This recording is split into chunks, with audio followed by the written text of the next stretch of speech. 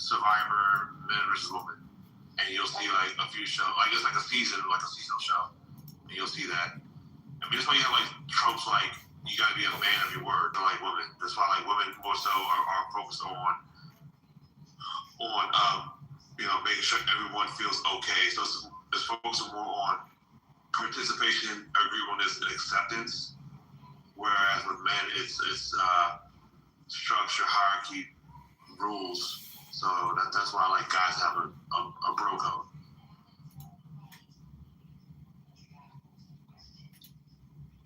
I don't understand. Okay, like I think the examples about the shows is funny because okay, we don't have survival skills. That's terrible, right? But like that speaks to girl code. Like women are just coming to commune for nothing. They're literally losing the plot because they're having so much fun together just being girls. Like, you know, like what's really, I don't really understand. You know, they're thrown on an island and they all the people have like actual survival like training. They're thrown on the island.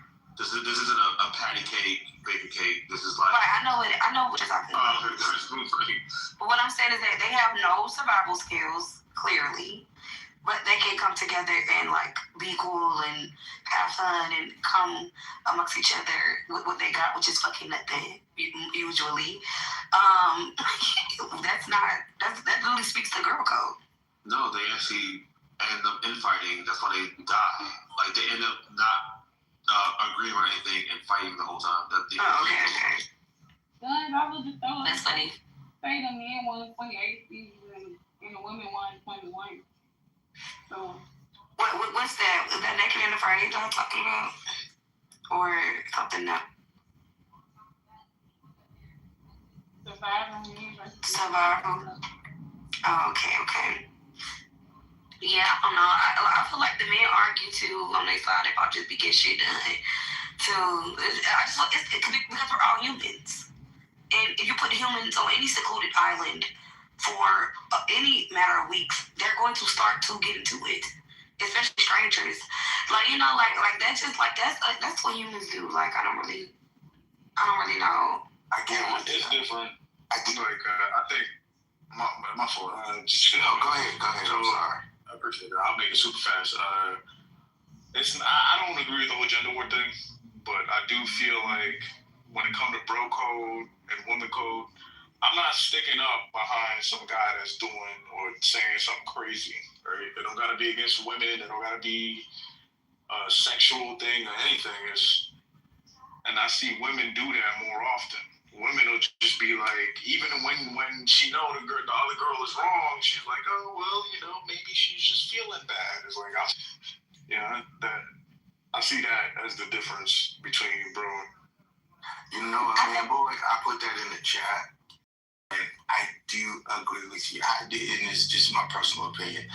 I think that the fallacy of girl code and bro code actually rests. I think the fallacy of it rests on the fact that if you put any man in any situation, his desire to be identified as that particular tribe is going to dictate whether he observes the code of that particular tribe. And there's no way in the world that I'm going to stick up for a bunch of dudes robbing a bank. They broke code. What? I'm going to not snitch? No, I'm telling, bruh. I don't want to do time for dudes I don't know. Or if a fight breaks out at the club, I don't go to clubs, but if a fight breaks out at the club, I'm not jumping in. I'm leaving. And I think if you put in a position, and everybody's going to vary on that scale, but if you put anybody in position and ask them to observe quote-unquote girl code or bro code with a group of people that they don't want to be associated with, they won't observe it. So the idea of the code is a fallacy because it's only resting on the basis that they want to be identified and accepted by that particular tribe. And to the point that you were making, we're actually tying in the survivalist, the survival shows, and I've seen several of them. I think that not saying which one is right or wrong. I'm just saying you have some people that believe people are a gender before they're a human. And then you have some people that believe people are human before they are a gender. And that is the delineation between how people see this particular issue.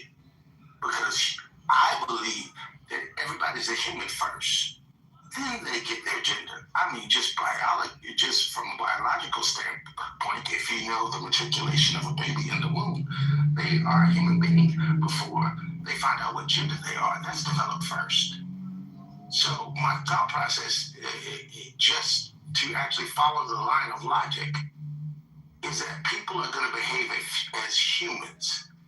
And after that, they will actually exhibit certain gender traits, but not before. And I think that if you stick any group of people, I'm old, so I've watched Big Brother in the real world, and the same things that are being ascribed to girl code or women, the same things happen with men. The same things that are being described with men happen with women. So I don't think there's one that is stronger than the other in any way, shape, or form. I really don't. And on top of all of that, like I said, I believe it's just fallacy. It's just cost on the basis of if somebody wants to be ascribed with whatever group is doing whatever, and they say, oh yeah, okay, I'm going to observe guy code because I want to be assimilated with that tribe. I agree with you to the extent that it's a shaky concept, but when I look at all the strongest points, I still just think the guy code kind of takes the W on it. It's not something I care die on that hill. I'm just engaging the conversation and saying that if I would throw somebody guy code stronger, but it's not like this kill shot talking point. I also think y'all want people to course correct their friends in front of you. And I think that's a big ask. Like, I don't think it takes all of that. I think that you check it quickly and you can have that conversation later with either group, right? Like, I don't need you to check your homeboy in front of me either. All that big chest, and I don't need that really, right? Like, y'all don't see women call women out when something is immediately, which is really not true. Because we be like, girl, calm down. You're doing a lot. Like, calm down, girl. We will get on our friends. Don't do But the real talk that we have with them would be behind closed doors, because that's the respectful way to do things. Because they're also grown adults, right? Like, we're not kids, and the people that we hang with aren't kids, hopefully. So we're not going to disrespect each other like we're children. I'm going to talk to my homegirl on the back end about something that I felt like I don't think she handled properly. And she should be able to do the same for me. And I assume the same with me. And, like, I don't think it's this thing where women just let their friends act any kind of way. Like, 20-year-old women? Because I'm 28 now. And you're not going to be outside with me acting any kind of damn way. Girl, that's going to be our last time going out together.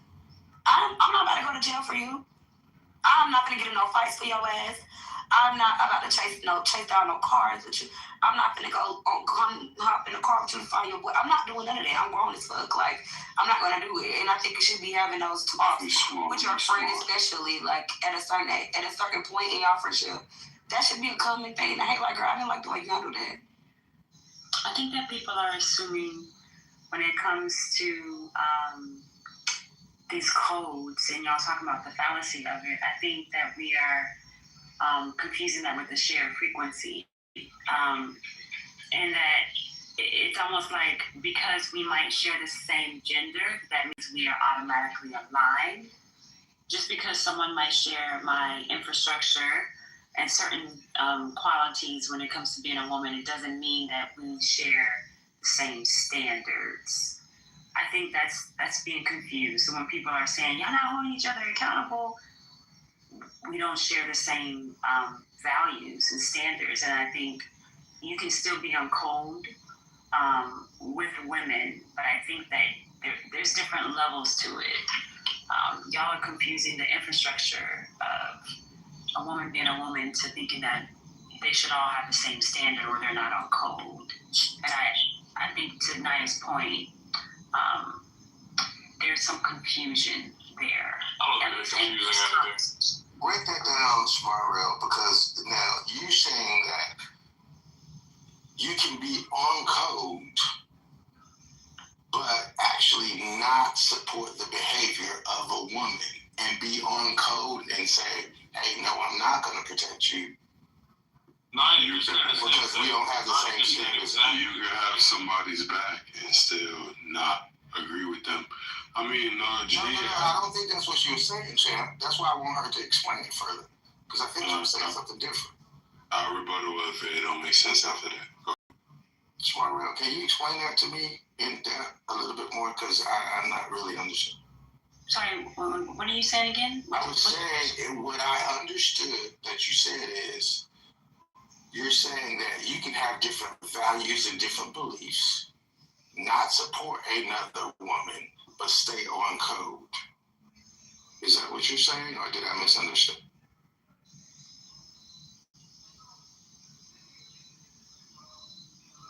I could feel that from a man's point of view.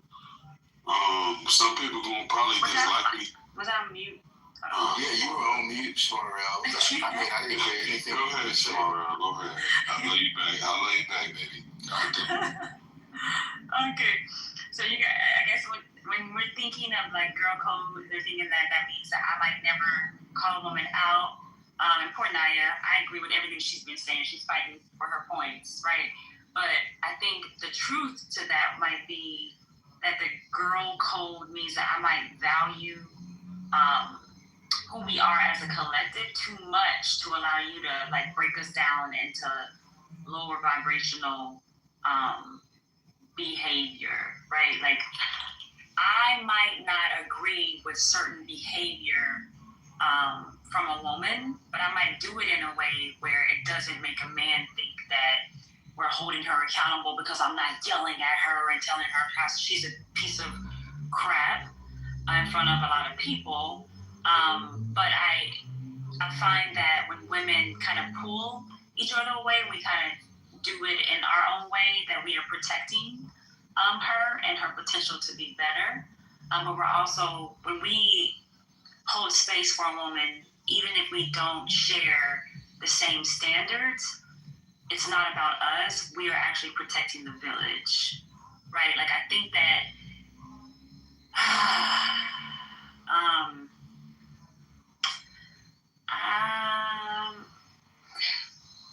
I think that y'all think that if women are not holding each other accountable the way that y'all think that we should, then it seems like it's not happening. But I don't think that you guys understand that more than the act of holding someone accountable, the truth is the highest form that we have of protection for each other, right? So it is, sister, I see that right now you're showing your ass.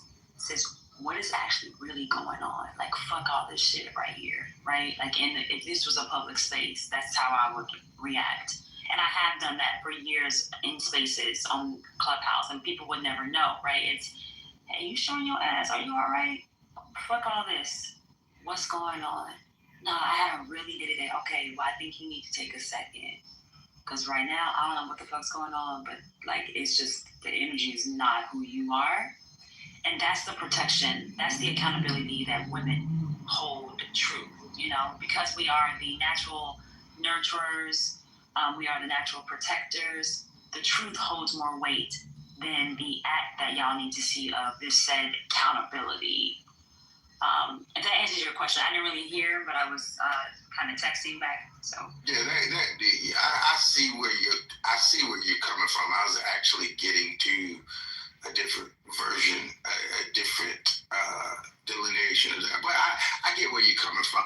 Basically, what you're saying is women hold other women accountable in the ways that actually suit them and the way that is most protective to the village. I was literally asking supporting behavior, do you either do what you just talked about, or do you just walk away? And I get your point. You're saying, yeah, I'm gonna support Girl Code because I'm gonna support her where she needs it. I may do it quietly off in the corner. I get that. I get what you're saying. I think I do both, right? Like I have had sisters. Do you walk away? Hell, with me? Come on, GA. I mean, come on. But is walking away upholding Girl Code? Let me tell you this. I uphold like I've had a real thing in real life, like in Belize, where a sister friend who, I'm talking about our children are expats in the middle of the jungle, and I've had so many amazing, frolicking trips, NBA islands, like just the things, right? And I realized, like, okay, you want some other shit that I'm not on. And there's a certain level of disrespect or a certain behavior that I will say I'm not in alignment with. And to this day, people will ask me, even today I went to a mutual vendor that both of us used to hit up and was like, hey, I haven't seen, your sister. And you literally called her sister. Where she? I don't know right now, actually. I don't know where she is right now. We both so caught up in doing our own thing. I haven't seen her or talked to her in a while. That's like what I mean by real girl code is like, even if we have had the biggest fights and I don't fuck with you or your family, like some women are on code to where it's like, yeah, our business is still our business. I'm not letting nobody else know. But I'll walk away from your ass and you never got to hear from me again. But I still got enough respect for you to not ever mention it to anybody who has nothing to do with it. Does that make sense, GA? Okay. Yeah. Then I want an explanation from you because I think it's subjective, but I really appreciate that. Thank you for explaining it to me. But hell yeah, I ain't got shit to say to her ever again. But I am that person who believes that if a woman's energy is toxic to the community, then yeah, she needs to. Shmarel, just a quick question. Don't you do the same thing with men, though? I don't think that I share the same grace with men that I do with women. So if a man, say for instance, you were friends with a dude and he did something that just don't vibe with your values, and you're like, nah, y'all shady, just like the woman did. And somebody would ask you, hey, I haven't seen your brother in a while. Wouldn't you be like, yeah, I have no idea where he is? I mean, or would you say, let me tell you about this, ain't shit, blah, blah, blah, blah, blah. That's not even in your nature. You don't do that with people generally, right? Well, that's just who I am.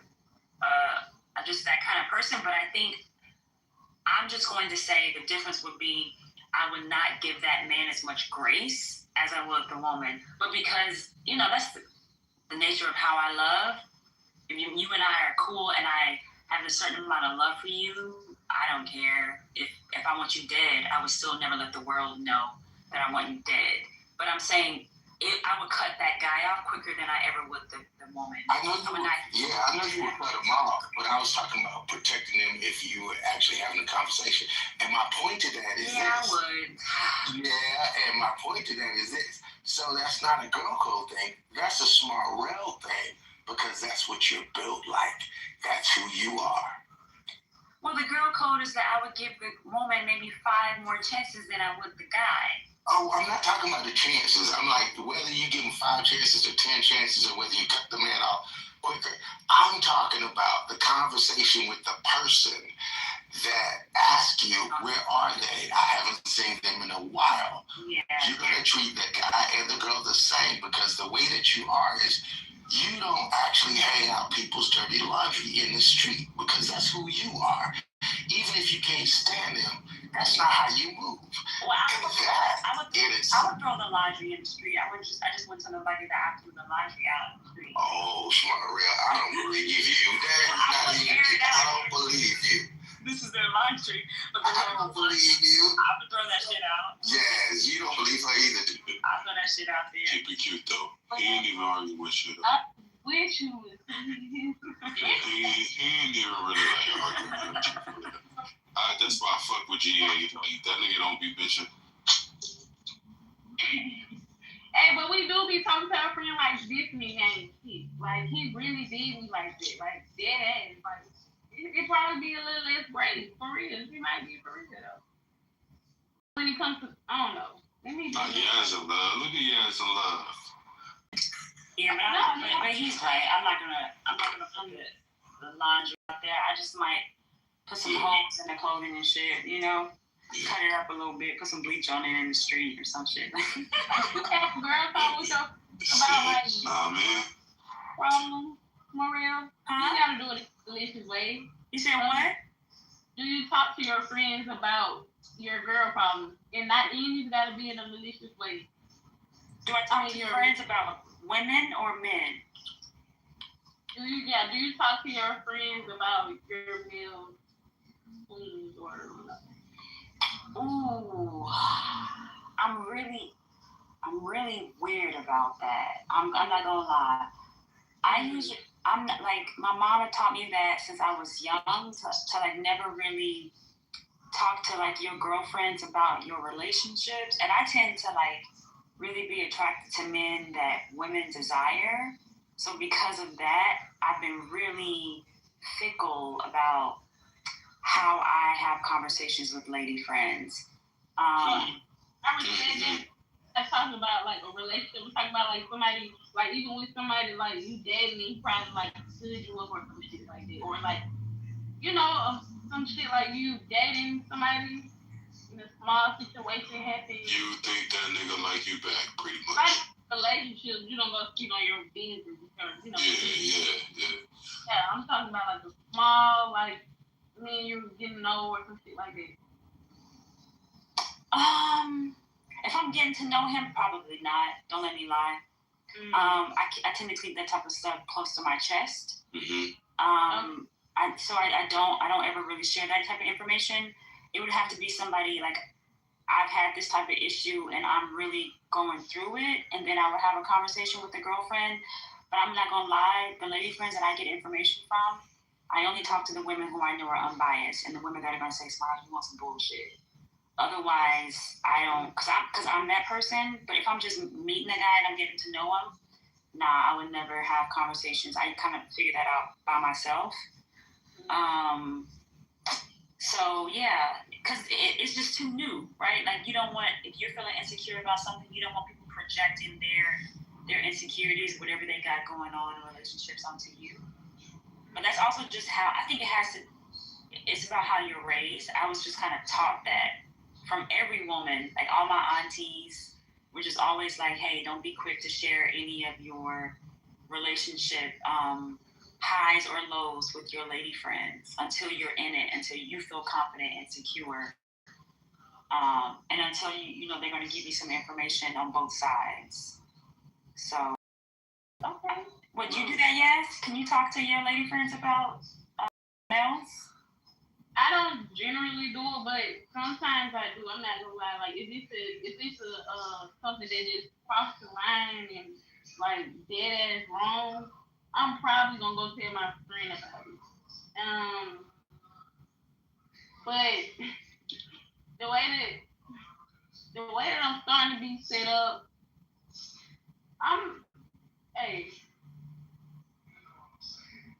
it's like sometimes you get judged if you choose to move to the next level with that person. So I think I'm gonna take your advice on it more from here. What do you mean you get judged? I don't know what happened. I left the room, so I don't have my mind back, so I can't let people up. But what do you mean you get judged? Like, second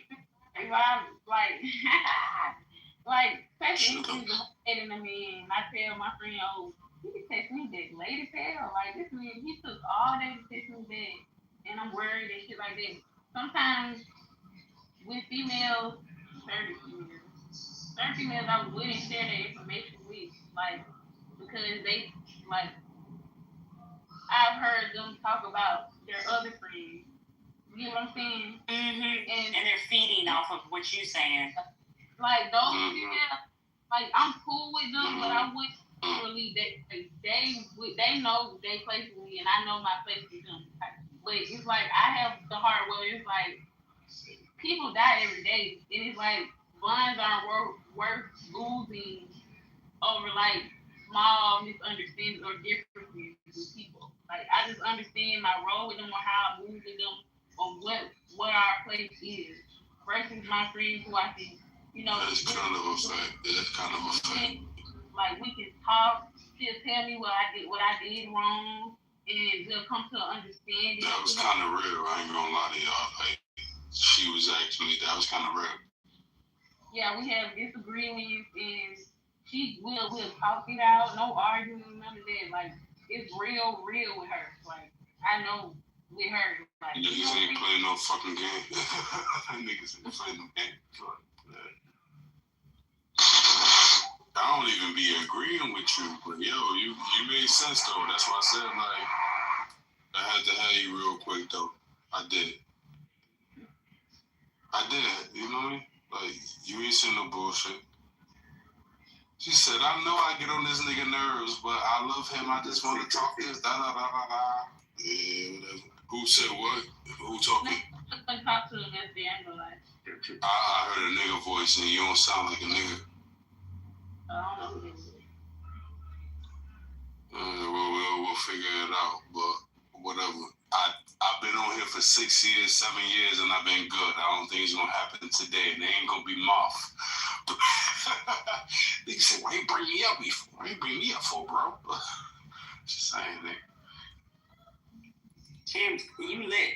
But I'm definitely lit. That's why I love to be in here. That's why I love to be in here. Listen, but yes, I think try that exercise, right? Like as you get to know men, just kind of realize like how much more you can enjoy a dynamic, right? Like I'm just going to say the dynamic. I'm not going to say the relationship to whatever extent. Just see how much you can really enjoy getting to know someone when you're not venting to your girlfriends or anyone really about it. Like, of course, I think the best thing you can do. You really love that nigga. Not even. Whatever. Well, you know what I mean. You know what I meant, though. I don't know why I'm talking to you personally, but yeah. Well, you know what I mean. not even like loving the person. Just enjoying the process, enjoying the journey, and all of the feelings, right? Like the questions, the insecurities, why did it take this long? And being able to just like have that conversation with that person without extra ears. Because you have a conversation with a girlfriend or a family member and it goes this way, and then y'all talk it over and it's smooth. Then you gotta go back to the friend and talk to them about how, no, we worked it out. But the friend's gonna have that imprint in their head. I remember the first time, he didn't call you back, so it's like, it's just I don't know, I just find more joy in just my friendships and relationships when I don't get other people involved. And then I also see how much I trust myself, right? Like the type of decisions that I can make for myself because I haven't involved anyone else in my dynamics. It's just, I don't know, when I really started applying that as I got a little bit older, I realized, wow, just have better friendships, better relationships in general. You know what else, Loretta? I ain't gonna lie to you. I ain't dated since April. Good for you. Yeah. And I ain't gonna lie, I did it way more things than I ever did. Like, young men, I promise you. It's like, girl, I wouldn't even, the men that I'm surrounded with here. It's like, Plus, I'm trying to focus on my goals and my anyway. But that's another story. So it's like, them conversations I ain't even been having with my friends. It's been literally just the kikis and, so. But I definitely will take that advice when I do start, that's how. That's a good start. I love that for you. Love yourself, but don't block yourself. I think I would tell anyone that when I was younger and everybody said, focus on business, focus on, your bag and all of this and all that. And it's like, yeah, I think that's cool, but we can kind of do, two things. We just don't have to prioritize relationships But I think it's a beautiful thing to actually, you know, kind of learn and explore and date here or there, or just at least entertain conversations here and there. It doesn't mean you have to be intimate. It doesn't mean you have to take it there. But I think Black women are usually told that. We're usually told, focus on this, don't focus on men. But white women are told while they're in college to get married, right? So there's that. For real, it's like, I understand everything that you said, right? But I'm also somebody like this.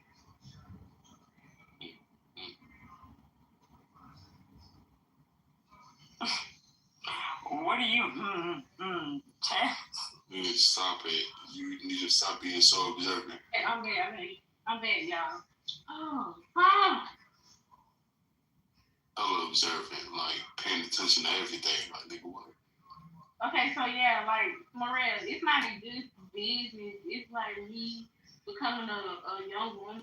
It's like, I had to take a step back from game because it's focusing on too many people and not like focusing on who I am. Like, with that being said, I know that I can have a sense of independence without like dating and stuff, but I really want to focus on me and my character trait with all right now. Oh, I think that's beautiful.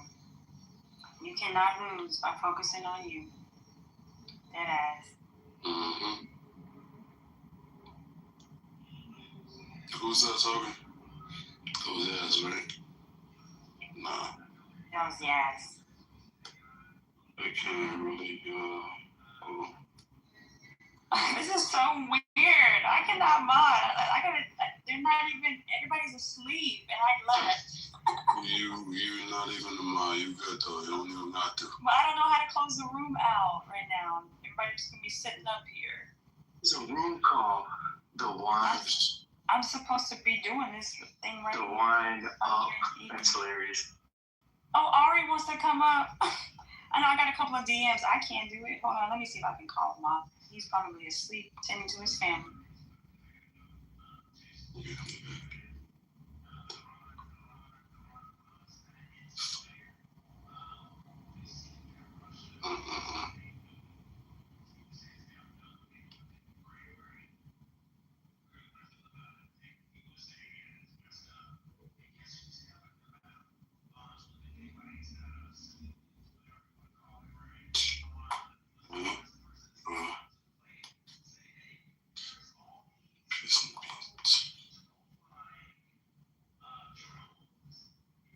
Yeah, what's in there drinking?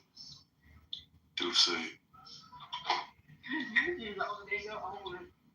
Yeah, that's the only way I can be. When you realize where I'm on, you're gonna realize you fuck with a nigga, because I ain't about to argue with you. I'm trying to argue.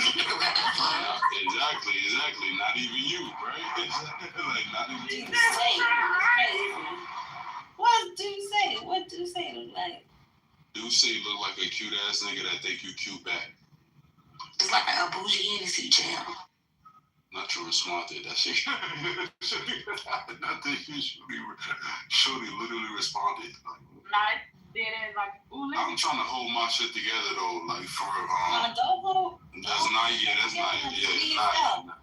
What? I'm gonna be myself always, but like you gotta realize sometimes like I don't got the energy to try to argue with a random man shorty. I'm trying to argue with you. You see how submissive y'all are right now? And this is where the niggas get mad at me. Cause they hit. Go crazy. See?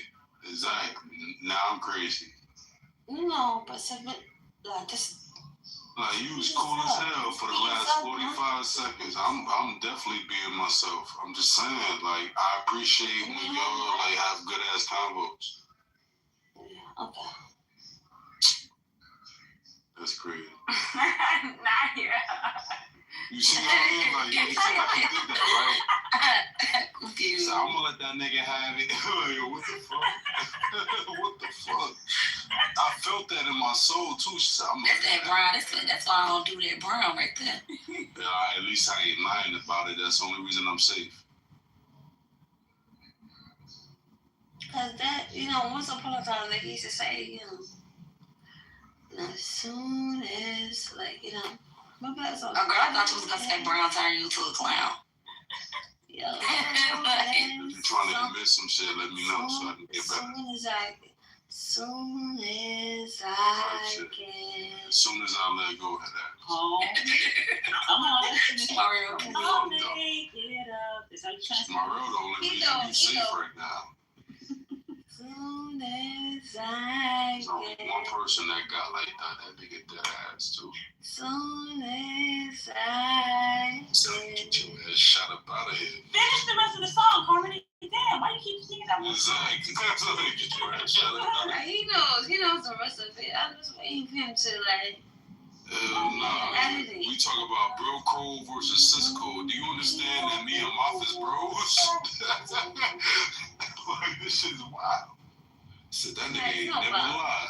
That nigga ain't never lied. I could talk over all of y'all. Of course you can, because you're the man. Oh my gosh. No, because y'all fuck with me. But that was crazy how you felt that too. I heard you. Thank you, Mama. I know. I'm not talking to you. I'm talking to her. But yeah, I appreciate that. I am going to feel so bad leaving y'all out of this. And that's where you can't get ahead of yourself. Because you already know, you favorite, but you just gotta look at. Harmony, what'd you drink tonight? I'm drinking light, baby. Casamigos. Oh. So you want me to be like, soon as I get home. You actually had a good little song. Look at Harmony. The last one is Harmony, man. That's crazy. That was kind of pretty, y'all. I ain't gonna lie to you. That was kind of pretty. That was the best moment she ever had in life on Clubhouse. Like, that shit was actually kind of cute. What? Y'all like light or y'all like dark? I like whatever. Light. I like light too. Baby, I do. I just call my ex off for that light shit. Oh, nah. Hold on. Shut up, man.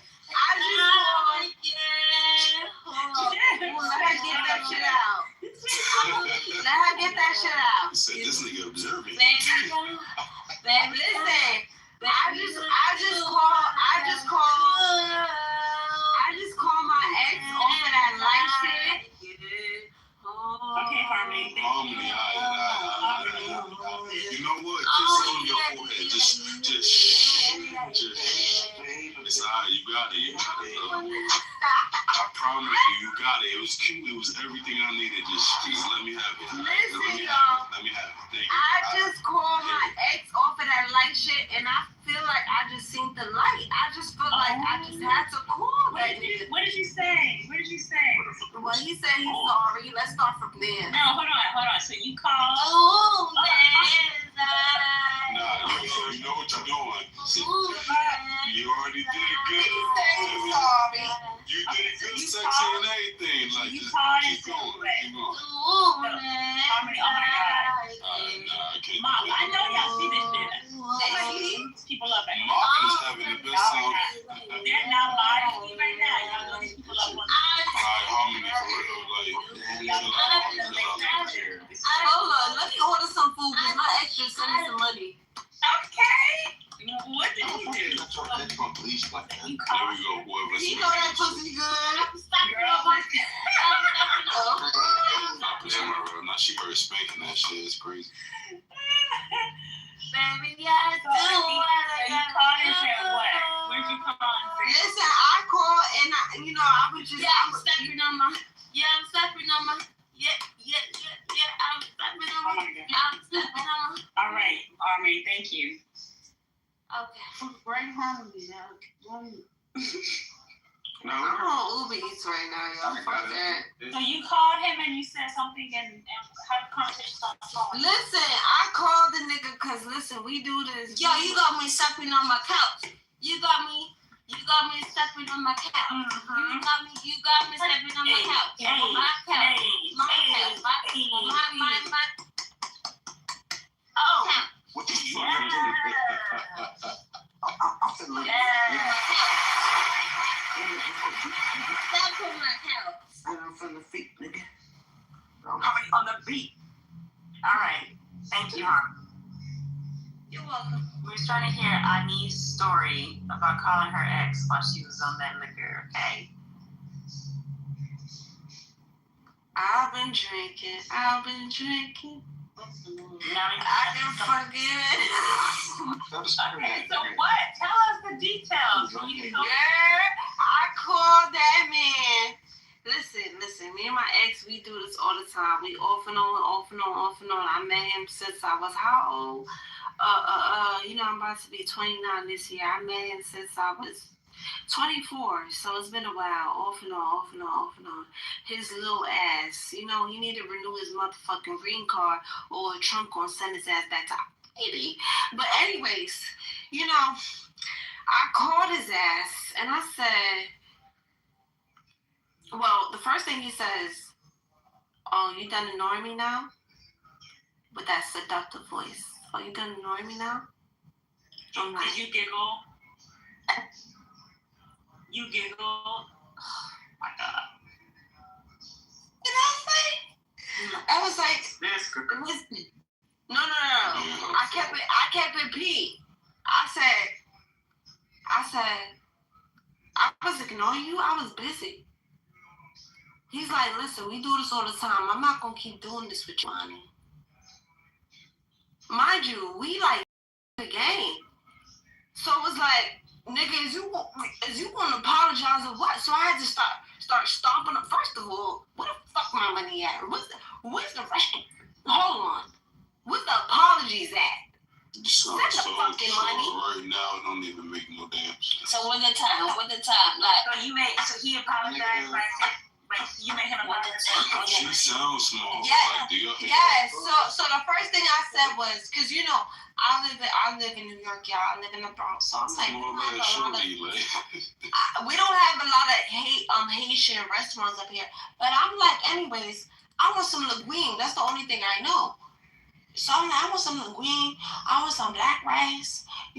What I'm saying? Like, I want that. So I'm like, send me some money. So he talking shit or whatever, like, oh, but you been ignoring me. Who you been talking to? No, send me some money. So, he sent me the money, whatever. So I'm like, okay. So y'all still together? But, what? No, we're not together. Yes, y'all will. No, we still getting benefits like that. Y'all boyfriend and girlfriend. I'll go and marry them. So because you get benefits from a man that disturbed your heart emotionally, that means like you guys are together. The relationship. No, she's talking about me, so Classic is saying that as a man, that is what it is. Listen, no matter what y'all have been through, if he's still investing in you financially, even if it's just for a dinner, he still sees you as his. To be I understand that, and that's why I've been reading chapter after chapter every day, the 48 Powers of Law, very in tune. So I know what's going on. 48 so power. Yes, Robert Greene, baby. So I'm like, okay, cool, whatever. I'm gonna let you think what you think. All right, cool. You send a little money. I'm looking on the Uber Eats site. He got me a little caught up because I miss him. We on FaceTime now. We getting in tune with each other because we didn't see each other in a while. But here's the thing. I'm not no girl that's, and this is where I feel like I'm dumb at, y'all. Let me know. When, I don't know about you guys. I don't know about anyone else, but like, I've been on and off with this guy for years. But when I'm off with him, I'm not like, I'll talk to another guy, go on dates, but I haven't been intimate with nobody. I will literally just say to myself and kind of wait for him again, which is, I feel like I'm dumb for it in the past, but I'm not doing that this time. I'm just going to preserve myself from him, whoever that is. That is husband. Stop it. That's not him. Yes, it is. Stop being crazy. That's your husband. That's not him. That's just me being stupid because I've been tricked by his manipulation for years. I told you I met him when I was 24. I'm about to be 29. So that's just me being manipulated by somebody for a long time. and I'm not going through that anymore. But he's the only person I'm familiar with. Okay, stick with him. Thug that shit out. No, I just feel like, it's just a Casamigos in me. That's what I had to say, y'all. I just called him and he just bought me some food. That was it. Casamigos in me. Oh, yeah. Y'all keep Casamigos in the goddamn cabinet. Oh, no, she trying to be accountable and this nigga trying to. Nah, let me get out the car. Yeah. But no, I'm gonna be quiet though. I mean, you try. I hear it in my soul. Like you trying to be accountable, and that's why I fuck with you. Like, just do the right shit, shorty. That's all. And you know that shit hard, but you might end up doing the right shit. That might be the best choice of your life. Well, I'm not gonna do the wrong shit because I've been doing the wrong shit for years. I'm not doing that again. And eventually you get tired of that shit. It be when nobody else got to tell you stop doing that shit. Yeah. Gotta be you. But if I call you and I'm glad to see you're doing okay. Nigga don't got his citizenship. I just want to make sure he's okay. There's a lot of crazy shit going on in this day and age. And that ain't none of my business, but I'm rooting for you though. He's doing okay, and I get to order my motherfucking food. You might as well send me some motherfucking money. Oh, nice. Yeah, I'm hungry, and I'm off the casa. Mm-hmm. Might as well. I'm just listening to you now. Yeah, we're. Yeah, that's it. That's keep putting your heart through it all the time. So even when her bullshit, the least thing he can do is buy her a meal while she's healing. That's it. That's all I'm saying. I'm not making any wrong moves. Like I'm not. No. No, yeah, that's why I said that. That's how I'm seeing it. He knows the love is there. He knows she does love. She has love for him. He knows. Otherwise, he wouldn't do it. I just can't. He been writing me this whole time. I just been ignoring him because I'm just like, I can brush him off. I block him. Weird, stupid shit, just all the time. Like I think that the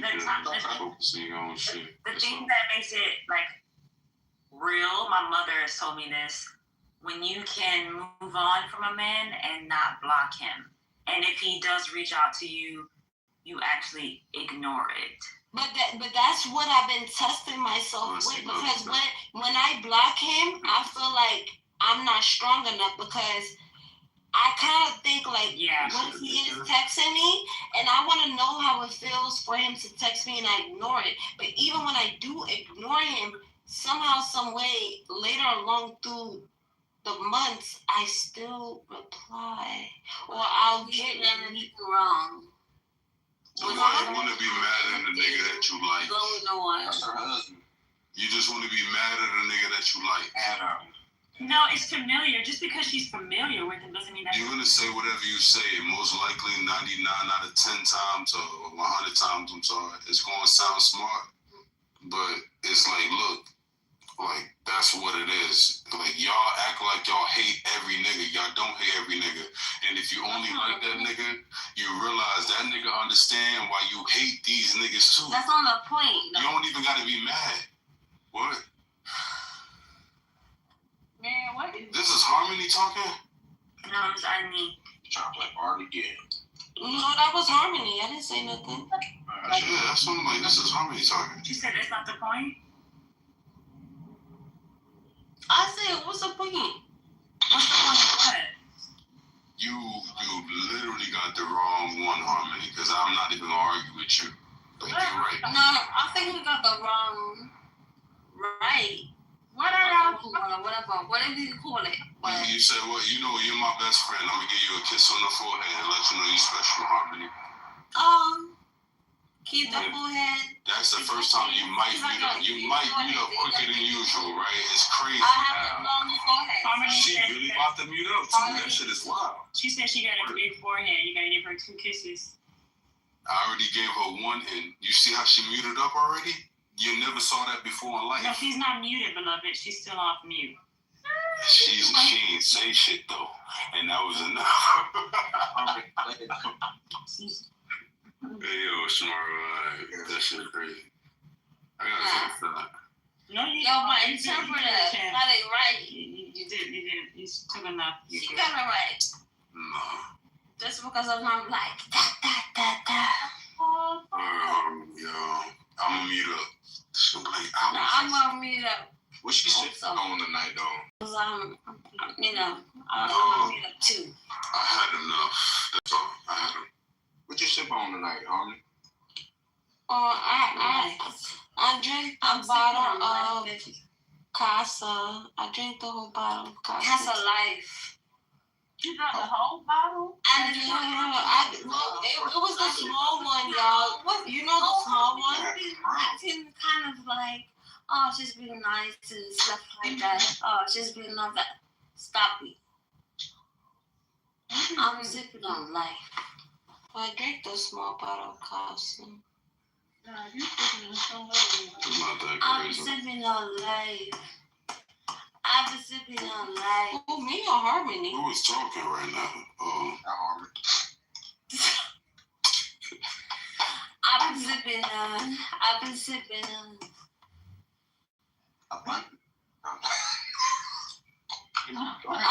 she's sniffing on crack. She doing something else. I knew it. She doing something. That's my role. That's why I appreciate you. But she doing something else. Sister girl. Damn, I'm a bully. I'm really a fucking bully. That shit is crazy. Miles tried to tell me too. That shit went out. Who you bullying? I don't know. Nobody. You, tomorrow. All of y'all are one more lit than me right now. Yeah, that's how I like it. That's how I like it. I'm definitely lit, and I definitely miss my ex. Talk some sense into me. I love it that way. Go get that nigga on chill. No, fuck Classic. I'm saying, like, fuck this shit. I'm like, shit, we gotta keep her. I just gotta fight through it. That's it. I can't have everybody. Shit. I mean, how you gonna fight through it if you are still? I'm going to tell you, if you really do want to move on from him, you cannot accept the gifts. I literally had to block my ex's Cash App account, his Venmo, It his sounds like PayPal. not my business. I had to block that because I know the thing that he would try to do is be like, all right, let me just love on you because I know y'all out the country. You know, he would do some stuff like that. So when a man is when you are not receiving any of his gifts or money, I follow that shit. She's like, that's when they know. from the top to the bottom now. Hold on, Harmony, beloved. That's when they know you are really moving on. That's when they know, damn, like she's really done. I can pick up the phone. And have a conversation here and there because then something might be going on.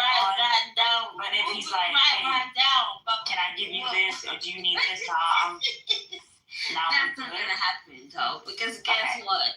Okay, Harmony. But when they know she's not, maybe the men can tell me. Maybe the men can tell me. Mute up, love. Maybe the men can tell me if that's true. But if I feel like if you're trying to connect with an ex and you are offering her gifts and she declines the gifts, does that let y'all know something? Classic and champs? Nope. Does it? Hell no. She probably just means just stubborn. If she declines your gifts, your money? Yeah, she probably just being stubborn. I'm saying a lot of women are. Yeah, I'm Get out of stubborn as hell. Get out of here. I'll be stubborn. Champs, what about you? I do. I ain't gonna lie, I got distracted. I tried to get her to mute up. Champs, so if a woman that you have been seeing and she's your ex and you're trying to get her attention again and she starts declining even your Cash App requests or your gifts and she returns them? Yeah, that's not realistic. Is that letting you know that she's over it? It's not realistic. What do you mean it's not realistic? I would never be in that position based on how you said it to me. If you're trying to get her attention, you know you jacked up. I'm not trying to get my ex's attention, especially if she denying my Cash App. I'm sending her bread. I'm sending her money. I'm saying if you know that you messed up and you're trying to get her He's attention. saying he don't want to. He's not involved. Like he don't want. This is like He's not involved. this is a rare time where harmony kind of makes some sense. Like, nah, I'm never doing that, Shmara. You're not getting what I'm saying. Yeah, me. I get what you're You're trying saying. to make up to her and you know you jacked up, is what I'm saying. Oh, okay. No. Okay, you're right. If you know, it's like, damn, I know this is me. I know I got to do some Matrix shit. And she's saying no, and she's already been taking you back and going back and forth, but then she gets to the point where she's like, no, I don't need your gifts anymore. I really am moving on. Does that make you think that she's serious? I have to understand what she's talking about. I gotta listen to her. There's something else going on. Like, she gonna speak it to me, and I can hear it. She might be like, man, you egotistical, and you don't want to hear how blah, blah, blah, blah, blah. And if a nigga hear that one good time, it's gonna be alright. You feel me? That's why I said one good time. It's not about all the other shit. It's like that one good time where you know, like, yo, I really care about what the fuck she's saying, man. And nigga might fuck around, get lucky. You feel like nigga got lucky. So even after she says it that one time, you're still looking for the opportunity to get lucky and see if she still has a way. You have a way. Man, me getting lucky is me not understanding something for the first time. I don't want to be with you unless I understand you. So me getting lucky is the fact that I didn't understand you and I'm still lucky enough to still be here. What? Whoever background was crazy, but that was somebody background was crazy. I'm saying, like, if I'm a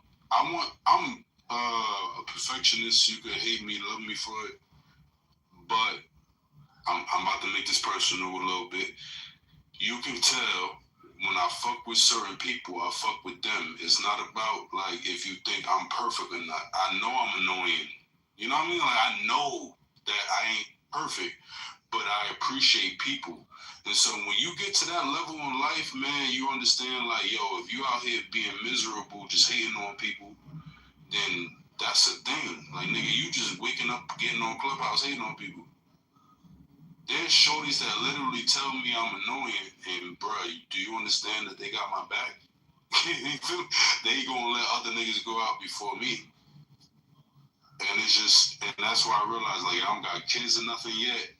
As much as that shit sound cute, I gotta try to get to that though. I'm trying to have like a family. Before I had that, then I ain't talking about shit. Maria, Mm-hmm. have you watched the movie Someone Great? That's crazy. I have not. Who's that by? Where can you find that? It's a Netflix movie, and I just watched it. It's about a lady going through a breakup with her boyfriend, and it brought out the Lizzo song.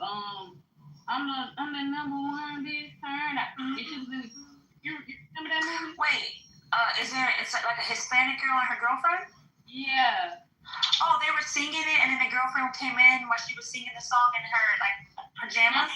Girlfriend, yeah, but that's the clip. So okay, you can watch that movie because it was a perfect and realistic scenario of like a woman going through a breakup or like people going through a breakup, and it's like the whole movie she wasn't over the man, and in the whole movie it's like she kept getting like backflashes and all those things from him, like what's it called? Is it called flashback? I said backflash. Oh yes, that's with Gina Rodriguez. Yes, I've seen this. Okay, yeah. So I think this correlates on what you're talking about. And when she finally accepted the fact that it was over, she said there were no more one more times with him. There were no more. She had to accept the fact that it was over. Like, the girl was up in here, but I was just gonna tell her that she just had to accept the fact that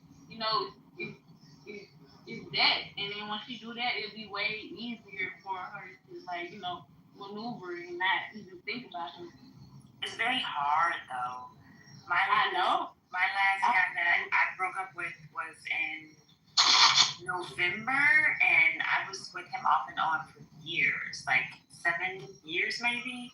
And that's very hard when you've reached a certain level of familiarity. It's hard to just think, oh my gosh, life without this person, So I can definitely understand how that feels for her. That's yeah. It looks so heartbreaking. Like, I never been in with someone for so many years, so I only know me unless I'm young.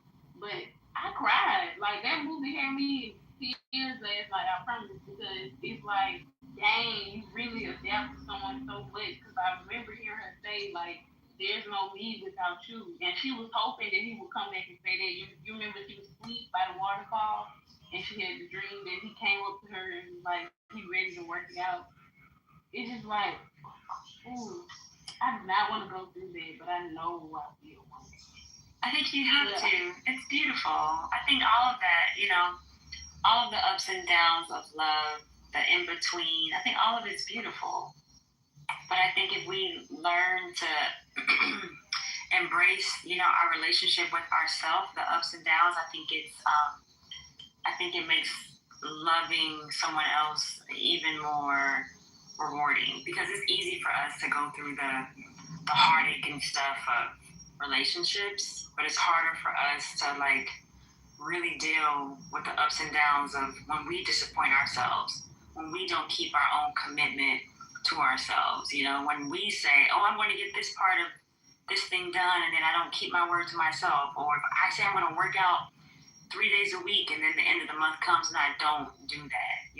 We don't judge ourselves for going back on our word, but we we focus more on the external part, the relationship with another person. But I think the relationship with ourselves says more about us than our real relationship status. But the world isn't going to tell us that, They're going to tell us to focus on who you're marrying. They're not going to tell you to commit to yourself. Yeah, I wish they would make a part 2 of that movie, because that was going to be, I guess, her journey for finding herself again. And I feel like that movie also helps a lot of young girls.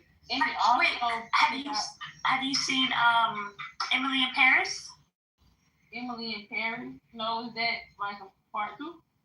I saw it so much, and she just was a young woman really trying to figure it out, like with dating, with her career, and I think you would like it if you like romance, and it's a good eyes onto that show, and it's like I think second season just came out, and they're already filming another one.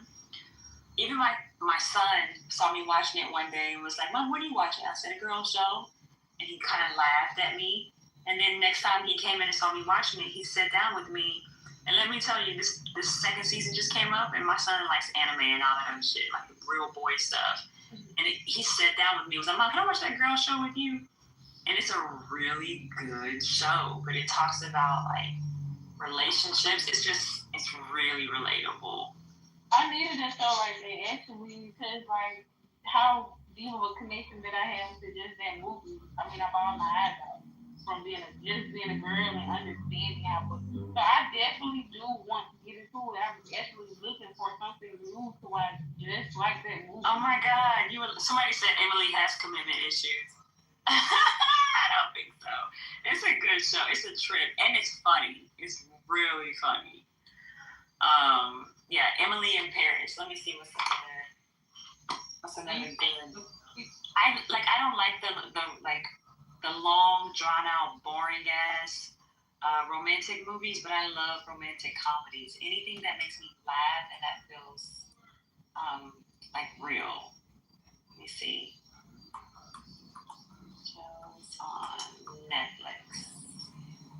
Have you watched Harlem on Prime with Megan Good? No. Are you serious? I haven't seen that. Let me see what it is. You've never seen Prime with all the black girls talking about relationships in life? Prime?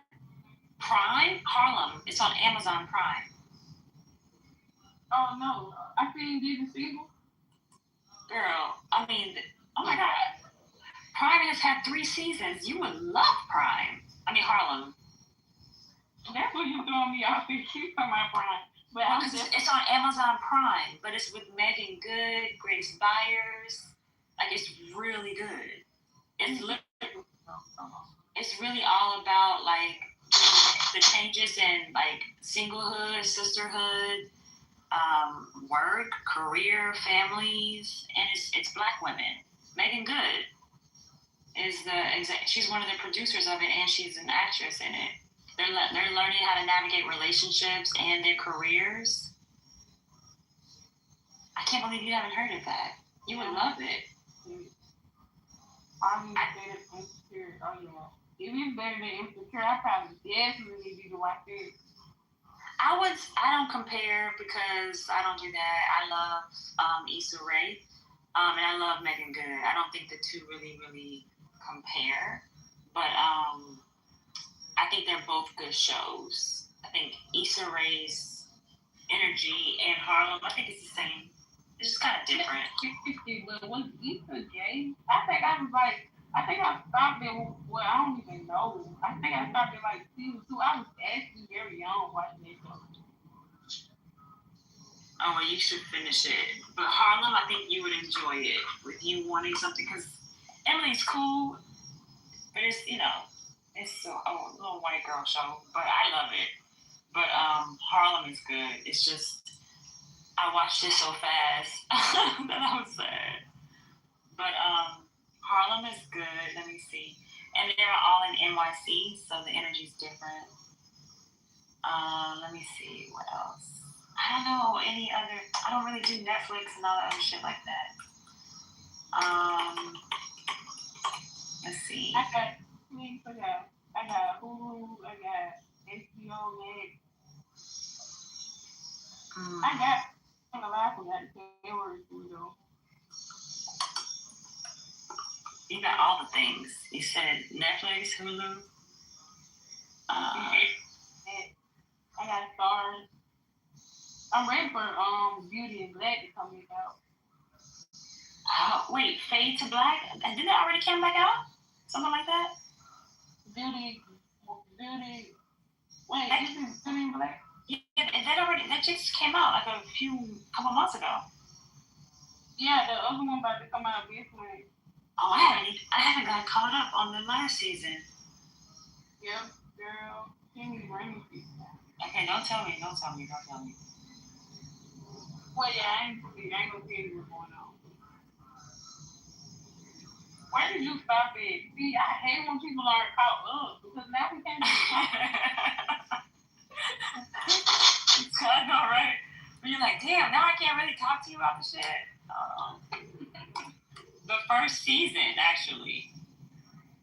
Okay, well, you got some work to do. Yeah. You know what? I'm not gonna lie. I loved his wife. Mallory? I loved her role where she was like, I really don't give a damn what you're doing, just don't embarrass me. She just dressed her ass off. I really did love her. Like, it's just something about her. Like, she's just a boss bitch. Besides what happened in the beginning, but yeah. Who saw it said this is our girls talk? We're talking about Netflix shows right now, actually. That's what I hear in.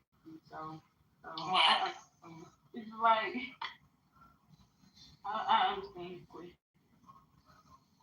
Saeed said, I'm not trying to hear their dumb ass. Wow, I'm so sorry that your life is so bad, my dear. Always. Okay. Let me see. Everybody gonna wait to meet Martha Sweet. He can be up here, moderate, or Judith Morel mod. I left and came back, and you know how you leave after a certain period of time, it drops you out of the room. Let me see. But I don't care. I'm gonna go to sleep soon. I don't know. I guess the room gonna be just sitting here. I tried to call him, but they're not answering. He's not answering. He goes to sleep early. Hold on. Living in. Let me see. What you on a typewriter or something? Who are you talking to? Whoever typing. Oh, that's me. You can hear me typing?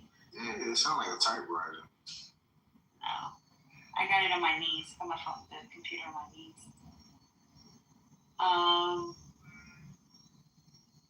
I need a typewriter. Bridgerton's good. Have you seen Bridgerton? I tried to get into Bridgerton. I'm really not a fan of shows like that. I'm not gonna. Well, you know what? If you watch it from the aspect of men and how they had to approach women and how women had to kind of prepare themselves for it, you know that was created by Shonda Rhimes, right? It's created by a black woman. Oh my God, girl! I'm gonna need y'all to know who writes your shows. Especially if it's written by someone like Shonda Rhimes, there's a lot of subliminal messages. Like she related to Busta Rhymes, is she? Oh my God. This girl is one of the greatest writers and producers and like creators of like all time. Like she did Scandal, she did Grey's Anatomy. I see. Yeah. Queen Charlie on here. Uh-huh. Okay. Oh, yeah, she created Scandal. I might need to get to Bridgerton. Yeah, she's amazing. Bridgerton's great. Let's see.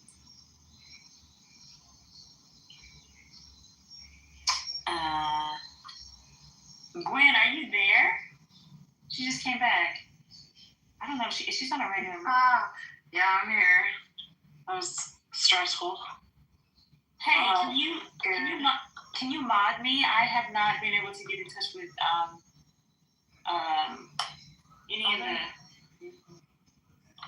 any of the guys because I left and came back. And I usually do our late night rooms, but I'm gonna go to sleep soon. Let me see Netflix. Maybe, but they actually do kind of like look like no bull. She's not. Who does? Her and Busta Rhymes. Like they can pass for a sister and brother, but they're not related. Girl, Busta Rhymes. The fact that you even just said that. No, they have the same skin tone, head shape. Not like she don't have male features, but they could pass the stigma. Hi, Doc. Husan, come up here and say hi. There's no toxicity for you to tap into. Come say hi, Husan. He's like, no, Smara, I'm too good for this vibration. Yeah, come up here, bro. Don't be shy, nigga. What the fuck? What's stronger, girl code or bro code? I'm telling you right now, it's the bro code, man. I can give you some examples, bro, for real. Well, hello. Good evening. Or good night. Pretty sure. My hands are busy, so I'll be on. Oh, your hands are busy? Stop playing with me. I mean, it's 12 o'clock. Ivy, what you doing over there? It is 12. Yo, can I tell you why the bro code is better than the girl code?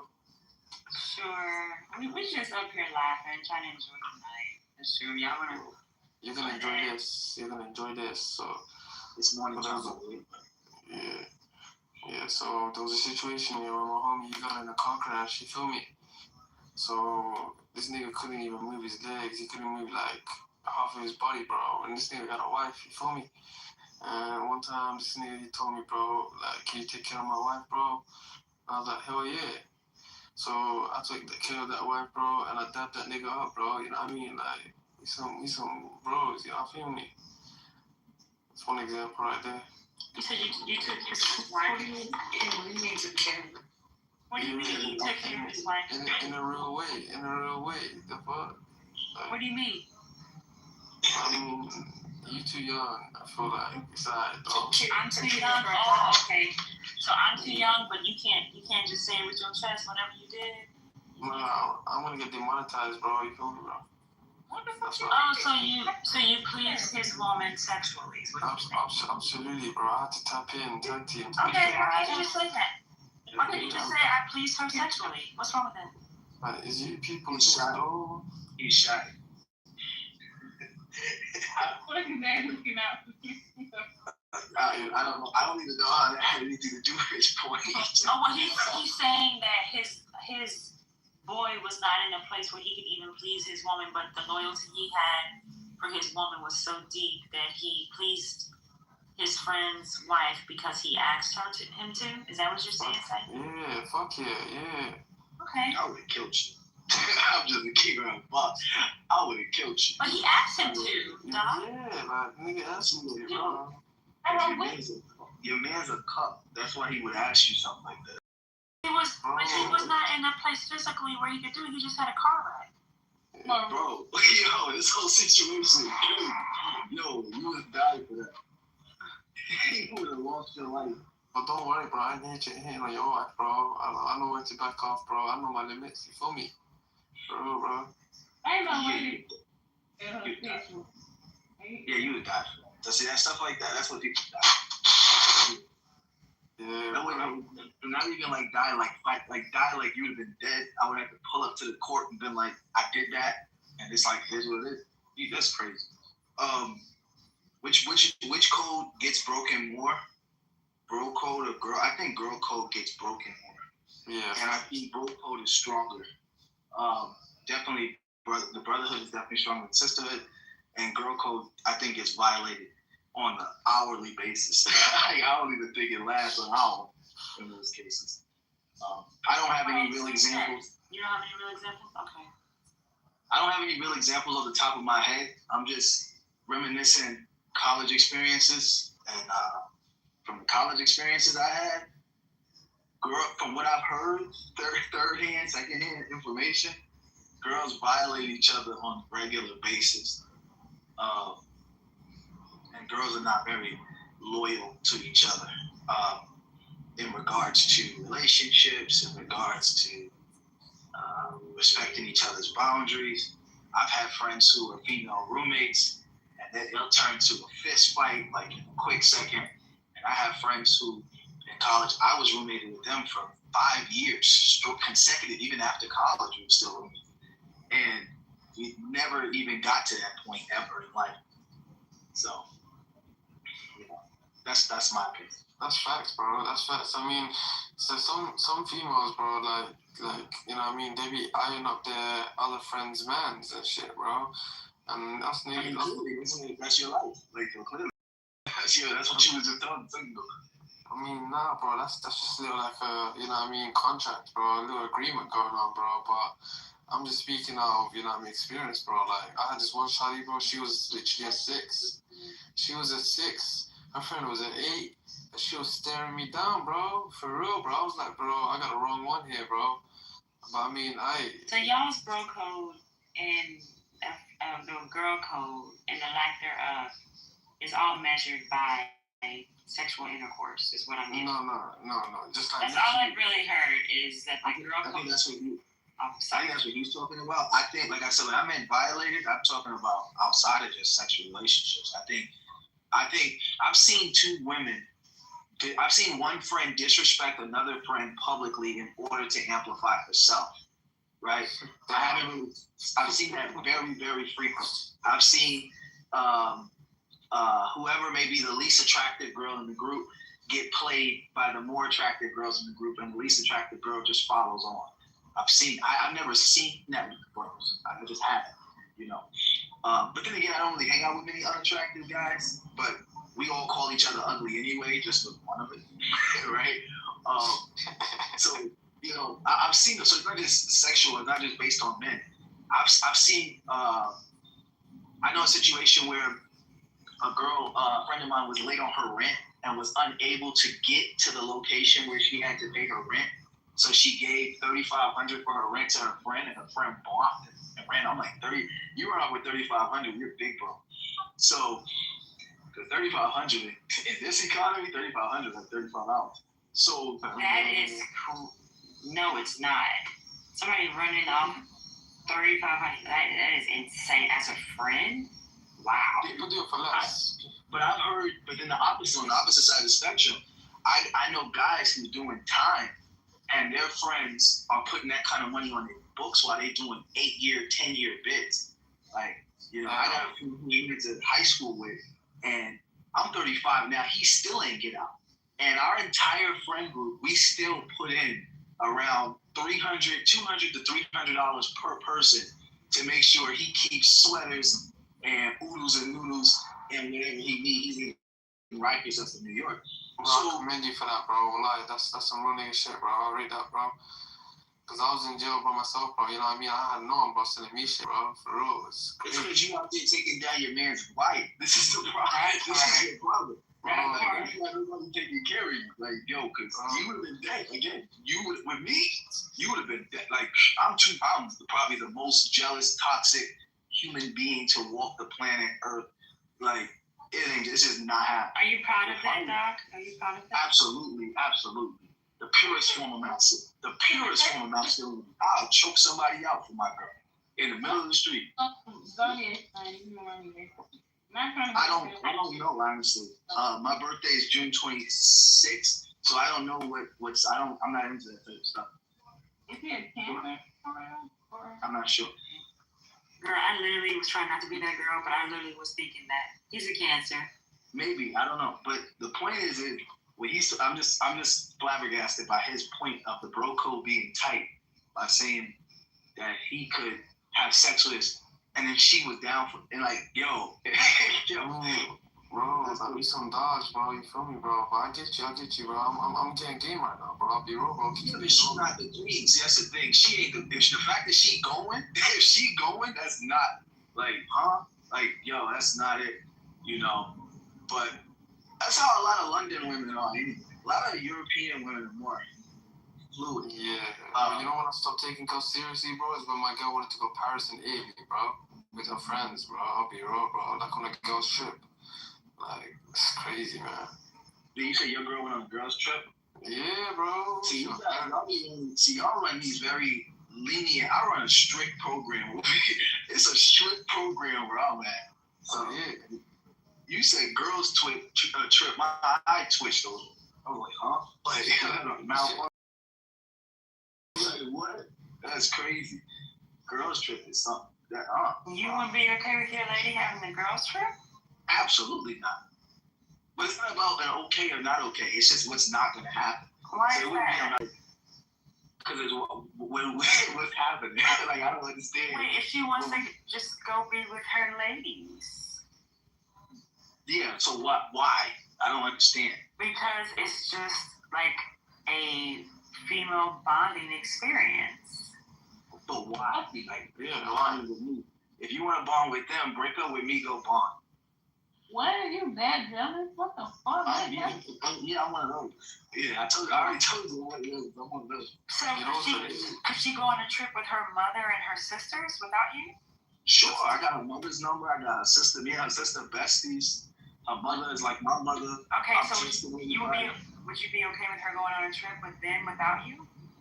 Absolutely, yeah. She can go out. The family is a one thing. Yeah, sure. You said girls trip. So what if the girls trip included her sister and her mother and her girlfriends? If her girls trip included her family members, it doesn't matter what friends are there. If her family members are involved, then there's no issue. If this is just her and her friends, like exclusivity between her and her friends, this is not happening in my program. What if her friends respect her relationship? I don't care what they respect. So you're telling me, Marie, I'm sorry, but you're telling me if they were friends way before she met you, you're supposed to neglect her friends? Absolutely, 100%. You know why? Because I don't know how y'all relationships are, but me, when I'm in a relationship, when I was in relationships with women like this, how that worked for me is I put a woman on allowance. Like, that's just how I operate. So for me, I don't care. Like, this is to me, this is both a romantic relationship and it's also a financial obligation for me. And that financial obligation is where I buy my control. So I buy control of a situation because back when I was dating, my objective was to be married. My objective wasn't really to be anything else. So, I don't care. I don't really care. Like, I'm not even the type of guy that's trying to hear that. That's the thing. Like, I don't even have words for it. I'm not even trying to hear that. So, girlfriends, or can you have friends? Or you don't pertain to her? Like, boys trips? Me and my boys, we don't take boys trips. That's gay. No, not. I'm just saying, regularly hanging out. Hanging out with who? Me? Friends. Do I go hanging out with my... See, the thing is, at my age, and I don't know, everybody has different maturity groups. at my age, at 35, with the friends that I hang with, that are in my same age bracket, we don't have a lot of time to hang out. We have group conversations. We don't hang out. We're too busy working or starting a business or trading. We're busy. We're doing things. I haven't hung out with all my friends probably in like at least 6-7 years. Like in a collective group, we don't have time for that.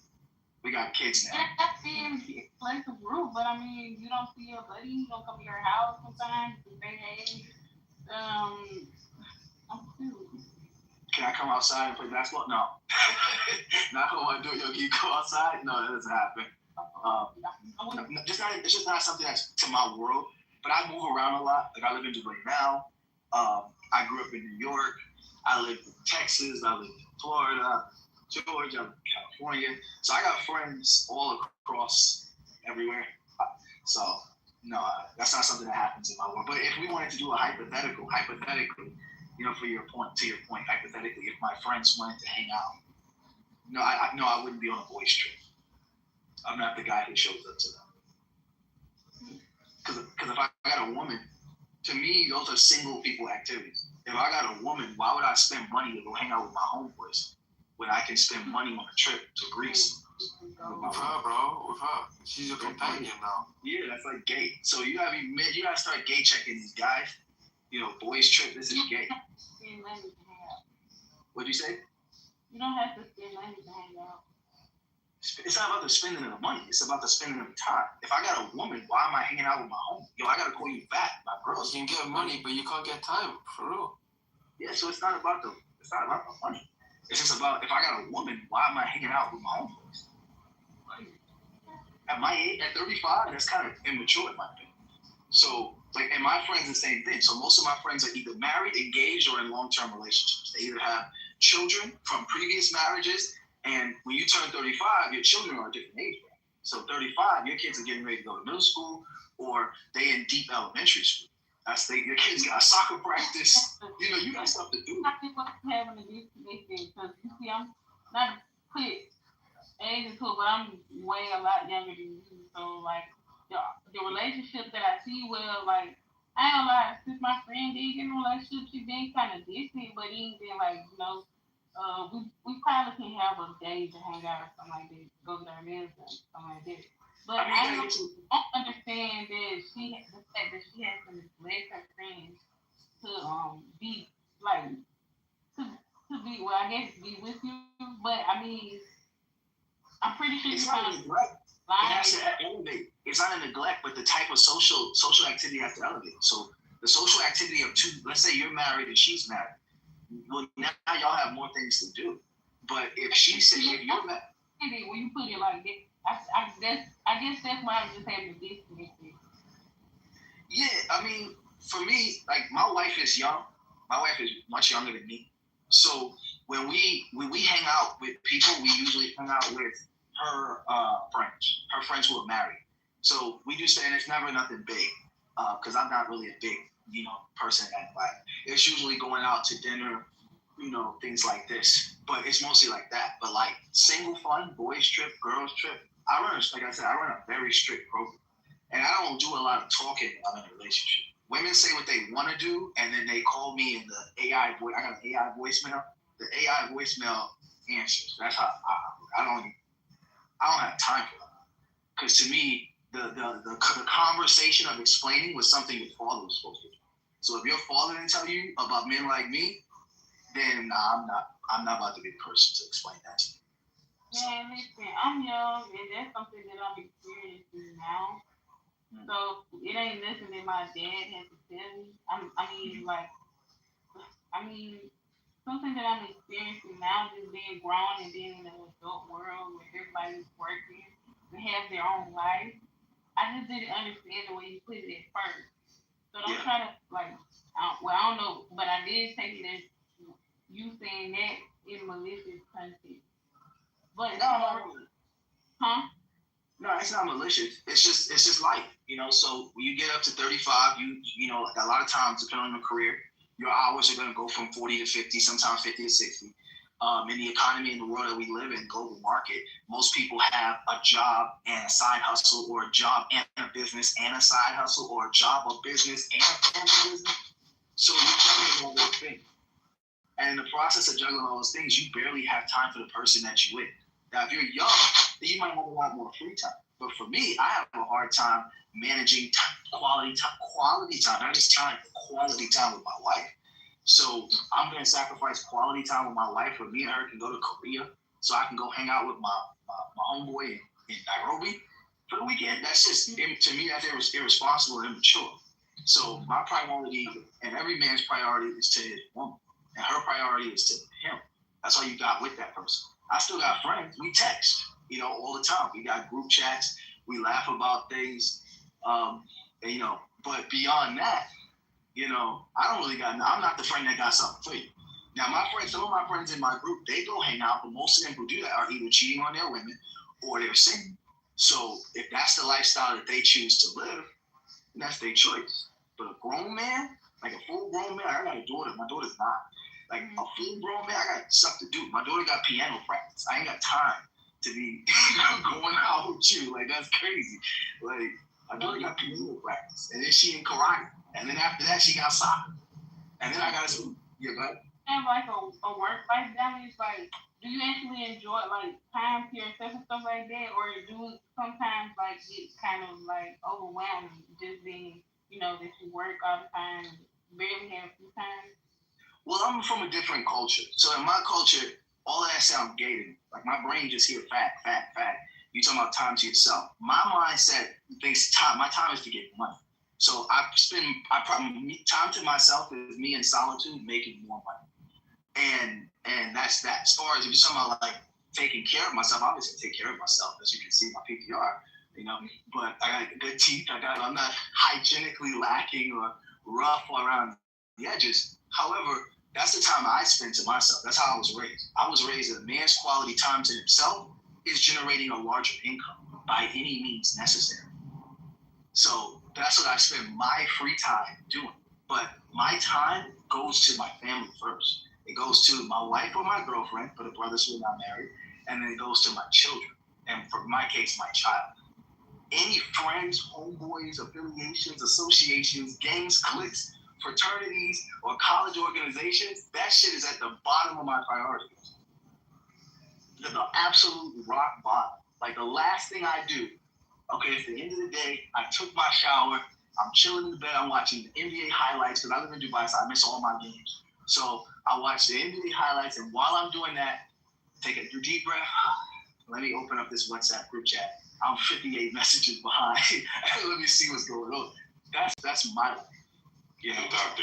Nick, can you help clarify something for me? Sure. What do you mean when you say that's gay? When you say a guy who engages in self-care or wants to hang out with the fellas, that's some gay shit. You don't literally mean gay. So, like, what does that mean to you when you be like, that's some gay shit? I mean, it's masculine deficient. It's masculine deficient. I'm not talking about self-care as far as putting some cream on your face. I'm talking about just, it's masculine deficient to me. If you have a wife and children, and you're cutting out a schedule in your life dedicated to your friends and affiliation, I mean, it would do that. Those type of things are luxuries for the rich, in my opinion. So when you got a wife and children, you got obligations. So what's your daughter's account looking like? How's your trading block looking? How many properties do you own? What's the college setup for your children? What are those things? So those are the things that's masculine. Then masculine deficient is, my homeboy said, we about to go get this section real quick this weekend. Yeah, he's gay to me. That guy's gay. We about to go do bottle wars in Atlanta. And I'm like, I'm about to go spend $5,000 on some liquor. I'd rather go spend $5,000 on some gold bangles for my wife. So then she can be starting at her best friend's wedding in 3 months. So the priorities. A man is supposed to be very organized, and his priorities are supposed to be straight in line. He's supposed to be stoic. And his girl is supposed to be running around spending all his money and ooh and ah. And we're supposed to keep generating more money so she can continue to live that way. So in my culture, we men, we work and we sacrifice so our women can sustain their youth, and they sustain their youth by exploring and having the fun and doing those different things in their respective circles. That's how that works in my world. Can I ask you what your religion is? Is that faithful? Yeah, I'm Muslim. I'm a Muslim, alhamdulillah, and I'm a Nubian Arab. So I'm Nubian Arab. I'm a black Arab, a real black Arab, so to speak. So, but I grew up in America. I grew up in New York. So, so I have a little bit of Negro in me. But for the most part, I grew up in New York. But that's how I see it. My dad's Muslim. I'm mad, but he's Muslim. That's why it's crazy to me. Well, my dad kind of operates the same way, but I ain't never heard him say like, well, I don't really see him hanging out with people and shit like that. But it's like, how can I say this? His wife has like, Well, that's because it's actually written in our religion. So in our religion, it's taught to Muslim men that your money as a man is your wife's money and her money is her money. So your money is her money and her money is her money. And because of that system of thought, that it's taught to men throughout hadiths that the highest footage of masculinity is found in being a protector. We have a story of the Prophet Muhammad where he was marching through the desert with his army, and his wife's necklace fell off in the desert in the dead of night.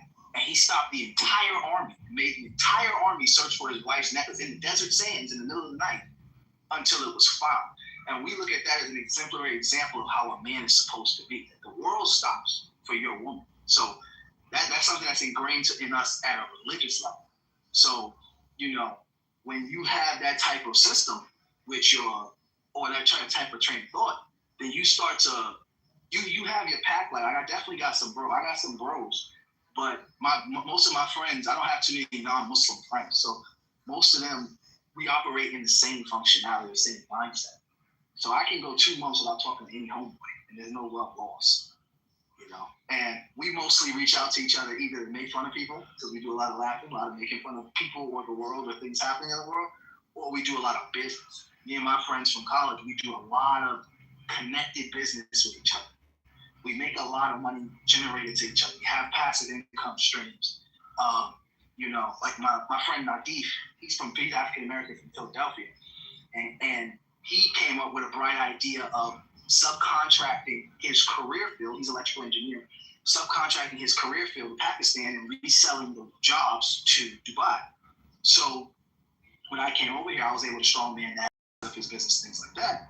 And it generates a lot of money by doing, small electrical engineering contracts and things like that. Things worth like 10, 15 racks. But when you subcontract it out to Pakistan, the Pakistani electrical engineer who has the same degree as you, he's going to get paid $800. And the rest of that's pretty much profit just for an American education standpoint. So it's things like that we find and we, as men. And that's what we're worried. That's what we're concerned about. Like another thing I think is gay. I think men who open businesses with their women is gay. Like that's crazy to me, right? So, I would never do something like that. That's crazy. My wife can have her business. She can have her business with her friends. But I have no interest in being what they call power couple. That's crazy. I got a question. My dad was going against his religion. Do Muslims like have before marriage? Muslims, yes. Some Muslims do. Are Muslims supposed to? No. But there's Muslims all over the world. So people make decisions that they make. Okay. But by our religious doctrine, no, we're not supposed to have sex. What about breaking up, like having a broken home? Well, is it considered a broken home if he was still in my life, or it is, right? So in Islam, right, we in Islam, our viewpoint on divorce is we don't have this, like, that's more Jewish. Jewish doctrine teaches that you got to keep the family together by all means. The Islam doctrine teaches you got to maintain peace by all means. And if peace is only found through divorce, then so be it. Because you got to pray 5 times a day as a Muslim. And you can't pray 5 times a day with a clear heart and a clear mind in a chaotic house. So in Islam, we don't have a problem or any form of strict process for divorce. Divorce is not something we promote, but divorce is not something we stray away from. We don't have a concept of a broken home. A man has an obligation to your mother, and he has an obligation to his children with that woman. You know, period. That's just a standard. Okay. So, I'm not getting tomorrow. Because now that I'm older, I'm interested. you say you're interested? Wait, in Islam? Yeah, just to know the culture, like, is it culture? The differences between his religion and my mom. Yeah, I think that's something y'all should discuss. You know, it'll help you. Definitely help you understand a lot of things that he may do or don't do in his life. You realize a lot of things that is governed based on how strict of a Muslim he is or how disciplined his life is. But yeah, I think he wanted my mom. My mom walked in my mom said she could do when she walked in a room with the little what is it called? The little full suit that the women have on one of the disrespect. And a buyer? Yeah, she said she walked in with one of those her mama bust out laughing at her. Well, American people have been taught to dislike Muslim people by way of the Jewish lobbyists. So we see that now with these conflicts that we see, how the Jews orchestrate a hatred towards Muslims. And that was easy to do during the 70s and the 80s when Muslim countries were less developed. But now as Muslim countries become more developed, like Dubai or Qatar or different places, people starting not to care, and they're starting to get to know Arabs and get to know Muslims, and they're starting to change their opinions over time. So it'll be funny. I mean, I have a friend, my friend's dad told me when he was African American, he first took his shahada, he became a Muslim. And he came home to his mom, and he was wearing Muslim attire, and his mom started crying. Her son's wearing a dress. It's the funniest story we always laugh about, you know. So, you know, it's just a cultural understanding, but yeah, I was gonna say I think I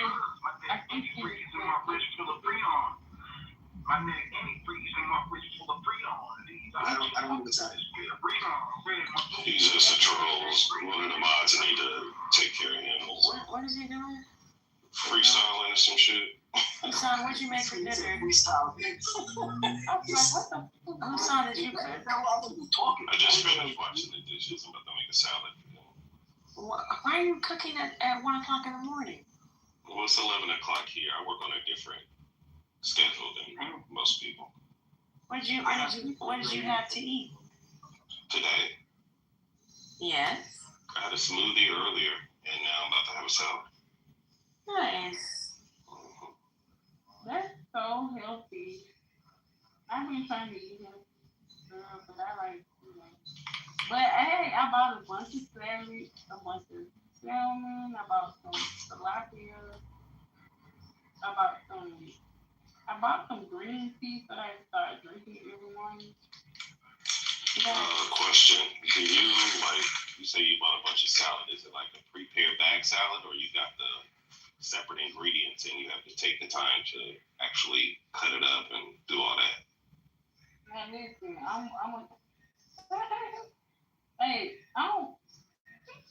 not judging you. Don't think there's nothing behind it. But it's a little container salad. Look, I'm starting somewhere, okay? I'm proud of you. That's what I'm trying to say. Yeah, it's a little container salad. Hey, it's a little chicken in there, but I guess, you know, it's a salad, right? Yeah. And the tilapia, is it already pre-seasoned, or is it fillets? Is it the whole fish? What'd you end up getting? No, it's I don't know the difference between the fillet. What is the fillet like? The fish without the skin and stuff? Without the bone, yeah. Okay, yeah, it's without the bone and the salmon as well. Should I ask for it one more time? It's a beautiful thing, guys. Keep it up, right? You'll be all right. But yeah. All right. Shout out to Salmon. It's great. It's not bad for you. I ain't gonna lie to you. I've been on a fish kick later. I've been fucking with chicken just a little bit, but yeah, you know, keep that thing safe, right? You know.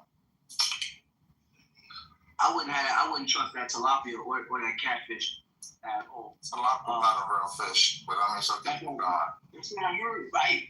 Yeah, or catfish. Or whiting fish. I heard all three of them fishes raw. No, catfish is a real fish. They get egg rolls in all parts of the earth. Wait, tilapia isn't real fish? Ladies need to eat snappers so you can have that snapper. Yeah. That's not how that works. But that tilapia is actually human meat. The tilapia is human.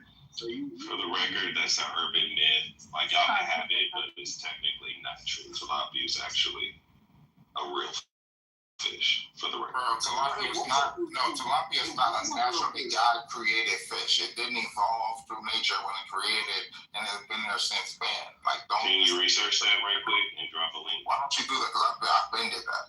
So I'll just check that out.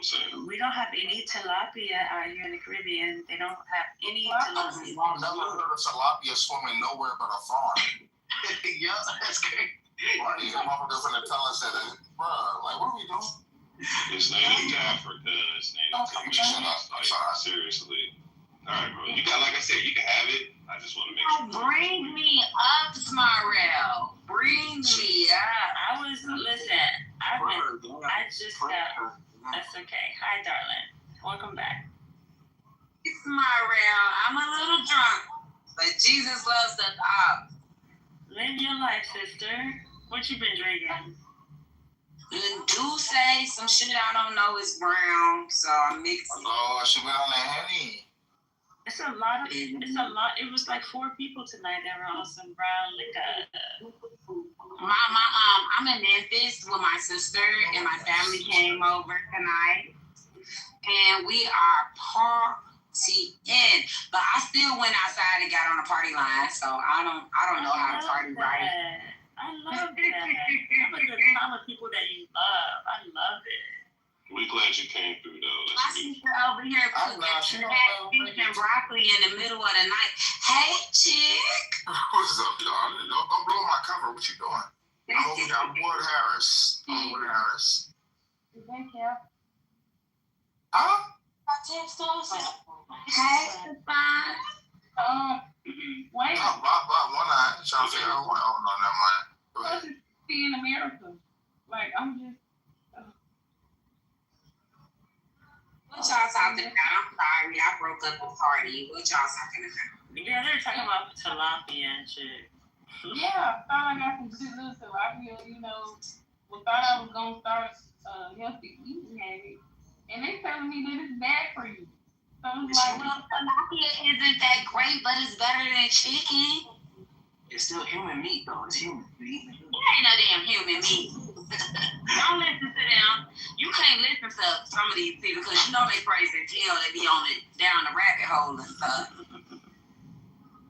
These people be down the rabbit hole. You can't listen to them. But tilapia is a man-made fish. So look at her. She's talking about. Go ahead, dog.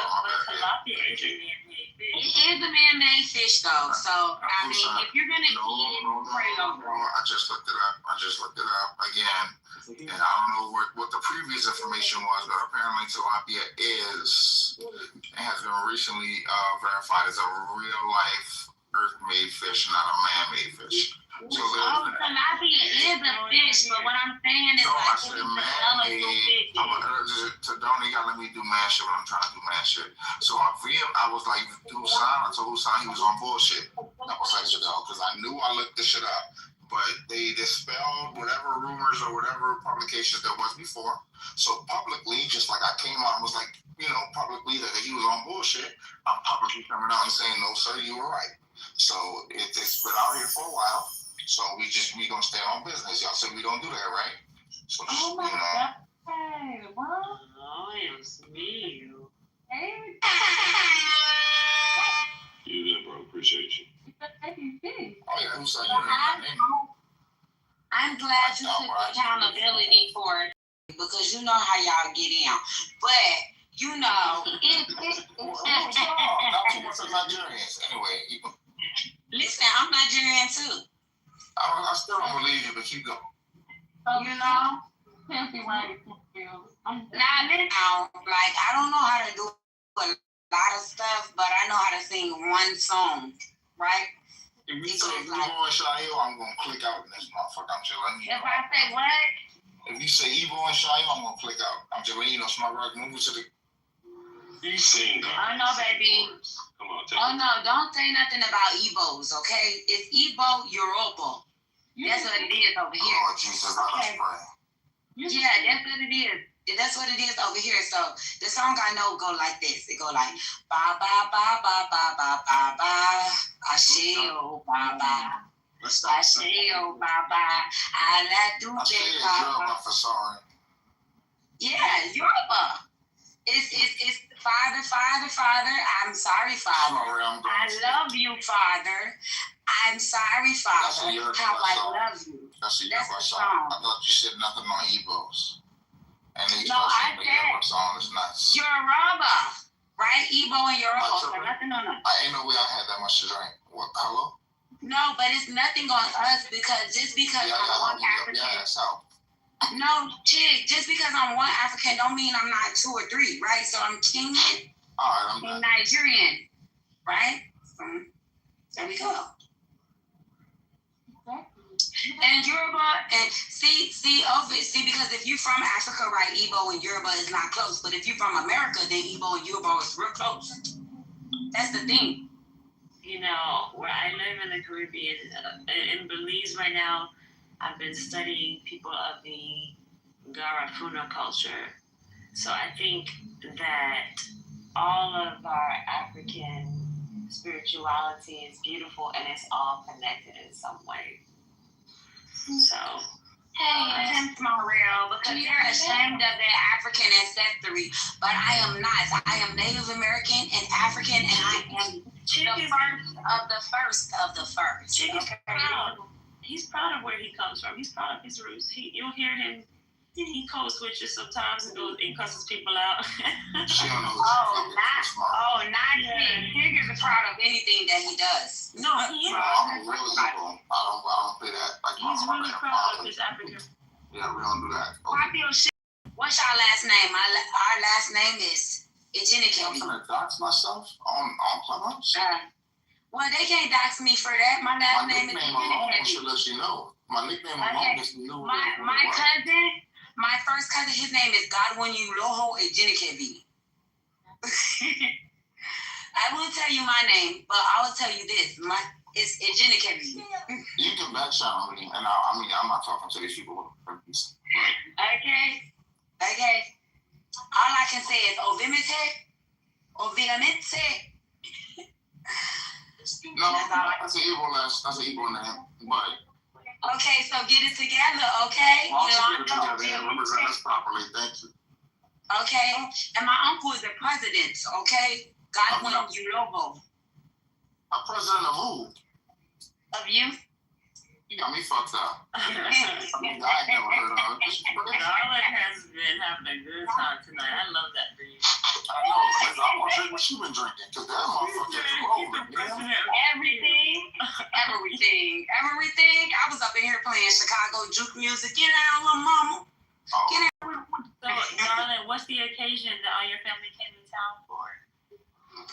No, they didn't come in town. They already live here, but I'm here. Oh, I just got down here. Okay. Yeah. I just got down here. Actually, I just moved here. I'm not visiting. I was going to visit, but I came down here and I was like, I ain't going no motherfucking where. And that's what happened. I love that for y'all. That's beautiful. Mm-hmm. Bible. I love that. You said your family's Native American? What tribe is your family, darling? You don't be tribe on you, never mind. Okay, so I'm gonna tell you right. What I mean is like my African American tribes. Don't do that. What's your Native American tribe? I don't know my Native American tribe. All I know is that we're Cherokee and Blackfoot Indian. Oh, I'm Cherokee. Yes, period. Okay, sister. I love that. Well, you gotta get your card. I have my card. You gotta get your information, get registered. That's right, though. But you know what? I'm 2 kinds of Africans and 2 kinds of Indians. That shit is so lit to me. Of course we are. Of course. Of course. But it's so lit because I'm like non-white. I love it. It's not a bad thing, like to be some whites. It's not bad, but like I love the fact that I'm so black. It gets me every time. But they be trying to talk shit about Blackfoot Indians. They be like, oh, they white or whatever. But my granddaddy was the color of a skillet, like a cast iron skillet. Girl, don't even get me started when it comes to the colorists and all of that segregation amongst Native American tribes. That's a whole nother. Yeah, they lie so much. Like Africans and Indians never mix. That is the craziest lie I ever heard. Like the fact that they don't believe that natives are dark skinned. Like those are the original Aboriginal. Like what are we talking about? Yeah. They weren't all my skin color. It was definitely dark. Definitely. I'm glad you know that's from around. Of course. When you do your lineage, when you trace your roots, you know better. Like the fuck. Because the funny thing about history, right, is they teach people about the ice bridge when during the last ice age, the bridge between Russia and Alaska froze over, and it did, right? And people came over, and that is true. But people came over from West Africa 5 to 35,000 years ago as well, which is why even before, right, they brought like Igbos and Yorubas, which is a lot of what consisted of the slave trade. There was other people too. I'm not trying to deny nobody else's lineage, right? But a lot of them came from our particular like groups and Fulanis. Like people already like you ever seen them stone heads? That was they thought was Mayan, but it's not. But it didn't fit what they thought Mayans looked like. Mm-hmm. Yeah, they had wide noses. You know what I'm saying? Like super African, West African features specifically. Like we've been here, right? Like it's a current. And for those of y'all don't land here because I don't want to talk a whole lot. Shout out the back for the great space. It's my ref always helping them out. But they have a current that flows directly between West Africa and Brazil. And if you ride that current, right, and you don't have no sail, no nothing, it's gonna naturally bring you from West Africa to Brazil. Now, there's another one that, of course, everything has the opposite. That'll bring you from South America, the southern part of South America, to the southern part of South Africa as well. That's why a lot of Brazilians, like a lot of them that haven't, practiced like the repetition of like air quotes genetic whitewashing, right? They have African features while still. Oh, absolutely. You know what I'm saying? But I'm gonna shut up though and let the conversation process. Thank you, Shmarel, for letting that. Do y'all feel like? No, that's dead ass. Do y'all feel like the war? Sorry to derail something. But do y'all feel like Trump is do y'all feel like it's a distraction? And do y'all feel like they're hiding something in I think I think they said in Antarctica? Argentina? No, was it Antarctica? Argentina. I ain't heard of it. Argentina is one of the hubs where a lot of German descendants went to, get away from American persecution. Does that make sense? Like people suspect that, Hitler didn't actually die. He went to he went to Argentina with a lot of his top generals to go ahead and restart. That's when a lot of those people became very, very, very, they started exhibiting certain physical features.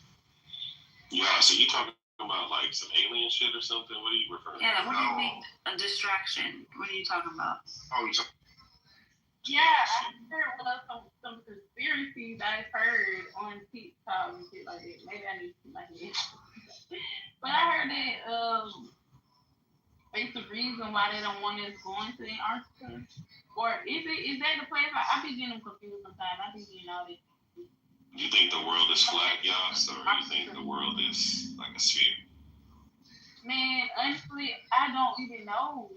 Like, I feel like people who try to do the fake woke shit, claim to be woke, we still don't know shit. Like, we may be a little more knowledgeable than we were back then, but But I feel like we still don't know the half. Like all these everybody wake up and shit like that. Y'all ass ain't even like people who say shit like that. They ain't even half woke. I think the best thing we can do in this time is learn survival skills. I think the thing that's most dangerous to us is the current state of our agriculture. I've been saying this for years before the pandemic even. I think making sure you know your local farmers, even if you're not necessarily growing things yourself, connecting with local farmers, any local co-ops in the area that you are in, learning the herbs that are in your environment can be detrimental to your family. Being able to know, like if you, like a lot of people in the Midwest, there's dandelion growing wild, and any type of herbs or greenery that's made for purifying your blood is literally made for the people who are in that actual environment. So if you, okay, hold on, let me paraphrase because I'm a little tired. Whatever types of greens or healing herbs that are in your environment are there for a specific reason to actually help your body detox from the impurities in your environment. Something like dandelion actually cleanses your blood, it cleanses your liver, it detoxes your body. But a lot are so big on learning what Google is telling you. You want to think places like Whole Foods, but you should really go in your backyard and see the vegetables and herbs that are growing. That's the best thing that we can be learning. Knowing your local farmers, putting your hands in the soil, volunteering, learning how to actually fish if you are thinking about survival. Golly, knowing how to turn your home into an apothecary, having the essential things like turmeric, ginger, garlic, honey inside of your cabinets. I think this is that time more than it is for us to get caught up in the conspiracy theorist stuff. Yeah, it's just, I'm sorry, I thought you were finishing. We need to really be focusing on, just like with women, archery skills, shooting, like martial arts. Like this is that time for us to really focus on that shit. Everybody gets so caught up in the intellect, they don't know how to survive. That's one thing I would tell you. These third world countries, they might not have the most money, but these motherfuckers, they know how to survive. Like they know how to go outside and say, "Oh, yeah, you need this, tie this together and that together and make a chair." Like what? Like that's what we need to be thinking about in America. Yeah, for the record, the world is not flat. It is a spherical globe. Not Hassan doing the exact shit. Explain to them why, because somebody in the audience doesn't know. I know you don't.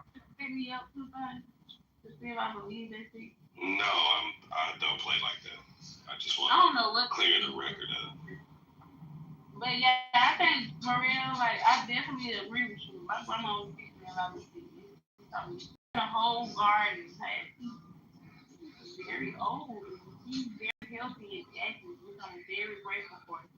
But she just told me the other day. She said it'd be funny. Told me I need to take my ass in the backyard and figure out how to make a fire with some sticks and a rock. And that did make me think like, damn, I do need to, like, I do admire how back then, I don't know how far back then, but they had more survival skills back then. Wait, your grandmother, she has a garden? Yep. Do you know how to grow anything? She taught me how, well, shit, I ain't gonna lie. Yes, oh my God. I'm so far away from, but I do go over there and eat when I eat some fresh fruit when I can. Yeah, but that's something. If you have a grandmother, that is something right there that she is like there to pass on to you. You should be learning everything your grandmother knows how to grow, or even take notes and put it into a book.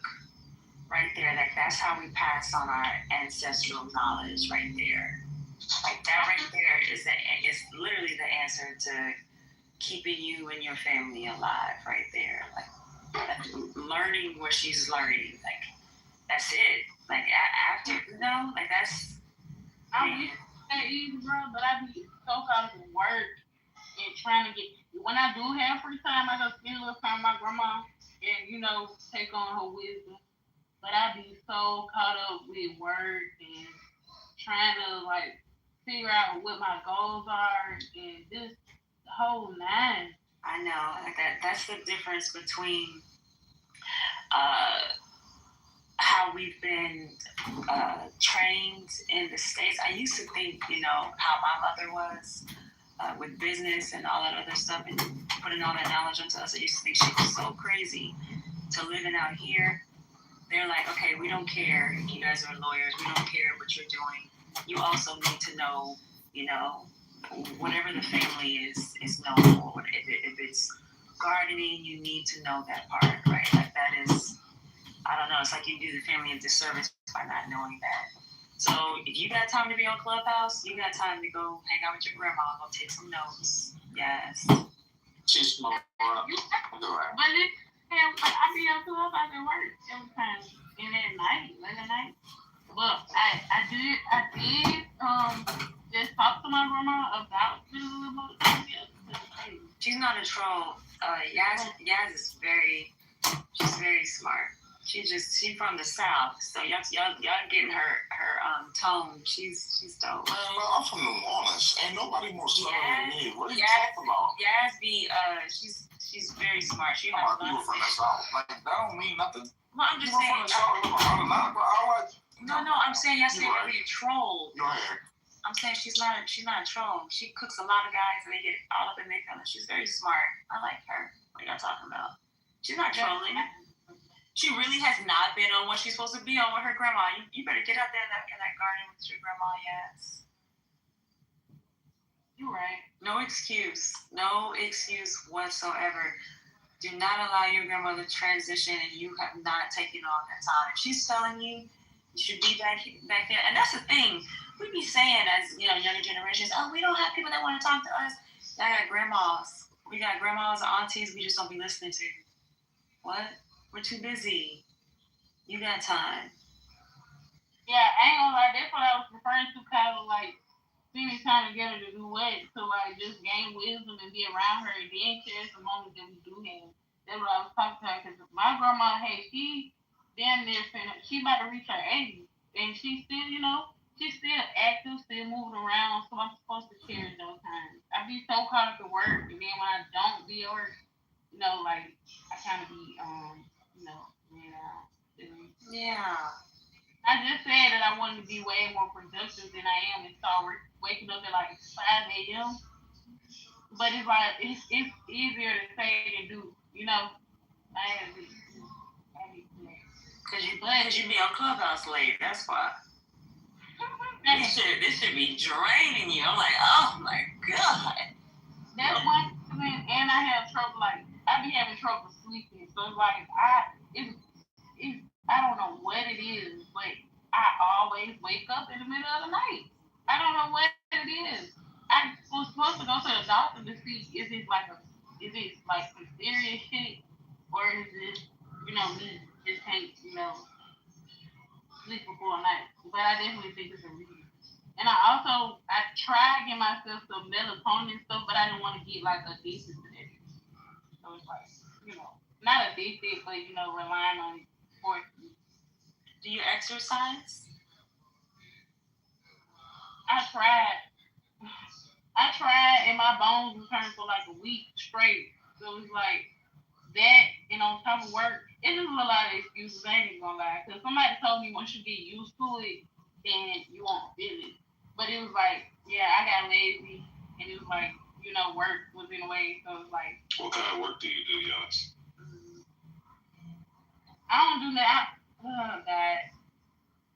I work at, I ain't gonna lie. Customer service. Yeah, I'm customer service. So your work requires requires you to sit most of the day. Most of your work day, you're in a sitting position. No, it don't. I promise it don't. I promise.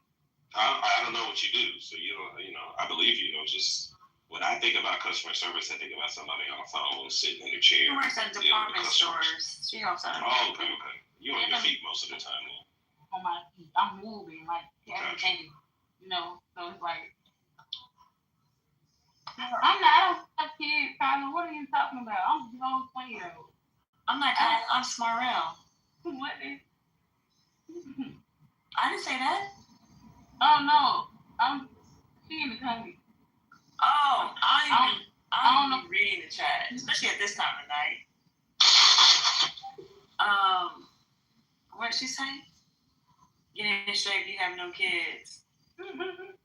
Even if you gotta have shape. Even if you ain't kids, you gotta keep. If you have children, you gotta be in shape to keep up with these little rascals. But well, that's a good thing if you don't have children. But I don't know why people think if you do have kids, you're not supposed to be in shape. But yes, I don't know, sis. But I think when you are exercising, it definitely does help you go to sleep, and it doesn't have to be. People think like you gotta. And I'll say this because that's like my holistic health and wellness, meditation, all this stuff is what I'm certified in.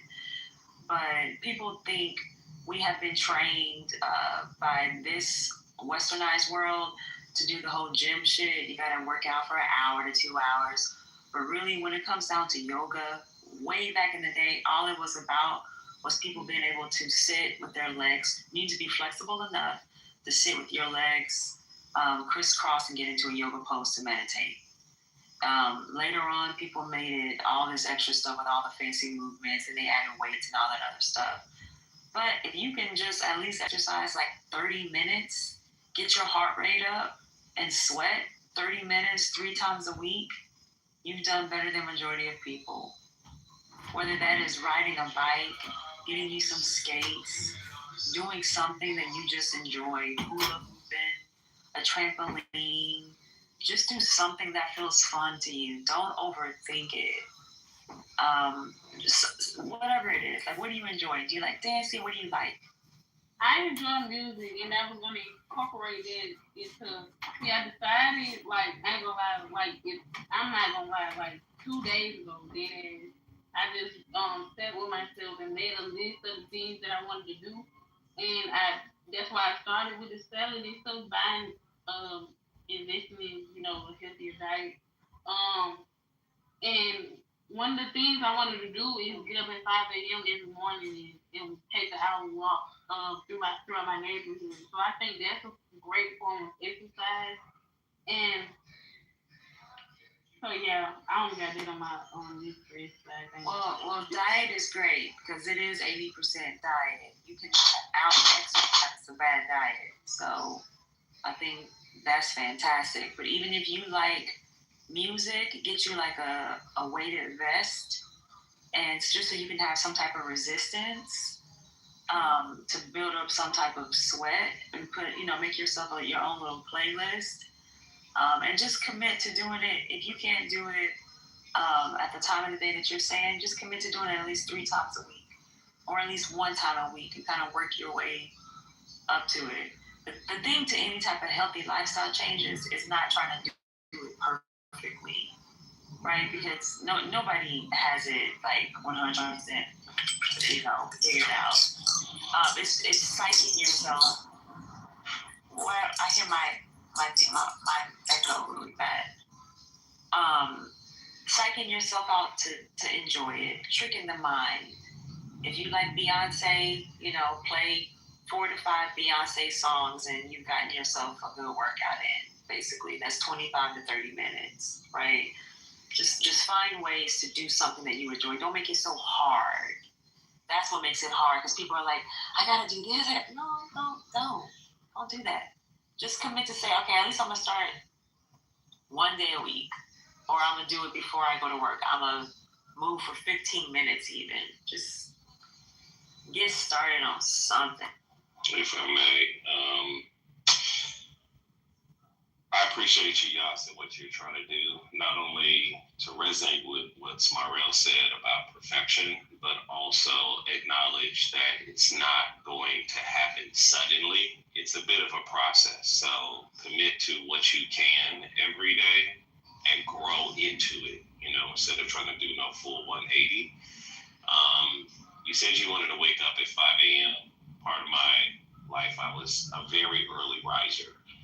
And I would just offer to you thinking in terms of the fact that your day needs to start the day before, if that makes sense. Like, there's no way you're going to get up at 5 if you're so used to going to bed at 1:30.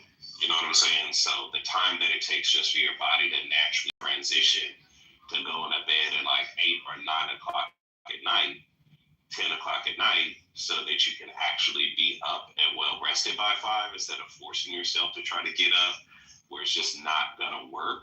Like, that's the recipe for failure. So thinking about what needs to happen at 8 and 9 is the setup for a 5 a.m. Wake up time. So I just want to shift your thinking in that way. But I yield the mic. That's brilliant. Yep. And I think if you during the day, it is easier for your body to shut down, to be honest. The more that you have going on, the more you exert your body during the day, the harder it is to stay awake, to be honest. Like this 1 o'clock thing right now, oh my God, I cannot. That's sad.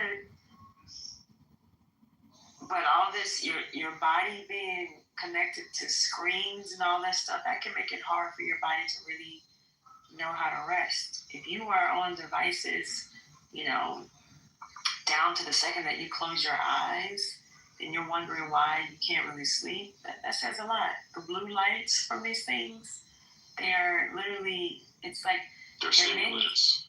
Yeah, and they're manufacturing sunlight. So it's naturally telling your body that you're still awake. Really, we're supposed to be taking our bodies to rest 2 hours after the sun goes down. That's really how we're really supposed to be taking this stuff in. Mm. Oh, just to piggyback on your point, sleeping is very necessary because that's when the brain kind of like rejuvenates. When it comes to, like, let's say you went for a run today and you felt over. If you sleep 8 hours, your brain will fix all of that, unless you have like certain elements or illnesses. But yeah, as long as you don't have like an immune based illness, your brain will be like, okay, she's asleep, let me fix what happened. I'm trying to, yeah. But usually, some people don't get enough sleep, and then it just ruins the next day for them. But yeah, I landed my plane. So yeah, you can go.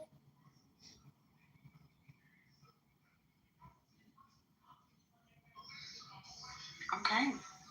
Just want to say salute to the room, everybody. What's up? Hi, CJ. What's up, CJ? Hey, Penny, where you from? If I get asked that question one more time, I'm going to crash out. Hey, Penny, where Why you does from? that question trigger you so much? Okay, That's an even better question. You can literally tell by my accent, no? Or you don't? No? Mm-mm. Sometimes people confuse what's familiar to them with what should be obvious to others. I mean, you're very familiar with your accent, and maybe the people that you live with talk that way, but it's not obvious. So okay, so from your accent, I can tell you're American. The way you say your R's. Are you north or south? Like, are you southern? Or just speak a little bit more. Let me just.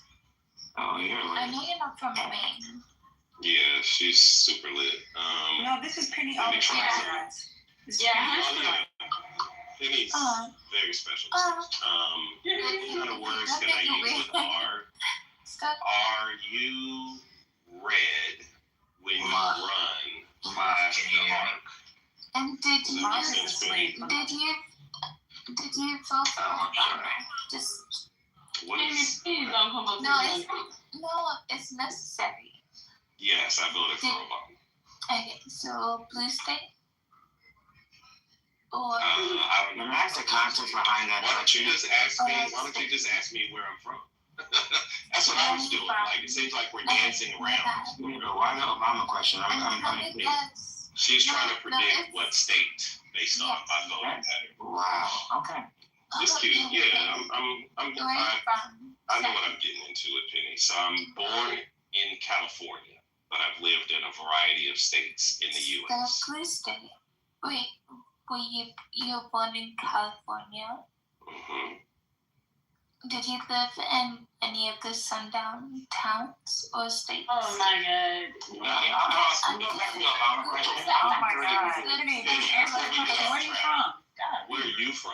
Right? We did the whole dance. Where are you from? Huh? I live in No, that's not what you told me earlier, Penny. Where I was born in Kenya, and my whole family's Sudanese. No, you said you. Penny, what did I say? Penny, earlier you told me you was like from Alaska or some shit, and you said you was African something, Afro something. I know I ain't tripping. No, I never said anything about Alaska. Oh, yes you did, girl. Yes you did earlier today in the same room. I love you, Penny, but you didn't make my battery die. I didn't say I was from Alaska. I said it's so hot that I wish I lived in Alaska. No, you didn't. Yes, I did. Verbatim. Yeah, this nigga I just was sweating. What? No, you did. You said you was from. If I said it, it's gonna be Anybody else hear that? No, because that's what you Yeah, no, it's this the wonders of being around. Like, how is that I tell you where you're from? Like, I'm so, bro. Hi, It's Jay. fine. She's from Kenya, girl. She was trying to Kenya. predict based on my accent and other things. Where How? Where you from, Penny? That's like saying D-Ray Nicholas. Like, what? Yeah. Penny, where you from? where I live or where my family's from. No, where are you from? I'm in Australia at the moment. My family, half of them's from Okay, Kenya. that's excellent. Where are you from? You from us? I think that's what I heard. No, you told me you I'm were from Kenya. Australia. Yeah. I can hear that. Alright, so you're born in Kenya, but you live in Alaska. I mean, you live in Australia. Yeah. Sure. Thank you, Penny. Yeah. Thank you, Penny. Man, Penny be Being so bullshit. patient. To be honest, I think the only reason I say something is 38 degrees Celsius. I don't know what it's like Fahrenheit. What is 38 degrees I'm not Celsius? finna do this. You made me take my dreads out. Penny, I'm not. We were just having a good conversation. I'm sorry, I'll go for it. Thank you, Penny. Oh my God. It was an adventure. Respect for that money. You need a cup of tea. And what's going on here? What is going on? Hi. Good morning, Jason. Good morning, Jason. Dude, bro, I'm trash. Oh my God. We get to I was too late. I It's often something else. good morning. I drink so much, bro. I'm trash with you. You trash. I'm trash. Harlan, you still here? Well,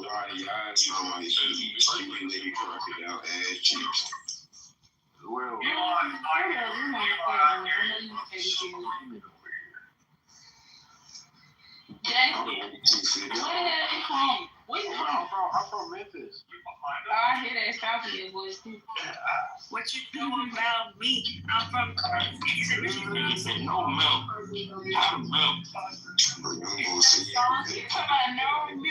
Isn't that where Glorilla's from? What you know about Tennessee? That's the red one. Who is that from? Who is that? That's the red one. People say Louis. I'm sorry. Never mind. STL, bro, what? That's my hometown. I should know that. She's not. Yeah, no milk. Oh shit. How milk? How you say your R's? How do you say Louis? say no milk. No milk. So like, I ain't from St. Louis. I'm from Alabama. Alabama. Well, I'm from Houston, but I'm from Alabama. I fuck with Shannon and Houston. I ain't gonna hold you. Yeah, I grew up in half my life in Houston. Ain't no way there's black folks in Alabama, bro. That's crazy. Please go on me. It's true for them to be black, right? Bro, picture and go bills, like, nigga, Exactly, like, what the hell are you talking about? and it goes down in Alabama. bro, alright, let me guess how y'all get down. What the hell you think this sweet home Alabama for real? Bro, y'all some sweet gay niggas. Okay, what the hell? I see you like attention. Where that even come from? Yeah, I said, what the hell? Like, No milk.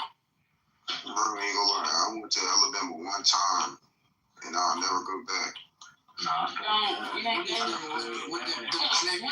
Hold on, what city you went to? Yeah.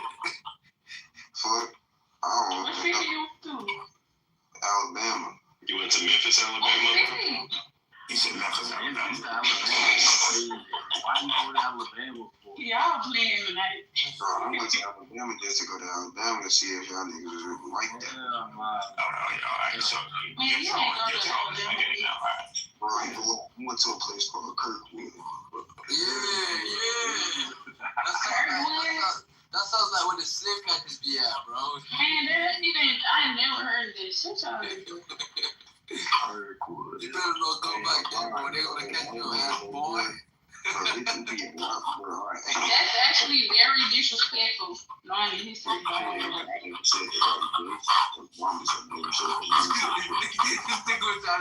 But that's California. Yeah, I just looked this shit up. It says Kirkwood is a historical plantation, Alabama. I wasn't paying, bro. I wasn't paying, bro. Nigga, I wouldn't go back even if I went there, nigga. Yeah, they gonna take you right now. Bro, when I went, I was going to the gas station, right? When I walked in the store, the homeless nigga with his pants down, looking at me shit, saying, I got $5. You could have left the pass down part out, but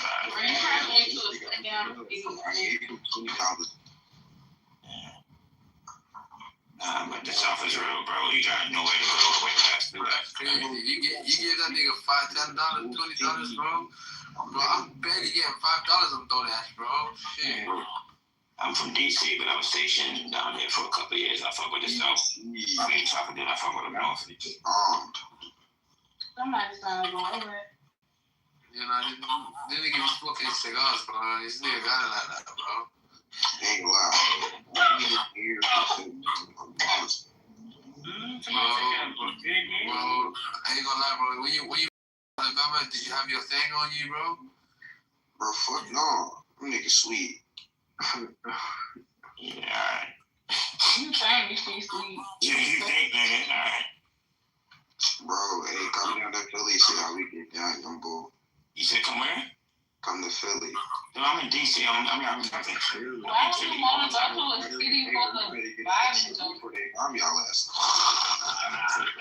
You're young, I can tell. You're young. Yeah, people probably cities sweet and shit. I'll tell you this, because somebody who's been around both. Like y'all get cool points off violence. Like, they will shoot you faster down south than they will in Philly. Trust me on that. See, I ain't gonna lie, you got that, cause I fuck. This nigga got a speech impediment. Man, you said Philly. You really said Philly.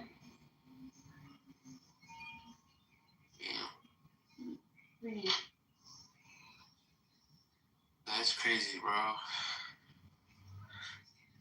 So I guess y'all Alabama niggas really get down like that. I never knew that. I guess I went to the wrong side of Alabama then, huh? Niggas get down everywhere, bro. Grow up. Not really. You definitely went to the wrong. Definitely went to the wrong thing. Especially Then what side I should have went to then? Go to a place called Pritchard. What the fuck is that?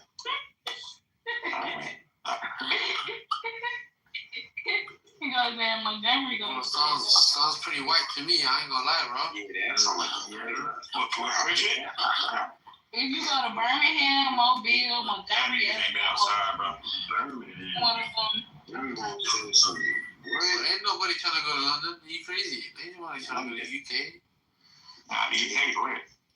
What the UK is, bro? UK, Sheiks and shit. They gonna stab your ass.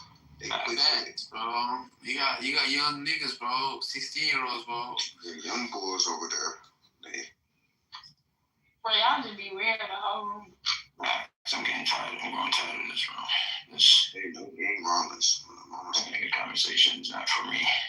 Yeah, What do you mean, bro? I mean, you get brain rot, son? the conversation that we had has been gone hours ago. Everybody's just kind of talking. It's late. Bro code, girl code, both get broken equally. Codes don't exist. People selfish. Facts. Man, I don't even know what direction we talking in. All I know is my homie speaking, I'm speaking too. The fuck? Bro, who the fuck is talking? I don't hear you. Where are you at? I don't see you. Where are you? He said I'm speaking too. Bro, I ain't thinking, bro. Who is Fuck, talking bro. like that? This nigga's invisible. My nigga, Bro, Are I'm you saying, rolling up on there? what? Already emotional. Yeah, I got one lit too. Well, damn, I might as well roll one too. Fuck, give me a second. Who's on you smoke? Hey, you ever heard of white weed? I didn't know that. Y'all don't even look like the type of smoke. Snow weed. It's called snow weed. You look like the type of smoke. I'm in Cali, so it's not. I don't know. It's not the realm of possibility. Hey, I'm just over it right now. Come on, bro. Is it college or Cali? California. Oh, no. Anyway, You look like you drink wine. bro, I wish I was. Girl, do you know how I many ain't gonna lie, when I went out to cannabis isn't really an herb that's just for like smoking. Like you can make teas, you can make butters, you can make. Fuck yeah, bro, I make cakes with that shit. I ain't gonna lie, I've been on my edible game all day. I That's what's up. No, I like to do all the things, and people do say that. Oh, you don't even look like. Fiends, bro. You so don't. Like, I got a lot of shit. I got butter, I got all I that would not think you That's what's up, bro. What's up with you? Bro, what is when I smoke, will just partake in that herb. Absolutely. It regulates my sleep. It's an herb for the healing of the nation. It's an I got herb. appetite. I ain't gonna hold you. Bro, I ain't gonna lie, bro. One time, bro, the homie stopped smoking weed for a bit. I took a break. where is this nigga? I don't see him speaking nowhere. Man, y'all talking over each other. You need to refresh your phone and get a new phone, nigga, or something. Nigga, I'm on a PC, bitch. Suck my dick, bitch. For real, bro. Okay. He's actually right next to you on the stage. Alright, never mind. Back to the question. Bro, yeah, so just before you ask the question, bro, let me just finish on it, bro. I got nightmares and shit, bro. I never look back, bro. Since then, bro, I be smoking this shit, bro, for real. You got nightmares from cannabis? Yeah, when I try to quit, fuck no, fuck you, dude. I want to try to You must quit. not have had real cannabis. No, he said when he tried to quit. Yeah, I think he has PTSD and when he tried to quit, he had nightmares. Oh. Wait, so is it really that hard to quit? Bro, I was So it is true that you don't dream a lot when you do. yeah, so then when you stop, like, it be coming to you, bro. Like, I had this one dream, bro, that the police was trying to, like, catch me and shit, trying to shoot a nigga and that shit. My bad. But I ain't gonna lie, I've been having a lot of like dreams lately. Crazy dreams. Yeah, me too. Like Gee. Tyler Perry movies type shit. Why are you mad? Hey, you're so hilarious, folks.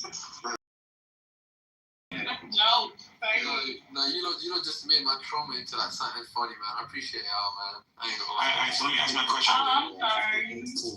I need your voice, my nigga. What? Oh no. Nigga has the United Kingdom in his voice. I need that shit. Nah, bro. This nigga said United Kingdom. Bro, I'm from Minnesota, bro, right now, bro. I'm moving from the UK, bro, to Nigga Minnesota. said his voice come with a passport. Bro, You from the UK? bro, not anymore, bro. I'm trying to get that green card, bro, for real. Green card. Yeah, You're a scammer. Nah, but Donald Trump be hating on my people, bro, for real, bro. Fuck that. Yeah. You remember? If you got 20 bands, I'm sure you can marry him. Yo, you remember when ICE was like doing a crazy fucked up shit in Minnesota and that shit, bro? Your boy was indoors, man. For real, bro. I ain't gonna lie, bro. But you in Minnesota? Yeah, I'm in Minnesota right now. Hey, no, all funny, stay low, bro. Stay low. Why would you say that on the okay. You know, man. Bro, y'all people don't fuck with me and shit. Like, bro, I'm telling you right now, America's the way, bro. No, don't say we don't fuck with you. But I'm just like, The people listening don't fuck with you, nigga. Aye, bro, they told this nigga pack down, bro, because I ain't gonna lie, bro, I'm embracing the American culture, bro. It's the USA over everything, bro, for real. Fuck it, boy. You better get your foot phone, but you can't be traced, nigga. Bro, y'all niggas got better food, y'all niggas got better cars, bro, you feel me, bro? They got no cheating, nigga. Hey, bro, y'all keep getting this nigga tight, he gonna pull out the machete and chop y'all shit. I really think that people had their view. Machete, bro, I don't need use no machete, bro. I'm just gonna call them niggas, bro, young niggas, bro. They gonna give me some guns and shit. Yeah, don't do that. Yeah, you definitely want to come get you some talking like that, bro. Yeah, you ain't gonna lie, young boy. You gotta stop that shit. What you mean, bro? I'm black, bro. The fuck? Like, young niggas. Same little baby, you know, what's the little baby? Hey, shut up, fat boy. Say it.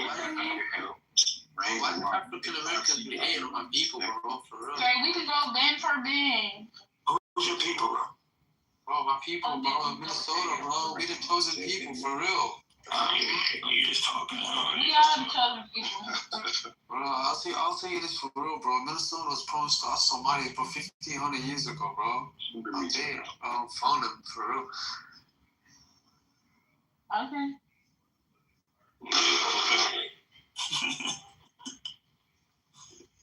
I don't know what to expect. Okay, what's real? Yo, niggas need to speak up, bro. Born as fuck. Well, speak up. The fuck? I've been trying to ask a question for 5 minutes. Y'all niggas kept talking.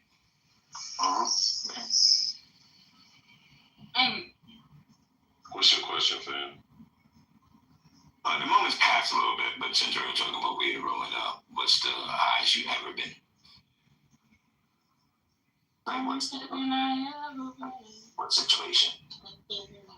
Situation? I'll share a story. Mine happened recently. That's why I can ask the question. You go first, then. I forgot where I went, but I had some gummies, right? And you know, after like 30 minutes, some shit don't hit you, right? Yeah. Bro, I pop another. Now I don't say me, right? Nah, I get what he's mean, bro. I have some nuts. Saying you stupid as fuck. Bro, y'all tweaking, man. Bro, I'm on the phone, and it's like this joint I've been trying to fuck with probably like a couple months, you know what I mean? She hit me like, yo, I'm free, let's go out. You know what I mean? She can buy the girl and shit out here in the DMV. I'm like, all right, bet. All right, bet is the last thing I remember saying. When I said hi, Hey, how about a fun story, bro? Your shit needs to get sold to New York Times. But wait, does that mean that you just went to sleep or you went out and don't remember shit? But I don't remember. I woke up awake. My nigga said I woke up awake. That's hilarious. Wait, bro. Yeah, what the fuck does that mean? When I figure it out, I'll let you know. He said when he figured, okay. Man, he was doing it fuck, bro. I'm like, fuck. Because the dispenser I got the shit from was going out of business. So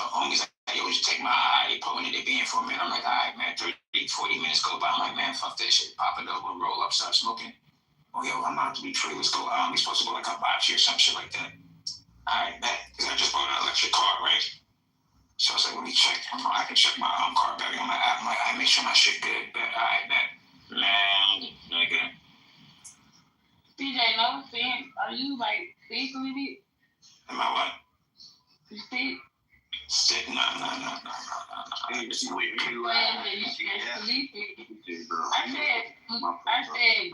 I said sick. No, I work 2 jobs. I just came back from my security job.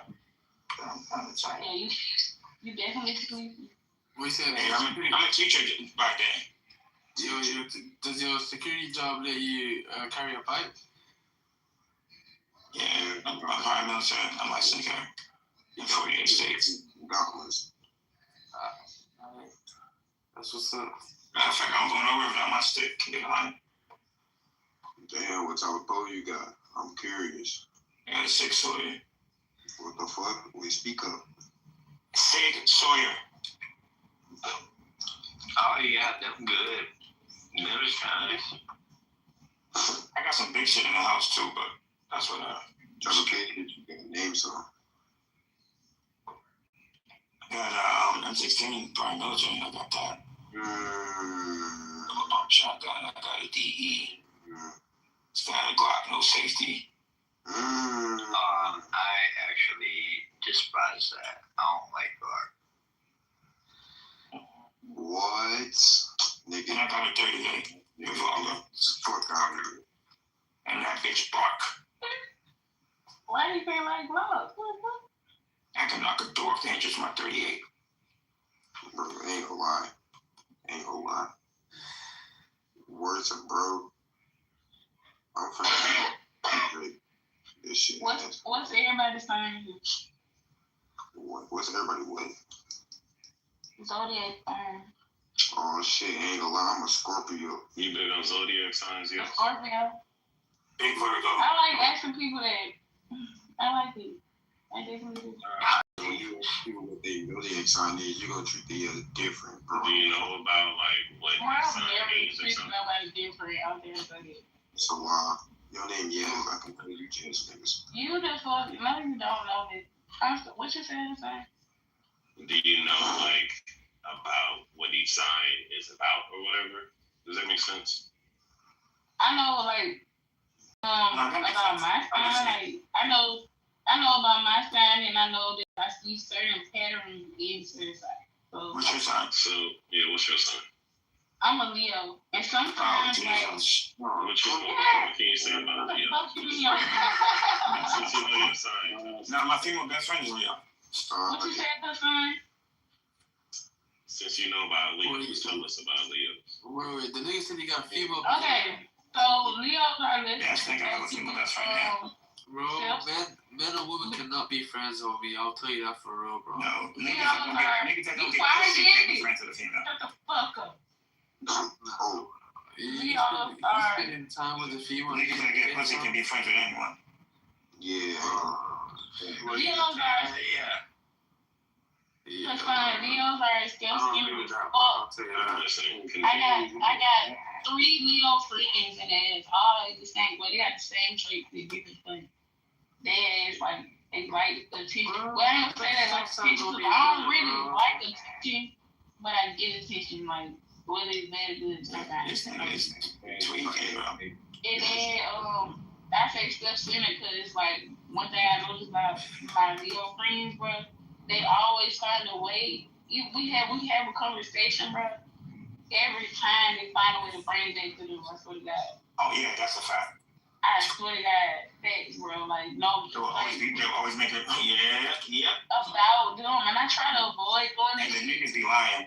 But I do. Bro, I this be nigga saying is though, a like. feminine nigga, bro. Like, you be doing star signs as well, bro. Who you talking to, bro? Bro, ain't no way, bro. You carry a pole, bro. Like you. You're saying that because you're at home and you feel safe. I guarantee you, if it's face to face, you wouldn't talk. I'm applying for my. I'm not going to go back and forth with you. What time? I guarantee if you face to face, you wouldn't. No. We're not. Just You get on this app and just talk crazy because just ignore me. I'm in Minnesota. I'm applying for my gun license, bro. Send me the ID, bro. Send me the ID. You a Leo? Oh my God. When is your birthday?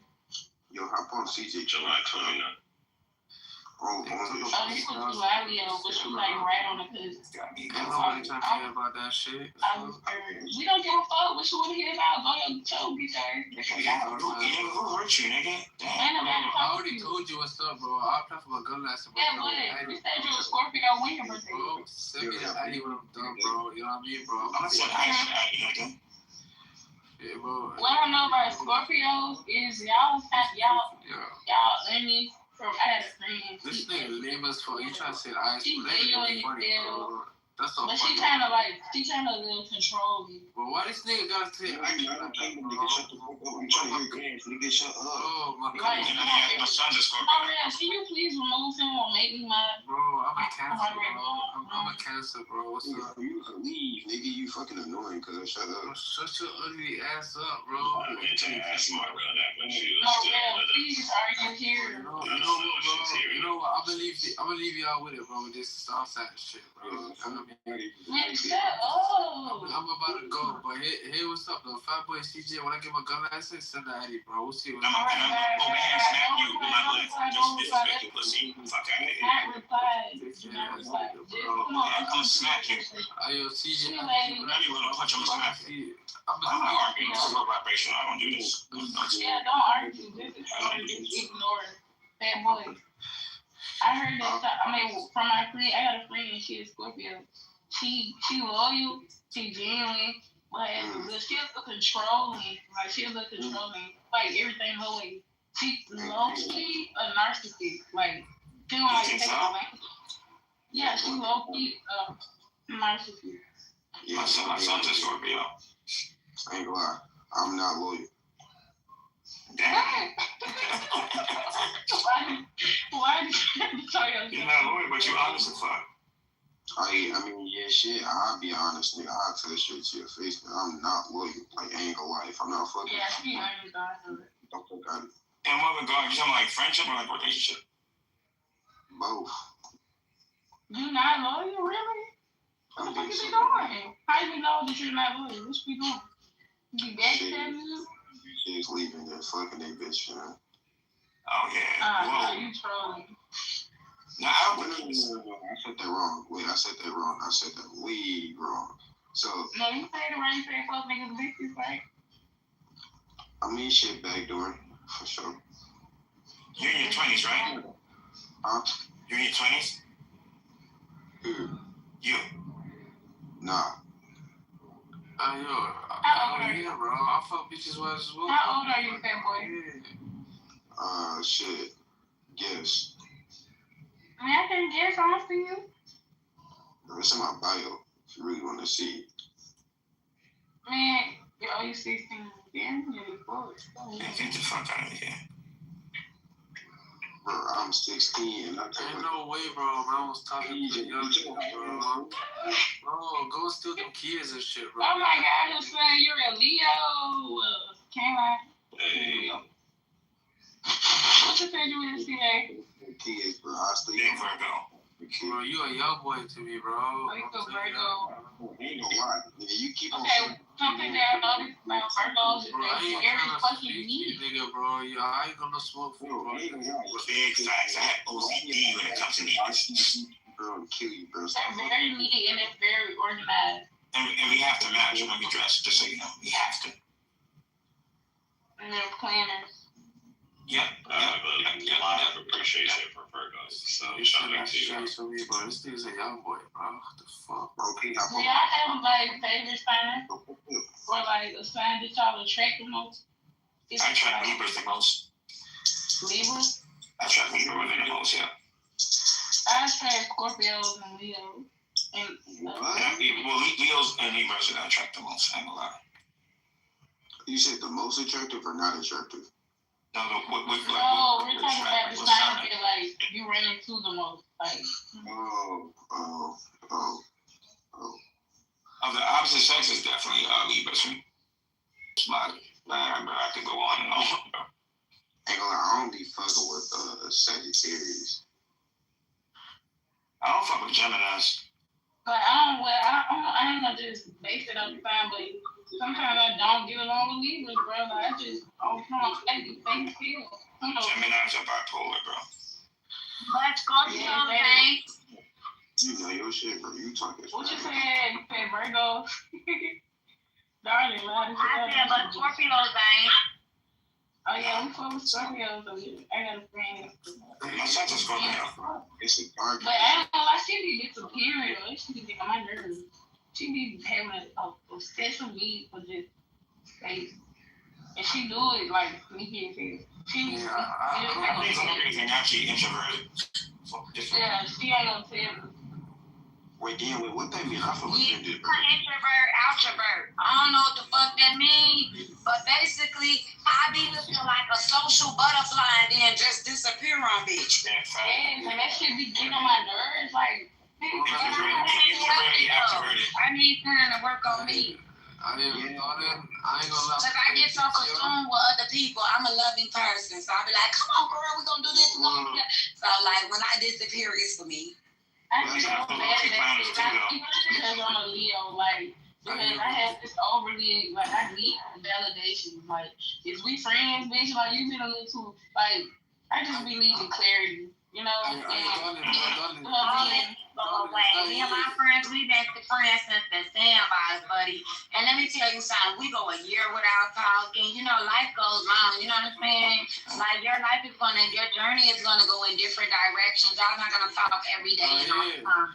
Yes, it's because I got older, dog. I mean, it's because we get older. Like, I'm going through a transition to where, like, because when we was coming up, because we've been friends for like at least like 5 years. Like when we was coming up, like she was like, we used to be together every day type shit. So, and then we was like in high school as well. But now like transitioning, because graduated 2 years ago, and like now it's like she got she got shit going on, I got shit going on. Like big adjustment is a big change, girl. I'm a Scorpio. For the first 2 years, when my sisters went our other way, I was a crybaby. Like, everybody else had stuff going on. I was crying. Man, you need to stop eating the fish, folks. I thought you was gonna leave the room, bro. What happened? Somebody kick him, please. That'd be my point. Man, just ignore him, like, please, because he gonna take the fuck up in a while. And don't pay him up.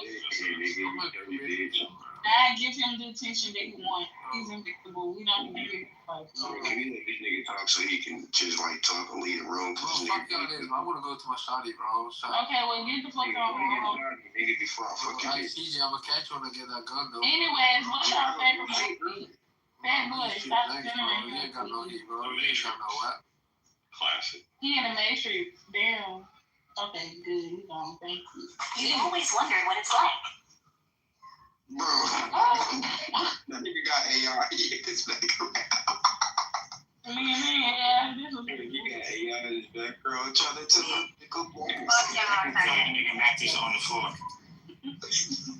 Oh, hell no, ain't no way. I just he had some AI pickup lines in his background. Man, it probably was a movie. It wasn't a damn movie.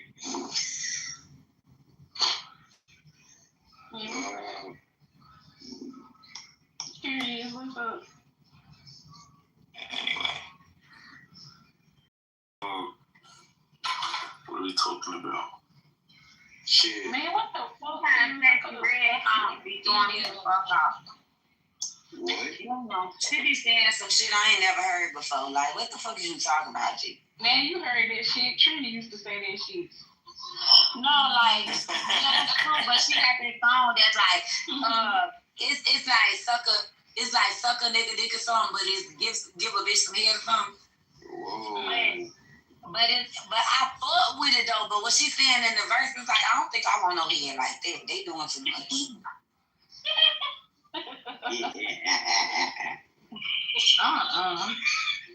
Like for real, like bitch, you doing too much. Nobody be doing all that.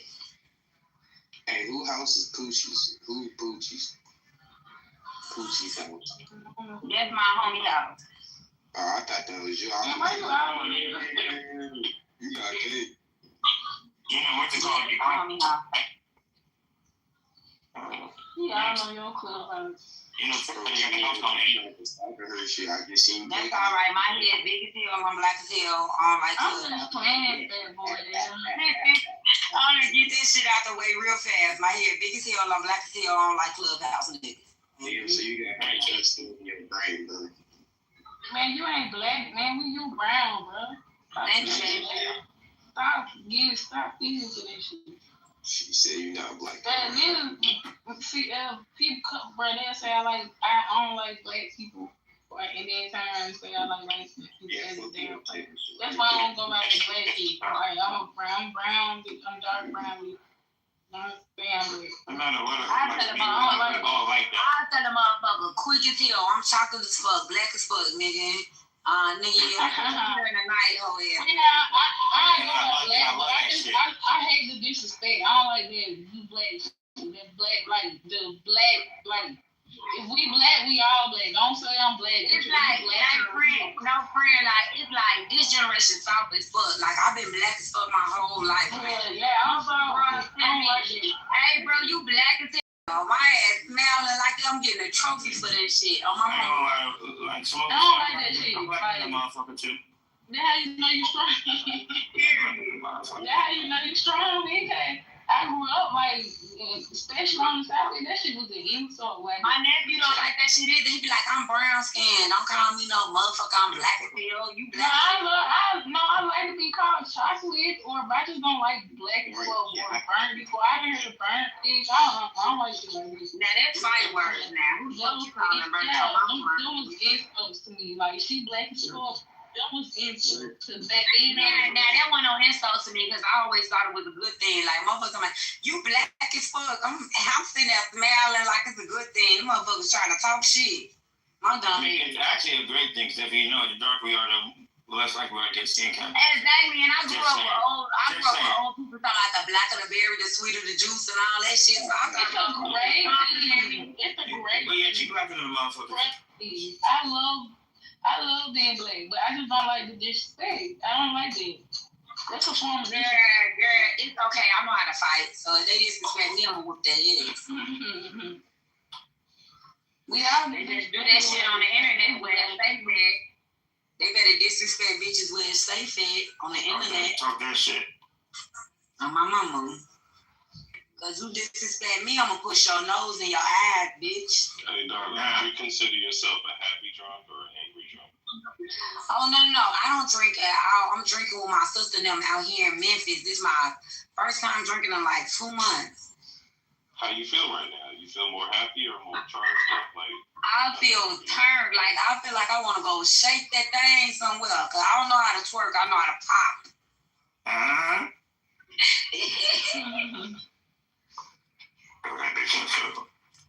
Okay, period. I know how to throw it in a rectangle. Man, I want the rectangle is crazy. I want some cheese crackers right now. Cheese and crackers with a little meat. These hoes a little bit too hype. I don't like Sexy Red. She too turned up. I think I'm about to roll another one. Yeah, I be eating cheese and crackers. I need to buy me some. I love me some cheese and crackers. The olive, girl, that shit be good. I don't know about olive too. I know you said olive too grown for you. Remember that night? Yeah, I'm not that grown yet. You know, I ain't that grown yet. Nah, I ain't that grown yet. They got this. You know, I ain't that grown yet. I'm ready. I'm not going out. No, I'm saying. Yeah, I'm ready. You ready? Okay, I'm gonna get off the party line. I'm ready. Man, you. Okay, y'all. Good night. Hey, be safe out there, alright? I'm on the party line. Alright. I'm gonna get off the party line. I'll be back. Why the fuck am I still up? Whatever the party line is. She called Clubhouse the party line. I got papers to grade and shit. I know. You said what? I got papers to grade. Make them kids grade that shit, bro. Fuck them kids. Shit, my kids is terrorists. Niggas ain't paying that shit. Well, you already know them kids well enough. You ain't got to grade it. Just give them the grade you think they deserve. You know what? That's actually kind of facts. There's actually a lot of truth in that. Because I know, like, are you grading? I can be like, oh, your parents wrote this. You ain't write this. Right. I want to be You go to lunch and you forget your lunchbox every day in the classroom. You damn sure ain't write this. I learned that I don't even have the fucking patience for kids, especially nobody else. Cause I ain't even got no damn kids, my answers. But I love my niece and nephew. I love them, but I love that I can sit their ass home. Say, mama, sit their ass. But this is my calling. This is what I was designed to do. You know what I mean? So. Oh my God! Here come the speech about when I get older, I'm gonna be lonely. Who, me? Oh, okay. No, she triggered. She triggered already. Wasn't nobody. Okay. I'm going to teach kids you being lonely. That's all you. Cause they love when they hear a woman don't, it's funny. You talk about. We cool. I'm trying to find my roll up, nigga. I ain't thinking about that shit. All right, what you finna say, CJ? What you say? What you was finna say inside? I don't even know. You fucking me up with your statement. I don't even know no more. Do you think that there should be more men in education? And that's what the problem is. There's not enough masculine energy in the classroom. That's 120% true. Yeah. I think even enough, well, I ain't gonna lie. All my dance players went to Congress. Nah, bro, I'm a teacher, I'm security, I'm a counselor, like. They had somebody roll up on campus, right? They ain't had no kids. Guess who the first person they called? This guy. Yeah. But get what? I start school this morning. I'm planning. It's going to be probably. I'm saying this month, like it's still February. Of house again, and one of the series I want to do is on masculinity and education, asking that question more broadly. So I'm gonna follow you, CJ. Maybe we could. It's definitely a fine line you have to walk. And I'm just gonna be honest. I'll talk about for anybody, especially when you have female Caucasians that you work with. Because you can't be too masculine around them. Right. I didn't see them get playing in the fight. Being a male in education is almost as bad as being black in America. Like, you have to be hyper conscious all the time because anything that you do could be misinterpreted, So. Yes, the only difference is I can use it to my advantage. So. What you mean by that? Like, I can, how can I say this? Like, I'll see one of my female teachers like, damn, girl, like your shoes, you know what I mean? I can bring them into my world. Okay. You be talking to your students, mom? Or do they be attractive? Okay. Do they be attractive, though? That is shit. That is fucked. Damn. I know you be like shit. Oh my god. But I haven't crossed that line ever, so. Don't do it. No, I can't. But they say the spirit is willing, but the flesh is weak. Man, for Christmas, bro. Oh my god. Wait, what happened for Christmas? Well, you gonna leave it like that? What the fuck, bro? I thought he was gonna keep going. I got invites. I got cash. Long story short, I walked away about between cash and gift cards, about $1,500.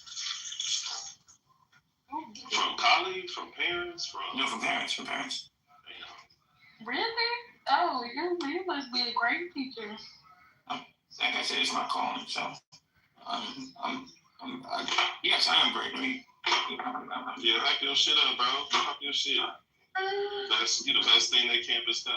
And then I'm also like a reformed gangster too, you know what I'm saying? So like when some shit pop off, they call me. You know what I mean? I'm finna go for dinner. Like, let me tell y'all this story real quick, right? I thought I was gonna get fired. This dude came on campus unauthorized, no kid to pick it up. And they're like, hey, should I go outside? I'm like, yo, you here before? He's like, I was trying to ask some questions. I'm like, well, you got to go to the front office, call him. He was like, asked a couple more questions. I'm like, yo, bro, you have to go to the front office. I got to get back to class. You know when somebody's trying to stall and just ask you questions? Mm-hmm. And then, because I'm part of the military, then he put his hands in his pocket, so I'm sizing him up. I'm like, okay, I don't see nothing. So I have dreads, my hair is down. I put my hair in the ponytail. I said, yo, so what are we doing, bro? He said, call the office. I said, yes, call the office, right? Change that in real quick. Well, like, cause it was cold outside, and I ran outside because it called me so quick, so I ain't have my jacket, you know what I mean? And I even lied, I'm like, yo, I just started here, I don't know, that, and just get rid of him, you know what I mean? Damn sure that way. So he was on campus running around on campus. Well, the thing is, our campus is right next to the houses, so you can kind of cut through the houses and cut through our campus to get to. We're in between houses and a shopping center, you know what I mean? I got you.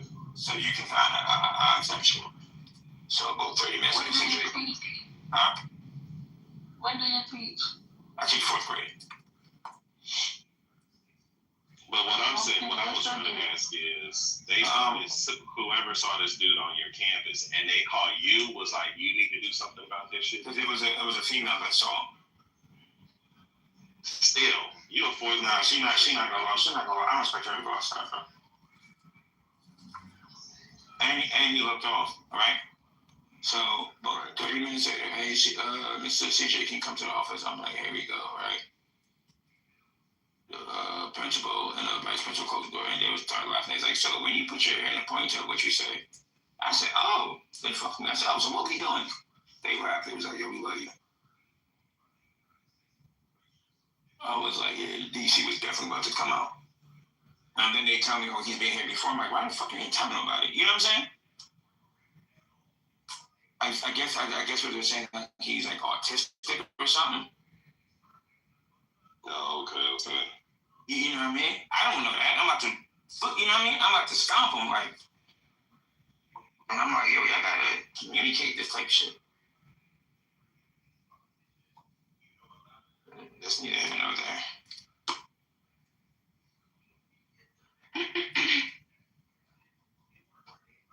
But to answer your question, yes, I teach general studies and they go out for science, social studies, Spanish, and tech, and I teach everything else. So.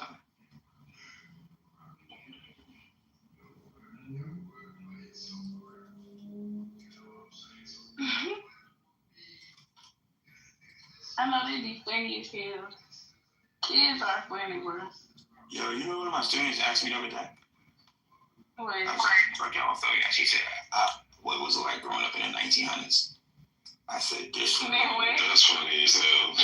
He said, what was it like growing up in the 1900s? I said, oh my God, I'm gonna choke this little nigga. He ain't lying though. It sound crazy, but he ain't lying though. That's the funny part though. But who the fuck says 1900? I was like, no, start calling me colored next. Like, what we doing? One kid asked me, did I go to school before or after segregation? I was like, you little motherfuckers, bro. Oh my God. I was like, but these kids are brilliant though, man. When she was on the man word? Never mind. And you know what I realized though, like being a teacher, I thought I was gonna be there for like the young black, boys, which I am, but it's the young black girls I really make an impact on. Why you say that? It's true. I'm there for structure for the young black boys, but the young black girls are the ones who I'm an example that they're gonna follow when they get older. You know what I mean? They're the ones who need the love and the support more than the young black boys. Pretty much, you know what I'm saying? I get what you're saying. Yeah.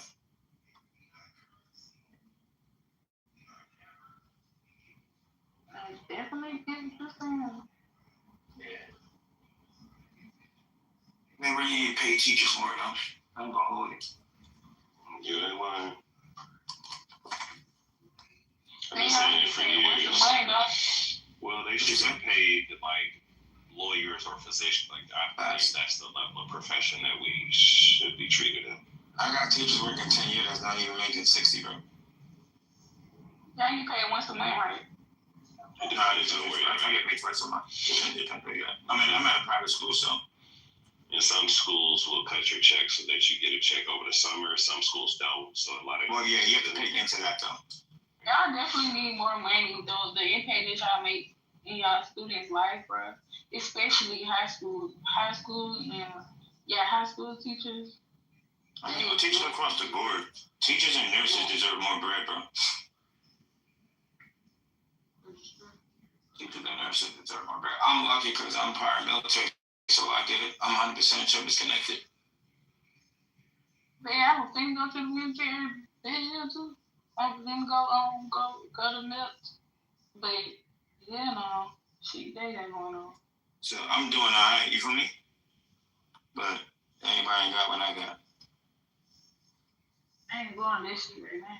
I know teachers that get off work and they gotta go work at Starbucks, y'all. I do need to go, but at the same time, yeah, like. You need to go where? I was trying to live somebody else's dream. My grandma wanted me to go, so I went and asked my ass out. It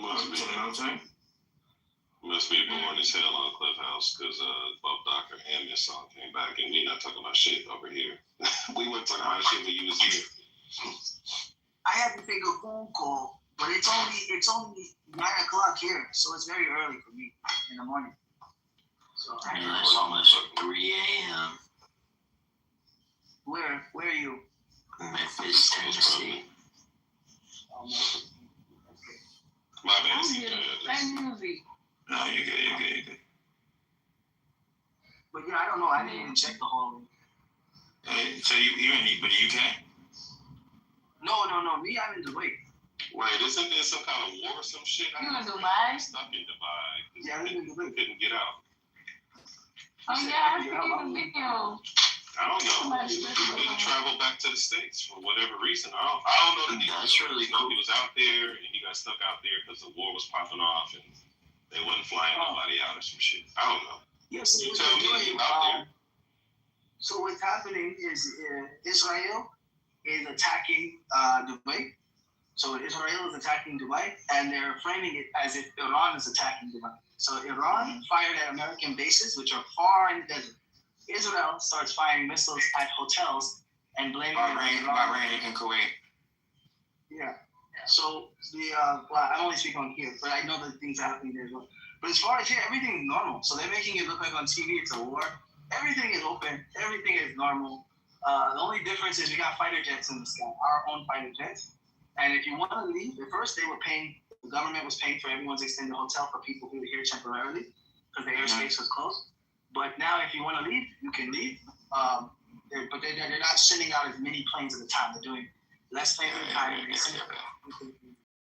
That makes sense. Y'all got too much money over there to be grounded for too long, though. Oh, yeah, we're good. It's too much money. It's too much money over there. Like, yeah. I work for the government. So for me, it's everything here is, I wouldn't leave. People say, oh, it's not safe. I'm like, 9/11 happened in New York and nobody, people weren't saying, oh my God, I'm in America. So for me, I'm not really concerned with, and the things that happened here was not anything massive. It was a few fires. So nothing massive, not like 100 people, not even, I think one person died because of a debris fell on them, one person. So what do your countrymen have to say about this war, this recent war? Is there a general, or does everybody kind of have their own view on in your country? Here in Dubai? In Dubai. In Dubai, the mentality towards the conflict is we stand with Iran. We are American allies, but we stand with Iran. We're not going to allow the United States to use our airspace to attack Iran. We're not going to attack Iran for attacking the military bases here. And we're actually having a meeting. Yeah, the media. And we're having a meeting. There's going to be a government meeting with all of the Arab countries on Monday to discuss canceling military contracts with the United States. Because if we're paying you, my country is paying you $400 million $450 million a year for security. The United States is not even protecting us. They're protecting Israel. In that meeting, can y'all just come and kidnap Trump? We fuck with y'all. Yo, for real, We fuck with y'all. It's not us. Bro, Israel It's not us, bro. It's crazy, bro. The same way he went and grabbed Venezuela, come grab him. I feel so damn bad. This is not a real conflict because Iran didn't do anything for this to begin. So this is only a distraction away from the Epstein files and the things that happened. Because Iran did not do anything, and the leader. Bro, do you know? Remember in the late '80s, we were refuge for Iran. Yeah, so it's crazy. You know, my next door neighbor fled Iran and came like, bro, like. That's why I say we fuck with y'all. Yeah, it's crazy, man. But most of the people, like I said, most of the people who live here, they're not leaving. Most of the Americans, they're like. I was stationed in Turkey, right? Back in early 2000. You know what they said? They said, yo, brother, man, you cool, but we don't fuck with the Bushes because when Bush was in office. Yeah. I remember people used to say. You feel me? Down in Turkey, Mersin, like Istanbul, ran to all that. It was like, I was with the Bushes, though.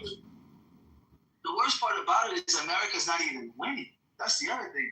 They're losing, and they're losing so bad that it's embarrassing. And then I look at the American news, and they make it look like, oh, we've only taken 3 casualties. No, Iran has killed 600 Americans. And they're nonstop. Like, because you live here in Dubai, you just look out. I can go on my balcony and just look up. And even one of my frat brothers who's still in lost his wife in that shit. Oh yeah, and then where is that in Dubai? I'm not gonna say where he's at, but okay. She was 3 months away from retirement. Yeah, but in Dubai it hasn't been many casualties here unless it's American military personnel. But America has mostly evacuated most of their bases, so they're not even putting up the fight that Trump is talking about is not even happening. So like, what are you talking? You know, it's like you can look outside. That's the point. If something's so evident, you can look at outside, and when you look outside, I say we ain't got no problem with y'all, bro. Yeah, we don't see it. So. Ain't got no problem with y'all. But it's the thing is, it is not going to be a real war because Congress is never going to pass for a war with Iran because Iran didn't do anything for a war to happen. At the most, it'll be a conflict. Yeah, it's going to be a conflict, but it's already short-lived. I mean, Iran has drones that cost $50,000, and it costs America $10 million to shoot down a $50,000 drone. So you're going broke just in the process of playing this, this game. And Israel is losing so bad. I mean, it's so bad, And they turned off the Wi-Fi in Israel. They turned off all the government Wi-Fi because they didn't want no media outlets to show the damage that Iran is inflicting on them. But over here, we still have some. Some of the Arab news outlets, and it's bad. Yeah. It's not. The Zionists had Epstein in his back pocket, right? I think he's alive. I think so too, but whatever. Really? No, he had too much dirt. They might have killed him. I know that. They might have killed him. There's pictures of the AI. There's some pictures that surface. He's safer dead. I'll say that. Yeah, but the thing is they're saying that he was tied to a lot of things that he was allegedly he was a mathematical genius. That's apparently like how he got wealthy, and he was also involved allegedly in the development of Bitcoin. So if those things are true, then to me those are reasons that he would still be alive. If those things are not true, then I don't see the purpose. You know who put him in power, though, right? Who would you say? The Zionists. Well, yeah, I mean, Zionism is they worship the devil. So you can't. How can you argue with those people? Which is why they want to kill you. Which is why they want to kill you. They worship the devil. Isn't he Jewish, Epstein? Yeah, he's a Jew. Yeah, he's Jewish. Yeah, of course they worship the devil. I'm sure. It's literally the things that Epstein was doing is inside the Jewish book, the Talmud, not the Torah. It's inside the Talmud that you can rape children that are not children. You can kill people. They hate Jesus. Jesus is in hell. Jesus is in all this crazy shit they believe. So what Iran did was Iran built a statue of the devil, with a goat head, and they burned it. And then Israel attacked Iran for that. I'm like, what? That's how it started. Iran built a big statue of the devil, and they set it on fire. And there was a bunch of people outside for this like 2 weeks ago. And then Israel got insulted that Iran burned the statue of the devil. And then Israel starts firing missiles into Iran. And then America has to, they got to follow up because America, that's their boy. So America joins in. And now it's just, and they keep thinking about nuclear weapons. They don't even have any nuclear weapons. So do you like Americans?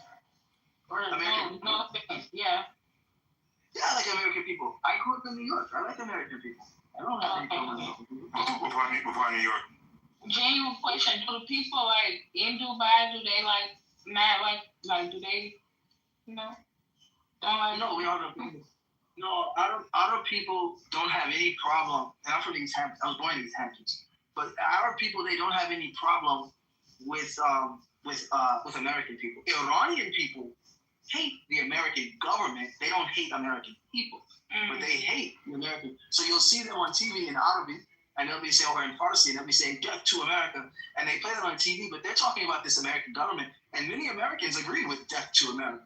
Not the end of American people, but the American system. Yeah, I can tell you some shit. As a black man that travels the world, they fuck with black people everywhere. They fuck with black people everywhere. Okay. Yeah. Oh, yeah. Yeah. We don't got nothing to do with this shit going on. Is it true that Dubai is like not to create a conversation? Y'all can get that too, but is it true that like there's a lot of rules enforced in Dubai, like curse words and things like that? Yeah, of course. We're a society of morals, so it's not like you're not gonna go to jail. In Dubai, everything is based upon a fine. It's a money system. So, for example, if you don't wash your car and you drive around the street with a dirty car, that's 800 dirham. 800 dirham is like the $250 fine for having a dirty car. What?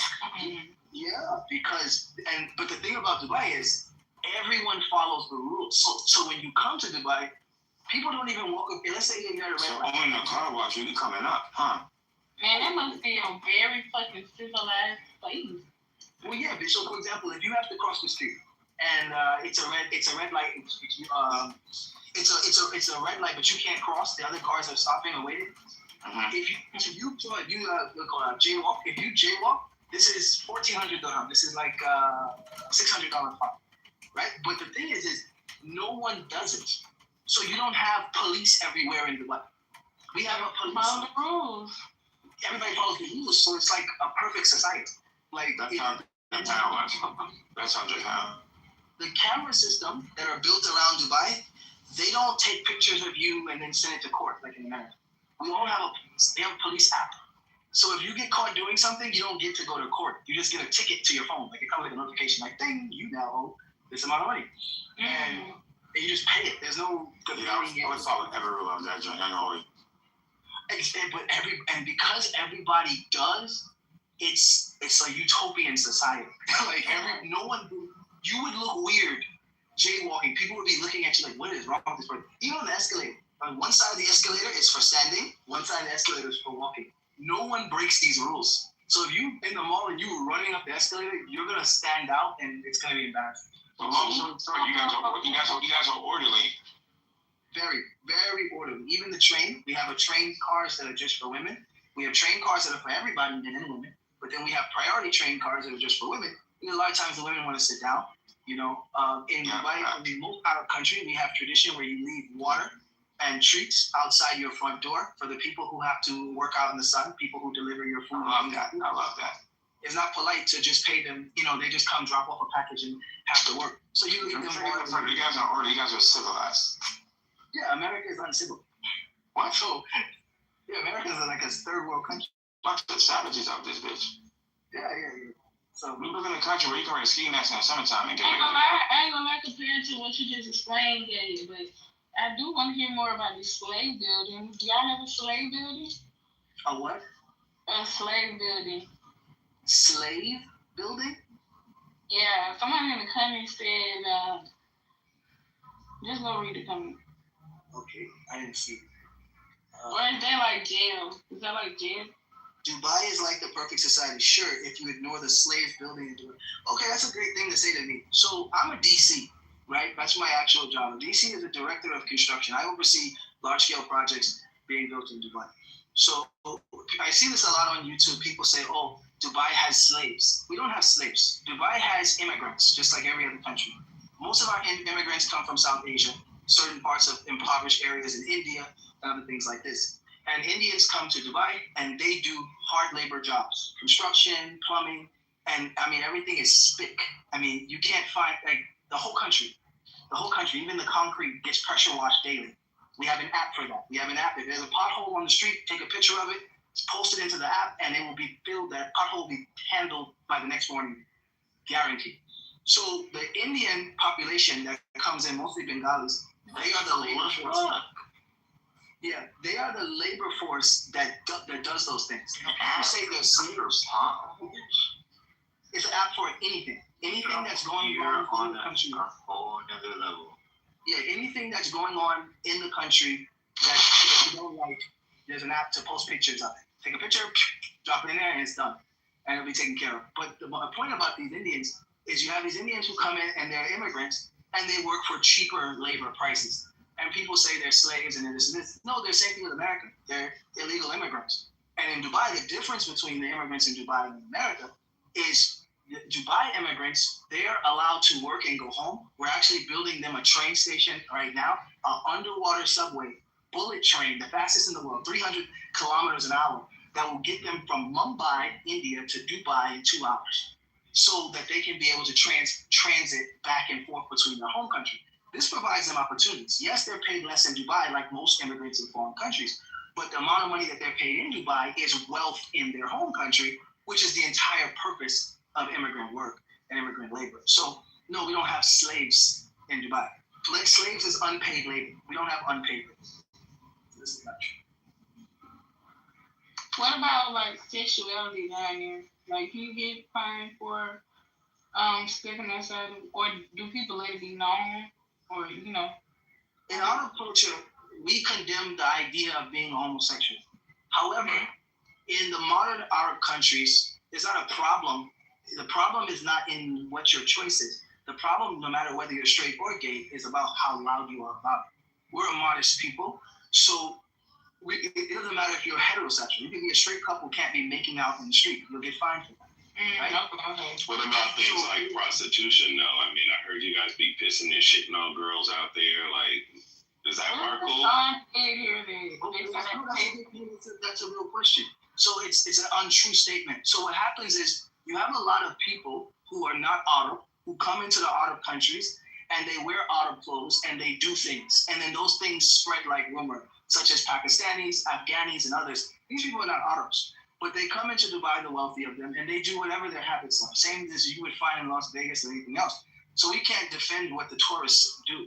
But Emirati people, how we know this is not true is Emirati people don't live in Dubai. Emiratis are the locals. They don't even live in Dubai. They don't work in Dubai. You don't see them unless they're shopping, right? They don't come in Dubai like this. Most of the locals live in Sharjah and Abu Dhabi. They don't live in Dubai. Dubai is a tourist city. It's free zone. So most of the people you see there, and you say, oh, but they dress like an Arab. They may not be Arab. They could be Egyptian. They're just wearing the clothes. And because they're fair-skinned or they speak Arabic, they get confused as Arabs and they do these things. Most of the Emirati men are probably the most modest and religious men you will ever meet in your life. These are men who are virgins until they're married. These are men who don't even make eye contact with women. These are men who are very extremist when it comes to their Islamic views. So a lot of those things are not in. As far as prostitution, there's prostitution everywhere in the world. We don't have any prostitution of prostitutes standing on the street. But what people do, foreigners, mostly Ethiopian women, is an older Ethiopian woman will come. She'll open up a cafe or a restaurant, and they'll have a back room. And the government in Dubai does their best to crack down and close those type of places. Same thing you have in America with a massage parlor with happy endings. But you don't have public prostitution, like women standing on the side of the street. These things don't happen. But if a girl is selling herself on Tinder, or someone is selling them, has a restaurant or some type of hookah bar, and they have a room upstairs, things like this happen everywhere in the world. But it's not illegal. It's definitely illegal, and the police do the best that they can to crack down. But with a crime rate of below 1%, I think we're doing the best job in the world. with 0% homelessness, I think we're doing the best job in the world. Oh, wow. But that's my viewpoint. And like I said, I'm Arab, but I'm not Emirati Arab. I'm Sudanese and I'm Saudi Arabian. That's my blood. So I'm not Emirati. I moved to Dubai because Dubai is the New York of the Arab world. It's the headquarters for business, hub, generating wealth, money, things like this. So that's why I left. I was living in Florida first before I came here. That's why I left Florida. So hopefully those things clear up a little bit. But yeah, we're very advanced. Dubai is very advanced society. Very advanced. Everything is technological. You know, you don't, like your gasoline, you don't go to a gas station. You request it in the gas app, and the gas station comes to you. They pump your gas while you're sleeping at night. You just leave your car in your driveway. They pump the gas for you, and they charge you to the app. Everything is like digital. And what the fuck? Yeah, shit. Yeah, nothing is.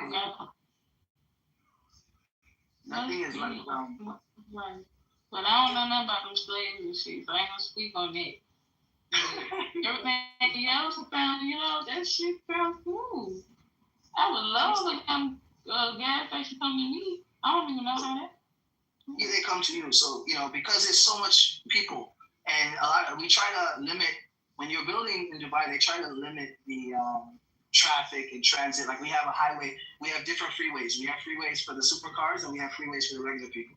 So if you have a very fast car, the speed limit's higher for a person with like a Lamborghini. That person can go 120 miles an hour or 140 miles an hour on their own lane system versus the average driver going 80 miles an hour. So this limits the amount of car accidents in Dubai. Somebody in the chat, Lucky in the chat, said something about the kafala system. Okay, yeah. I guess you can't come up. We don't have no mods that can bring anybody up. So, Storm, you here? I'm here. I just came back in the room. I've just allowed somebody up. Is it the same person, Floy? I just let Floy up. Are you saying someone else wants to come up? I don't know if they want to come up. Lucky's in the chat. But we've been needing a mod. We had some real shenanigans up in here while you were gone. So we're glad you're back. So I'll just mod you just in case I have to go, because I know that make you sign a moderator. Yes, I'm sure. Because I know Marth usually has you as a mod. So apologies about that. I didn't know I fell asleep. I just wake up. But anyway, I'm back now. Sorry, I don't want to interrupt the conversation. The kafala system, for people who don't know what that is, the kafala system, America has the exact same system. But the problem with Americans is they've been taught Islamophobia. So anytime they hear an Arabic word, they just associate it with something negative. So the kafala system means that you can sponsor an immigrant to come to the country for labor purposes. This exists in America too. If you want a maid from Venezuela, you can sponsor her visa to bring her here. That's what the kafala system is. So the only difference in the Arab world is we got rid of the kafala system in 2023. So we don't do kafala system anymore. And that basically means that the person who sponsored you to come to this country is a supervisor to you. Or basically they vouched for you. Because if you get in trouble, if you get arrested, if you commit a crime, the person who vouched for you to come to this country will be held accountable as well. Now, this also works as far as finance as well, because if you want to open a business, for example, in Dubai, not in Dubai, but in Saudi Arabia, the kafala system indicates that the country has to own 50% of the business. So if you wanted to open a business, you had to partner with a citizen of the country. Now, people can argue that and yell about it, cry about it, but the reality is we're a no-tax society. So when you do the actual math, compared to paying state and federal and business taxes, the kafala system is actually cheaper for the business owner than paying all those taxes. So we don't have that system. But now we got rid of the kafala system. So almost all the Arab countries have gotten rid of the kafala system entirely, and we've created what is now called free zone, which is what Wait, let me just follow up real quick. So you said if there's a pothole in the street, there's an app for that, and then somebody will come out. That's all driven by the market. It's not a government that fixes public streets. But that's the government. So how's the government function without tax? Our government sells real estate. So the difference is we don't have privately owned real estate. Because the kingdom, the royal family owns the land. Whereas in America, you're buying borrowed land. Somebody bought it 100 years ago, and then they sold it, then they sold it, then they sold it, then they sold it, then they sold it. And America only makes the money off of the taxes and the transactions in between. Whereas in Dubai, because we're a much newer country, the government still owns the land. So when you buy, for example, if we build the Burj Khalifa, the skyscraper, the government owns this building. They own the land that the building sits on, and they generate money from that building, right? So there's a state-owned company where I work. It's called Emaar Properties. That's where I work for. Emaar Properties is owned by the government. They do most of the development projects in Dubai. Then they have what is called Free Zone, where they sell that land to the larger companies like Emaar, who build their own towers and their own apartments and their own supermalls. So the government is an active partisan in the business market, just basically investing in its own country just as well as you are. So if you wanted to build an apartment complex, there's also a government-owned apartment complex, and that's your competition, so to speak. So that's how the government generates most of their money, through selling real estate. So my company, for example, Emaar, which is the government-owned real estate company, what we do is we build ecosystems. We don't build apartments. So you might say, me and my friends got together, we built an apartment building. But in Emaar property, we don't build an apartment building. We're going to build 20 buildings, a park, a school, and a train system, all in one area. We build an entire district, such as downtown Dubai. And when you build that district, we generate money from the entirety of the district, and that funds us. We work to become the best tourist destination in the world, where now we generate most of our money from tourism. And then also, we all know about our, infinite oil supply, which supplies us trillions of dollars as well. So that's how it works. And that's why we're so strict on citizenship, because Emirati citizens get all government benefits. There's no such thing as the poor people get benefits and not. If you're a 27-year-old woman and you're Emirati and you're not married, the government is going to pay your rent until you're married, right? This is how it works here. So people spin the narrative and make it look like we're oppressive of women. No, we're protective of women, and we give the women a natural princess treatment from their government. The government operates as a father to all of the people in the country, because we started as tribes, and even though we're modernized, we still operate in that tribal system where the head of the tribe, which has now become the president, he, or the sheikh, he has to allocate these resources down. So everyone who is Emirati, they go to college, their kids go to college for free, they free healthcare, they don't have to pay for surgery or medical bills or any of these things. And then we have a radio station in Sharjah where people can call in, and the princes, they listen to the radio station. And it's a radio station just for Arabs to call in and complain about anything in the country, and the princes will self-solve it to make sure that the locals are happy, just as well as the tourists are happy. We have a ministry called the Minister of Happiness.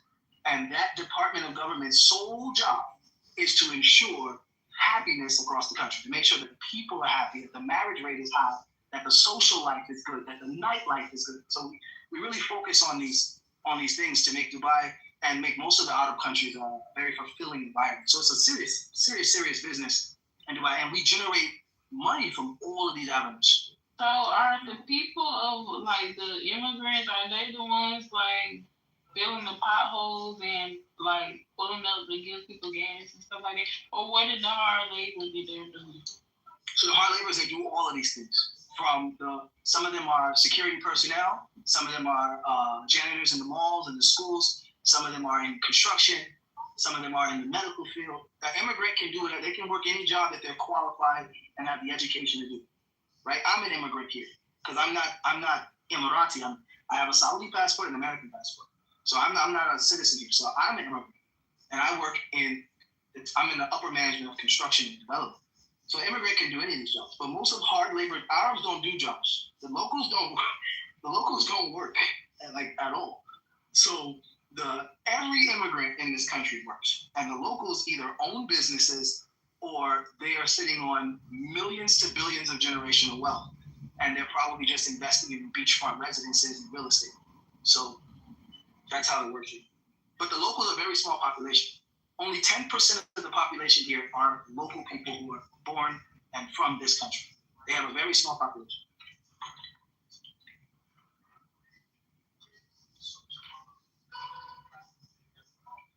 She said class exists, but not the way we understand in Western. Absolutely.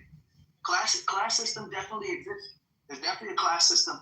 She was replying to somebody in the comment because she said, I guess she was being sarcastic in the comment. Oh, I see now. She says, mind you, I'm not American, I'm also Muslim. Great. So this is not about Islam. Great. She said the UAE has not fully dismantled the caliphate system. It has. I live here. Changing parts of the sponsorship system and by introducing labor law reforms isn't evidence of dismantling the system. I don't see a problem with the caliphate system, and I don't see a problem without it. So it depends on how you see it. Migrant workers' residency visas are still tied to their employers. Yes. It's the same thing I don't realize if you know what you're saying, but it's the same thing in the United States. An immigrant worker gets it's called a work visa. So you're saying the sentence backwards. Work visas, yes. That's tied to their employer, meaning if you get fired from your job, you are now an illegal immigrant. That's the exact same thing in the United States. That's why their passports can be confiscated. They can be prevented from changing jobs and control whether workers can leave the country at all. Yeah, so this is not a law system, what you're talking about. These are negligent business owners. And last year alone, big arrest was made. You can look it up. Big arrest was made for people who were participating in some of these acts. So in every country, you're going to have some negligent individuals. So you had negligent business owners who wanted to control immigrants and keep certain people working for them and doing certain things. And those companies get completely shut down. Like I said, I work in the field of construction. I've witnessed entire hotels, I'm talking about 60-story tall hotels, get shut down in Abu Dhabi simply because their reviews on Google Maps dropped to three stars.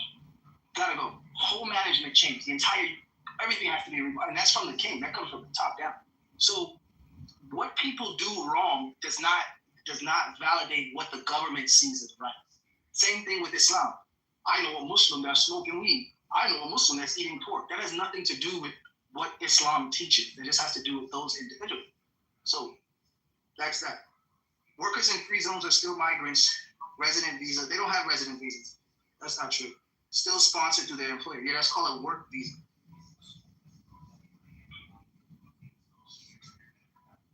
Yes, I'm in the same problem in the U.S. It isn't the systems that I understand. Okay. I don't think it equates to slavery. Lucky, I don't know if you understand what you're talking about. But sure. But anyway, I'm gonna do a quick reset. You've been listening to the motherfucking Dr. Jedi show, giving us all insight into what it's like in Dubai and the Muslim Arab experience that he's had out there. So shout out to you, bro. I'm personally excited by what you've had to share, so I appreciate it. Thoy, Alyssa, Trish, and Kylie all came up on stage. Shout out to you guys. We don't have no serious agenda. We haven't been talking about the topic, obviously, in a long time, so just welcome to the space. We're on the late night vibe. You can say whatever. Popcorn style. She said, yeah, of course you don't, because you're not working under their system. I am working under it. What are you talking about? So there's no custom system for immigrants. Doctor, I would like to say this. I appreciate everything you shared. The reason people get mad is because they're used to a level of people gaslighting, being indirect. Like, you literally came up here and explained the whole system, because I'm a part of a travel agency. And teletravel, we go to Dubai, we speak about Dubai and all these other different countries that most people don't go to. Most people love toxicity and love drama. So whenever you're a person that is coming up here and basically just being blatant, most people don't like it. I wish they talk about people who are autistic, etc. And it's very awkward on how you directly came up here, explained everything, and then people are objecting to you. And they can't even come on stage verbally and even say what they're saying. Which I realize, and this is a true fact, by the way, Clubhouse has developed a narrative to where people create rooms to where they create, what is it called, trolls to come on here to speak. Not human trolls, but virtual trolls. They'll create a package of virtual trolls to speak to where they sound human at times as well. Like, so I wouldn't even respond to the people even speaking, because why can't they come on stage and speak? Because if they're making an excuse now, they'll make an excuse 10 hours from now. That's a very I wouldn't entertain. I think that's a very logical way of thinking, by the way, just saying. But also, I always think very logical. I don't know who's talking. But anyway, sorry about that. Anyway, so yeah. I don't know he's talking because you're not looking at your phone to see who's talking. No, I was talking to the way. Thor, she's agreeing with you. I was talking to Thor the Great, so that's kind of crazy. Thor the Great, do you think I was like, that's No, you? No, she directly said, I don't know who's talking. Can I answer that? I said, okay. Guys, I think this was a good question asked in the group, and I just want to answer this. This is going to be my last question on the subject. The sister, Alyssa, she said, without tourism, the country wouldn't be able to sustain itself. So that's not true. So Dubai has always been a rich country because the majority of their money has come from oil. But now they have a tourism sector. But they make most of their money nowadays from tourism, from trade, finance and banking. Dubai has some of the best banking systems. I mean, you can put your money in the bank in Dubai, a savings account, and get a 15 to 20% interest growth on the year, which is unheard of in the United States. The United States is 3.6%, 4% on a CD. So they have a big banking system that is moving. And then the real estate and construction sector is the sector I work in. So their economy is built of those major things. But oil is obviously was the major trade. But now we're investing heavily in tourism. So no, the economy is not solely based on tourism. My man Milton was the guy I was talking about who was in Dubai. Milton, welcome to the stage, man. I'm glad to hear your voice, bro. I know you were stuck out there for a bit. What was your experience like? What's your experience of Dubai? Oh, that's it for Milton, I suppose. Maybe he just swiped it. Anyway, my bad. Oh, there you go. Go ahead, Milton. Yeah, I don't know what happened. But I'm still here, bro. I'm still out here. Yeah. What is your experience as far as like the conflict out there? And then Dr. Jedi was talking about, the business, the opportunity, the issue with construction, tourism, laws, like the morality stand frame. So we kind of had a big picture view of what it's like, and I wonder if you could speak to any of those or your own experience. All he said was facts. Everything. I got money in in Dubai. Like, I got an account here, First Emirates, whatever. Yeah. He's speaking facts. Like, the real estate market is big out here. That's what I was out here for, actually. And I learned that when I was contracting out here, bro. I've been living in Dubai for like 2 years. You know what I mean? So, everything he said was facts, but so far as the conflict, man, I mean, you got the glitz and the glamour in Dubai and all the real estate investing in. You got a lot going on. But what everybody got to remember, bro, it's still the Middle East. It's still the Middle East. Like, you don't have these conflicts. And that's just what it is. That's just how I see it. So my experience ain't no different than the time that I was in Iraq. We just sitting back, looking at the sky. You said missile up there. They knocked it down. I think they tried to hit the Bible like six ballistic missiles last night, bro. I was sitting them in the sky last night. They was just knocking them off every time. And I had 2 flights to get up out of here. One of them got canceled. I was supposed to leave Wednesday. One flight got canceled. That was plan A. So plan B is to get up out of here and make it to London. So I booked the flight to London. You know what I'm saying? When I get to London, I'm going to have to book another flight to get to the States. But, we trying to work it out, bro. Well, shit. Everything he said was facts, man. Like Clubhouse telling Milton, you up there pissing and shitting yourself in a corner all scared and shit. They opened up a prayer room so that you could be safe and shit. Like, because it's like Milton out there scared. We need to do a GoFundMe for Milton. Man, bro. Clubhouse gonna be Clubhouse. Hey, man. People gonna talk, bro. You can't stop people from talking, man. Clubhouse gonna be Clubhouse. They make things more than what it's saying, man. If I was so scared, bro, I would be coming out here, 2 or 3 times out the year. If I was so scared, I would have lived here for 2 years. So if they would have said I'm scared, bro, I'd be scared. What happens? But off the app, ain't nothing I'm saying, See if I'm scared then. They gotta, Milton, you gotta I'm just fucking around, Milton. Yeah. Milton, they have to. I think it's important that they come in person. So a lot of the people, so much American and European hate because they're 250 years used to a corrupt system. So everything to them is like they have a PTSD of corruption. So it's like, oh my God, this is too good to be true. It's no way. No, it shows you how easy it is to run a non-corrupt government. And when you're in a corrupt government that sends billions of dollars to Israel instead of fixing the streets in your neighborhood, right? Then all of a sudden you start to think that these become hard tasks. But and it's not hard. It's not hard. So America can have everything UAE has. America chooses not to. They choose to. Oh my God! I thought I was the only person that thought that, Doctor. That's a straight up fact, Doctor. Because look, at the end of the day, they take their money and they put it in their infrastructure, bro. Their people are taking care of. These Emiratis ain't got one worry, bro. These people don't even work. They let the expats do all the work. So expats do work, bro. We don't even work, bro. They don't even work. They don't even work. Like they got money for days. Like if you're an expat, which means I'm talking about a foreigner, right? If you're an expat and you're coming over here and you have no use to these Emiratis, you're not gonna be here.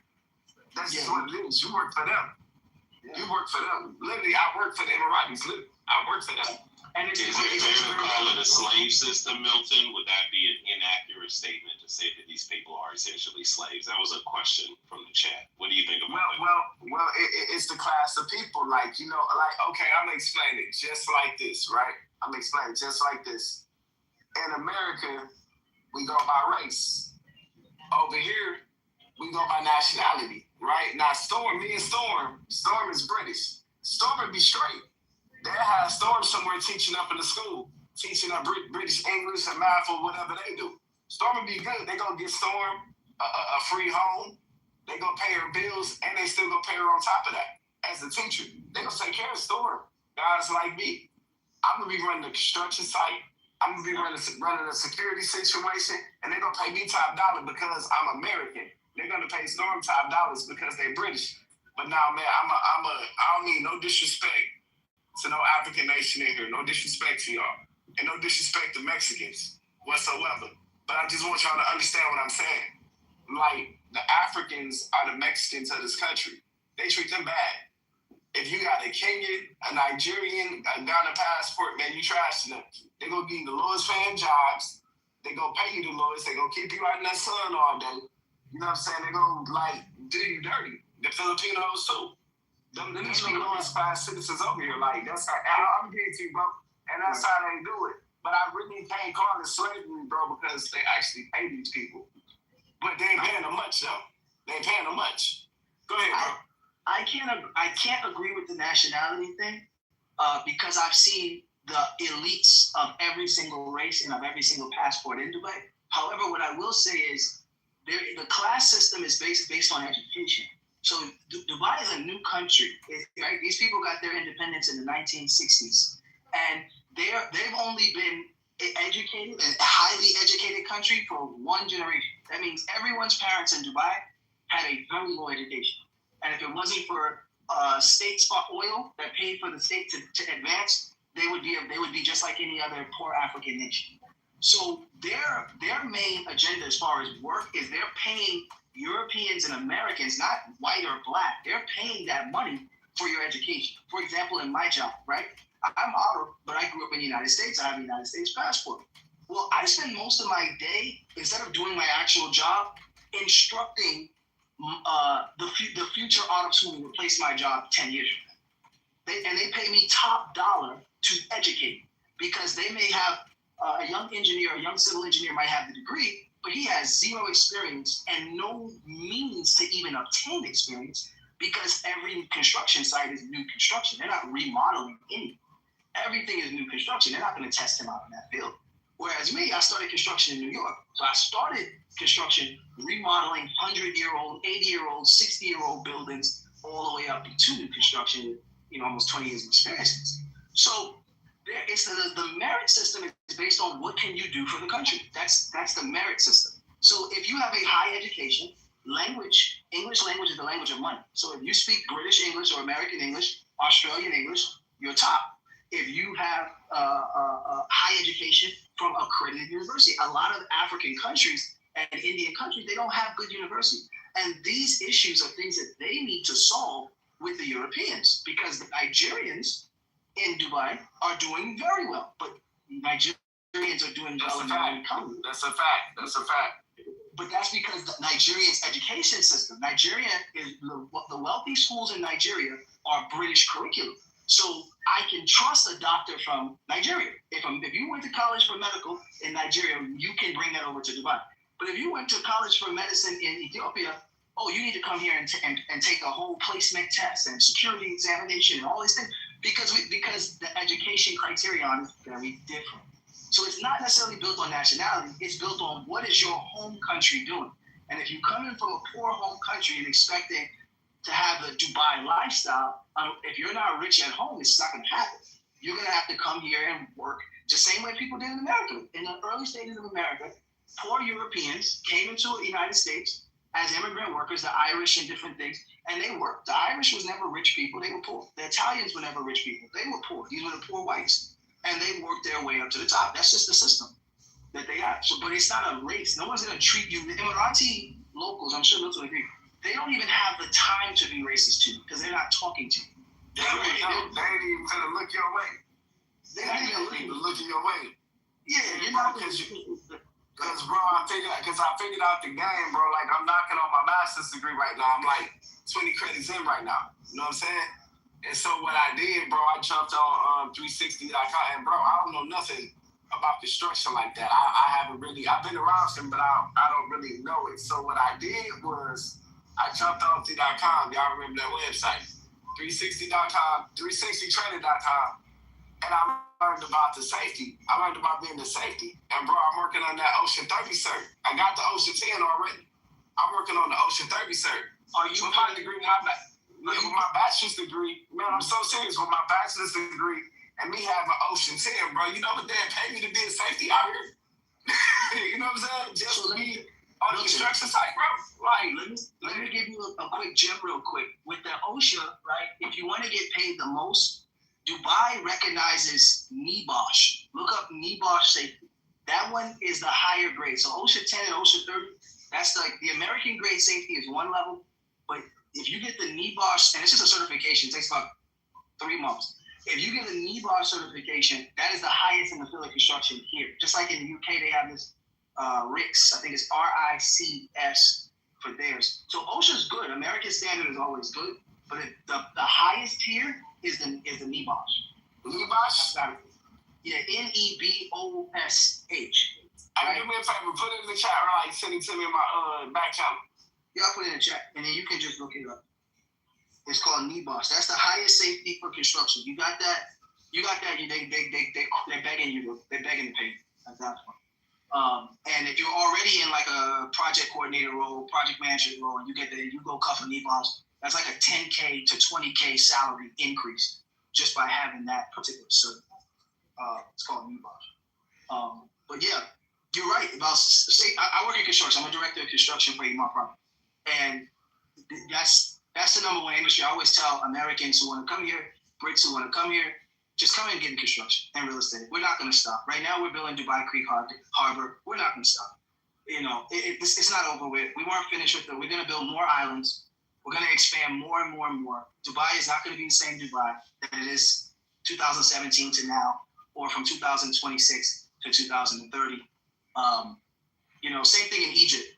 Egypt has a master construction plan that they're remodeling the entire. Egypt is going to be like Dubai in the next 15 years. Yeah, so, bro, because over here where I'm at, bro, in JDC, they got a whole lot of projects over here, bro. A lot of projects. Like, it's a project around the corner from me and in the back of me. I seen about 7 or 8 projects out here in the JDC. And all that. Oh yeah, the JDC is a very. I was actually thinking about doing. What they don't have in Dubai that I wanted to do is a salon suites. Nobody has this business, right? There's no salon suites. You have salons, but not a salon suites. And I was thinking about doing a salon suites in the JVC because the JVC is a little more suburban. So, you know, so I was thinking about doing that. Yeah, the Brits call it South London out here. South London. Is it a lot of, I don't want to go over it. Is there a lot of them? A lot of it's a whole lot of Africans, Brits. It's a lot of us over here, bro. Black Americans. So like, man, JDC is black, bro. So I'm it's just so far. I never even go that way. It's so far from me. I live literally downtown Dubai, in between downtown and Business Bay. And I never really business Bay. Fellas, let me interrupt. Just take a quick pause for the cause. I'm gonna just do a quick reset. Shout out to everybody that's in the room. Pink tickets. You're welcome to turn in your pink ticket. We do the overnight show here. Shout out to Moth. He's the head mod. He's not holding it down while he does his thing. We don't have no topic. We're just letting everybody speak. So if you want to come up on stage, raise your hand. I'm not gonna send out any invites. So if you're in listen only mode, that's totally cool. But if you want to come up and join in, you're welcome to do so. Just holler at us. Appreciate you fellas for letting me jump in right quick. Yeah, no problem. I just want to ask, hey, bro, you in business, man. How far you from the Burj Khalifa, bro? It's literally, I can see it right from my balcony. It's right here. It's like I can walk to Dubai Mall. I can walk there. Oh, you ain't too far, man, because I'm coming over there to take our reading night, man. I'm sliding over there. Oh, you go. Yeah, I need me some of that church chicken pasta, man. I'm coming through. You know, I might be interested. You know, I've been doing, it's Ramadan, so I've been doing my iftar at different restaurants like almost every day. I haven't done any cooking. So I might consider it. I don't really like Caribbean food, though. That's the thing. I don't know why. I can't get into the Caribbean food. How you from New York and don't like Caribbean food, bro? You wild away. Because I'm Arab, so I'm from the Arab side of New York. So I'm used to eating I eat a lot of Arabic food. I don't really eat a lot. Doctor, you haven't tasted Caribbean food until you've actually gone to the Caribbean and tried the food from the natives. Well, I don't know the difference between the natives and the people selling it. They were locals. I don't know if there's a certain spot. But I've been to a lot of countries in the Caribbean. I've been to Trinidad. I've been to Jamaica. I've been to Puerto Rico. So when you was in Jamaica, did you like the food there? You didn't like the food? Traditionally, I don't. Like I said, I'm not gonna gag, but it's not. I wouldn't go out. I wouldn't have a taste for it. I wouldn't wake up and be like, I want some. Like he just said, he wants some jerk chicken. Like I wouldn't. Yeah, you don't like Jamaican food then if you have that. Man, bro, you a racist. I'm gonna tell you, bro. You don't like fuck you, bro. Hey, I'm gonna tell you, bro. When I went to Jamaica, man, I had jerk chicken for the first time. I can't put it down, bro. It was over with. Wait, so how do the firstborn can be right? Like, you just can't take some first siblings? Yes, your mic is muffled. Can you say that again? Oh, my bad. How does the cursing work in Dubai? Like, you just can't kiss in public? Yeah, I mean, like I said, no. Oh, go ahead, Mo. You got it. I mean, yes, you could. I mean, cussing is cussing. People cuss, but at the same time, it's kind of like, don't be disrespecting their mosque. Like, on the grounds of their mosque, you gotta kind of watch it. You know what I'm saying? Like, it's certain areas you can't just be turned up in like that. You get where I'm coming from? Like, yeah, I get like the time and place. If you at a church, like, when you go to church, it's just certain things you don't do in church. It's kind of like that with the mosques, man. You disrespect their mosques, it's gonna be a whole nother situation. Like, you think you finna be like, ain't no trans woman stepping on the grounds of a mosque and think you finna take a whole bunch of pictures. Like, that ain't what it's about to be. That ain't what it's finna be, dog. Like, they're not going for that. Yeah. Actually, since you bring it up, Melton, we had that topic come up earlier too. So, as doctors, as I heard what doctors said, they don't really fuck with the homosexuals of any type. But then when it comes to prostitution, it's illegal, but it happens. Is that your experience, or are they more friendly towards prostitutes? Less friendly towards homosexuals? What's your take on that? Bro, I'm finna tell you something. I'm finna tell you something. And, hey, Doc, he gonna agree with me 1,000%. I'm finna tell you some real stuff. This how he know. This how he know for a fact that I'm over here like that, bro. They got a whole club that's dedicated to prostitution, bro. Downtown Dubai, it's called New York Club, bro. It's called New York. Everybody goes in there, bro. Any type of woman that you possibly want is at the New York Club, bro. I got tricked into going one time. Somebody took me there. Yeah, bro. Yeah, bro. I thought it was a club. I thought it was a club, bro. When they said New York Club. But like, every type of woman you want in there, bro, is in there. You know what I'm saying? But so far it's like, because the Emiratis be tricking, bro. Everybody be out here tricking. That's what they do. You know what I'm saying? But bro, listen. Now when it comes to like the gay culture, they here, but at the same time, it's kind of like they know you're not from here, right? So long as you ain't being disrespectful, they're not gonna bother you, because one thing that everybody's gonna do, they gonna let you spend your money because y'all tourists. And that's how they make their money, in a sense. You know what I'm saying? So they ain't gonna be going crap. But if you think you finna go certain places doing what gay people do, that ain't finna work, bro. You walking on the thin line. You better treat it lightly. You know what I'm saying? Have you met a woman down there? So what? Have you met a woman down there? I got plenty of women down here. Plenty of women. It's women. Yeah, it's women here. You got I think she's saying, can you bring me out there? I think that's what she said. She wanted to know. Yes, you need to sort your mic out because we can't hear you properly. That's why. That was not my intent. Yeah, no. I was just asking, like, have you, like, you know, have you had an interest down here? Like, someone getting to know? She's asking if you have any found love in British Dubai. girls that, you know, I do. You know, so that I, you know, rock with. And then, you know, I have a couple Nigerians that I, you know, rock with. A couple Ghanaians, you know, Ethiopians. You know, I know women here. I did my thing, guys. I did what niggas do. To speak to the prostitution, I'm aware of that club. What I was telling them though is it's not legal. The difference is in Dubai is an Arab culture in general is a modest culture. Everything is about. It doesn't mean things don't happen. We don't claim to be perfect people, right? It doesn't mean things don't happen. It's just things are not publicized. We don't talk about it. It's not average. It's if you know something, you know something. Like that's what I said. So prostitution is illegal all across the UAE. However, like I told them earlier, there are places where those things happen, where people participate in those particular acts. But it's not something that you're going to see a girl standing on the side of the road. That's not going to happen. It'll be very and prostitution is a luxury thing in UAE. It's not like it's going to be a girl might approach you at a specific club and speak a certain kind of language, and you have to pick up on it. Everything is very modest. Nothing is bold. America is very bold, loud, and hypersexual. Dubai is very quiet and has a quiet romance kind of a vibe. Very 90s in how they do things and how people approach. Personally, for dating, I wouldn't recommend it, right? Unless you're into a bachelor, I wouldn't look for a wife or a husband. Unless you're a bachelor, you're looking to have fun.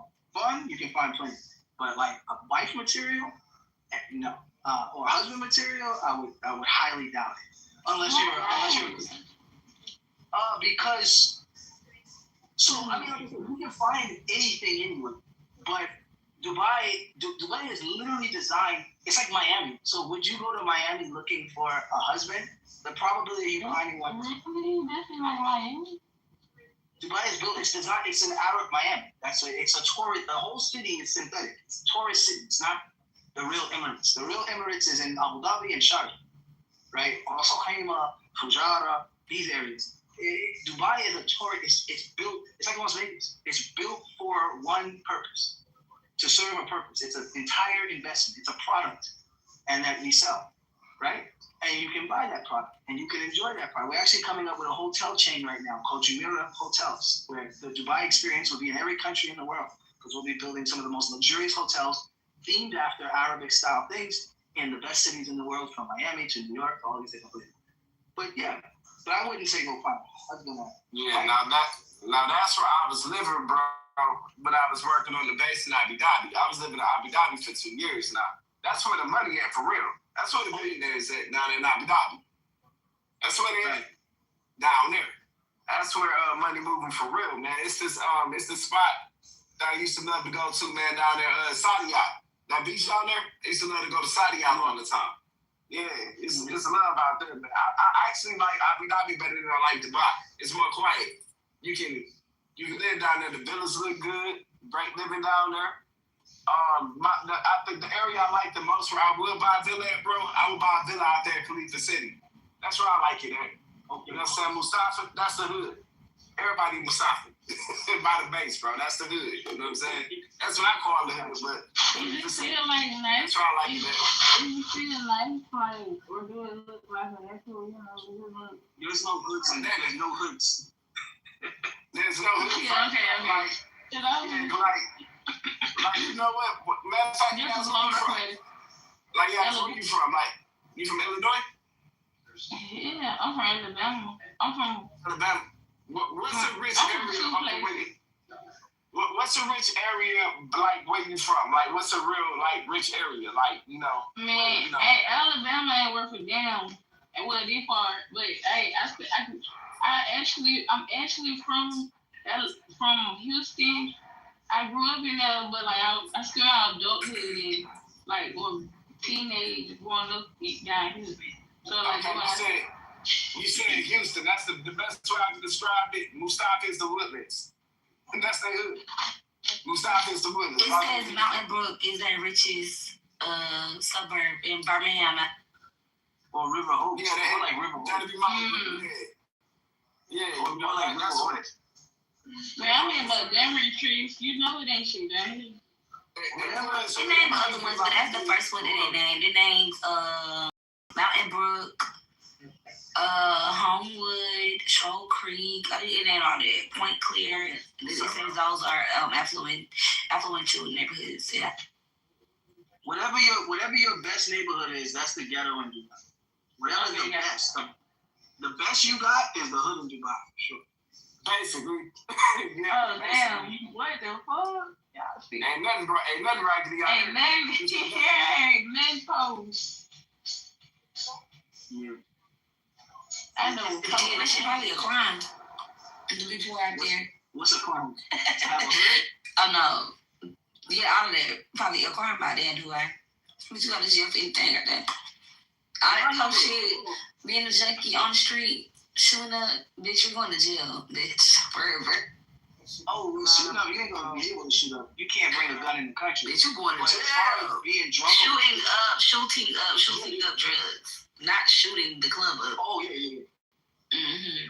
That's what I'm saying. All of that probably not even allowed. They probably take your ass to jail.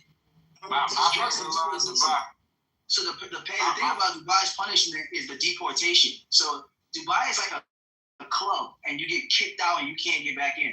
So that's the thing. So their punishment is you're not gonna go serve. Oh, I did 6 months in the prison, unless you was really tweaking, unless you did something crazy. But for the average person, you was on drugs, you was doing this. You're gonna get kicked out the country. That's what's gonna happen. You'll be deported immediately. They will pay for your flight. They're not gonna pay for your family to put together. They will fly you home. Is there like a time limit? Like you can't come back period, or it's like It just depends. In most cases, it's indefinite. In most cases. So, but like I said, Dubai is so strict on certain things that it has created a society where people participate. I love the fine system. They rather fine you than give you jail time. Nobody wants to keep paying bills. So nobody wants to pay $500 here, $200 there, $75 there. I mean, it's fast and it's efficient. The police officers got a credit card machine, not a gun. They walk around with a credit card machine, right? So you paying on spot. There's no, I'm gonna go to court and I got 30 days. None of that exists. So because of that, people follow the rules to such a degree that it actually makes it happier. So when you hear me, you're like, wow, it's strict. But then you have to ask yourself the question, why is it not strict here? Why am I able to do these different things and it causes harm? Like we don't really have DUIs in Dubai. It doesn't really happen because in Dubai, if you're drunk in a club and you can't get home, it's the bouncer's responsibility to spot a drunk person, and it's the club's responsibility to pay for that person's cab. And if the club doesn't, the club is getting fined $250,000 because you let drunk people leave the club, right? And this is just common sense when you think about it. But in America, they make these systems seem like it's some infinite, how will we solve it? If you find the club owner for alcoholics leaving their club and killing people on the street or DUIs, the DUIs will stop. Period. They will not allow drunk people who's walking around wobbling to even leave. They'll say, okay, we got to pay for this person's cab or this person's taxi. So these are how this. Dubai don't depend on their citizens to feed their prison systems, right? You said to do what? Like they don't depend on their people to feed their prison systems, let alone put money towards the prison systems, right? Like as far as the law, say I would think it's strict as hell. So where you're not really getting these many crimes, right? To where no, because the goal is to keep you out of prison. Yeah, like it's not gonna hurt the prisons in Dubai as far but in the US, it's like nah, they gonna let some shit slide. Like how they say, well, you can't drive without a license, but for some reason I can go up the street and go buy a car without one. You know what I'm saying? Like, exactly. And then like in the United States, they have independent contractors that actually own these prisons. Most of these prisons ain't ran by state. You know what I mean? They're independent contractors that depend on their citizens to make these crimes or commit these crimes, which they make them optional for them to make money off. Like that's the U.S. Yeah, and the police officers in America have quotas and things like how people get stopped on the side of the road. In Dubai, that's considered too dangerous. So if you're speeding, you're not going to get stopped on the side of the road. They have technology that are on the police cars that can scan your car, scan your license plate, and send you a ticket straight to your phone without them having to run their sirens. Without them having to Yeah, they even do cameras that up here in Minnesota. So like in the inner cities and certain areas, you got cameras now. They don't need to stop you, pull you over.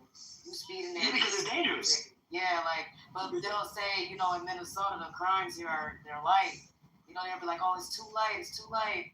And some factors, I would say it's a little bit too light. But as far as driving, that shit is like petty. Like, what? Just send me a ticket.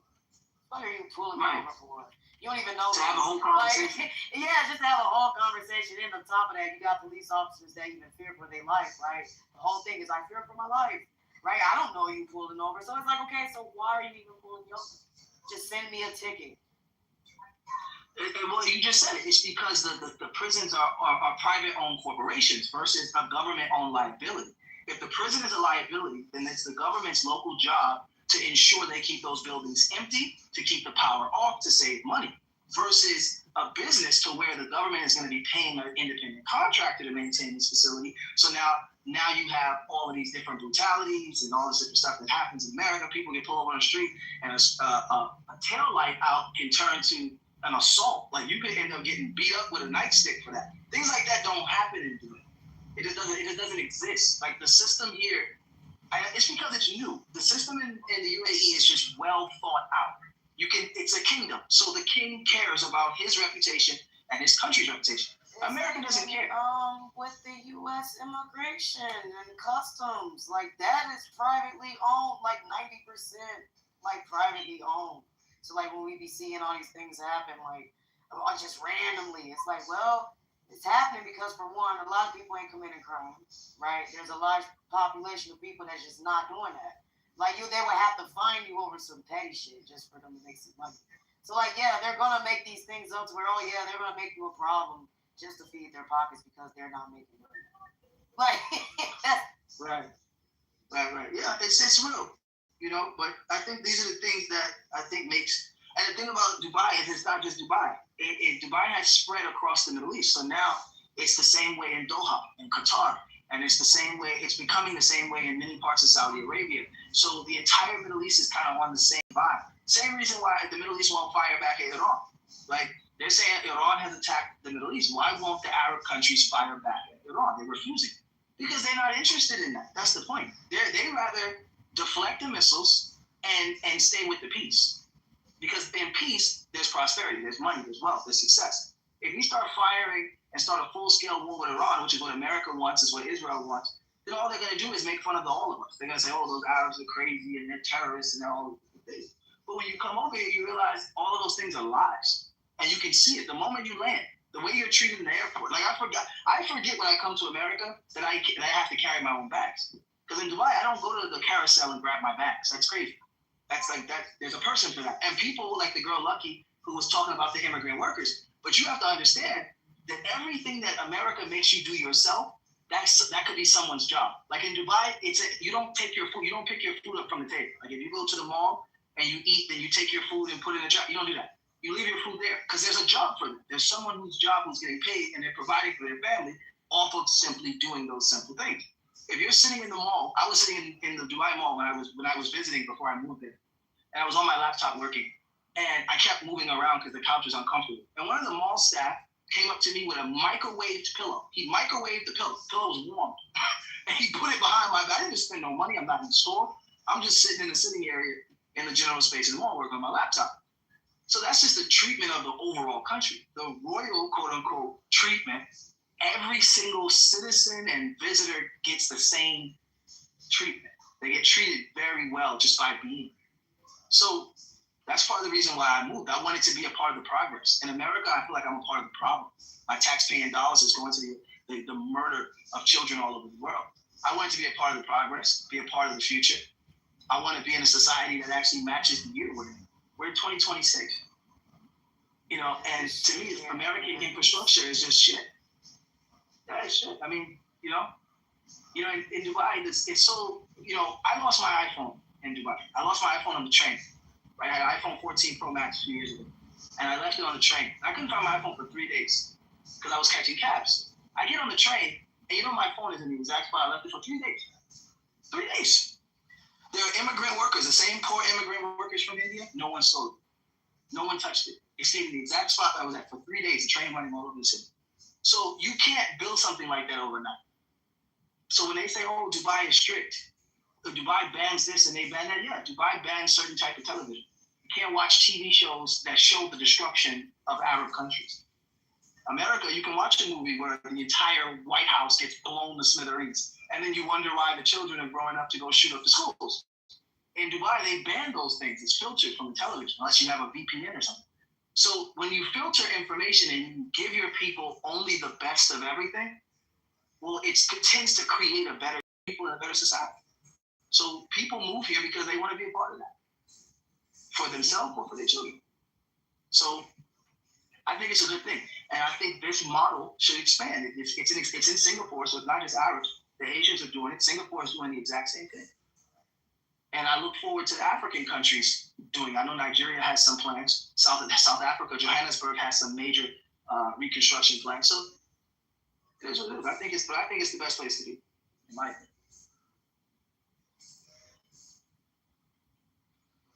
Good morning. Good morning. Welcome to the stage. Thank you for having me. I got a question, Dr. Jedi, if you don't mind. Yes. So where exactly are you at? In the United Arab Emirates, UAE? Yes, I'm in Dubai. You said Dubai?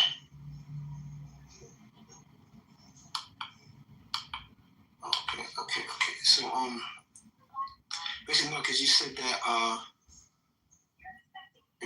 like the Arab countries don't get involved with the war because it's they rather make money, pretty much. Correct? Yeah, for the most part, they're trying. And there's a war with Iran. They're trying not to involve themselves in this type of conflict with their neighbors because it's going to spiral out of control. So they haven't really involved themselves. Right, I agree. So is it just the politics side, or is it them adhering to the religious side? I'm asking. No, it's politics. It's definitely politics. Yeah. No, because because I know on the religious side, it seems like the Iranians are like the worst type of Muslims. No, it actually says the opposite. So if you go into the Quran, chapter 9:19, right? It says that the Arabs, the Quran actually says that the Arabs are the worst in their deed, and the Arabs are the most hypocritical because the Arabs in that time when the Quran was revealed, that's how they would behave. So it doesn't say that about Persian people. In fact, Hadith actually brings Persian people. No, I agree with you. I'm familiar. So Toba. In Toba, 119. I'm familiar with you. Yeah. I was gonna say. No, but I say this because I heard that they slandered the Prophet Muhammad, peace and blessings be upon him, and his companions. May the Lord be pleased with them. Yeah. So they're different. In Iran, they're a different sect. The Shiites. Yeah, the Shia. Mm-hmm. Yeah, I heard that these like the worst. They're like Rafidas. That's an opinion. So that's an opinion that that people hold. That's not a government opinion. The government here doesn't care about Christian, Muslim, Jew. They don't care about those things in the government. Those are opinions of people. Okay. I'm asking because you're there. You hear a lot of stuff. But for the most part, people are not there. Present. Well, America runs a propaganda machine. America runs a propaganda machine to make Americans think that there's this big division happening here. It's not a division. We have completely separate countries. So how is it a division? You're over there, we're over here. What Iran does in Iran is what they do, and what we do in Arab countries is what we do. And it's just that simple. So it's not a division in this regard. There's no Sunnis going crazy over the Shia. Most of these things are not even happening in Arab countries. So people think Afghanistan are Arabs, they're not. People think that Pakistanis are Arabs, they're not. So they're not. So they're not even Persian. So people start associating them with Arabs, and they're not Arab. So whatever they choose to do, that's like a person in Indonesia. Indonesia is a Muslim majority country. There's more Muslims in Indonesia than there are Muslims in Saudi Arabia. But the Indonesian people are Asian. If they decide to do something, how do you associate that with the people in Saudi Arabia when they're Indonesian? So this is the ignorance that America pushed. All blacks are black, all reds are Indian, all yellows are Asian. And they don't care if you're Korean or Vietnamese, you're Chinese. They don't care if you're Japanese or Filipino, you're Chinese. This is the ignorance that America propagandizes to the people. And they do this so they can create these fake conflicts that don't exist. Right. So if there was a true conflict or beef between the Iranians and the Arabs, then as soon as Iran fired missiles over our airspace, we would have lit them up. But instead, we didn't. So there's no beef. Now we're not friends, we're not buddies, we're not allies, but there's not a pursuing of beef. We're pursuing business and progress. We're trying to modernize the Middle East and bring the world's eyes and attention here as a focal point. We want to change the narrative of a lot of the lies and propaganda, women oppression, that people lie on Islam and say Islam is oppressing women. We want to change all of these false narratives. And the only way to do it is by opening our doors to the world and welcoming people. And then people go, I didn't know women can walk down the street without a hijab on. I thought you'd get your head chopped off for that. That's a lie. That's a lie. It's a lie. And these are just a lot of lies that have been told. And somebody will go find a link of a situation happening, but it won't be happening in an Arab country. It'll be happening in Afghanistan, Kyrgyzstan, and somewhere where some crazy radicals are. So I can't speak for, the primitive or the third world countries. That's like me comparing America to something happening in the village of Colombia and saying, well, it's all in the Americas. That's not the same thing. The point is in the most modern city, where the people are the most educated, where the people are the most modern to this world, are they behaving in these manners? Because some things are due to IQ, because the Quran doesn't say to do these things. So, so that's how that is. Okay. And you're from? Me, I'm mixed. So I was raised in the United States, in New York, but I'm Sudanese and Saudi Arabian by blood. Oh, you're Sudani. Sudanese and Saudi Arabian by blood. Oh, Sudanese and Saudi, okay. Yeah. What part of New York is from? East Hamptons. Okay. Yeah, the island. I'm from Philly, so. Yeah. Oh yeah. Yeah, I'm from East Hampton. So most people they get what do you call it? Disappointed. They're like, where you from? Here? They wait for Brooklyn, Bronx. I'm like, I'm from East Hamptons. They're like, oh, the white people area. Like, so what? So what? Like, I would love to be from East Hampton, but I'm from Philly. Yeah, I'm from They get disappointed. Nothing Queens? Like, did you hang out in Queens? That's how like, nah, you hang out. Nah. That's the American propaganda, the ignorance. It's true. Black people get a lot of love in the Middle East. So don't believe the lies. And the No, I know a lot of people that actually, visit. So I take it you Muslim, correct? Of course, yeah. Assalamu alaikum wa rahmatullah. Walaikum assalam. I'm Muslim as well. But I got a lot of friends, imams and students of knowledge that I'm around that actually visit over there, in Saudi. Yeah. I don't know if you know Hassan Al-Somali. No, I don't. He's from Somalia.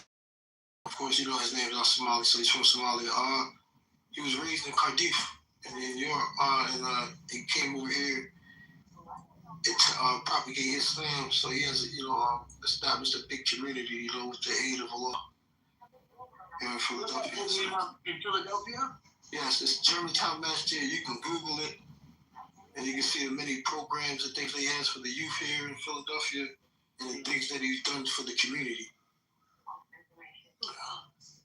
Yeah, it's good. It's a good thing. Yeah. I hope Islam expands in America more. But even if it doesn't, I hope the American people become more aware, because American people are really being lied to, and it's unfortunate.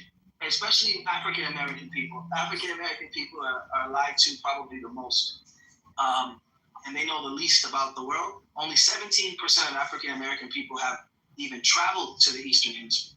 So I think it's imperative that African American people get their passports and jump on a plane.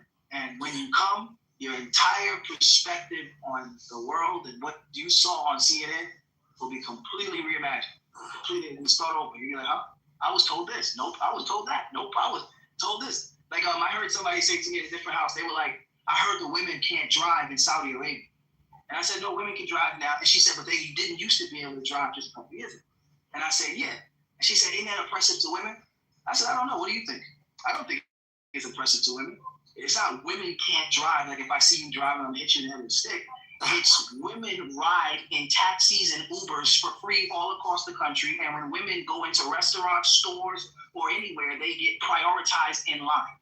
So women are getting state-sponsored princess treatment. If a woman comes in the store and there's 5 men in the line, they don't care how much stuff the men got. Every man has to move so she can get in and get out as fast as possible. Women get discounts on all goods in Saudi Arabia. So that's completely different than the narrative, oh my God, women can't drive. No, you're getting chauffeured. The government was sponsoring your travel across the country. So it's a cultural thing. Yeah, it's a cultural tradition, but it's how you go about things. We don't go about things bopping women across the head with a stick. It's just not true. Do you know how you also can assess the cultural courtesy to women and children? I noticed that when I go through airports, I had a trip to the Caribbean once, and I left, obviously, I went through the airport in the UK, I went through the airport in the States, and I landed in Jamaica. And in reverse, when I went through the airport in Jamaica, when they were queuing for security, the staff would ask all the mothers with children to come to the front. When I went through the airport in America, they were asking all their veterans to come to the front. And then when I was in the UK, it was just a free-for-all. So I just found that quite an interesting observation. In the UK airport, my God. It's like, I think British people can become the most savage when there's a queue. If there's a queue, British people are like the most savage on earth. Like every time, it's ridiculous. But I can see that. Yeah, it's a lot of these things, and like I said, they spin the narrative. Like they say, oh, women can't ride the train with the men. So then they say that to American women. American women are like, wow, so they look down on the women. No. A lot of times in a train car, so many people pack in, and a man can be pressing his body up against a woman, and we think that's inappropriate and disrespectful to women. So we've designated train cars, they're pink, that are just for women. So no matter what time of day it is, women always get a seat, and they never have to be crowded up on the men. Now, can women go in the men car? Absolutely. But men cannot go in the women-only car.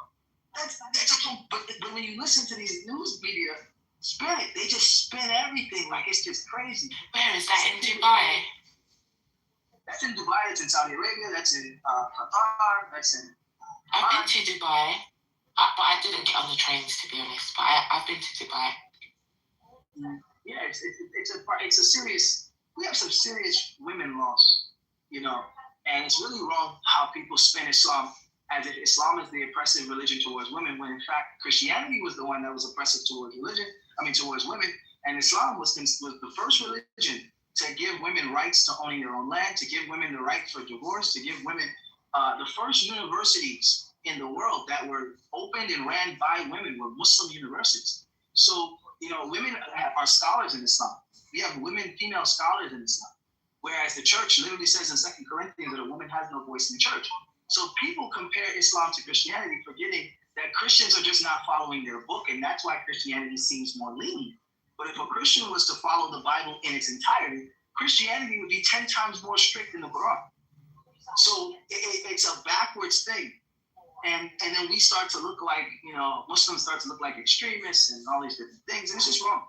So the only way to change those narratives in the world is to open up our country. And that's why you see the concentrated effort to bomb the luxury country. Why are you bombing Dubai? For what? To kill who? And they're going to blame it on Iran. And it's not Iran. I live here. We can see. I see the missile trails. The missile trails that Milton was here to tell you. The missile trails are coming from the west, not the east. So this is coming from Israel. And then Israel said, run it in the media, that Iran is shooting at Dubai. And everybody, oh my God, wow. The Muslim group. And it's all lies. That's great. Yeah, it's just absolute fictitious. I'm sorry, this is good information, man. Go ahead. I'm sorry. Yeah, it's absolute, bro. It's absolute fictitious, and they keep pumping it and pumping it. You know, on CNN, on Fox, I'm watching it. You know, you have to start getting into Arab news outlets, and that's, like I said, that's what we're new. We're a new society. The white people have been running the world's population for hundreds of years, and Africans and Arabs and Asians, we're just now showing up. Most African countries gained their independence in the 1960s, not the 1800s, the 1960s, where America is 1776. So they have a system that we're new to, and we're still learning. So we're just now getting our own global news outlet, Al Jazeera News. We just got, that's new, compared to CNN and these legacy media outlets like ABC and CBS and NBC that have been around forever. So we're brand new. And, you know, in Israel during the war with Palestine, more than 1,700 journalists was killed by Israel. 1,700 journalists with the full outfit that says, I'm press, shot in the face, shot in the head intentionally. You know, and it's a massive cover-up, you know, and it's really bad. So it's important that people get time to get to know the locals of different cultures. And I implore it, because I think the most important people in the world are African-American people, because African-American people are the wealthiest and the most intelligent group of Africans. And African-American people, to me, in my opinion, have the ability to change the entire world the moment they change their mentality. And this is something that Malcolm X knew, and this is something Malcolm X was working towards, and why he was assassinated. Because African-American people get the most media time on the planet. The biggest celebrities that you can ever imagine all come from African-American people. And as they wake up and as they see things, then the world changes. Like Michael Jackson had the same issue with these Israeli Jews. And Michael Jackson had a house here. Michael Jackson had a house in Bahrain. When all those sexual charges came against him, he bought a house in Bahrain. And he lived in Bahrain from 2001 to 2005. It's a fact. Look it up. No, I remember. I'm sorry, again. No, you go first and then I'll go after you. I just wanted to... No, I remember he had a house in Bahrain. And also to attest to what you know, you said, oh man, I just lost my train of thought. You were saying that go ahead, Storm, it'll come back. Yes, sir. Yeah, if you think about something else, it will. If you stop trying to think about it, it will come back to your mind, and then you just let me know, and I'll go on mute. So, Doctor, I think there's quite a few people in the audience, according to the chat anyway, that's really interested in what you're saying. So, I just wanted to give the conversation some structure, and so I wanted to first of all, in terms of like a step-by-step guide, what would be so if people want to, you know, move to Dubai, they would need somewhere to live, they would need a job, They would need transportation, possibly public or personal. And they would also need to understand the do's and don'ts, right, in terms of like basic 101 stuff. So what are and obviously they would need like to understand the visa and stuff. So for someone who is coming from America, they have their own, like, they've established their careers, they understand their roles, they've got experience, and they wanted to do their exact same job in the UAE. What would be step number one in terms of like visas? Number one, if you're an American, you don't have visa dates. Americans get visa-free entry instantly. As soon as you land, you never have to. I've never had a visa. I have no stamps. I have no UAE stamp in my passport. But if you're American, you show your passport, you walk straight through. There's no stamp. There's no visa. It's recommended that you stay for 30 days. People stay all the time over. In most cases, they don't get charged unless it's over 90 days. So that's not necessarily needed. If you want to have residency, like to live there, then there's two ways to do that. Through either work, well, three ways. Work, as meaning your job sponsored you. A remote job, meaning I own my own business, but I want to live in Dubai. Or residency through buying a property. I bought a house, and now if you buy a house over a certain amount, they'll give you a golden visa, which is a 10-year visa. For an American really doesn't need any of these things. American can come in and out of Dubai as much as they want, whenever they want, however they want. I think it might be the same for Brits and Canadians, but I'm not sure. So that's that. Secondly, housing and transportation. If you're American or Brit or Canadian or Australian, they're going to give you the full package when you get a job. You're not going to get a job that doesn't come with a house. So your job is going to come with residency, and it's going to come with transportation for you to get, whether it be a premium train card, if your job is on the train line, or if it's an actual vehicle itself. The state does offer vehicles, company transportation, and that does not get deducted from your pay. Certain career fields in Dubai pay more, like mine. I make more in construction here than I did in Miami. And in certain career fields pay a little less because of saturation, such as nursing. So if you're like a registered nurse, you're gonna make less in Dubai. But you have to do the accurate math because a lot of times there's no taxes in Dubai. So if you calculate your taxes, the price might be the same. You know, so the amount that they say on the what do you call it, the resume, the presentation of the job, the amount that they say, it might balance with what you're paying in taxes. You just have to check. Because America, especially London has the most insanity tax. I don't even know how London people live. I get taxed, and so I get taxed 40%. Yeah, like to me, that is like, I don't even understand how you can talk, how you're not starving to death. Like that is insane to me. It should be a crime. 40% of everything you do is nuts. Like, this is crazy. Like, even when I was in America, I always tried to target living in the income tax free states. Texas, I lived there for a while, in Florida. That's crazy. But yeah, if you wanted to move to Dubai, it's pretty easy for an American. You know, you apply for a job, you come. I would recommend coming to Dubai first, apply for a job, and bada boom, bada boom. If you want to make income in Dubai, making money in Dubai is the easiest thing you can possibly do.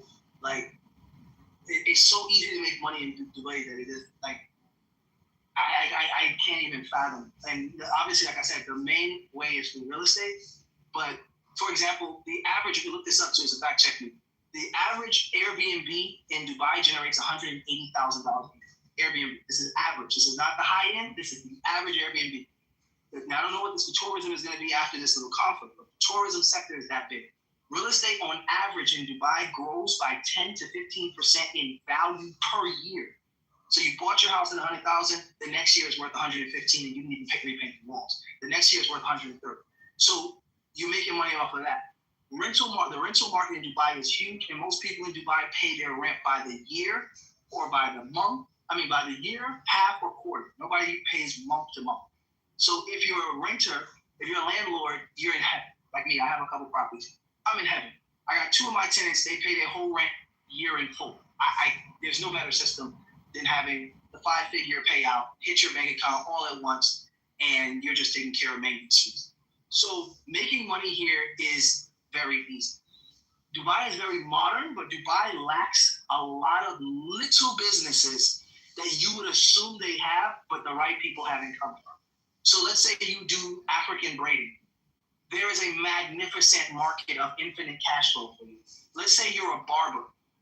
A lot of people in Dubai believe in spending more money for no reason. So barbers on average charge $80 haircuts, and they get it all day long. Right? So simple tasks like that. And it's a demand for barbers, a massive demand for the hair industry, which is why I was talking about earlier. I wanted to build a salon suites in JVC. That's something I want to do. I've been looking for a 5,000 to 6,000 square foot space that I can put 50 suites in and rent them things out at $300 a piece and pull in my 50 racks a month. And again, no taxes. So, gold, that's another mineral market, is huge. You can go fly into Uganda. You can fly into Kenya. You can fly into Ethiopia or Egypt and buy gold from these countries at a wholesale rate, resell it in Dubai, and make a passive income of 5 to 10% up purchase value. Because Dubai is they'll buy gold, silver, diamond, they'll buy any piece that you got, like all day long at very, very competitive price. So many ways to make money. One of the passive incomes that I have, that I use, that people want to know, is I have a business, a mobile business that I own as well, where I buy iPhones in Dubai. I buy like a bunch of them, like iPhone 17, 16, 14, etc. And then I fly over to Egypt, where an iPhone 17 sells at $2,300, where I bought it in Dubai for $800, and I resell value straight to wholesale straight to stores there. Quick way to make quick way to make $7,000, $8,000, $9,000. Again, tax free. So it's just so easy. It's just like in Dubai, it's just so easy. Like if you're broke in Dubai, you're literally mentally challenged. Like you're mentally retarded because it's so easy and every hustle is welcomed. Like they want you to do it. Yeah. Let me ask you this though. Like in Dubai though, that nightlife, that entertainment, like are people actually like that's living normal lives, having a good time out there? Because everything that I've seen is that the only way you can have a good time in Dubai is if you're super rich. That's not true. So Dubai, because majority of the people in Dubai are not super rich. Majority of the people in Dubai are middle class. There's no poor people, but the majority of people are middle class. So the nightlife is popping. Another business idea that I had, and I'll share with people here, is Dubai has a vacuum for promoters. If you are a promoter or an influencer, you will go to Dubai and get rich overnight. Like overnight. If you book, like I was telling my older brother this, I was saying for my particular community, but you guys can do it. Like the Storm is Caribbean. I don't know Caribbean artists, but let's say there's a huge Caribbean artist that everybody loves. If her and her cousins get together and pay the booking fee and rent the venue, bro, like you talking about a cash whale, because they don't get a lot of celebrities that come there to perform often. So when they do, the amount of people that show out is like insane. Like what's his name? What's that guy's name? DJ something. I forgot his name. Oh, Metro Boomin. Metro Boomin came to Saudi Arabia, and he sold more tickets in Saudi Arabia than any of his Atlanta shows, and he's from Atlanta. Travis Scott made $7 million in a night in Saudi Arabia. People all outside because they don't get to see celebrities. Cardi B made more money. Beyonce made $8 million in a 20-minute show in Dubai. So if you're a promoter and you're gonna bring and pay for celebrities to come there, or just promote the clubs that are there, that's a massive industry and a huge void. You're a DJ, I'm talking about like you're eating like whatever you're making in America doing that hustling is probably times 2x or 3x. Because the demand is there. No. I'm with you. Everything you're saying, like, I'm with you on that. But everything that you just said always revolves around working. You know what I mean? Like, whether you're a promoter or you're a DJ or you're this and that, like, when it comes to the job, what I'm saying is this, is that when I want to relax and enjoy my free time, like, how do you feel about, like, your free time over there? Because I'm a passport, bro. Let's just say that, right? You know what I mean? When it comes down to it, I can live wherever I want to. You know, I can do whatever I want. I can have any job that I want. I can do whatever. I got the freedom of the world to make things happen. I don't have a wife. I don't have kids or any of that. But everything I hear about Dubai is, first off, you are taxed. You're supposed to be taxed. Let's just put it like that. If you ain't paying taxes over in Dubai, like, something's off a little bit. There is a different tax system. There's a whole certain range when it comes to like certain amount of taxes that don't get taxed. And then on top of it, let's just say like your band now is 150,000, if I remember correctly, somewhere around there. Your band is 150,000, and after that, you get taxed at that 40% rate that girl was talking about, like, because you have reached that regular tax bracket. You know what I mean? Like, so in other words, don't get me wrong, that's a huge tax advantage, but it's not like, I'm not being taxed. So you get that, and then your free time is not. It's not, you know where you want it to be, because first off, when you're talking about women over there, they gotta have their hair covered up, they gotta have their face covered up. You can't talk to women a certain type of way. You can't like interact with each other a certain type of way. You have to be fully single. The marriage laws are like all kinds of crazy. You know what I mean? Like, and then on top of it, like, you really have to be in tune with like the Dubai in order to really understand like what's actually going on. So that's kind of like where I got turned off with Dubai. Okay, so let's start at the taxes, right? So when we say that Dubai is tax-free, we're talking about two major things. There's no income tax. So no matter what you make, you keep it all. And there's no property taxes.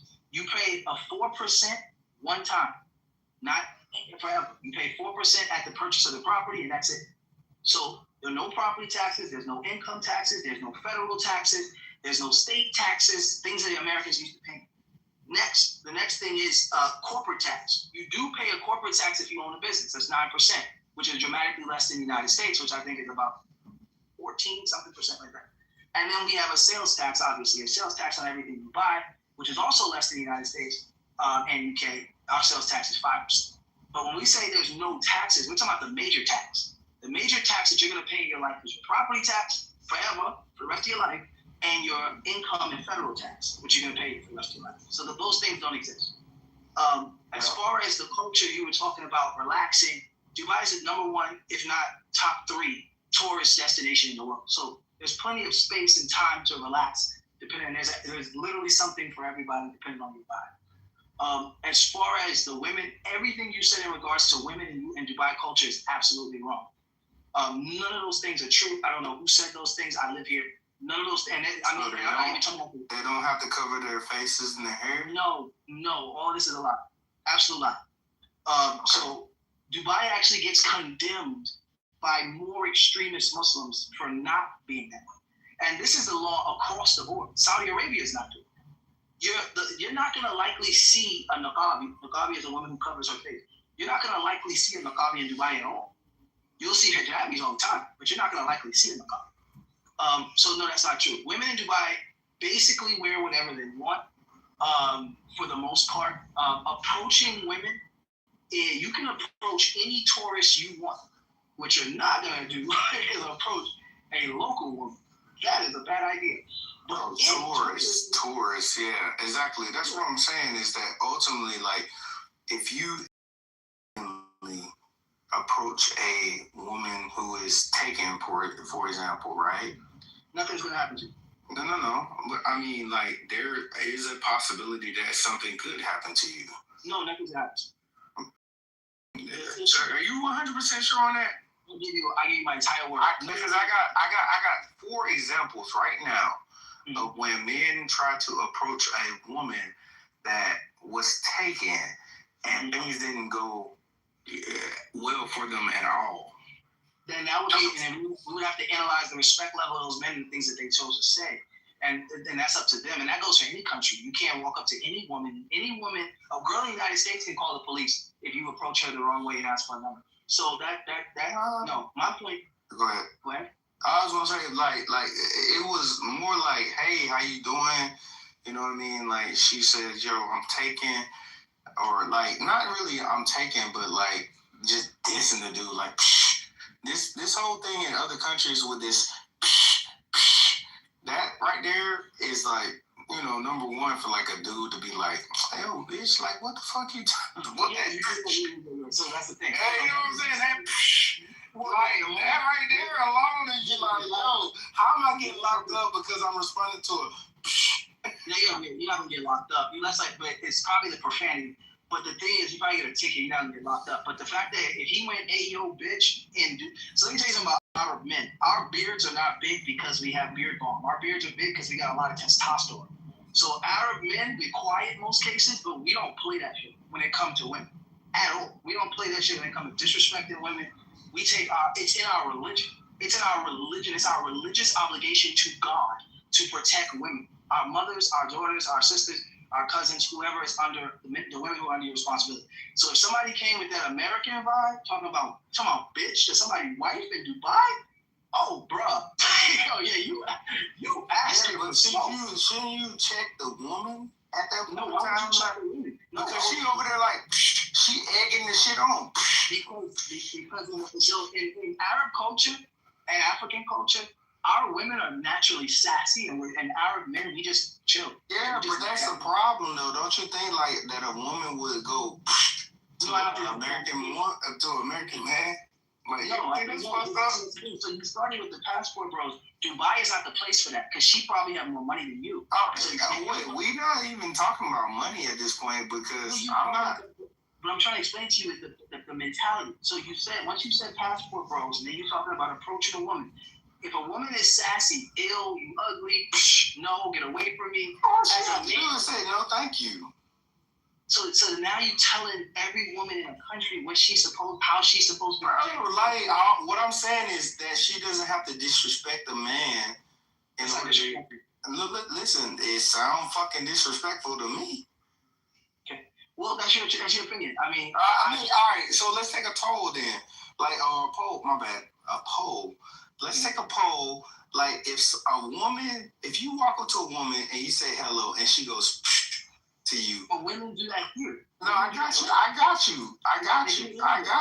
And regardless of where they do it, is it disrespectful or not? Like. So now you're saying Let me ask you something. My question to you is, how does that relate to Dubai? That's women there's women in the chat that's typing as you talking. So how does that make it a Dubai thing? And that's what I was talking about earlier. No, what I'm saying, it makes it a disrespectful thing. Is that if you're a real man about like your values and everything else, all you would have to do is say, no, thank you.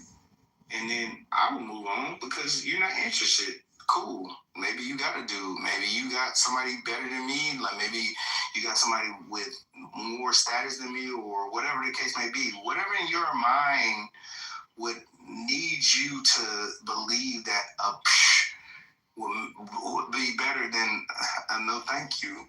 Like there's something wrong with you. So in other words, the women in Dubai have something wrong with them. So that's now that's crazy. So that's now all women in Dubai, when women all over the world reject men all kinds of ways. That's crazy. So I can't. I mean, you're obviously well traveled. I'm obviously well traveled. All I'm saying is that I wouldn't want to go to a place where people feel that it's okay to disrespect other people. Yeah, if that's the case, then I don't think any country where women have basic personality, I don't think any of those destinations will be, because I've experienced rejection in multiple ways in New York, in Los Angeles, in Miami, everywhere. So I mean, it just sounds like more of a personal thing. I can't speak to that. It's not really personal. It's just like. Yeah, I don't consider it to be disrespectful. I don't think any man would want to hear and be like, yeah, it's just, you know what I'm saying, it's not personal. Do you know, can I just come in here, because I do think that there is a thing about, there is a sense of entitlement that happens before the disrespect, right? And the entitlement is that you think that it's in your God-given right to, not you, Jerome, personally, but in general, you think it's your God-given right to walk up to a woman in the first place. So once you've come out of your lane and gone into her lane, whatever happens after that is, you know, that's a risk that you take. You can't then go into someone else's lane and then dictate how they respond. No, I feel that. I do feel that. You know what I mean? Like, I feel like at the end of the day, you know what I'm saying, everybody has choices to make. My thing is this, is like, why would I ever want to go to a place where women think like that? Meaning like, hey, yo, obviously I can do whatever the fuck I want to do, and it's going to be accepted when I have other options to go somewhere else. I don't have to worry about you know what I mean, or right? I got options, like, you know what I mean, like, so if I want to go to the places where y'all are talking about where yo, you feel entitled and this, that, and the third. Okay, maybe I do feel entitled because I would never go to a place where y'all are at, where the women can sit up here and, like, you know, pretty much dog men, say whatever they want, treat men the way they want because I'm a woman and I'm like prized right now and like this and the man, what? Stop that. Like, yo, you can have that. Don't get me wrong. It's your, hold on. I'm gonna finish it real quick. You can have that and you can keep that. Like, I'm going to let you, like, I'm going to move away from that. Like, you know what I mean? Like, so if I went to Dubai and a woman went, you know what I'm saying? That's my fault for going to Dubai. It ain't her fault. It's my fault for being there. You know what I'm saying? So I let her. Yeah, I agree with you entirely. I don't think that would be the place for you in that regard. Dubai has an absolute 100% non-tolerance to any form of disrespect, threat, or endangerment to women. I think Dubai is ranked either number 1 or number 2 on planet Earth as the safest locations for women to be. Women have their own gyms in Dubai. You got women-only gyms. That's a whole business that is popping in Dubai. It's a women-only gym. They don't play that. So if a man approached a woman the wrong way, she rejected him, and he went to using profanity, he could definitely get, he wouldn't go to jail unless he got physical, but he could definitely get fined for cursing her out because they don't play that in Dubai. And it's not even just a Dubai thing. It's a Muslim thing. How much is the fine? I don't know. I never. I want to know the fine so I can go over there and cut some woman out and then pay it. You got something else going on. But, you know, I don't get rejected by women, so I don't know what it's called. I think it would be funny. You know what I mean? Like, you know, that shouldn't be funny. It's like, hey, yo, I'm headed to Dubai so I can cuss out a woman and get fined. And then, you know what I'm saying? Like, it would be worth it, I think. Like the humble part. I'm straight, so because I'm straight, I don't know interesting person. You know, it's crazy because I'm real big on the subconscious, so I literally fell asleep. And in the conversation of falling asleep, no homo, I gotta say that because in America they say homo, is that you even sleep comfortably whenever people respect each other in conversation. And that's one reason I love Dubai, because I'm a travel agent. My sister's been to Dubai, and like, that's what's lacking in America. The respect level is like out of control, insane, although we blame things on the government. Meanwhile, you have the ability to govern yourself. And Dubai is a great example on how people govern. They govern themselves to where they praise themselves, at which they praise other individuals. I don't know if anyone's catching up because I'm just waking up and I'm coming to the phone. I'm like, yo, like, I'm waking up like with happiness and purity, like, because it's all about self-accountability. Like, why can't we just love one another? You know what, Thoy? One of the things that I loved about Dubai was this, is that people from Dubai speak very highly of their country. They talk about those exact things, right? Everything that you just said was like spot on about it. Like, everything outside of a certain specific amount of things, like, Dubai seems like the perfect place to be. You know what I mean? Like, you can literally raise a family there. You can, you know, like, wake up and not worry about violence. Like, there's so many great things about Dubai that would be very attractive to certain people. But at the end of the day, I think that there is also some negativities about Dubai that people don't really talk about. And I think that more people should express those opinions about it, because if you only hear people that live there or have been there multiple times, you won't really grasp the full experience of what it means to, like, be there. That makes a lot of sense. Although they say with every positive comes a negative, although you don't hear a lot of the negatives though. Well, bro, he's saying we should ask the people that haven't been to Dubai because they're gonna tell us the truth about Dubai, not the people that live in Dubai. That's what he just said. No, what I'm saying. Oh, so I would like to say, what are the negativities of Dubai? Because at the end of the day, so actually, no, this is a better way I can frame this because everyone says I think like a child. So you know what? I'm going to create a parallel talk about this shit because secondly, what I would like to say, this should actually lead. If a person says a person thinks like a child is pure. A child only gets negative is because they become indoctrinated. Bro, we are not children, bro. No. So you say we're not children? Yeah, we are not. No, so you're right. So whenever you say you're not children, you're saying you've been somewhat programmed to see negativity. Children see love. Yeah. For instance, James, how does a child come out at 1 year old and make his family multi-millionaire? Or he makes his family multi-millionaires? How? They're only 1 or 2 years old, although they get a phone and then they make their families multi-millionaires to where they don't have no problems. All right, look, hold on. Wait, no, that was a question.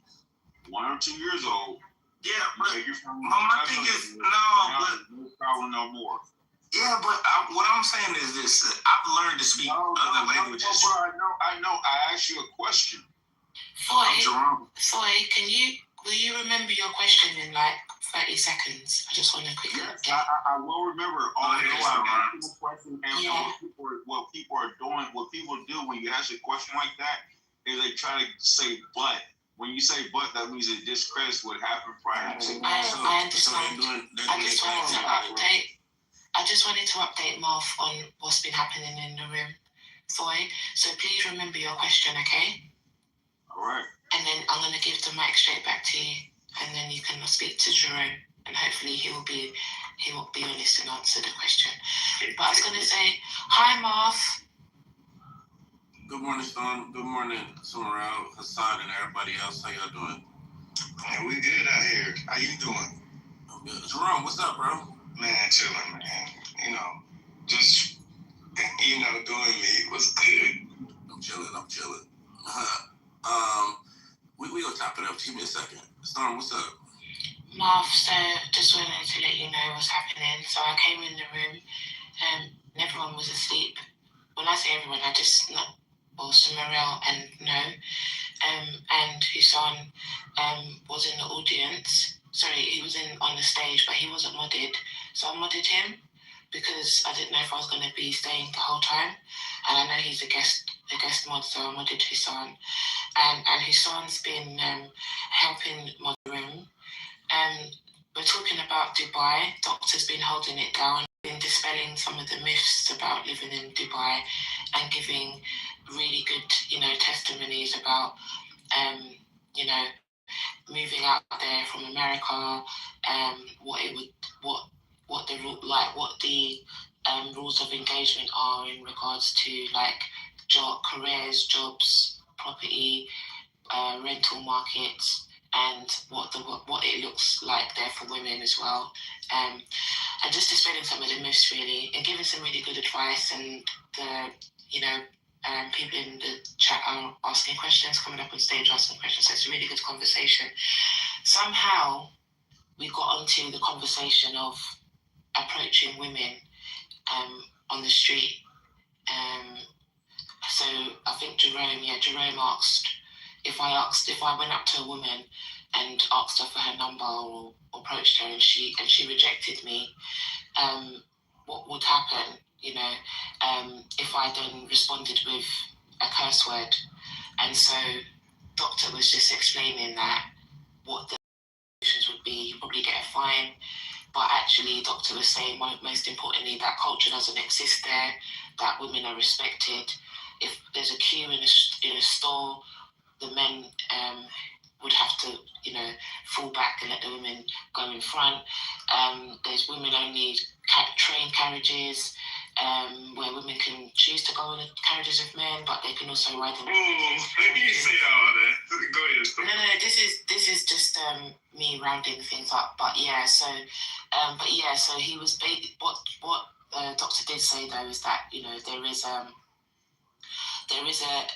like a matriarchal, it sounds like, or honor in Dubai. Women are protected. So Jerome said he wants to know how much the fine is. This is just before he came in the room. He wants to know how much the fine is so he can fly out there, curse a woman and cuss some women out. So that's where we are in the conversation. Thank you. Yes. And now Foy wants to ask a question. But Martha, what do you think of that? No comment. Let the conversation flow. Okay. Foy, what was your question again for Jerome? So the question is, after hearing how they conduct, like, damn, I fucking love this conversation because this is what I talk about humanity. Dubai is a great example of people valuing one another. So the question would be, why would you just want to cuss a woman out? Oh, I got you. Because I think that at the end of the day, if I went to a place and I said hello to a woman and she says, psh, or she did, hold on, let me finish. Are you gonna let me finish my statement or not? All right, cool. Like, so if I went up to a woman, I said, hey, how you doing? And then she gave me like psh, instead of just being like, oh, I'm doing well, but I'm taking, like the respect of a human being would be a problem. And so therefore, I feel like for the other person, all the people in the world who feel like they are not respected for just saying hello to somebody, I feel like I could do justice in that sense of return of like, hey, well, let's humble this situation. Let me pay this fine and then get on with my life. Just like you know what I mean? Like, so my thing is this. Let me finish this last one. Give me 10 seconds. Give me 10 seconds. At the end of the day, I feel like, no, I got you. I got you. Let me just finish this 10 seconds. Give me 10 seconds. Anybody who feels like they're above a person saying hello, I think is a problem in our society and in the world right now. So if you want to disrespect somebody because they say, hey, how you doing? I think you have the problem and not them. No, you're exactly right, because I've actually practiced it in real life, and I'm like, wow, this is the problem with the world. So what you're saying makes a lot of sense, although you know why it happens? It's because they haven't lived in Dubai, or America doesn't practice the narrative that Dubai practices. Because just think about it. If you lived in Dubai, you would never want to go to war with somebody. Right. That's what I was trying to tell him before. I was telling him that, and it's a different culture. In Dubai, for example, my girl, if somebody asks my girl for her number, she better not say no. Oh, how you doing? I got a man. Yo, what? That means she going. That's what that means. In Arab culture, that means she don't. And Arab women don't talk to men. Period. Like, they just don't do that. So the fact that you feel entitled to a greeting, to me, is just absurd, right? And the fact that you would pay money to curse at a woman, to humble a girl whose husband probably got like 8 cars, which is why she not talking to you, is crazy to me. Like, all these things is crazy. I just caught something, because this is something I wondered. Because I was wondering, the royalties in Dubai, and then somewhat you contradicted yourself, because you said women don't talk to men. They do, because that's how you met a woman. Let me jump in if you guys. I'm gonna be real quick. I'm gonna just share my humble, my humble experience to Jerome. We see this also in the United States. There are different subcultures in different regions of the country where you will get two very different responses, right? So in California, a stereotype could be that you don't talk to strangers. So the idea that somebody would just come up randomly to a stranger and be like, hey, is, from a California perspective, weird. Because California people got their own shit, they're doing their own thing. It's not a matter of disrespect, it's just the culture. You just don't roll up on somebody randomly and expect like a warm greeting. But in the South, it's not that way. Like in the South, like in California, you could say don't talk to strangers. In the South, you could say you never met a stranger. Like it's very normal for somebody, hey baby, how you doing? How your mama and them? And two people will just have a whole conversation in a fast food line where they're supposed to get food fast. You know what I'm saying? So even in the States, the idea that different subcultures exist in different regions just means that perhaps a person isn't very well traveled. So, you know, I think it's not as universal as some sort of human condition that a person who doesn't want to talk to you is weird or disrespectful. It's very cultural, it's very regional. And so I think it would be a matter like coming up into a clubhouse room where it's one mic only and then somebody just come in, disrupting shit, talking shit, trolling. Like you just need to read the room. And so I think it's a matter of understanding where you're at and then applying the proper decorum for the place that you're at. You know what I'm saying? So that's my humble thought. Thank you. So, Doctor, to finish, what I wanted to ask was, because I was always intrigued by this, when they talk about poverty, I realize like places like Saudi Arabia, Dubai, etc., it seems like riches are like, it's just like given to you. Because I'm like, how the fuck are these people this fucking wealthy? So it's not, it's not, like I have a Saudi Arabian as well as I'm American by passport. And it's not just given to you. So that's not the case. Everybody is not rich in Dubai. Everybody's not rich in Saudi Arabia. But nobody's poor. So what poor is in America and what poor is in Saudi Arabia is completely different. Poor in Saudi Arabia is my dad only owns 2 restaurants. That's what poor is. Poor is we only have one. Wait. Break that down. That's what I was wondering because, and that's why I love Dubai because it's like, so really America is a fucking scam. As they say they hate scammers, America's the biggest scam. Because I'm fucking everyone wealthy in Saudi Arabia, like I'm just born into wealth. So it's not born into wealth. Again, like I said, we have a poor, but our poor is just not as low as yours. No. What I'm saying is, technically, because I say this. That don't make sense. So hold on. I'm saying this for a reason because technically, as a human, when you're born, you're naturally rich. Because if the government becomes wealthy off of you, that means you're rich. Although you're not realizing how to move like the government. Although there's ways to move like the government that people don't want to actually advocate for or speak about. Because you're literally saying that when you're born, you're wealthy. You're already rich. No, I didn't say that. I said we have. No. Hold on. Listen. The reason I'm saying you're saying that is because you're saying if you have 2 restaurants and you own them, you're poor. Yeah, that's poor. So you're rich. Yeah, because you got employees, bro. Right. So hold on. So rich and poor are relative states. They're not a universal state. So right, you could be a multi-millionaire and be poor compared to Elon Musk. So it's based on the society. What? It's not a comparison, though. The richest man in the world is what take a few steps back. No, I understand that I might be using words that's too big for the kindergarten. The richest man in the world? I'm a kindergartner? You just went to the most extreme places ever. Hey, Jerome, I get you. So, doctor, this is where I get confused at in conversation as they call me socially awkward. You literally just said that a person can own 2 restaurants and they would be considered poor. They're not poor because they own 2 restaurants to where they can provide for their family, so they're actually very wealthy. If you guys allowed me to speak longer than 10 seconds, you would understand what I'm saying.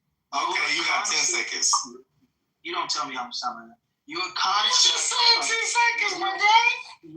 Your concept of wealth of poor is a comparison to another country's poor. So, for example, so if you say, "Oh, well, you have 2 restaurants," well, yeah, but that would be poor in Saudi Arabia. That's not comparing. So you already spoke less than 10 seconds, more than 10 seconds. You guys don't want to hear it. It's okay. No, bro. You said if y'all would allow him to speak more than hold on. He said if you want to. Let him talk more than 10 seconds because he obviously doesn't know what 10 seconds is. more than 10 seconds. He directly spoke in 10 seconds. I would like to hear more from Doctor. Like he can't talk. So Doctor. I would like to hear more from Doctor because Stoy has a way of taking over. I would love to hear more from Doctor. Will you please let him I'm not taking over. I'm being literal in Will you conversation. please let Doctor finish his statement? Hold on. Let Doctor get 30 seconds. You know what I mean? So he can get his. Hey, hold on, real quick. In this conversation, we try to have some decorum, and we also try to yield to the ladies. So I want to do whatever Pecan says she wants to do, respectfully. Go ahead. Thank you. I would like Doctor to finish uninterrupted. Thank you. Right. So again, poverty is something that is relative, because if a person in Saudi Arabia is not going to leave Saudi Arabia, and their class system and their society and what they want to purchase, they cannot afford to purchase, then they are poor in their society. You're not going to compare them to a homeless person in America and say, well, you own 2 restaurants. I own 2 restaurants in my society. But what we consider rich is much higher than what an American considers to be rich. Because rich people in the Middle East are legitimate billionaires, whereas in America, you have more legitimate millionaires. I'm talking about, I'm not saying America definitely has more billionaires than Saudi Arabia, but I'm talking about as far as what we consider to be rich. So owning a small business, owning a couple businesses, having a large home, for example, what would be considered a large home in America is a 3,000 to 4,000 square foot house. In Saudi Arabia, a small house is 5,000 square feet. That's a small house. That's how they build. So you can say, well, you're going to say compared to how I'm living, then they're richer than me. That's fine.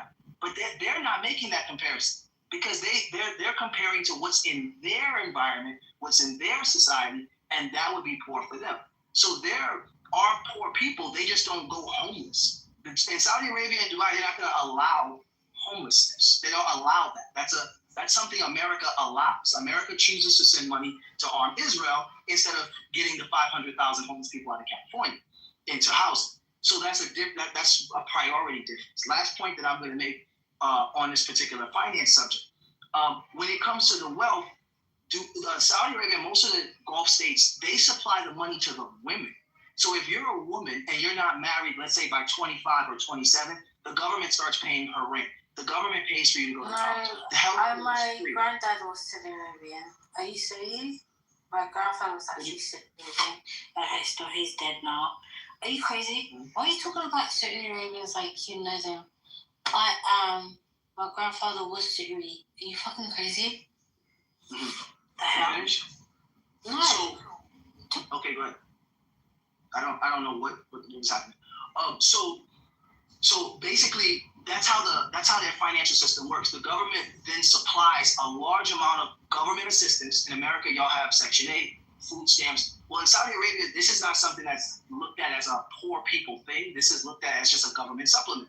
So the government supplies these things. Then, like the sister was talking about the Caliphate system, you can have a person, business owners can come into Saudi Arabia, but in order to own a business in Saudi Arabia, they had to be sponsored and pay a Saudi Arabian citizen to sponsor them. So a lot of Saudi Arabian people do that.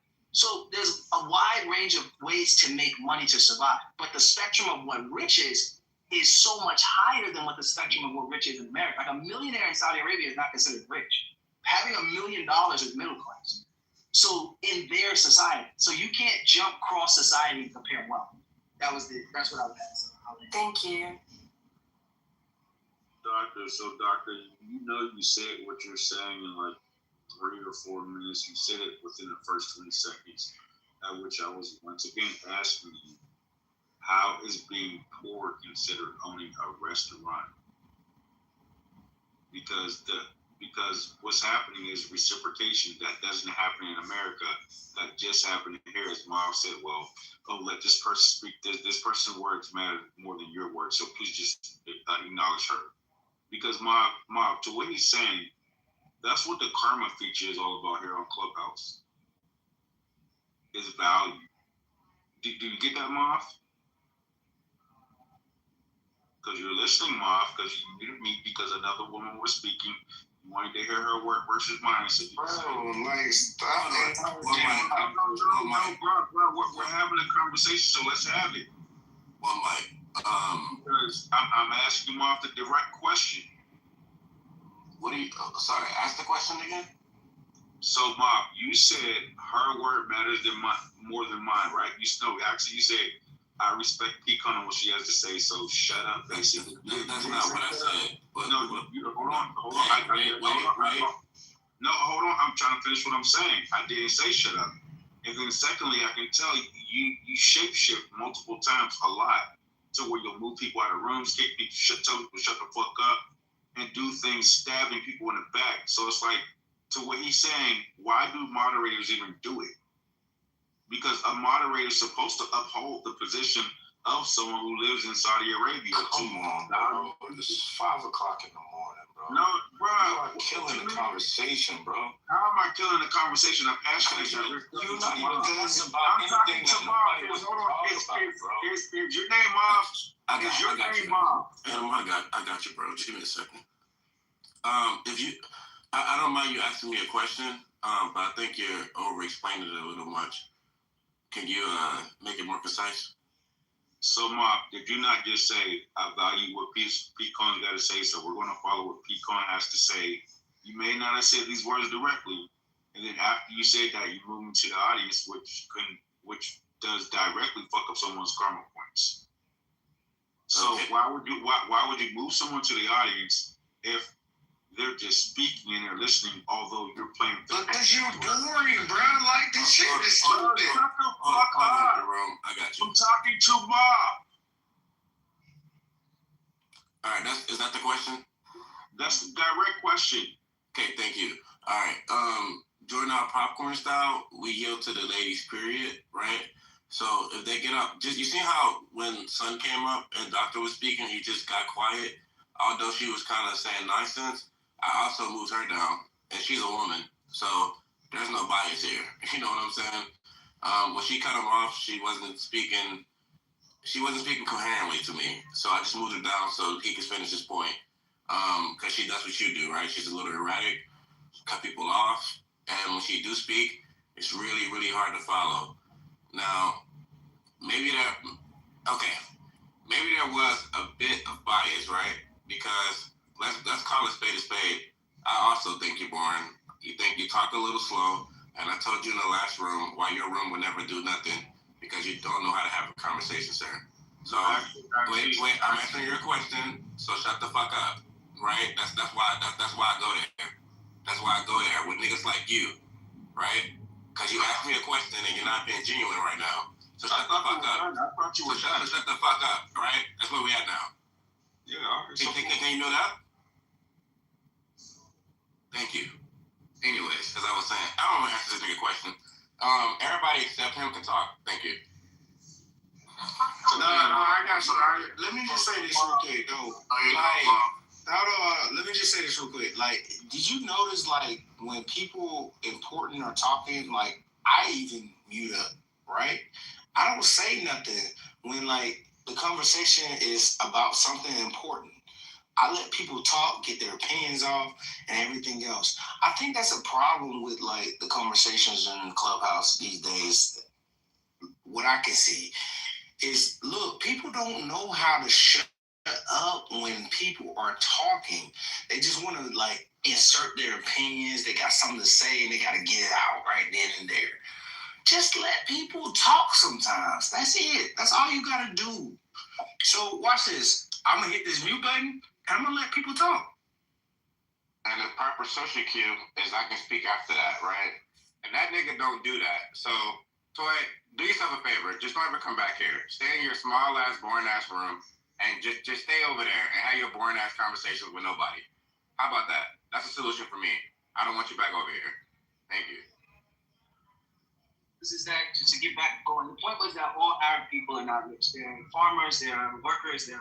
Hold on, doctor. Let me just say this real quick. And trust me, you're not going to lose anything with him being out of here, because ultimately, like, he's not making a conversation. He's just trying to cause, like, say some, like, technical stuff type stuff, man. Like, this be crazy to me when people are just boring and want to, like, prove their point. But go ahead, doctor. You got it.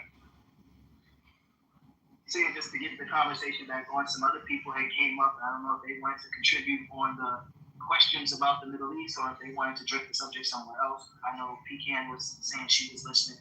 So that's all I was saying. I have questions. Okay, go ahead. No, I'll go after you, Pecan and stuff. Hello, gentlemen, and Pecan. I am Michelle. Thank you. I'm listening.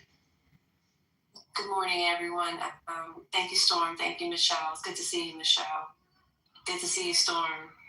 Well, I was just observing he was making these statements about Dubai, but it didn't sound like he had ever visited Dubai, because if you've been there, you would know that, you know, the women can pretty much dress how they want to dress, and there's a lot of respect, and consequences are stiff for disrespect and theft and any type of crime. So it's actually very, very safe.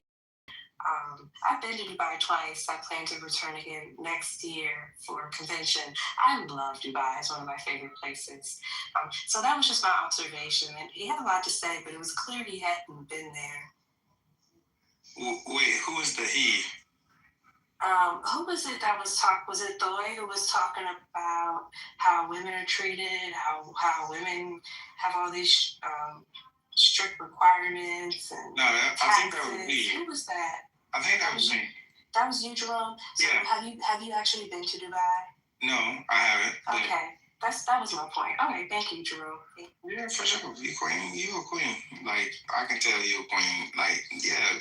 Let me ask you this. Would you rather live in Dubai or would you rather live in the United States?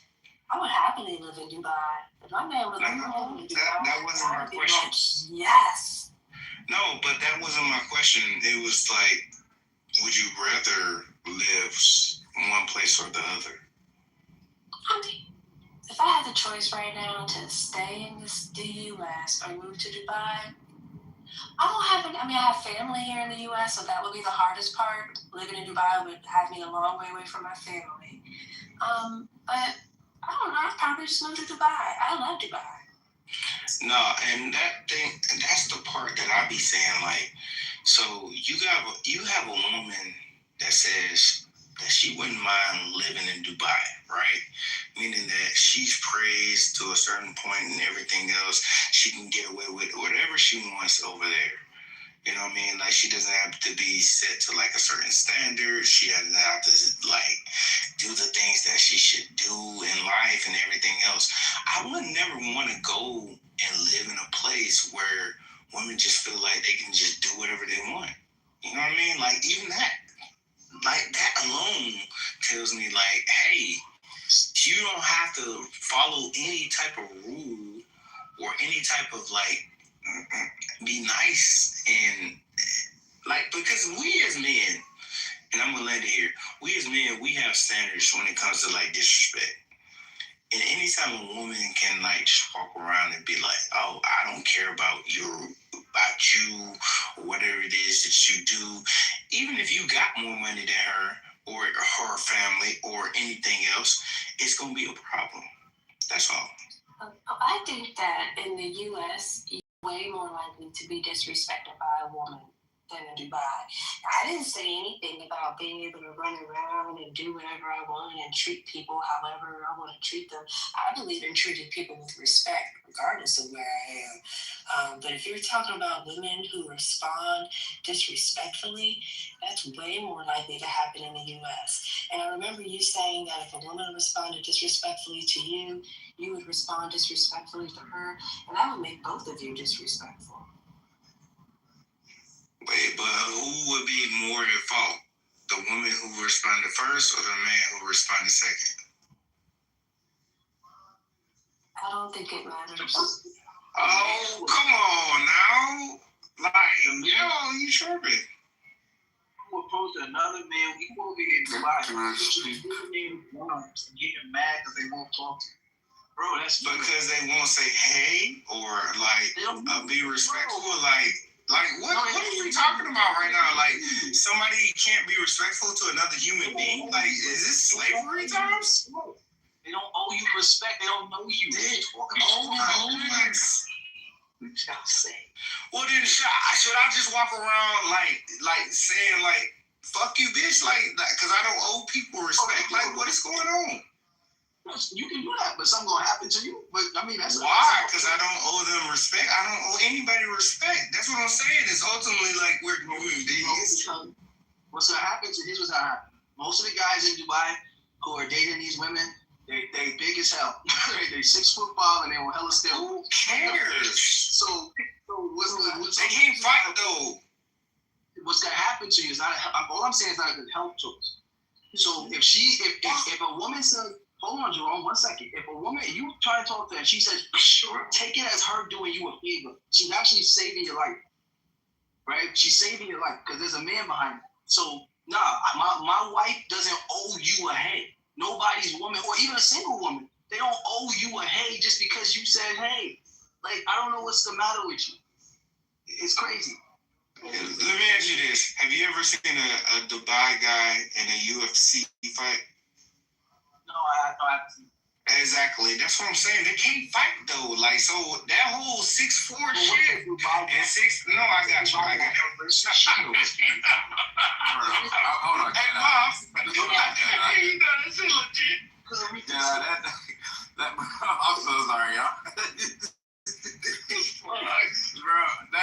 Jerome, that was funny as fuck, man. Come on, that's what I'm saying. Like these motherfuckers can't fight. They be big as hell. Can't throw hands or nothing. Nah, I ain't got nothing to do with it, bro. But I'm saying he be like, oh yeah, he's that shit was funny as hell, man. You have no idea, bro. I'm literally busting out laughing. What the fuck? He said you ever seen a Dubai UFC fighter? What the fuck? That logic is screwed. That logic is like, screwed. yo, you can see my husband. Hey, I'm ready. From Dubai, we have the point. You gonna see my husband beat the fuck up. The point is that you feel a sense of entitlement to somebody else's woman as if she owes you a high. That's the problem. So that mentality ain't gonna work. And Dubai is not a passport bros location. Passport bros usually target second and third world countries. So I don't know if you can afford them, right? Oh, but so, I can afford it. Okay, cool. So if you can, you can. But you know, most guys who can afford women are not walking up to them and approaching. So I can't remember the last time I walked up to one woman. That's crazy. So that's like a broke thing to do, to walk up to a woman and approach her. So it's just not. It's not for you. It's not for you. No, I feel you on that. But all I'm saying is that I feel like every human being should be respected. Like, regardless if you work at a McDonald's or if you are in a grocery store bagging, saying groceries. Like, I just feel like if somebody says, hey, how's your day going? You can respond without a psh, you know what I mean? Like, or I'm too good for you type atmosphere. And if you do something like that, I feel like there's a situation, an ambience for you to be humble to the point where you need to understand that, hey, everybody can say whatever they want. You know what I mean? It's not against the law to speak. And that, there may be consequences, but at the end of the day, there may be consequences on the other side as well. I want to be the guy that makes the newspaper. So they gotta be like, this is the problem, right? And this right here gives a bad reputation because internationally, people judge everything by what people do. So I don't know if you're African Americans, I'm assuming you are. If you go over there and do that, then you make it difficult for African American guys who are not completely. And that's what you do because now they're gonna put you in the paper and all over, social media, that local African American tourist is running around Dubai Mall calling them bitches until he got tased. And then, then it becomes an international issue because you can't take one incident from it. You're changing this. You're kind of changing the subject. All I'm saying is that everybody should be respected. It's weird. She said no, bro. This is rape vibes. No. She said no. Listen to what I'm saying is everybody should be respected. Walk away, bro. She said no. Is it walk away? Wow, I got you. All right, cool. Look, I'm sitting over here trying to explain to you that everybody should. If somebody says hello, you should say hi back, and that's it. You're not obligated.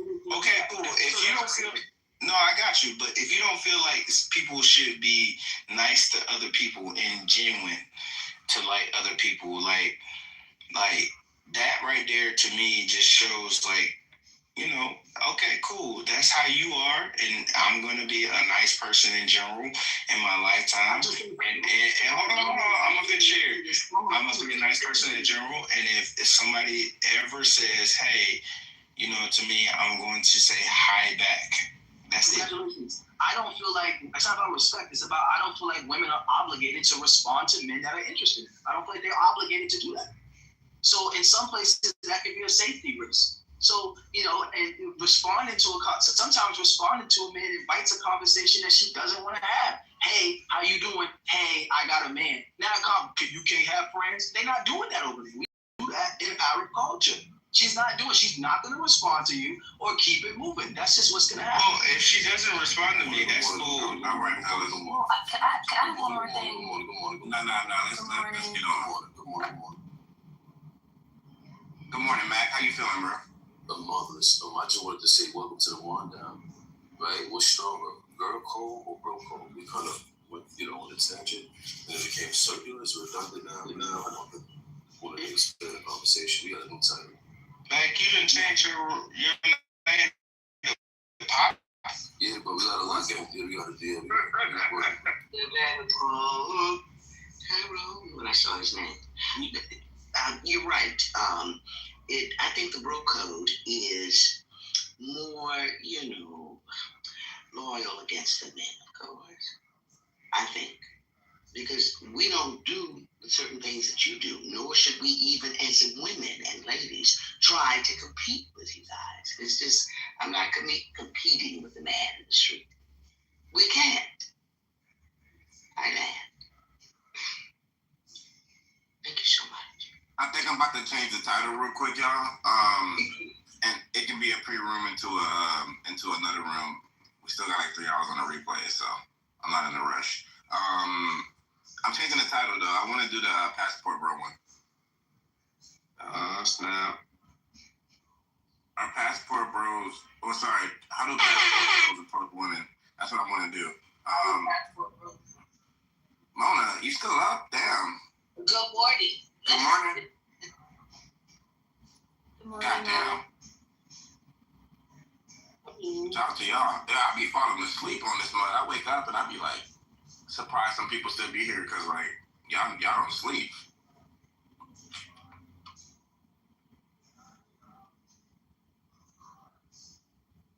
All right. Cool. Wait. Bro, I lost my title. I want to hear this. How passport bros approach women. I want to hear that. Yeah, I'm so curious because that's one thing they don't ever really talk about, right? They talk about getting a woman, but they never talk about how they do it. And I mean, some of these dudes don't even speak the language of the countries they be going to. So that's right. Let him go. I'm excited. You be like, yo, you got WhatsApp? It's in chat. Appreciate you, Mac. Let me post this. After you use Google Translate. I wonder if I should make it in the room straight up, but I just said, the replay is going to be skewed. That'd be alright. Marv, was my joke not funny? Nah, but WhatsApp is wait, everybody stop and laugh at Storm's joke real quick. Okay, alright, let's move on. No, it was funny, Storm.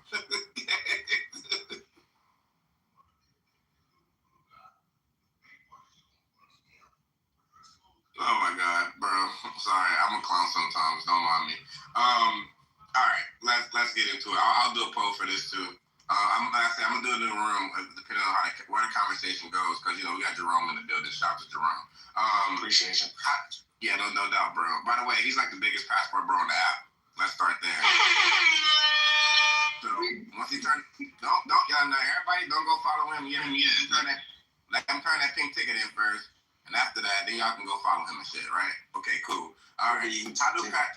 Is that fair, Jerome?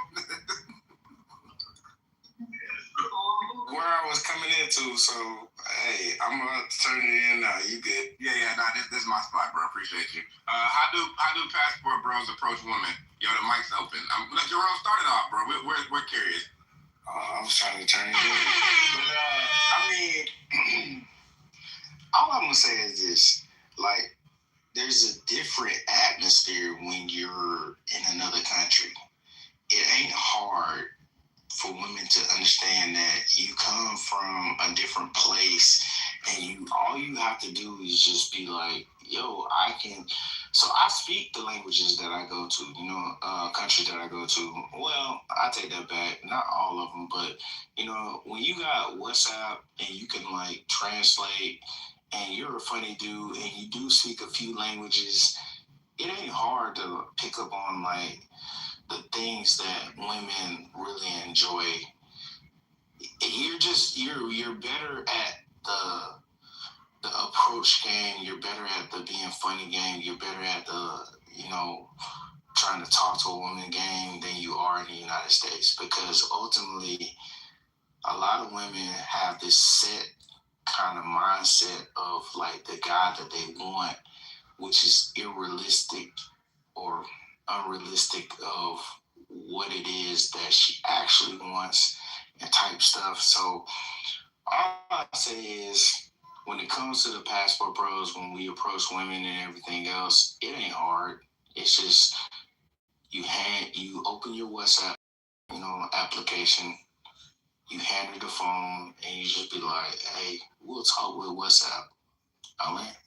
Jerome, you know what it is? So on the surface level, people perceive passport bros to be sex toys, right? So I know gentlemen like you would say, hey, that's a misnomer, right? So we want to know, inquiring minds would like to know, passport bros, right, in particular, approaching these young ladies with charisma, right? Are they approaching these young ladies with confidence? Are they approaching these young ladies with something to say? Or are they socially awkward?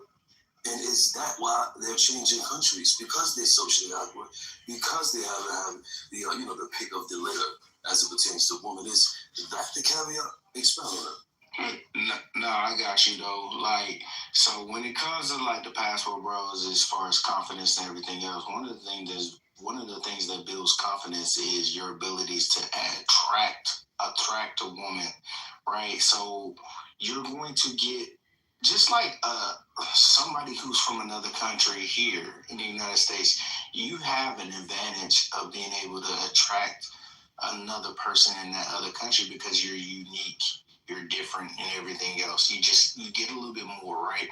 So that charisma is not the same as the United States. As a matter of fact, like, there are women in other countries who don't like the charisma that happens out here, right? They don't like the aggressiveness. I think we kind of heard that a little bit. It's like, hey, if I say hello in Dubai, it might be a problem.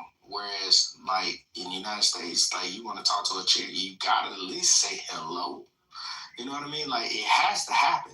So, in other words, yeah, there's a difference in charisma that happens in other countries. There's still, like, you still have the abilities to be smooth, suave, and like crack the same jokes. But here's the biggest advantage that you have: when you speak another language, these chicks have not heard any of the charisma that happens in the United States in the language that they speak. They haven't heard the jokes. They haven't heard Mike Epps. They haven't heard Kevin Hart. They haven't heard Dave Chappelle. Like, you can be funny all day. You can make them laugh, smile, ha-ha, kiki, giggle all day. And then, so at the end of the day, like, you just have one step over everybody else. I mean, everybody else. right? I just want to get in here real quick. So the funniest men on earth are rich men. And right, so you'd be surprised how loud a girl will laugh when your bank account that number. So that's crazy. All this charisma, she think I'm so funny. It's a bunch of nonsense. I know because I travel. I'm not a passport bro. Ain't never been a passport bro. I think that's kind of gay. But the reality of the situation is, I think so. I'll explain why. So the reality of the situation is the United States, average citizen in the United States is richer than most people on planet Earth. So what's really happening with these passport bros who go to these third world countries is you just became a 15%. So you can finally afford to trick, and that's why you're getting the reaction that you're getting. It's not based on and I know this firsthand, right? Because I've lived in Ethiopia for a little while in my life. I have friends there. I'm very well versed in East African communities, Somali women, Sudanese women, and that's what they and I got sisters. That's what they talk about. So they're not. Oh my God, he's so funny, Mike Epps. Like, bro, this is the most dumbest thing I've heard. That's even in America. So why wouldn't you go somewhere where you want the bitches and the bitches want you? Stupid. I didn't say that. I didn't say don't go. Allow him to land. We're gonna show respect. Allow him to land. Wait, also, we don't refer to women as B-words in here. Okay. Right. So, this is the last part. So, I'm not saying don't go where the women want you. I'm saying don't start fooling yourself or telling other people it's due to your charisma or your good looks or your funny. If you wasn't funny in America, you probably allow him to land. Thank you. If you wasn't funny in America, you're probably not funny anyway. The reality of the situation is your net worth jumped when you came with that American passport. The opportunity for marriage jumps because now she can gain that passport and resources.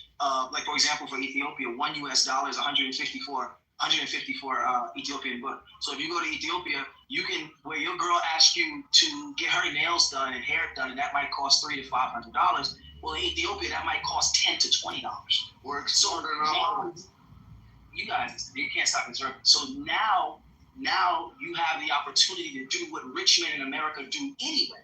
So the men who don't have to be passport bros are just richer than you. So passport bros should be called economy bros. It's going to find an economy of women that you can now afford to do the same things that every woman on planet Earth wants. That is what it is. I agree with that. If you truly know the passport game, if you're in that bunch, it depends on your income level. Because if your income level's high, they're already lined up for you. And understand when you go there, they're seeking you out. You think they're less than you, but they're opportunists. So you think that you're amazing. No, they're trying to get their opportunity as well. And it's a money game. It's not a joke. You might can go there, spend some money on a woman and have some fun. But if you're really trying to marry and bring her back, you better have a good-ass lawyer. You know what I'm saying? It's a process. And that's how I know a lot of people be bullshitting, because it's a process to deal with that and to do that. So that's why I know a lot of people talk passport, they don't even know the process. Men with money, they have the portfolio, they tell you the video, the women, y'all don't know. Listen to Rockford. What I heard was, well, the question was, how do passport bros holla at women?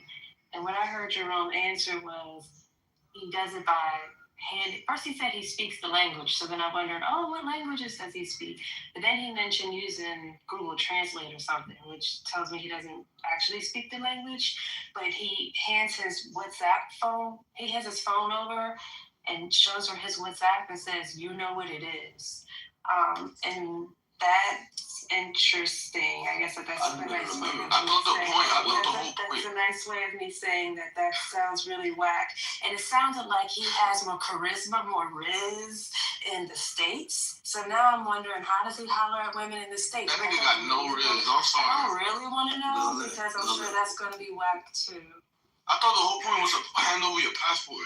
Passport bro, like what the fuck? Show them that you're from the United States. You don't have to say shit. They're not gonna like it for you anyway. You a passport bro. Damn, that sounds personal. So, real quick though, y'all, real quick, right? So we say, it's not about the money. Hey, it's not about the money, right? They actually like my personality, right? So, does anybody have any love stories where guys go overseas and they broke, right? And they still get all of these options while they're broke? since it's not about the money, right? It's about them actually liking the individual. I like their personality. Oh, I like their morale, right? That's what's going on. Bobby, you can put, like I said, I've traveled. You can put, especially in Africa, you can put your African baddie in a luxury apartment for $400 a month. And now they'll talk about American women. Oh, they gold diggers. You're literally, again, it's money is just relative. So if I can afford to put my girl, let's say my girl in Houston, in a $2,400 a month apartment in Houston because of my tax bracket, all he's doing is going to his market. So he went to his market. He can't afford $2,400 a month for his girl's allowance, but he can afford $1,000 a month. He can afford $400 a month. And all he does is then apply that to the market in which he can afford. Now the issue comes is when they start demeaning women of wealthier countries, they start putting those women down. But the reality is you just couldn't afford them, because you'll be surprised how submissive women become when your bank account is right. You'll be surprised how funny you instant and charismatic you instantly become when your bank account is right. When you pull up in the right car. Well, if you go to Ethiopia and you rent a Range Rover for a day in Ethiopia is $40. Where if you wanted to rent one in the United States, it's $250. So you rent a Range Rover for a week and play like you me, then what's gonna happen is, then now you're gonna pick up women. But if you put a phone in a girl's face, you know what it is. That sounds like a prostitute. So you picking up prostitutes. That's not looking for a wife. That's not taking care of nothing. So we gotta start G-checking these corny Negroes and these economy bros. Oh, y'all niggas looking for an international wife. Oh. Bro, y'all ain't said nothing. First off, Let me just jump in here real quick. I heard 4 or 5 people defend one point that I made. This is crazy. So first off, pecan pie, you know what I'm saying? I love you. By the way, you're amazing. All right, I'm going to leave that alone. So then, after that, you know what I mean? Like, when it comes down to, like, speaking the language, yeah, I speak Spanish. So meaning, like, you know, that whole continent of, like, South America, that's, like, where I can go. And then everybody, from that whole South American, you know what I'm saying, continent, I can go all the way up to Mexico, right? I speak Spanish and I speak English. So meaning, like, you know what I'm saying, I got United States, I can go to Australia, I can go to Europe, all these places where I can speak Spanish and I can speak English, I can go. So, you know, it's not just, hey, I can hand a WhatsApp to somebody, but if I was to go to another country where I didn't speak the language, I could still hand that WhatsApp. And the thing is this, is that it's not about, okay, hey, just because I have money that's different from whatever they have, you know what I'm saying? Like, I have that advantage because, trust me, a lot of women have opportunities to be with celebrities or be with, like, people who have money and this, that, and the third. But yet, they're not marrying these dudes. They're not trying to be with these dudes, you know what I'm saying? Matter of fact, a lot of women would say, like, it doesn't matter if a man has a whole bunch of money. Like, that's not even a standard in these days and times. The difference is this. I mean, maybe, you know what I'm saying, maybe, look, I got money here in the United States, and I can tell you right now, like, women are not just being like, yo, money is the only characteristic of a man that I want to be with. Anyway, what I would say is this, the difference is this, and I'm going to land it here. The difference is this, when you go to another country, they have not seen the type of swag or status that you have, right? They haven't seen you're different over there. It's just, like I said before, it's just different for it, as if somebody came from another country here. You're going to be unique. You're going to be exotic. You're going to be different. So anytime a woman says, hey, you know what I'm saying, I want to go to a different country, I'll be like, it doesn't work that way for women. So it's better off that you stay here in the United States. And then I'll leave it there. Yeah, it works. It works for women too. What do you mean? No, I don't. Well, you know, universal. It could go anywhere. It doesn't work for women. Like, bro, women all they got to do is women cannot get a higher value man from the United States if they go overseas. Bro, and that's on a situational basis. Like you can't just say that. Like, Yes, you're a man. You need money, and you need to have a good personality. You know what I'm saying? And you need to be decent looking. You know what I'm saying? You don't even gotta be. You know, you might not be like. You know what I mean? Like, you need money and personality. I see fat niggas get bad bitches, but you need money and personality. You need to be a leader. But a woman, she needs to be pretty and act like a woman, not like a man. You feel me? But there's exceptions to every rule, bro. Like, what you saying? There's exceptions to every rule, bro. Yeah, but she's a woman, so she needs less than you, bro. You know that already. Oh my God. Her value is like, it's not gonna go down, but her value does go down. Like, her value does go down. Why are you saying she's a tree? It goes down, but if she's a normal girl that's not a doctor, yeah. Bro, like, be for real. Like, what do you mean? I am being for real. What are you talking about? Hold on, let me finish it. Hold on, fellas, real quick. Can y'all let Michelle get in there real quick? Oh yeah, go ahead, Michelle. Hey, you better call Jerome. But anyway, I think it was Tyrone. Jerome in the house. Let him know. Michelle. Tyrone, right? Yeah, radio. Nah, I'm enjoying this. For sure. Like, Michelle, go ahead, let us know what's up. How you feel about it, Michelle? Jerome, do you go? Good morning, everyone. I normally wake up at around 4:30 here in New Orleans Central Time to prepare for work. But it's Saturday morning, is it? Please tell me that is so. Is that right? I'm just kidding. But nevertheless, Jerome, you believe in going to Thailand and shit. Looking for a lady to marry or what? I'm just asking. No, I got you, Queen. Like, I believe that every man should go where they feel the most respected, they feel the best in their life and everything else. And I believe that in this time, in these days, in these moments, that being in the United States is only for dudes who can't get to other countries or who have not been to other countries.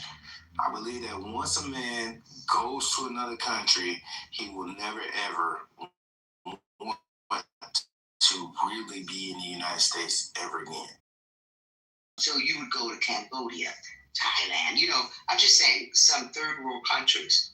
Well, these women have a husband and 2 or 3 kids. They present themselves as being single to put food on the table in certain parts of Mexico. You know what I mean? No, for sure. I'm just saying, it's a business for them. I don't mean to be demeaning, but I watch a lot of documentaries, and I've covered a lot of stuff when I was in television. Read a lot from Associated Press, from foreign countries, third world countries. These women are sex workers. If you go to Thailand, they look at black men and marvel at them. But will they be with them? No.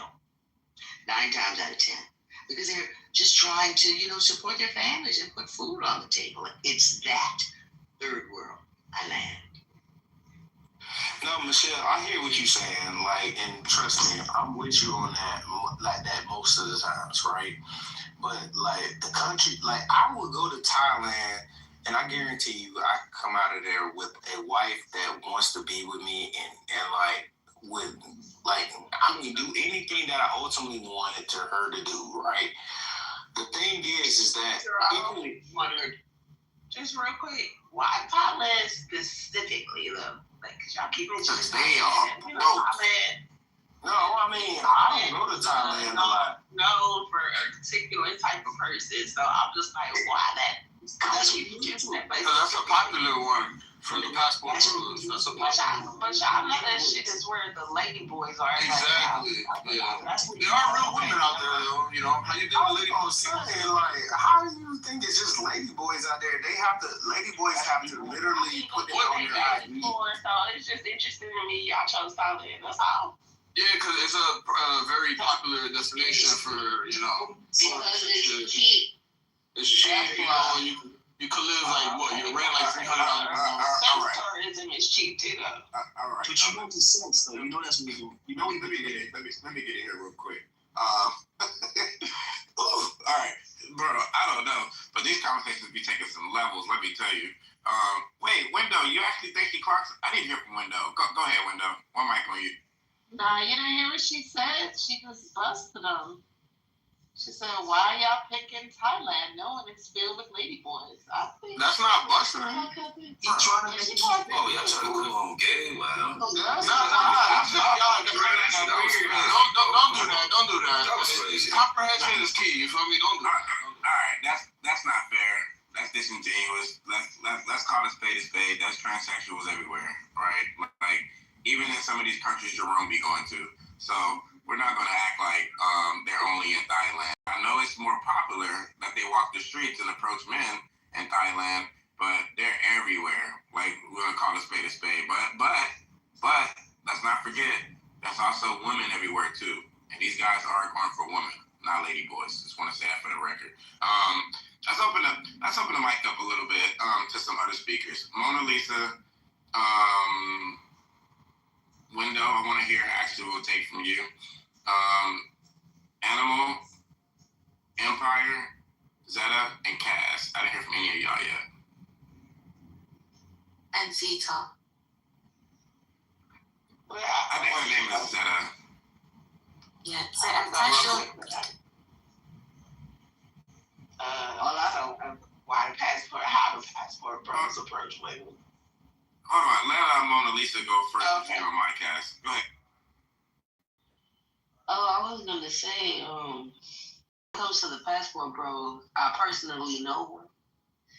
And he got him a little girlfriend in Thailand. And they don't approach women with no charisma, none of that bullshit. They be at parties and all that stuff, and I guess a lot of the women over there are already on game, so they be going with you for the day, or they ask you how long you want me to stay with you, meaning you're gonna pay for me to stay with you this whole fucking time. Or they set up an arrangement like they get a monthly allowance or some bullshit. That's what the passport bros is doing. They not about no charisma. She ain't lying though. Yeah, because if it was about charisma, you stay in your country, you know what I'm saying? You know what I find funny? You know what I find funny about the passport bro shit? Is when me and my brothers are traveling to these different countries. In Thailand, the women was paying for us, respectfully. Like, I know it's gonna be hard to believe, but they was paying for us. They knew the owner at the joint, my brother. That's another classic right there. Oh, when you he didn't interrupt you. Allow him to learn. This is crazy. My point by bringing this up is it doesn't matter where you go on God's green earth. If you got function, motion, charisma, and you carrying yourself a certain way, people are gonna acquiesce to you. It's not just men and women. Why do you have to leave your country then? I don't have to leave my country, bro. So let me explain to you something. Since you want to be an idiot. Nah. Let's get it. No. Yeah, you got triggered. Don't be triggered. I'm asking you a question. Big man. Don't back up. Big man. Don't ask you a question. Don't back up. Don't get offended. He wanted the bar with you. He wanted your attention, bro. That's what. Let's get it. One-on-one. Let's go. I ignored you. Let's go. Okay. I ignored you the first time. You want to call me an idiot, so let's go. Go ahead. Answer my question. Animal, hold on. Listen, we do ISOs here, but you got to call that out, and the other person has to accept. All right, you want to do an ISO animal? Let's give you a real animal. No, ISO, all right, bet. Okay. Are you weird, bro? Yeah, absolutely. Yo, everybody, hold on. Let's let Animal wrap up real quick. I'll wrap it up real fast. So, in Thailand, you can look this up. My motorcycle club has a chapter in Thailand. It's called the Wayfarers. I'm a Thunder Guard, right? So I don't have to go to other countries for women. That's not what I said. I don't know where you got that from out of what I said.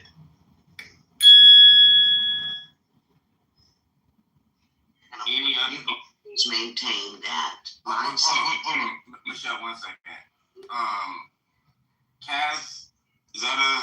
I'm trying to see who else didn't speak at all. Yeah. Cass and Zeta. I think y'all the only two. All I was gonna say is, one of my friends in chat now at this point, I say if men complain about being transactional, is it go to countries to be transactional with women they can afford? Because how many of y'all out here? What is the main language of Thailand? They speak Thai. They speak Thai. Yeah. Okay. So how many of y'all men who go out to these foreign countries are fluent in Thai? We're not proper Thai, conversational Thai. Sweetheart, I don't know if you're privy, but they learn English at school. Yes, English is prevalent. Yes, they taught English in school as children, so English is prevalent. But continue. Proper English and conversational English is two different things. That's just like us going to school and learning Spanish. We learn Spanish, proper Spanish, but we don't learn conversational Spanish. It's the same thing. Y'all aren't having this conversation. No. In Thailand, they actually speak English. Like, almost every citizen speaks English. Okay. So you know what? You're right. I've been there and they speak English. You ain't been to Phuket, Jerome, we call it. I don't want a major cut off, y'all. I just wanted to give her that quick correction. Let them go, because you know what? I don't need to go to another country to find a mate. So, you know what? I might be incorrect about that. I don't go to Thailand. I fuck with beaches. So, they could be correct. I mean, it makes sense. Yes, you don't have to. This is the best place for women, everybody. United States. Hold on. Listen, y'all. We will get into a style here soon. It's called cafeteria style, where you can just talk over people, whatever. But as of right now, I was ignorant about the situation. I'm cool. Right. And we corrected you, and I think you can make another submission now, Cass. I want you to have the mic stick. Yeah, like I said, I think I still stick with my first answer. Niggas complain about being transactional about women and all to go to another foreign place to go be transactional with a woman they can afford. I'll stick it just at that, and we can leave it there. I don't see anything wrong with that. I mean, that's fair. That should be our best option to take, because we're going to get more for our dollar. And the closer that we get closer to retirement, we don't want to waste all of our retirement on people who are just living off of the system. We're going to go to a country that has a low cost of living, low overhead, and then especially if we're single, we're going to naturally try to find a woman in one of those countries, because she's not going to act like a spoiled, entitled brat. She's going to appreciate a man because she values a man, because she understands that that man is connected to her survival. So I don't see anything wrong with it. Finally, somebody was keeping it real. Yeah, I don't see nothing wrong with it either. I agree. There's only two speakers that didn't speak yet. That's Zeta and Captain Cuffham. And after that, I'm open the floor up to everybody. Oh yeah, let's hear you, Zeta. Let's go. Zeta, you want to speak? Zeta, my bad. I think that's Zeta. I'm so sorry. Zeta, do you want to speak? All right.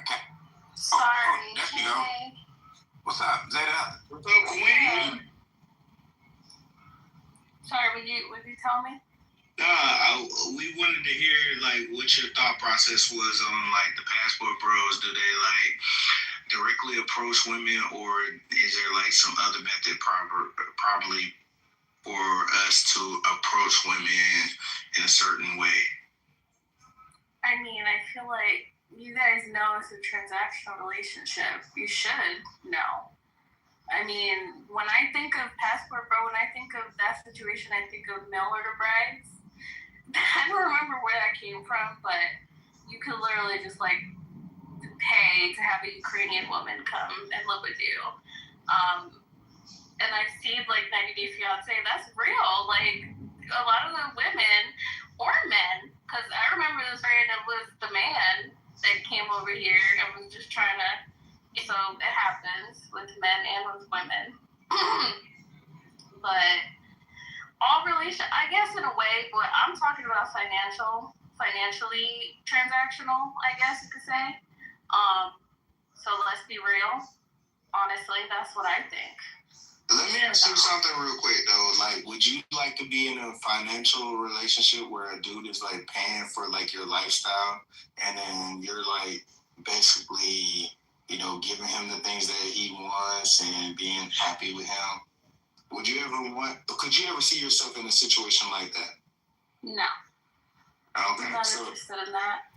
Okay, what type of dudes are you interested in? I'm into men that will respect me and be moral, have morals that align with mine. That in and of itself is hard to find. So No, for we'll sure. just start with that. No, for sure. I think that ultimately, like, a lot of women will like a man that's, you know, pretty much in line with their moral aspects and then the things that they ultimately agree upon. Let me ask you this. Like, are you in a relationship right now? No. All right. When was the last time you were in a relationship? Like a year or so ago. Yeah. All right. So what happened to where you guys did not align? That we didn't align? I mean, I think it was our stages of life, or just what we had going on. Whose stages of life? Yours or his? Both of ours. Yo, Jerome. Okay, go ahead, Cap. Because, like, it's like you keep leading her on to say the worst things, right? Oh, I ain't say nothing.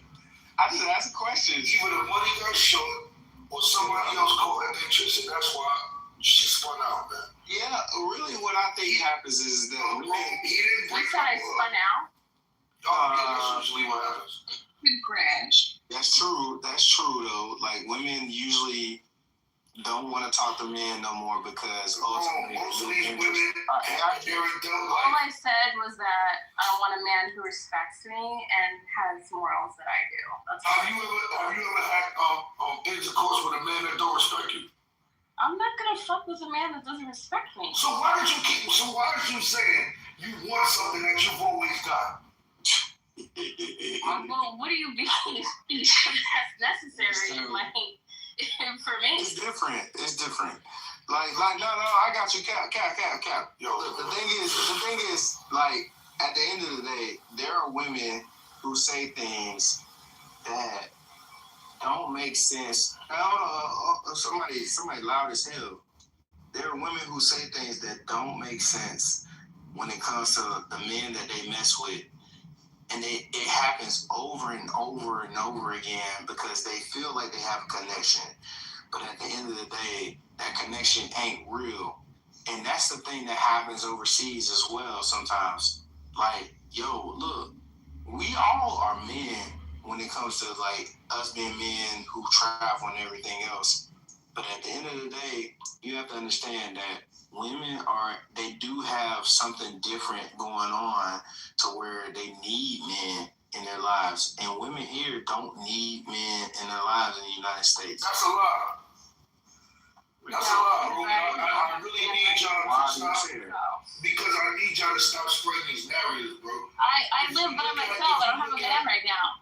No, she said she don't need a man. She's telling you over and over again. She doesn't know no better. This is what I'm telling you. I don't know no better. I was with a man for 2.5 years. She's telling you over and over again she don't need you. Is it okay if I speak? Speak. Go ahead. Thank you. Right? If you look at most of these women, their life is a mess. And this is what I'm trying to explain to you, right? My life is doing all right. I'm not having a. This is what I'm saying. This is why you paying your own bills. You don't have no respect. For who? They don't have respect for me. That's why I have to pay my own bills because they don't respect me. No. You don't. So you get out the way, man. Get out the way. No, I gotta. Nah, get out the way. Get out the way. Please let me come in there. I got this. Lee, get out the way. I got you. Give me 3 minutes of this because this shit don't stop. 60 seconds. Gotta stop. It's not gonna stop after talking to me for 3 minutes. No. Skip all that. I just want all these men to stop listening to this dumb shit, right? I'm not gonna listen to your dumb shit. You don't have to. Like, you don't have to. The fact that you pay your own bills and listen to know exactly what I'm saying is true. That's why I don't need to talk to you, because I pay my own bills. So I don't Exactly my point. That's why, and this is what I'm saying, bro. How life is going to be a mess. Like, I know. I promise you this. Listen, bro. Listen, I'm with you. I've seen these light-skinned entitled girls. Oh, no, so what does that have to do with anything?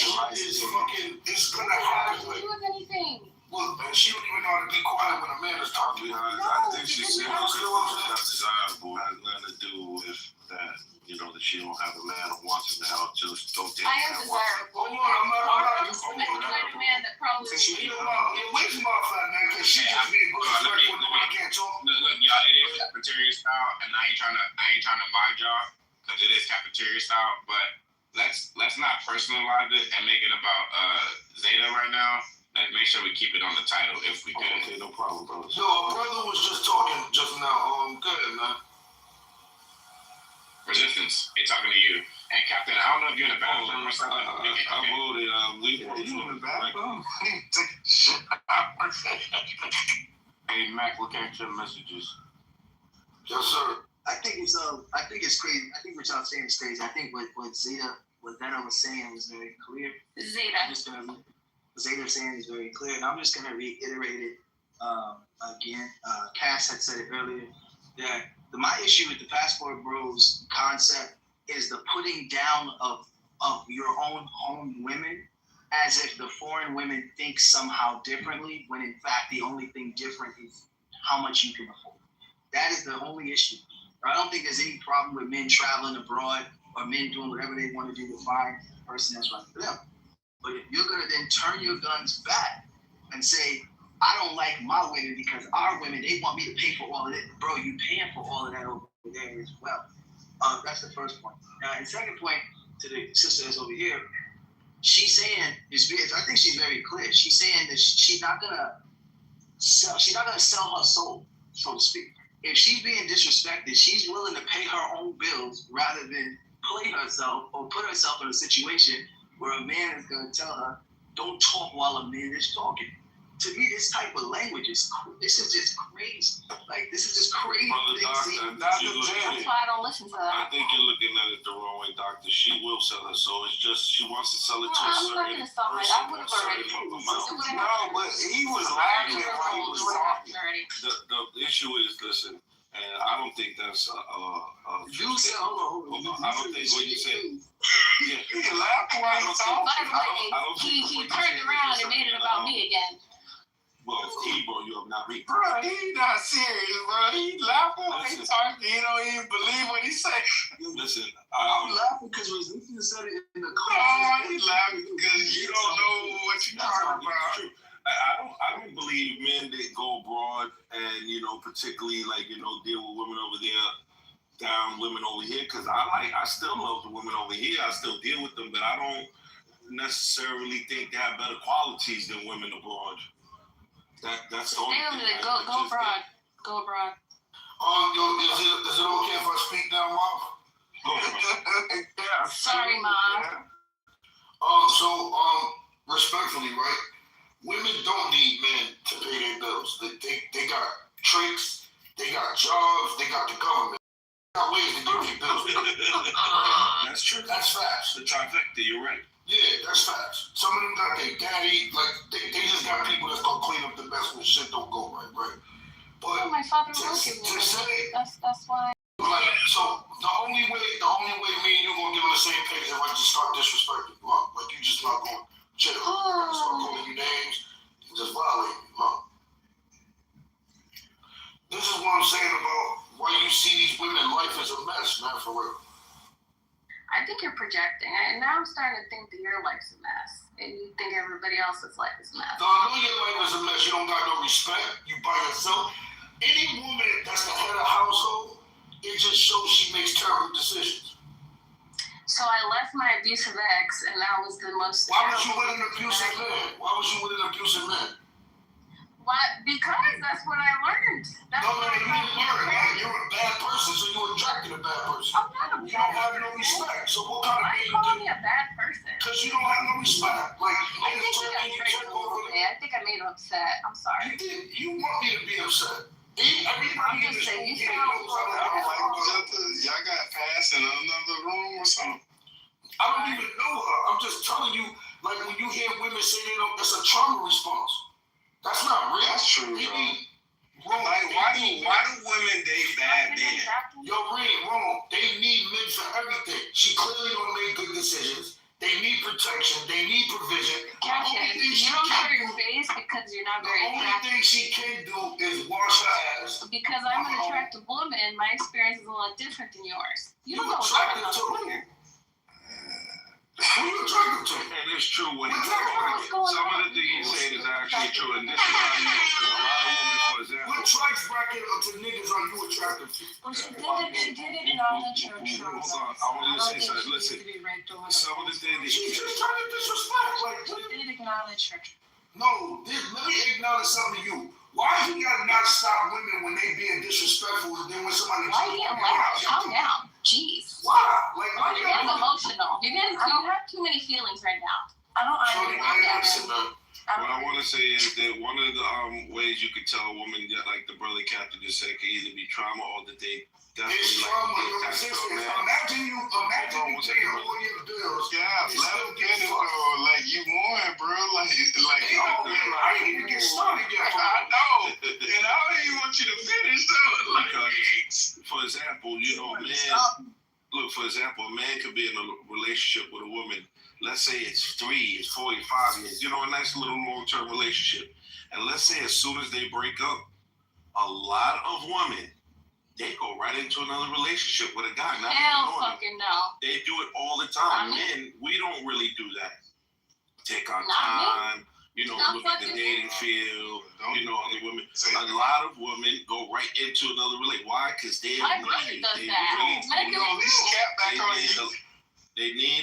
need men, and you know, for whatever their reason is, and I believe what Cap's saying is true about it. And she might not, you know, being that she's paying her bills and everything right now and living her own life, I believe that. But I think it's because, like I said, she's searching for a certain kind of man, but I don't think that man is available to her. Yo, Resistance, can I ask a question? Yeah, go for it. So let me ask you a question, right, wrong? So women that pay their own bills, do they stop fucking? No. So let me guess. A woman that got a man is fucking, right? Mm-hmm. And a woman that pay her own bills is fucking. Which one of them is stupid? The one that pay her own bills. Them all, bro. Like, this shit. My whole thing is this, Cap. I got you. Cap. The thing is that these women are out here trying to figure their lives out, right? And meaning, like, the society that they've been brought up in has conditioned them into thinking a certain way. Here's the problem is that we as men, we've been taught and we've been trained to think a different way. You know what I'm saying? This is why it's so many men who are able to, like, adjust the situation or deal with the situation or like acknowledge the situation. Like, we have to make the best of what we have. My thing has always been this is if that's the case, then why have men not ever gone overseas to at least one time in their lives experience what it means to go overseas? Why are men like you hear? I got you. Let me land it here. Why are men still dealing with the situations that we've experienced, even in this room, that they're dealing with now? Why wouldn't you just move? Why wouldn't you just at least take a 3-day trip to either the Dominican Republic or Colombia and experience that? Yo, wrong, man.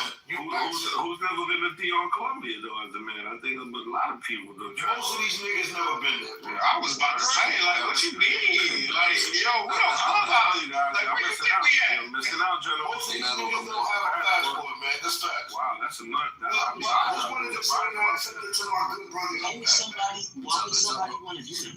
Why would somebody like what? Hold on, I'll tell you why. To see other culture, to see how beautiful those places are, the people. Bro, if you never been out the country, you just haven't. Yeah, like it has nothing to do with it has nothing to do with just the women, bro. The country is beautiful. Right. No, it's a feeling you get when you land at the airport and the dog comes sniff your bag, and then you get back. I can't explain. About that. I only about that one time, bro. Like, I've been out of the country a lot. That's what here's my thing, what I'm saying, bro, because everybody keep cutting me off, right? The only women that say they don't need a man is women that have experienced an extreme amount of trauma. If a woman has been taken care of by her father, she could never make a statement like that.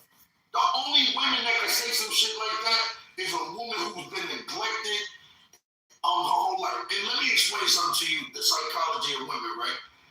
Do you have a degree? Man, please, man, listen. I don't want to argue with you. I'm talking about bullshit. I don't want to talk to you. Right. Like, You can't make statements like that when you don't know about psychology. You don't know anything about psychology. You can't say that. You desirable. You cannot make these statements when you don't learn about psychology. You don't know anything about psychology. You trigger her, bro. Like, stop triggering her. Needs to go. Everybody needs to go, to be honest. Anyway, like I was saying, what I'm saying is this, right? And this is why she paying all her own bills. She wasn't raised with respect. Like, she wasn't taught respect. She think that she likes it, she can just talk over me. Yes, I was talking about. Cap, why you attacking and singing? Yo, bro, did you not see me talking to Roman? Her just cut me over and talk over me 3 times? Stop be tripping, bro. Yeah, as soon as you be tripping. Some of these niggas on this app, this is why we Dr. J, she talking about the grind shit. So I look at you like, oh, hey, bro. What? I literally was talking to my brother E-Mac, literally just now. Like, I literally said, yo, E-Mac, right? And she came off the mic and cut me off. This is why these kids' lives are a mess. You niggas always champion these women disgusting behavior. Like, this is what I'm saying. Like, she still want me to disrespect her. Do you see what I'm saying, E-Max? She's not gonna say that to myself. She's not gonna stop. You don't deserve respect. Because she doesn't understand. I'm giving you respect. I don't like that. See what I'm saying? She thinks that we're rules or something. Wait. Just wait. Crazy. It's a lot of extra. Hey, let Dr. J talk. It's a lot of extra. There's a lot of unnecessary disrespect for women happening up here, and it's just crazy. Women or men or both? No, I'm saying. I feel look, you on my side. You want to make me content now. Cap, you ready to sit. You trying to save her, and she ready to ball on you. Man, Dr. J, like, man, what? You gotta stay on your toes. You can't trust nobody. I know that's right. I'm gonna keep doing your tippy toes. You need to find a man that can trust. What is going on? I can trust my father. Oh, but I can't marry my father. You see my name. Hey, yo. I trust my brother. You need to find a man that you can trust. Don't do that shit. She's not the more like a punk. Yo, like, you got all these men. Let me just finish this real quick. Like, Zayda, you got all these men out here in this world, right, that you can choose from. And you telling me that the only men that you can trust is your brother and your father? Like, that's a problem. It is a problem. Yeah, exactly. What I'm saying is, like this. No. That's what I'm saying is that ultimately, it's a problem when a woman can have anything that she wants in this world, like as far as in the United States, and the only man that she could ever trust is her brother and her father. How she can have anything if she don't got a husband? Let me ask that. No, but I'm saying like all men are like trying to that's a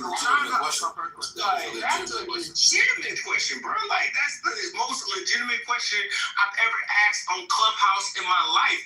Like, if you are a baddie and you can find any man that you want, how is it that the only people that you could ever find is your father and your brother to trust? That's weird.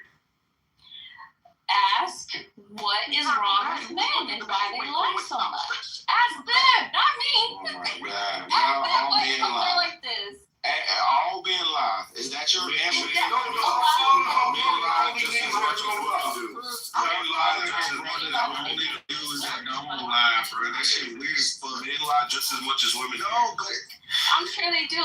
But men lie to me. And you have lied to them. And you have lied to them.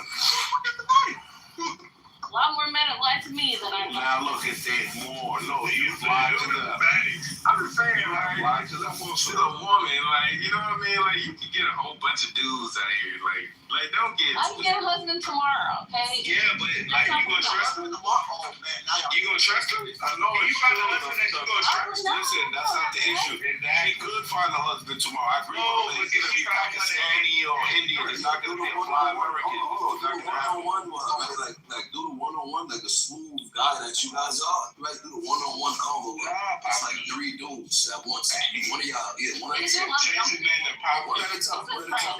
It happens to me all the time. Alright, so you wanna go? Yeah, you vibe what? hold up. My thing is like, yo, she says this happens to her all the time. The problem then why it happens is because you talk delusional. My thing is this: is that delusional? Yeah, you delusional as fuck. Like think about the it's Jerome. Let's see what Jerome. Right. Hey, no man that's attractive has ever said crazy shit. Attractive. Yeah, that's my whole thing. All right, so basically, what you're looking for, super attractive dude. You can trust. No, I got you. That's just weird. Like, so at the end of the day, you're looking for a super attractive dude who that you can trust. That someone to give you the world and like I got you, like queen. Trust me, I feel this every time I come on Clubhouse. Like at the end of the day, you are looking for something that you can't obtain. The dudes who you're attracted to don't want you. They treat you like they don't want you, and at the end of the day, you get mad at shit like that. So then I will be by myself. I will make the choice exactly by myself. So do you not see anything wrong with that? With me being by myself? Yes. No, I don't see a problem. Why do you think we were born? Why do you think like what's our purpose in life? It's 2026. Life is tough. All right? Oh we have to protect ourselves. This is why I want to preserve my sanity. No, I'm single. No, but see, and I'm gonna land it right here, and anybody else can talk after this. This is why men are getting their passports. They're going overseas. They're traveling to different places and everything else because of the delusionalness of this situation right here. No, I got you. We will. More people are doing it. Like it's happening right now. More men are actually making. Go. That'd be better. Hey, everybody, bit up. Hey, Trap just paid for 5 minutes, so everybody let him speak. Yeah. One mic on him. That's it. One mic on him. I don't really know what I'm hearing. I came here and it was kind of crazy. I heard bad bitch and I was confused. Nadia, she's quiet. Mona Lisa, she's up there also quiet. Smarell, I haven't heard her since I came in, so I'm confused on where the bad bitches were. That's just me, Trap. I was confused. But for everybody else, the delusional lady that I heard, I did hear a delusional lady, bro. Let these people be delusional, man. Y'all don't have to control delusional people, man. Like you kind of make yourself look just as bad when you're arguing with somebody who you know don't have certain character traits about themselves and they're just talking. So I think the men that are trying to waste their breath on this lady, it won't help. She's already inside a certain box that you can't help her break out of. I mean, that's just the sad reality. She's probably already 30 years old. She's stuck in her ways. Let's continue and move on. How do passport bros approach women though? They don't. Surprise! They don't. Passport bros, niggas who want to be passport bros, they don't. Unless they get across the waters, then they start approaching women because they're in poverty. They approach women who are broke. They don't approach just any woman. Not American women, at least, because American women got money. American women, they pay their own bills, and American women are not, impoverished overall. So yeah, I want to go back to the passport bros thing. I don't know what the hell we got going on. I heard a pub and a whole bunch of zookeepers in there trying to goddamn get her under control. Let's go back to the title, man. Now, yield my mic there. Oh, damn. Appreciate the support, Trap. You didn't even talk for even 2 minutes, bro. Bro, you had like 3 more minutes. You know that. You know that, Mom. Yeah. Well, listen, y'all. I'm gonna cancel that cafeteria style because new speakers are in here. So I'll go back to it, but I'm canceling it for now. Any new speaker? We'll start with you, Darrell. I see you off mic. Also, I want to shout out to Guns, Nadia, Brooklyn, Trap just spoke, Quentin. Y'all want to get on the mic? Just let me know. Go ahead, Darrell. I just wanted to say that y'all got to come up with new talking points, except passport bros are going for women impoverished. You got to understand, there are other nations that are just as wealthy as the United States. Every country is not poor. And even if the women are poor, it's something that those women are doing to make these brothers fly into these poor areas and want to be with them women. Think about that for a second. Men are leaving some of the most educated, rich women behind with their Mercedes Benzes, their wigs, their lashes, their BBLs, the PhD from Howard. They leaving all of them women behind to fly into, the brother said, I don't know, the jungle. They're dealing with poor women. Why are these brothers going over there? What are those poor women doing that these educated women with Mercedes Benzes can't do? We have all of the resources here. We have all of the tools. Brothers are saying, I'm going over to the Philippines. It's a better deal. Even though the women are impoverished, she's treating me a certain way. So if we're going to keep saying we're going for poor women, why? That's even worse. What are those poor women doing that the rich women, so-called rich, educated women that pay their bills, why can't they imitate it? That's my question to the educated women, the women with the nice cars and the veneers and the big ass. Why can't you imitate what the poor women are doing? Why don't you know how to treat a man like the poor women, touch a man like the poor women? Why don't you prioritize family like the poor women? Why? That's my question. And can we come up with something else besides we're taking advantage of poor women? That talking poor women wore out. We got to come up, because all of those women, and if you've been to every other country, and you could please give me the statistic, every other woman outside of the U.S. is not poor. And every woman wants a man with money. We got to get around that talking point too. All women want men that are resourceful. And I land on that point. Hey, can we let women like respond to his like point? Like, why is it that so many men are like leaving all these educated women, all these women with business, all these women with all these like credentials that women like assume that we as men want? Why are men leaving that? Jerome, it's simple. It's only because these other women lack voices. That's it. And they also lack the education that our women have. They also lack the income. So a female who can't really think to tell you, hey, you're wrong, and she don't have the fucking income to tell you, hey, I don't want to be around you, or I don't want you as my leader, like, that's the reason why. These niggas can't control the women that are smarter than them. And yeah, Trap, that's cool, bro. Hold on, Trap. That's cool that you think that men can't control women who are smarter than these men who are traveling. But I would say it's the opposite. The men who are traveling are smarter than the women because they are traveling to women who are more of what they want. But anyway, can we let women answer why these? Yeah, hold on. Let me get it here real quick. So, normally women pay for it. I also do give it to them. But in this moment, how many ladies are actually active? Can y'all react to me so I can see who I want to speak? Ladies, react. How many we got? Just 1, 2, 3. Okay, only 3. Okay, perfect. So let's just do 7 minutes on the ladies. Go ahead, y'all. Yeah, let's just hear the ladies for a second. Like, why is it that men are willing to travel these other countries and really find wives? Jerome, I'm pretty sure they got it. Just shut the hell up. They got it. All right, starting right here. Okay. I want to hear other girls talk. Zeta, one second. Starting right here, how we do during our ladies' time. If a man get off mic, we move you to the goo. No questions asked. You can say anything. You can even get off mic to say, I agree. We move you to the goo still. All right. So 7 minutes on the ladies. Thank you. Add this real quick. Because I was interested to see if marriage started to decline after women could get bank accounts.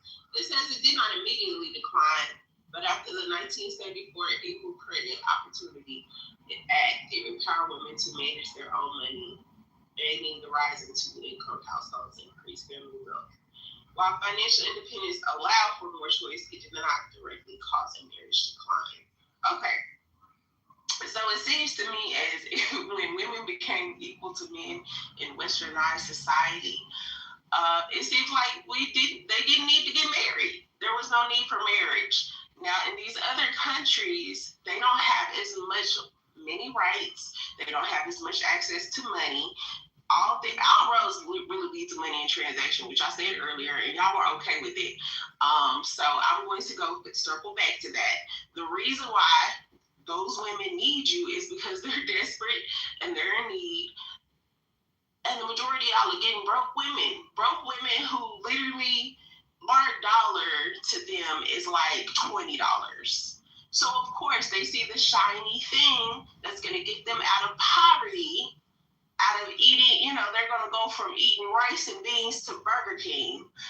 And that's where you're going to get them. You know what I'm saying? So, of course, they're going to act in a certain manner.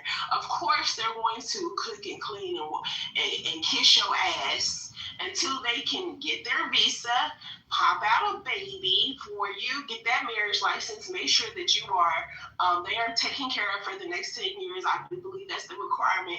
And half the time they end up leaving y'all behind, or they become more westernized. They get a mouth. I've seen it. I look at it on TikTok all the time. I look at it on Instagram. I've seen it on 90 Day Fiance. So y'all can't sit up and say that they don't become westernized after a while, and then things start to change.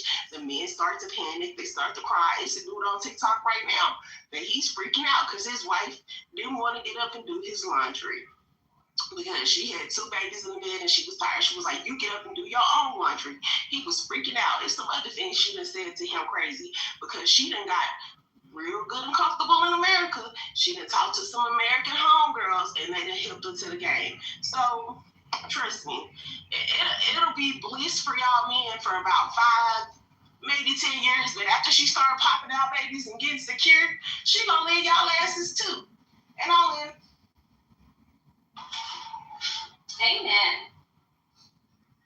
I guess I'll talk next. I was definitely gonna bring up women's rights. Oops, sorry. We weren't allowed to even own our credit card. We weren't allowed to own property without a husband. We didn't have a choice. If we wanted to be financially secure, we had to marry a man. And a lot of those women were popping pills to get by. They were getting beat up by their men. And guess what? They didn't leave. Why? Not because they didn't want to, because they didn't really have a choice. They didn't have any of their own money. They couldn't leave. Or else what would their life be? They didn't want to be poor. Just like those women. And also, what the other woman said before me, especially 90 Day Fiance, they do become westernized. They do start getting mouth. Eventually, when women have more rights in general, I feel like they're going to feel more independent. They're going to be able to feel free to say what they want, to say how they feel about men. The only difference is that women were silent because men silenced them. But now that they're able to speak, now men are upset because women get to speak now. That's what I did. I feel like they're just upset because we get to voice our opinions and we don't have to respect them anymore. That's not required anymore to live in this society. And because of that, we can live by ourselves, we can do what we want.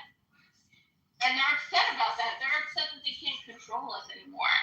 And that's why that captain guy, I think he's upset that women cannot be controlled the same way. And that's why we gotta go to the woman over there in whatever country that she lives in that's not America, or and it's impoverished. They need somebody. Just that in those times. It's basically the same thing for those women. They're a few decades behind us. Eventually, if those women start getting rights in their country, they're going to act the same way that we do because they're the similar women. So, all right, that's enough. I talked too much. Yo, Mom, you in breach of our contract, by the way.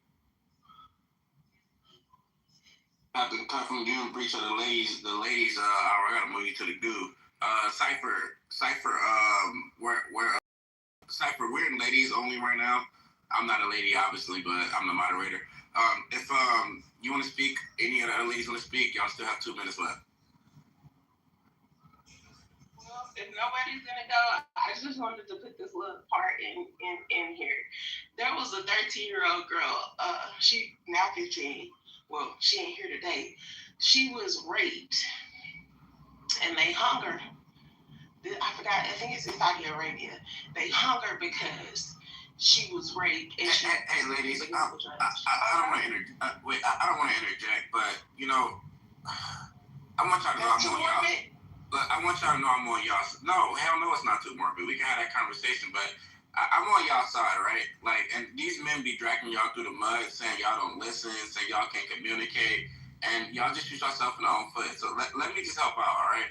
The question first of all, Darrell made a statement, and Jerome wanted some clarity on that statement. So I just want to remind y'all what we're talking about, because y'all not even responding to it, what we give y'all the time for. What are poor foreign women doing that the educated/successful woman in America can't do? Well, that's all I was responding to, man. I don't think you were. But it's the reason for that. It's because we have free will. That's the reason. That's why we're not doing it. That's why the foreign woman is doing it and the American woman isn't. It's because we have free will. Our men aren't trying to, well, for the most part, unless you come on social media, they're not trying to empower us or overpower us. So we don't have to do it. If we want to cook it clean, we can cook it clean for our man. It's not a big deal. But the thing of it is, we have free will here. That's the only difference. The reason why those women have to come over here and do that is because they're under a protection of a man. We are under the protection of ourselves. That's why we choose not to do it. It's just all it is choice. But you can do the same thing in your home. A wife cooks and cleans and does all the beautiful things a man and her husband wants her to do once he's under her protection. That's the only difference. We're doing it. There's no difference. There's really no difference. It's all social media talk on the app. All in there. All right, ladies, that's the time. That's the 7 minutes. It sucks because, man, first of all, Darrell, thank you for the submission. Second, Jerome, thank you for opening it up to ask the ladies, because I really, really want to know. We're going to go back to that question, y'all, when some more women get in here, and maybe when Samara wakes up, I think she'd do a better job at modding the ladies. Sometimes we need a mod in these times, that's all. And I don't like modding it because I'm a man. But anyways, I really want to get back to that question at some point in this conversation, but let's open the mic back up to the fellas. Jerome, let's start with you. Did you get the answers you were looking for in that question? And anybody else can, I'm sure Captain want to get in there, but yeah, go ahead, Jerome. Yeah, no, I didn't, because ultimately, I don't think there's a really good answer about it, right? I ultimately think that society has brainwashed these women to think that what they're doing is okay, right? And I think that there's guys out here who will do whatever it takes to get those women because they don't understand what's out there in those other countries, this what's out there, and like it baffles me that when I look at my Instagram right now, the American dream right now is to make money in the United States and live in another country. It baffles me that there's so many men who've never lived in another country that they will never ever be able to experience what it is that I'm talking about. I go when I'm leaving in about a month. Now, I'm back in the States. Trust me, I hate it every single time, but I got to take care of some things here. I got to get rid of my house. I got to get rid of everything that I own in the United States. And I got to get to another country. It baffles me that there's not women. And I got money. I got status. I got, you know what I'm saying, clothes. I got, you know, a nice car. I look good. You know what I'm saying? I'm not a small dude. All that stuff, right? I'm not an ugly dude. You know what I'm saying? I got a lot of good stuff going on for me. It baffles me that every time I come here that I have to compete with a dude who ain't got nothing. Whereas if I go overseas, that guy who has nothing, it doesn't hit the same. Like the value of a man is different. The culture of a man is different. Like women here in the United States have gotten so comfortable with being with a man who has nothing that they will sit up there and like make babies with him. They will enjoy his time. They will try to support him. They will do all these things that he says that he's going to do in the future. And that's where the problem lies, is that when women do that overseas, you know, like those are grave consequences. Those are things that, you know, like I really messed my life up. Like the culture is just different. So no, when I say, did I hear anything that would change my mind about like ever going overseas, or if I heard anything that I would accept as a good answer to why men go overseas? Absolutely not, because it's not going to be for a woman to say it or acknowledge it, because that's not in her nature. She can't acknowledge the truth here in the United States. She can't acknowledge the fact that she likes dusty dudes, men who can't read or write or anything else, men who read with their pinky finger trying to like sound out the words as they read and stuff like that. She can't acknowledge that. What she can acknowledge is that her feelings for that dude are involved. You know what I'm saying? That's it. I mean, Captain Cuffham, and then we're gonna go to Christian. Give me one more minute, man, because take two. You good? Go ahead, Christian. Wow, definitely, they don't value family at all. And the only thing I can hear from the sisters is women don't. Is your name Christian too? I didn't know. Isn't it? I didn't hear you say Christian, brother. Oh, okay. Well, Christian, since you already started, just let him take Captain Cupham's spot. You go right after him. Go ahead, Dora. Thank you, brother. Only thing I can hear from the women is women in America don't gotta cooperate. We don't have to do anything because we earn money. That's what traditional family that's what marriage has been done down to in marriage. Women don't see family as necessary unless they pay bills. Can I say one thing? Be a comfortable woman. You're ready to land it right here, brother. That's what the women in America are saying. They don't have to listen to you because they went to college and got a job. That's the only value they see in a man, is if he can pay bills. So if they can provide for themselves, they don't see value in family. They don't think it's necessary to have a long-term partner. They don't think it's necessary to raise children. That's why brothers are leaving. You don't see value in family. And it's going to be a sad ending for a lot of y'all. And we already see a rise in 100%. Women on money. And so you saying you can pay your own bills and you don't want social media going on girls' trips and having sex with multiple men. That's your alternative lifestyle.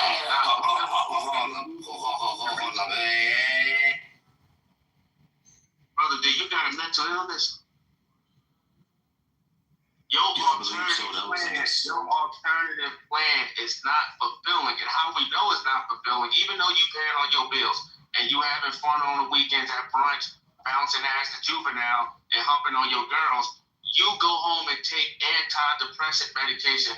You go home and strap a dog or a cat into the bed with you at night. Your alternative lifestyle is not fulfilling. So we can keep saying we don't need each other all we want, but the reality is having family is necessary. It's necessary. How you doing, boss? This is Captain Cuff. How you doing, brother? Hey, Captain, I'm sorry, man. Could you let Christian go real quick and then you go after him?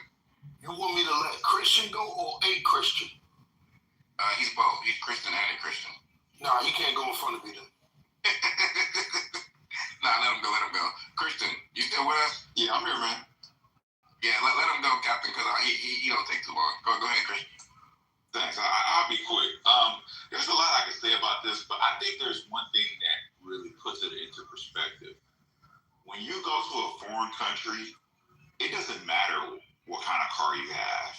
It doesn't matter what the type of residence that you have, whether it's a house, whether you're living in a hotel, whether it's an Airbnb. None of that matters. So if I had to sum it up, I just think that, again, at the end of the day, because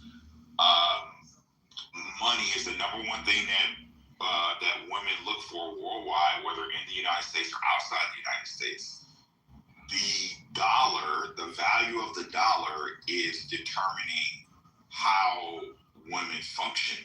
And if you don't have access to the United States dollar, it causes you to not have access to certain things. And when you go to one of these foreign countries that has a low cost of living, I'm not talking about Dubai, okay? I'm talking about like Chile, Ecuador, Colombia, Brazil, Thailand, Philippines. When you go to one of those countries with a very low cost of living, those women, because they don't have access to the dollar, it means that they have to fight for survival. And so their family is obviously raising them to be prepared to go out into the world, but they're being prepared to be a wife. They're not being prepared to be a single independent woman. So they're teaching the woman how to cook. They're teaching them how to clean. Then they're teaching them how to cooperate with a man. That's why you have arranged marriages and all these other different types of things. So that's really the best way to sum all this up. And I think Cass pretty much said it. You know, she just said it in her own words. But when you ask women, the United States women, the question, I don't think that you're going to get. I don't think you're going to get that kind of answer that Cass gave, because that is really the answer. I think what you're going to get is, something to distract from that. And I think that at the end of the day, as men who are, and I'll just say, if you're a man making between $150,000, let's say $120,000 to $500,000, because I think the people who make more than $500,000, that's just not realistic. So most men between their lifetime are only going to be able to make between $120,000 to $500,000. Those men who are up in the upper middle class, and they're in that, let's say, 9%, 5%, top 3 or 4% range, those men, they're going to start what's been going on the last, I would say, 7 to 8 years, reevaluating what they should do as far as, their goals in life. Because when most men look at today's dating relationship market, they see this entitlement, this spoiledness, the brattiness, the selfishness, all of those octets that come back to first wave, second wave, third wave, fourth wave, and fifth wave feminism. So now that men are evaluating these things, they say, well, geez, if I just take a vacation and I go to a foreign country and I'm treated way better, and then I come back to the United States and it's like, well, geez, like, they don't even talk to me the same way, they don't deal with me the same way. I mean, I might as well just, focus on raising my wealth, gaining resources, and then get outside the country. Because those men, they are looking to save up money for retirement or save up money for some other reason. But that's those men that $120,000 to $500,000. That's what those men are pretty much doing now. And when you go to the airport, I'll close here. When you go to the airport on the weekends, and especially if you live in a major hub city, I'm talking like Atlanta, Houston, Dallas, Phoenix, Los Angeles, Washington D.C. When you go to the airport in some of these cities, take a look at the international lines, and what you will find, or let me just rephrase it. Just take a look at the flights that are headed to Miami. Take a look at the flights that are headed to Atlanta. Take a look at those flights, and then watch when the actual flight shows on the screen that it's an international flight outside the country. You're going to see a majority of men that are boarding these flights. I mean, all of them are in that income bracket. They fit that age demographic, and the main reason is what I'm talking about right now. But a lot of guys are still figuring that part out. But I think as time goes along, you're going to start seeing even more. It's going to increase, not decrease, because of the dynamics of that dating relationship market. That's it.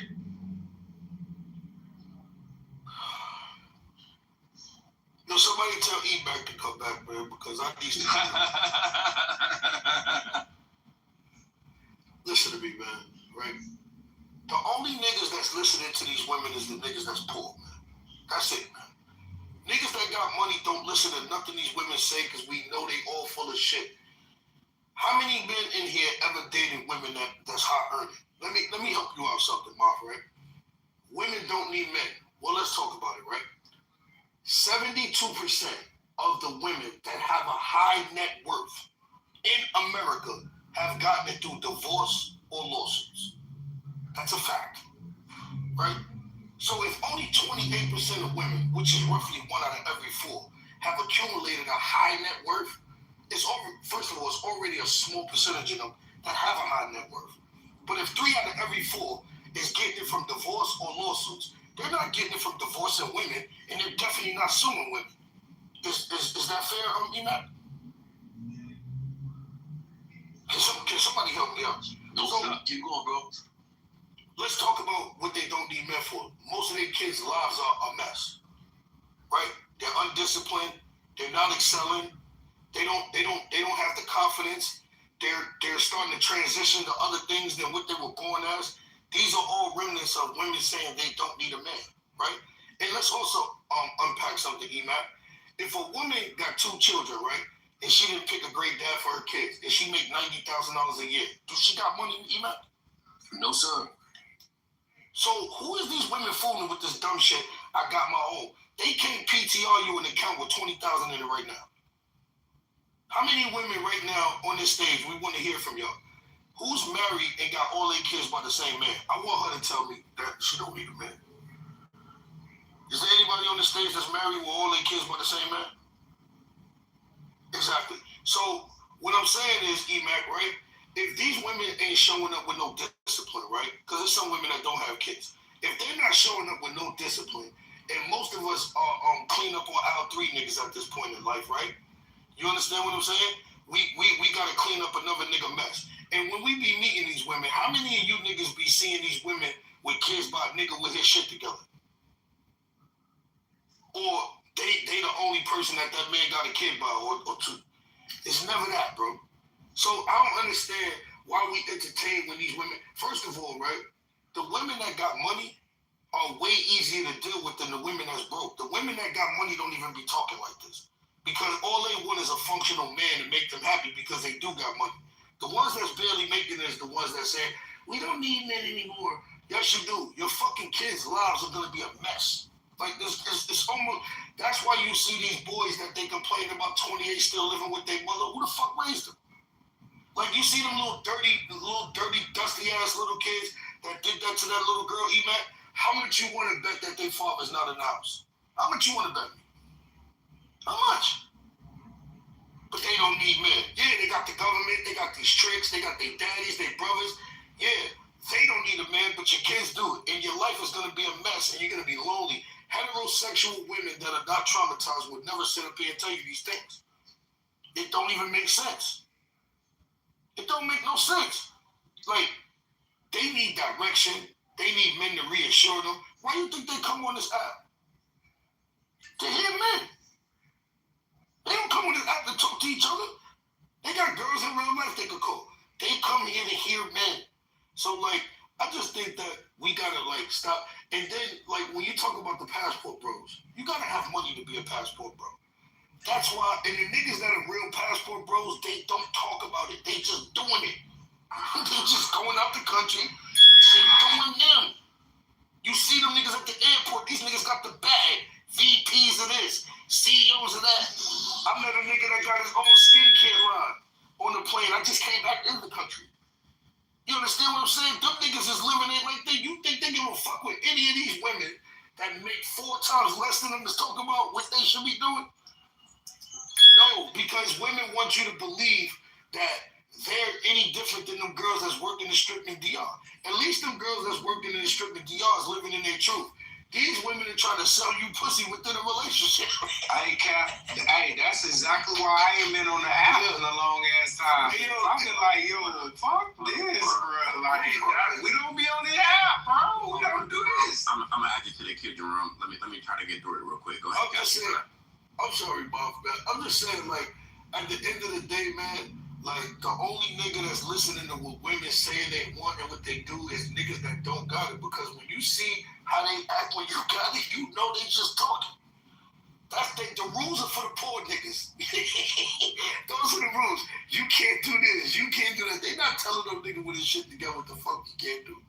Right? Them niggas got extra digits. If there's a woman out here that had 100 million and she fucked with a nigga that got 4 baby mothers on the way, I'm going to tell you, these bitches will tolerate anything if you're valuable enough. They just mad. We don't use that. I'm sorry, excuse me. I'm just saying, women have penis envy, and they're mad that they can't compete with the women out the country. They don't look better. You understand what I'm saying?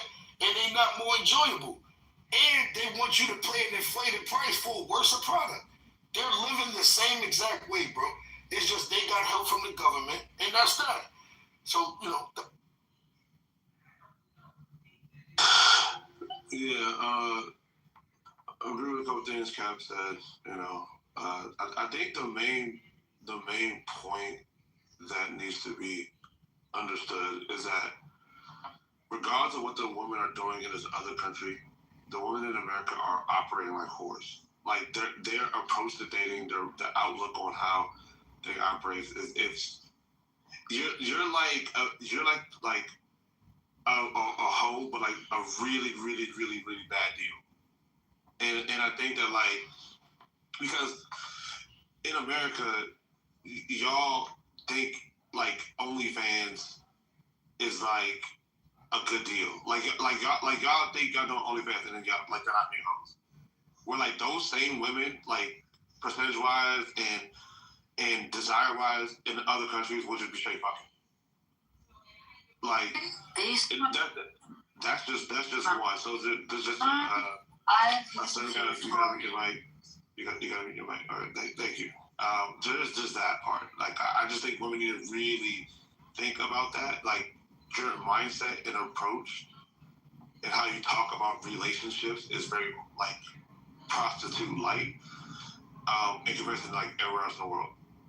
That's number one. Number two, you know, I got a brother. My brother actually, I guess he'll be a passport, but I'm not sure. Like, cause the niggas do actually live in the country, like Cam said. They're not online bitching about like women and all of this shit. They're not doing that. Like, my brother just said fuck America and left like 4 years ago. Like, you know, before this was a whole trend and a thing, and he wasn't like complaining about women every fucking day. None of that shit. Like, he just went. And frankly, he actually doesn't really say that the women are like that much like different. But he also doesn't say these women are gold digging whores either. He doesn't say like, oh man, you know, these women want like he says don't go fuck my money out there. He lives in Shanghai right now, but he living in like Asia, pretty much Thailand for the most part, for like what year like 4 years now. And so he just don't really even speak in that manner. He was just saying that the whole culture is different and how they just prioritize. They have a different value structure. So like money ain't doing what you think it is. You're not out there just tricking off on hoes. Like, and then the other thing is just like these places are international cities. They're not like everyone's depiction of a passport city is a sewer, which is a red light district. Like, whereas these other Asian countries are international countries where people from all over the world, even outside of America and outside their own country, come to. He's like, yeah, I go to, he lives in Thailand, but there's people from like all parts of Asia, China, Taiwan. They're just like huge subpopulations. It's not just, it's just like America, where you go to Miami and it's Latinas and it's like Asians, but like, so a lot of times people thinking it's just one singular race and culture and just Americans going there. No, it's people from Europe, there's people from Europe, there's people from all over the there's people from all excuse me, I don't want to be interrupted. Thank you. And they're coming there. So like he's going there. He's like, yeah, like I thought the Chinese gonna have money. They come from money. You know what I'm saying? Like there's Europeans and there's Asians who are rich, who literally are child babies or whatever, who still go there and live there. They're not dealing with they're not talking with dudes because they have money. Live? Oh, sorry. So Gone? Hold on one second. I'm speaking. Thank you. I don't. Excuse me, ma'am. I don't want to be interrupted. Thank you, security. Thank you. Yeah. So they're like this notion is crazy because this is no different than any other like city in the country. The main thing is that, and I'm gonna leave this last point. I want to be as long as last speakers. Is that did y'all even consider that maybe the men that are going there are considered more just physically attractive? Like, just really think about that. The men that go to these passport cities or these foreign countries are considered more physically attractive. One, what's the average height of an Asian? Two, if everybody looks like goddamn Jet Li, like, do you think the one black dude that's there would like stand out? Like, have you ever thought about that? Like the one off-brand guy, like the guy that looks, he's exotic, okay? Like the guy that's from another country is considered exotic, so he would innately have an exotic appeal. So it's just like, I don't get this whole, like, just because you think he's a loser, everyone else is gonna think he's a loser, where like he's gonna be a 5'10" exotic black man, where he's gonna get up against fucking like 5'6", 5'7" Asian, dudes who look like every other guy. So it's just like, I don't know, man. But I mean, I want to use this conversation just to nobody trying to talk shit. So I get it. Y'all just venting because y'all like mad for some reason. But I think it's just a way to have a genuine conversation or a candid conversation about it. But I'll leave it there. Okay, for the next couple speakers in the queue, let's try to keep the submissions under 2 minutes. What was I going to say? Trap, go ahead. Oh, I thought it was Jerome before me. Was it? I think Jerome? My bad, Jerome. Go ahead, bro. All I'm going to say is this, is that if you are a guy who's never ever traveled outside of the country, like now is the time where you should be begging or trying, like at your utmost best, trying to get out the country. Like it has never ever been a better time to use that passport to move around outside of the world than now. And it's gotten to the point where I've seen people like mess it up. You know what I'm saying? They bring their boys and everything else. They act a fool over there and everything else. And I've been thinking to myself, should I continue to promote going overseas? I think absolutely yes. Because ultimately what it does for like everybody else is it makes people realize like you have another option. It's my humbleness that keeps me like going when I want to promote like going overseas and everything else. It's me trying to make a black man better. Like women have it made here in the United States. Because I'm here now. Women have it made right here in the United States. They don't need to be used to find a dude. They don't need to do. They got anything that they want. They can do here. Like as soon as a woman said, like, yo, I will do any. This is what a woman told me overseas. I was like, yo, look, I ain't trying to mess with you. I ain't trying to talk to you right now. She was like, I'll do anything that you want. Anything that you want. These women ain't saying it. I recently posted a video about a woman saying that during her wedding, she was like, I'm not going to obey a man. You know what I'm saying? I'm not going to start my life off of that. And this was in the wedding vows, you know, to obey, serve, all that jazz. It was in her wedding vows. And she was like, I'm not saying that. You can skip that part and keep moving. This is what these women are saying now. So if you ever want to get past that point of dealing with women in the United States where they don't feel like they have to deal with men, they don't have to listen to men and everything else, all I would say is take a trip over there. You can even go by yourself if you want. You ain't even gotta like have your homeboys go. Just go over there and like go to a very known touristy area, check it out, and I guarantee you, your whole life and your look, my boy Content went overseas one time, and ever since then, I told him where to go. This man want to go all over the country now. Like so. Anyways, just that's my submission. Y'all go ahead. Okay, so I see this as ridiculous, honestly speaking. Most of the things that y'all are saying, as a married man, I don't see to be true.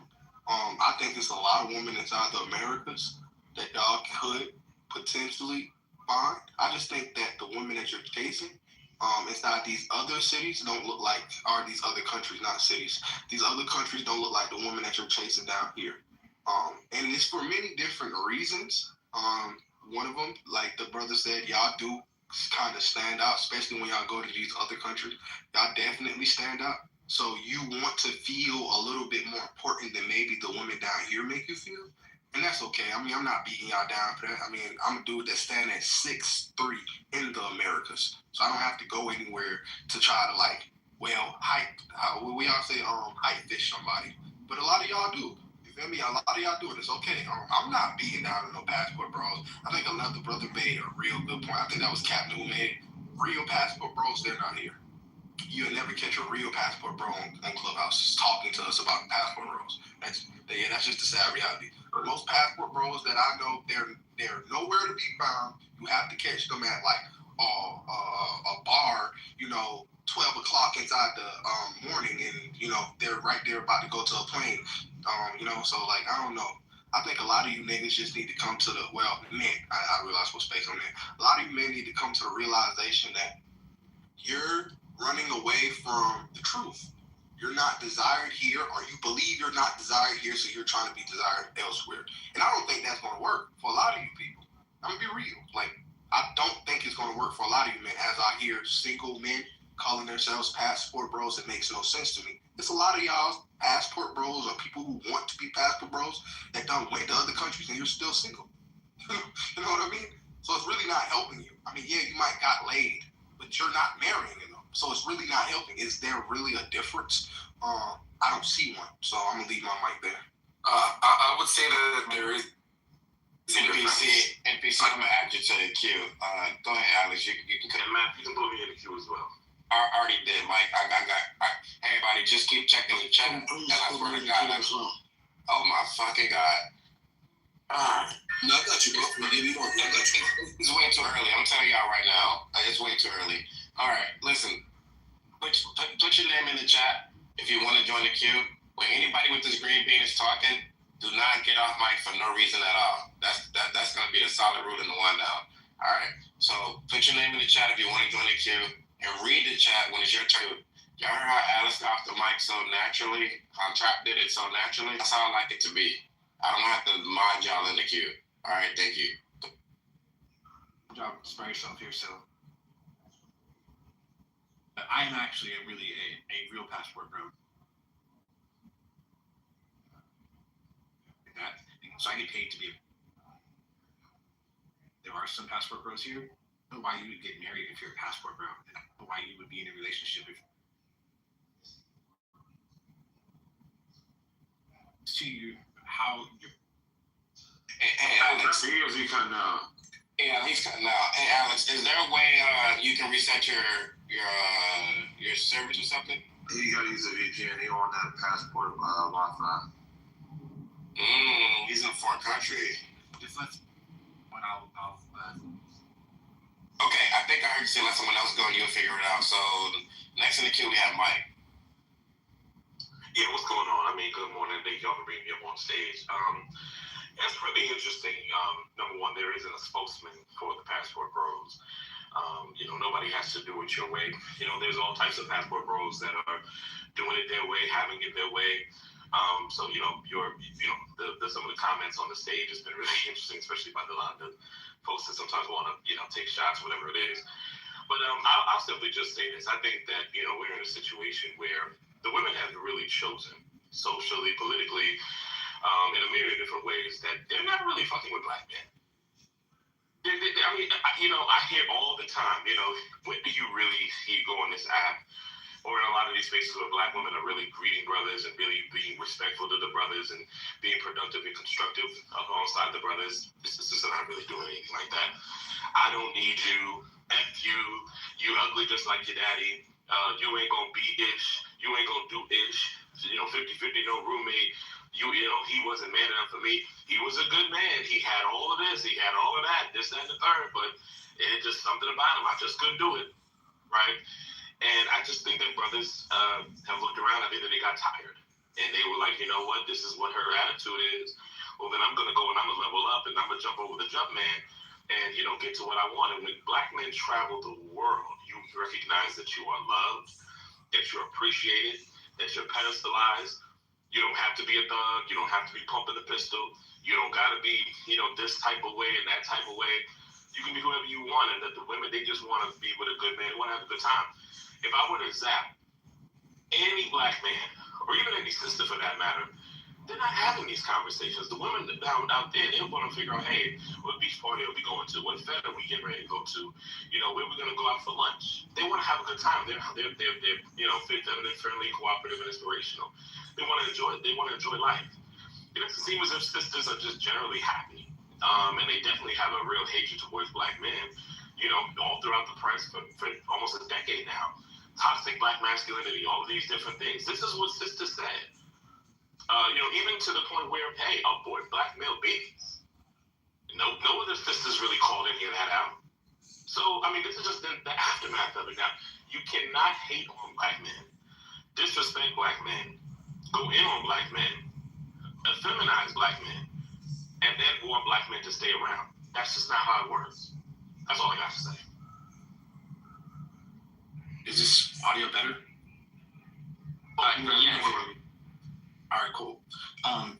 So I don't know what you heard about what I was saying, but Nothing. Yeah, we ain't heard none of it. Okay, so I actually traveled the world, and I'm a photographer, so I shoot for DJs and I do modeling. And what camera you got? What camera do I have right now? A7R2. Oh, please don't answer that question. Okay, I like it. Just because Alex, hold on. Alexander, hold on. All right, Alex, you shut the fuck up. All right, calm your pussy down. Yeah. We gonna move him to the goo. All right, go ahead, Alexander. All right, thank you. So I actually do travel around the world. I get paid to be a passport bro, essentially, in so many ways. The difference that I see about being an American and traveling outside of the United States, it's the baseline. Like an average American man is basically at the level of a global elite anywhere in the world. If you're healthy, above average height, take care of yourself, and you have a bachelor's degree from a decent university, you're already in the top 1% globally, flat out. So it doesn't even have to really do with your money. It has to do with like your status, your power. Being the fact that you're an American actually holds a lot of weight. So you get treated differently, and yes, of course, money does come into play. But just the fact that even when I say I'm from Los Angeles, people get sparkles in their eyes and stuff like that. So there is an allure to it that goes beyond just finances. And I'll end there. So I think we've been here long enough to where, personally, I'm reaching sage mode. Why do we give a fuck what a female says about anything? This is what I mean.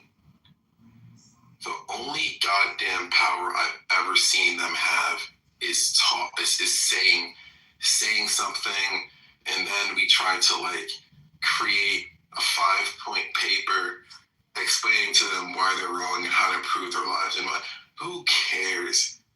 Every single man that I know that is single over the age of 35, they don't watch any red pill content. I know this personally because some of these niggas in their 40s and they barely know how to send an email. I work with them. These niggas are the most mean. They got something in their pocket. They're so self-interested. If a female's acting the way that they want them to act in the United States, and they don't gotta pay too, these niggas are getting it off game and they're traveling to DR every quarter.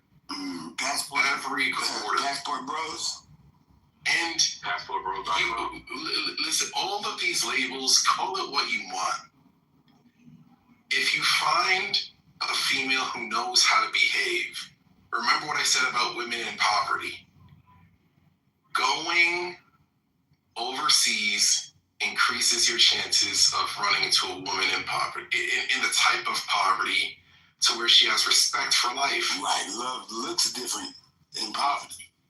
You know what, These humans over, they have no respect for life. They don't give a fuck until they got another nigga's kid, and then they want to be responsible now. And now you, with your good job, is an option. That was a solution. Don't make me no option. Hold on, Alex, we got a queue. Let's try to get through it real quick. In fact, I'll add you to it. Go ahead, Quentin. Alex, you go right now. Hey fellas, how you doing? We're good, brother. Thank you for being here. I just thought I'll chime in as someone that actually holds 3 passports. I have an Australian passport, I have an American passport, and I've also got a South African passport. And I've been living in Australia for 20 years.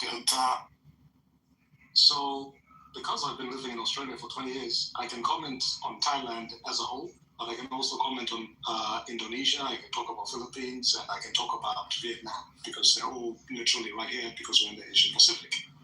Now, the reason why, for the people at least in Australia, tend to travel to Thailand, and this includes 18-year-olds that have just graduated from high school, is simply because it's too fucking expensive to go tourism in Australia. Hotel rooms are expensive, they're maybe $300 a night, whereas you can get a package from here, it's 3-hour flight, from here, from Melbourne, which is where I am, to Phuket or to Bali. Within, say, 3 hours, you can spend about $1,000, and you pretty much have a 7-day stay in a 7-star resort with infinity pools and plenty of activity. So people don't actually go there for the women for the most part. They just actually go there for a good time. People go there 3 or 4 times a year. The weather is tropical pretty much all year round. And also it's just in close proximity and it's cheaper than actually traveling within Australia.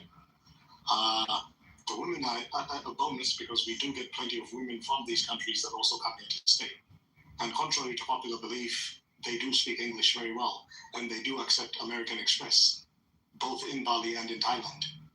The only thing is you can't drink the water because of malaria. You can go to any place that you like. You can even go to Fiji if you like for a weekend, and it still doesn't cost as much. So, and the women are nice and cooperative, and just generally the atmosphere is great. They respect everyone across the board. even when I hear people talk about domestic violence, none of us in here, maybe 1 out of 100 of us men are beating their wives or girlfriends every day. It's not like that at all. Not every day. Not even generally. Not even in generally, most of us have never beaten our wives or girlfriends. If you did, most men don't accept you like that. You know, it's not something, it's not a flex. Other men will beat you up. Even in prison, other men will beat you up. So it's not like that at all. But I've got a child with a Thai woman, and I've got 2 children with a white woman, simply because they just seem to treat me better. I'm an IT student. I came here to study, and I didn't get any support from the black women. They were just weren't feeling the brother who was trying to upgrade. That's the truth. No nigga points. There you go. So I'm gonna land there, and I'm gonna stop there. Perfect. Go ahead, Alex. Dr. David, I'm adding to the queue. It's on me. It's on you, brother. Finally. Okay, well, you know what? Thanks for having me. No, but it sounds like you pronunciate quite well from Australia. So, yeah. I see why black women probably don't, you know, anyway. So, long story short, I don't really understand. I'm about to lose my train of thought. I got it.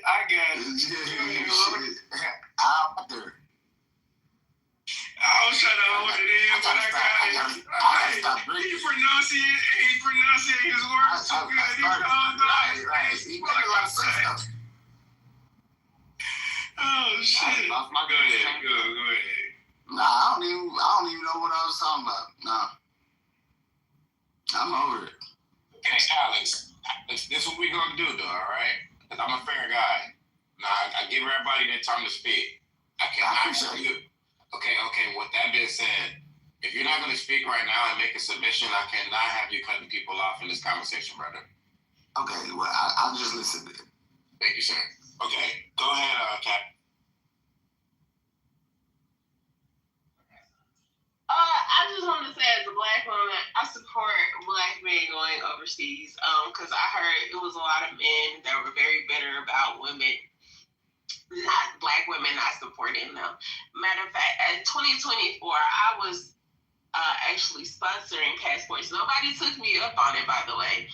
I don't know what that's about. I was trying to give you a little change back in your pocket, and nobody took me back on it. I think I'm gonna have to come out of retirement and start, sponsoring black men and their passports. So if you want a passport, hit me in the back channel. But you gotta have traveling money on your own.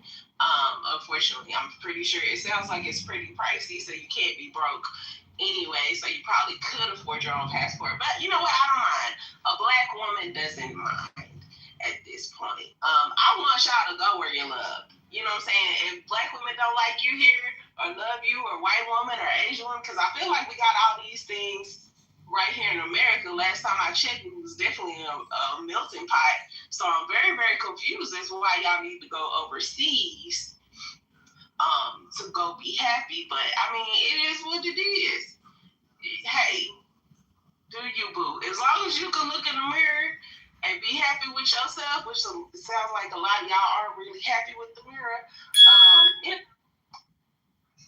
I support you. Oh, you from Memphis? But never say in this room a black woman didn't support black men going overseas, because it happened today. And again, my DMs are open, and y'all feel free to go ahead and I'll put a little change on it. Put a little change on it. Okay, Trout, you married though. We still need a passport over here. How about the single black men? All right, single black men. So y'all heard the lady. Her DMs are open for whatever reasons. Dr. David, it's on you. Yeah, thank you. So there's a couple of things that of misconceptions with the price. First of all, the misconception that it is cheap. Men are going to seek out cheap women or women that are cheap. It is not cheap. From number one, you have to miss work when you're leaving. In most cases, you're missing work, so you're missing your earning potential off rip. Then you're booking flights, more money being wasted. Then you're booking hotels, more money being wasted. So just all those activities in general. If you were just trying to seek out cheap prostitutes, the cheapest option would be to stay in the United States and purchase the prostitutes that are in the United States. At least you could go to work, and you wouldn't have to book a hotel or do anything like that. So the notion that women are trying to put out there that men are seeking out cheap prostitutes is foolishness, because they haven't obviously looked at the economics of what these men are doing. What men are doing is not going overseas to seek cheap prostitutes, are actually going overseas to look for their potential life partners that they're not seeing in the United States. Now, the ones that are patronizing prostitutes are doing that because they're not finding their life partners. But if they do find their life partners, they're not going to do that either. So that's the main draw, that they're looking for women that they can find their life partners. So number one misconception is that men are going for cheap prostitutes. That's number two. They are saying that the women that the men are finding are after men from the Western countries, either Europe or North America, for their money. That is actually no different than the women that men encounter in the United States. Women in the United States want men for their money too. That's it. That's how they act as well. They're not women that come out of pocket for any reason. They're not women that expect a man not to bring resources to the table. They're just as big as gold diggers as the women overseas. In fact, probably even more so, and more demanding of a man and his resources. The only difference is if you are spending resources on a woman from the United States versus a woman from Thailand or Colombia or whatever, those women are actually doing more for you. So you're getting a better return for your money in those countries than you would get in the United States. You're getting women that cook, women that value family, women that value being a life partner to a man. That's a high priority for them. So generally speaking, you're meeting women that give you a better return. And more meeting some of the benchmarks that you want. And in particular on black men, because this room is mostly black people. Most of the women in the black community in the United States come from single-parent households, single mother-like households. They don't have any respect for black men because they don't respect their own father, most of them. Most of them have a poor relationship with their father. So it is irreconcilable to have a life partnership with a woman who's raised in this kind of environment. She can probably count on one hand the number of black men in her life that she actually has any respect for, if any, if there are any. Most of them refer to black men as niggas. And they don't refer to themselves as niggas, they refer to themselves as women. Yeah, they refer to themselves as women, human beings, ladies, and queens. So when they refer to a black man, they refer to a black man as a nigger. I'd be confused about this, but this is why I stopped accepting black women calling me a nigger. Black man is okay, because a black man would refer to himself the same way, so it's okay. But since black women and white people don't call themselves niggas, why would I accept somebody calling me a nigga that they don't use that term on their own selves? Is they're using it as a negative sense. I even met a woman in Brooklyn who, I met a woman in Brooklyn who had a boyfriend, and she referred to her boyfriend as her nigga, but she didn't refer to any of the women around her like that. And I realized it's almost like the way white people use the term, the way black women are now using the term nigga on black men. We're trying to insinuate and remind us that we're not actually men. We're niggas. We're beneath men. And this is the collective position of the vast majority of black women in America, that they have zero respect for black men. And if you see yourself as a black man, not as a nigga, as a black man, a human being, a man worthy of respect, it's going to be very difficult for you to find a black woman in America that is going to respect you as a man. So you don't want to duplicate this whole single parent nonsense in your life. You don't want that for your children. You don't want that for your legacy. So you're gonna have to look. If you want a wife, and if you want a black woman as well, you're gonna have to go to places like Colombia, which has a huge black population. And a lot of the guys I know to go to Colombia, the women that they're picking up are black women, melanated black women that come from Africa. And as people go into other countries, so You know, and same thing in Dominican Republic. I've seen guys come back from Dominican Republic with black women. There's a lot of Haitians there. There's a lot of people in Dominican Republic that are also of African. So it's not that they're trying to get away from black women. They're trying to get away from degenerate black women that don't respect black men as men, and women who don't value being wives to men, and wanting life partnership. And that's the reality of the situation. So if you as a man want something for yourself, you're going to have to look elsewhere. And if you're in the United States, you're going to also have to look at the immigrant communities in the United States, because they too espouse some of those same qualities in the immigrant communities. Those are the only places you're really going to find good numbers of women, black women, that value family, value being a wife, and were trained by their own family to be wives. Thank you. Brother. You good, bro. Hey, my boy Doc was good that time, though. Crystal, fifth grade. And Doctor, can I also say, hey, man, you look like, man, oh my goodness, you a shit. Bro, that was right there. You need to repeat that one on the stages, bro. Let me get here real quick, y'all. Hold on. And Christine, could y'all just give me a few minutes? I want these other speakers to kind of speak on what they just heard, because a lot of them been waiting. We had a queue, like a 10-person queue. Okay. I'm gonna go on a rebuttal. I'm just gonna say, men going overseas to find wives is not new. It's been done for decades.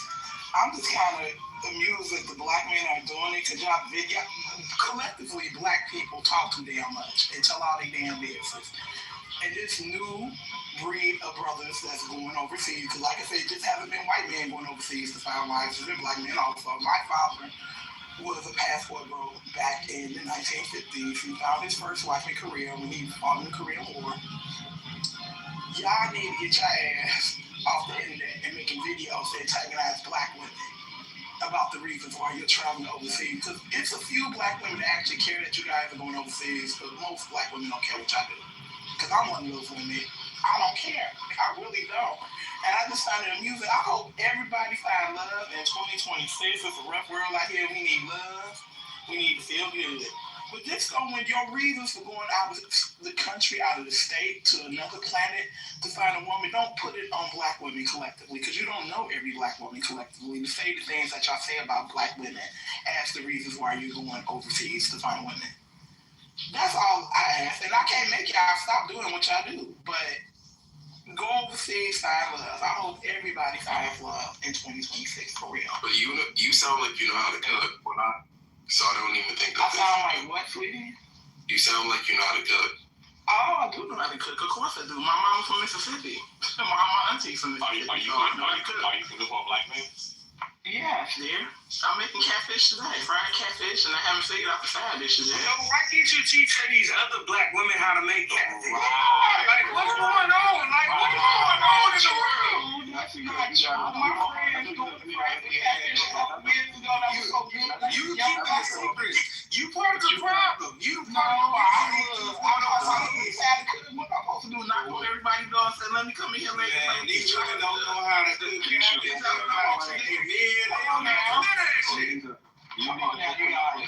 Look, ain't my fault y'all not nobody cooking y'all no food. That ain't got nothing to do. The ones who married keep a secret.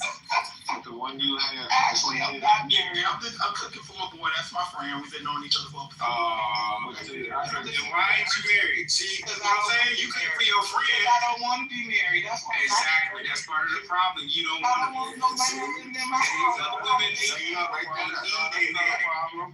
That's not a problem. I mean, I'm an older black child, man. I don't have to get married. My children are catfish in the morning. That's not a problem. I gotta go buy a damn catfish first. Come on, man. That's not a problem. What is wrong with you people? No, what's wrong is you right now. Like, you cooking catfish, and you talking about you don't want to be married. That means, like, something wrong. I'm in the dating market. I've made it out. So why you got to You have a vagina? What happened? Close.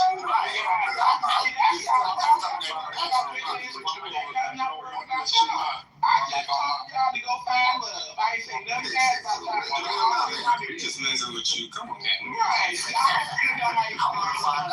could have catfish. I was like, I'm coming to the shit. Sorry, y'all. I ain't trying to be the party pooper or nothing like that. It's just a lot of over talking. Okay, where we at? So thank you for the submission, Elegant. And I do want to get back to that cafeteria style type conversation like we were just doing, but let me make sure other speakers get a chance to speak. Ermac, you was fighting for your life. Go ahead, bro.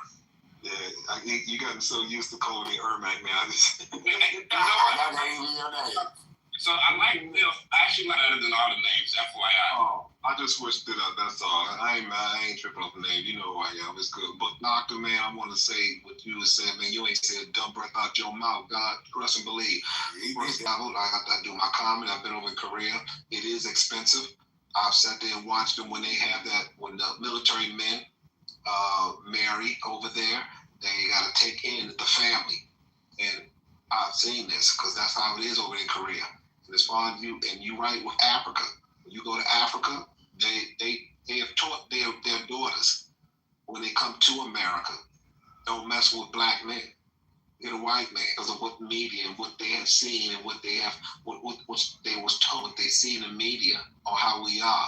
Of course, my brothers are educated. Of course, they got their own business. Of course, they doing it out, but it don't reach Africa. Because I've talked to African women who said what their mothers told them about the black man in America. Get a white man if you want to get further. If you want to latch on to something and grow and prosper, get a white man. Stay away from blacks. They lazy.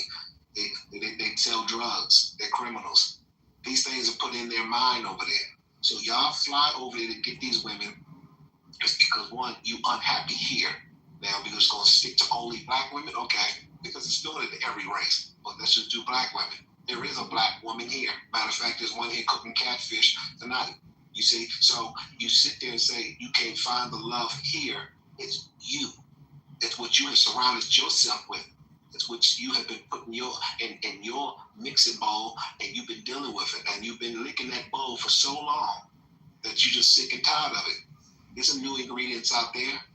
No way in the world I'm going to give up my love of women, period. I can start right here. It's cheaper. Damn sure it's cheaper. Like you said, you got the fly there. And those women want the matter of fact, they worse than the ones here. I don't know if it's been said already. I just got in this room. But you're not going over there broke and getting a mediocre job thinking you're going to get that bad bitch over there. It's not happening. There's a bodybuilder right now, when going for the strongest man competition, he'd be on the internet. He asked his woman, and she's from the Czech Republic. He said, would you be with me? She said, I wouldn't be with you if you was broke. He didn't like her directness. And I was like, I like her because she told the truth. She's from the Czech Republic. She's not going to get an American man that's broke. She can do bad by, they can do bad by themselves over there. And so it happens, she said, so if I lost all my money, she said, well, if you lost all your money, what good am I to you? I was like, damn. She ain't playing. That white woman ain't playing. She married him for rich because of popularity. So there are a lot of women, a lot of black women have stuck with their man. I know there's some black women out there that would do that. But just people go over this stuff because they sick of the women here, they up in age, and they're not paying them no attention. That still don't mean you can't find that one. You can't find that right one. Yes, you can. So I'm not gonna give up on the blame on the black woman. No, fuck that. There's a black woman here. I know I've been in relationships with one. And if I found one over there in Korea, okay, that's me. I'm gonna roll with it. I'm hard as damn. I found one over in Africa, which I don't think, no. I think I have a daughter from UK. I never thought I would have a child from a white woman in the UK. But I'm a stand-up father. I'm good with that. It wasn't planned. She's a beautiful accident. Roll with it. I didn't go there to get someone pregnant, no. But that's just life. So rock with who you with, wherever you are. You find love, and just like Elegant said, be happy. But the black woman is not mad that you leaving her life. If you who you are, if you fucked in the head, she glad you gone. Can I please ask Not question. Can I please ask one question? Welcome to room. Can you please write that question down if you could? Please. I want to make sure these new speakers speak. And luckily, we only got 1, 2, 3 speakers left. And after that, I'm going to open the mic before to everybody on. Go ahead. You think so? It's just one quick question. Hey, Kirso, who do you think is smarter? The woman who married for money or the woman who married for broke?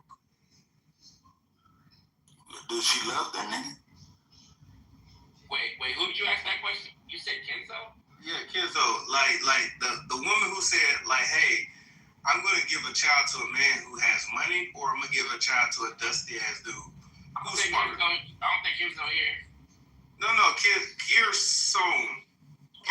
He just was talking about KRS-One. KRS-One, yeah, him. Say your question again, I got you. Like, who do you think smarter?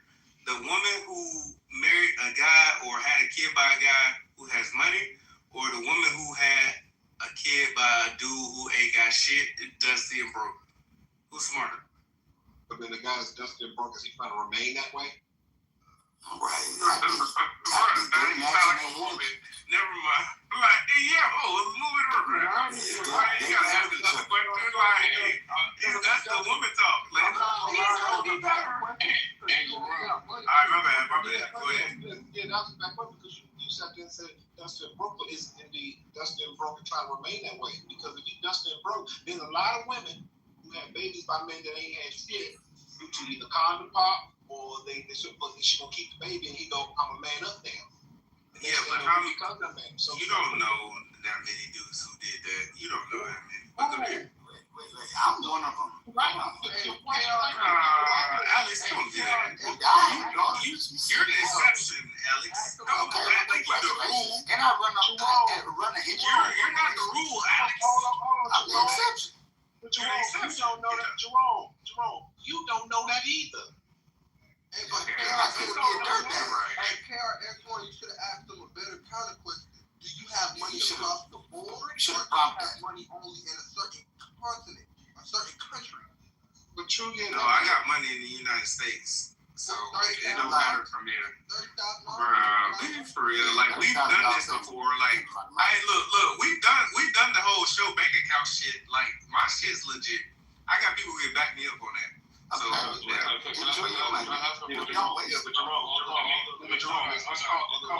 called money, Jerome. Okay, y'all, that's not. Hold on, y'all. We'll move on. Let's move on. But Jerome, we take donations over here in the one down. We especially anyways, let's move on. Holly, Roy, and Christine, I'm opening the floor up to y'all. I only got pesos. Go ahead, Christine. Oh, well, go ahead.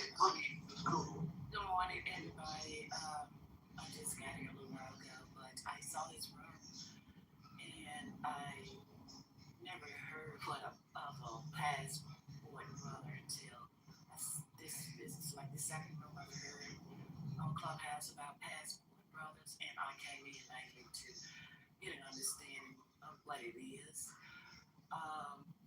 And I'm just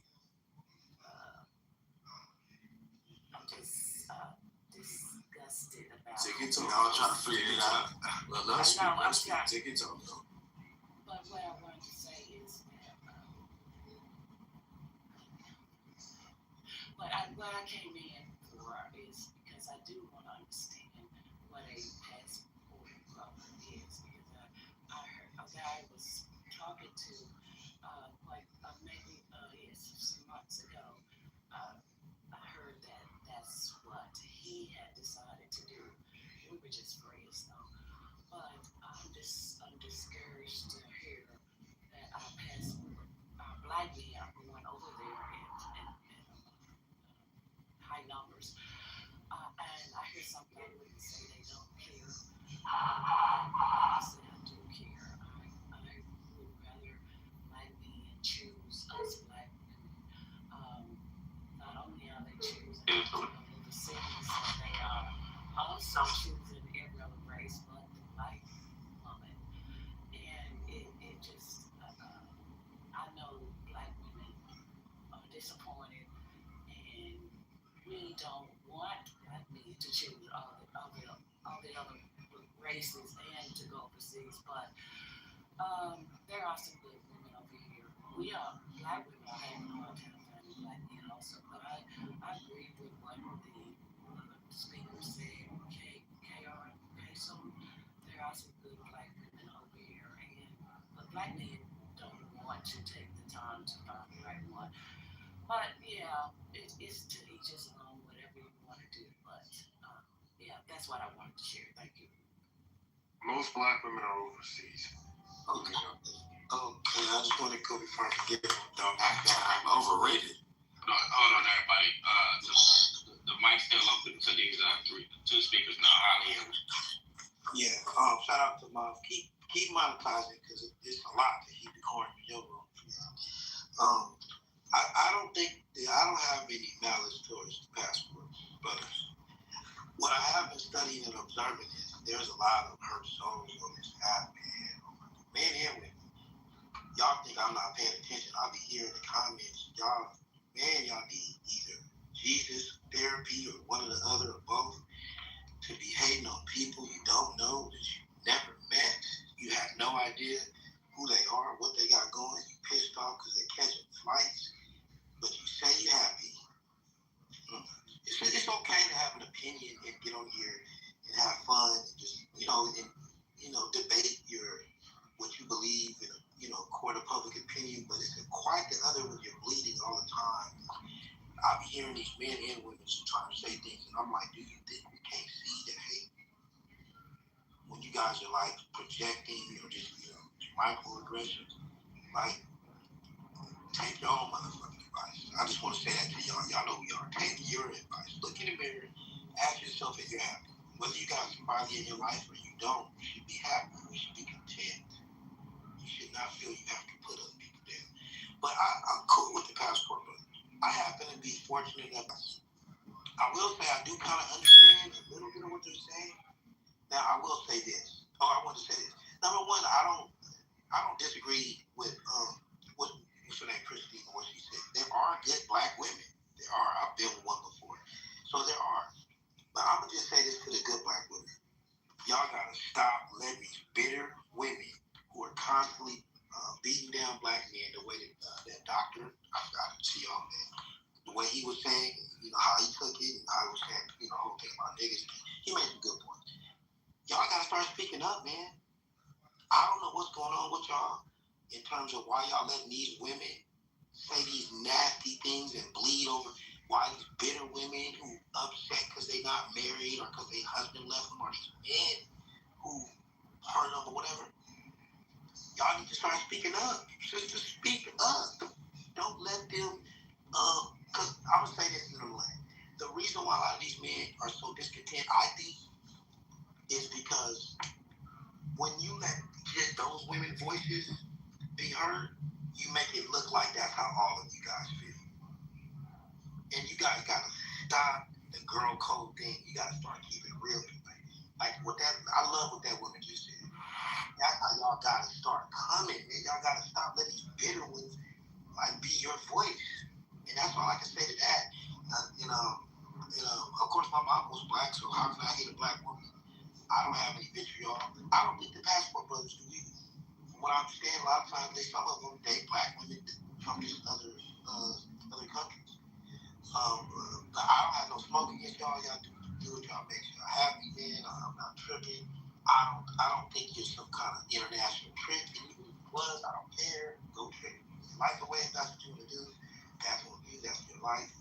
I learned. I listened to y'all. I learned more about what y'all got going. Okay, Roy, did you want to speak? Yo, what's going on? What's up? Peace. How you feeling? Doing good, man. Feeling wonderful, good brother. Feeling wonderful, man.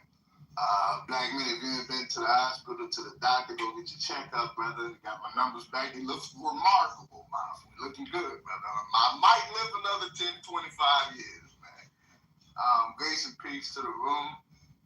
I'm gonna make my points, and I'll mute back up. Martha, as always, man, you got a bad room, brother. You might have to syndicate this thing, man. You might have to take it to another level, man. I love how y'all discuss, man, pertinent issues, both overt and obscure in our community, man. And this is one of those things that you touch on. I appreciate that, man. And again, grace and peace to the room. I make my points real quick. I'm gonna mute up. brother was. I don't even know if he's still here. But he made some phenomenal points that I'm gonna just piggyback off of, and I'll mute up. The first thing I think to speak on the subject matter, I think the first thing is the issue that we're dealing with, and why passport bros even exist to the distance of which you're speaking. There's a concept that I think is, I'm not even sure if it was spoken on yet, but I'll touch on it. Your own people, or rather your own nation. In ways, I'm just saying that component is so powerful, and that tool psychologically been used to the success to breaking up our dynamic, our component, our family structure. It's an attack. And we can't act like that they don't exist. The westernization of the black woman here, specifically, as being a brother who's traveled abroad, I look at the two from a social standpoint. So if I'm looking at this and I'm dealing with that westernization, you have hyperfeminism. Here in America, with our women, they were taught that thing. Black women weren't taught to be wives. They were taught to hold their own and compete with the man in the advent that she never find one, as we're seeing so many single black women today, that they should be happy and cool and content with being successful on their own. That ideology doesn't exist nowhere on the planet Earth. And it has nothing to do with it. That was a concept taught and imputed on our sisters specifically. So that hyperfeminism, that hyper-combativeness we see in our black women here, local, domestic rather, and them being taught to compete with their man is one of the primary things that it doesn't matter whether or not you're a poor black man or you're a successful, quote, rich black man. You're going to run across that black woman who embodies all three of those things, unfortunately. And this isn't an attack. This is just observation. Now, the one that the brother was talking about who came off mute, who said, they are black women, and they are here. However, they're here in extremely lower percentages, way lower percentages, versus the aforementioned black women that I just named. Black men are more coveted abroad by women who aren't impacted by Western culture. When you travel South Central America, these places, you don't have to deal with the veneer of what you have, or I'm super combative, or I don't need you, I'm tolerating you in my presence type. That dynamic, it does not exist. And if it does, in extremely low, I've never encountered it in any social standard with any woman abroad, and whether she was checking in a hotel, room service, in a club, on the beach. I haven't seen that. In restaurants, in passing, at the bar, socially, I've never seen a situation where you qualify yourself to these women in the ways that you would have to do here in America. And I don't have a problem with qualifying. You see the PTR, that's we're not gonna get into it. We're not gonna get into it. But it is Ferragamo, if you were wondering. But the point I'm trying to make is this: that qualification that doesn't exist in other places. Not saying that because it doesn't, that these women are better options at all. I'm not saying that. What I am saying is that combative element mentally don't exist in the minds of these women. And it ain't because they're easy, it's because they haven't been westernized. My last point, I'll be done here. right here. To what the sister just said a few seconds ago. I value that sister. I don't even know, but I value her, and she should be protected. And she should. If she doesn't deserve a man that's going to appreciate that type of vulnerability to be displayed. Again, like I said, that type of sister does exist here. She apparently, at least from a psychological standpoint, is here on the stage. I've seen two black women. So yes, now, you being patient enough to work with them beyond those things because they have been impacted, whether they like to admit it or not. As a black man that's consider. But that, here, I just said again, she just exists in a very, very lower percentage. Now, so with that being said, I believe most black women care. And to posture as if you don't would further enforce the reasons why black men are leaving in the first place. I don't care. Okay, see, that's what exactly. You do care, however, because these are sons of black women leaving because the example these black men saw when they were raised and the dating options that they now have are both one and the same. And I think that's something that we should examine. And that's something I think that will continue the conversation. And it may not make passport brothers come back home and throw them away, but at least it gives validity to both sides because I can see both sides. But I'm all for black love, period. So with that said, I need my mic. Thanks again, Ma. I do have a question, sweetheart. How did you teach, you said black mothers, I'm not teaching their daughters how to be wives. How does one teach a little girl to be a wife? No, I'm not really. You just sit down in the classroom and, like, this is how you be a wife? I can answer that question. No, she's asking. Social skills, she's asking a specific person right now. So, yes, sir. So, we're going to close this room in about 8 minutes, and I'm going to transfer everybody over to the new room. Same title, same poll. I'm just going to transfer everybody over. Because this one's going to close, and I want the replays from last night. That being said, we do go to this new room. If y'all going to come, I'm going to start the queue off with whenever one of them left. So Jada, Gamma, Sister, and Rob are the newest speakers here. So I'm gonna start it off with them. Anybody that come after everybody in the queue, I'm gonna make them wait 20 to 30 minutes before they can speak. That way y'all can have an after conversation and actually try to get to it. 30 minutes? The new speakers, I'm gonna just announce it when I get there. All right. So as of right now, Smurl, you got a new picture. Huh? You put a new picture. Oh, damn, I thought that was you. That was somebody else. Anyways, the questions that Elegant was asking, you can go back to Roy. Sorry about that. About how does one teach a little girl how to become a wife? I brought that up too in my statement. It's all, and I don't know if you heard me. Hold on, Doc. I got you, King. Let me just answer sister real quick. I'm gonna get out your way. Because you did make some phenomenal points, brother. No, so just to answer my dear sister Elegant real quick. Yeah, so when you say how do you teach a little girl to be a wife, you don't look at teaching a little girl how to be the culmination and the completion of something at a very little age. You teach her the tenets of what those things are, so that over the course of time, displaying and her exercising those tenets will make her into that wife at the end of the day. So the concepts of respect, simple respect, non-combativeness,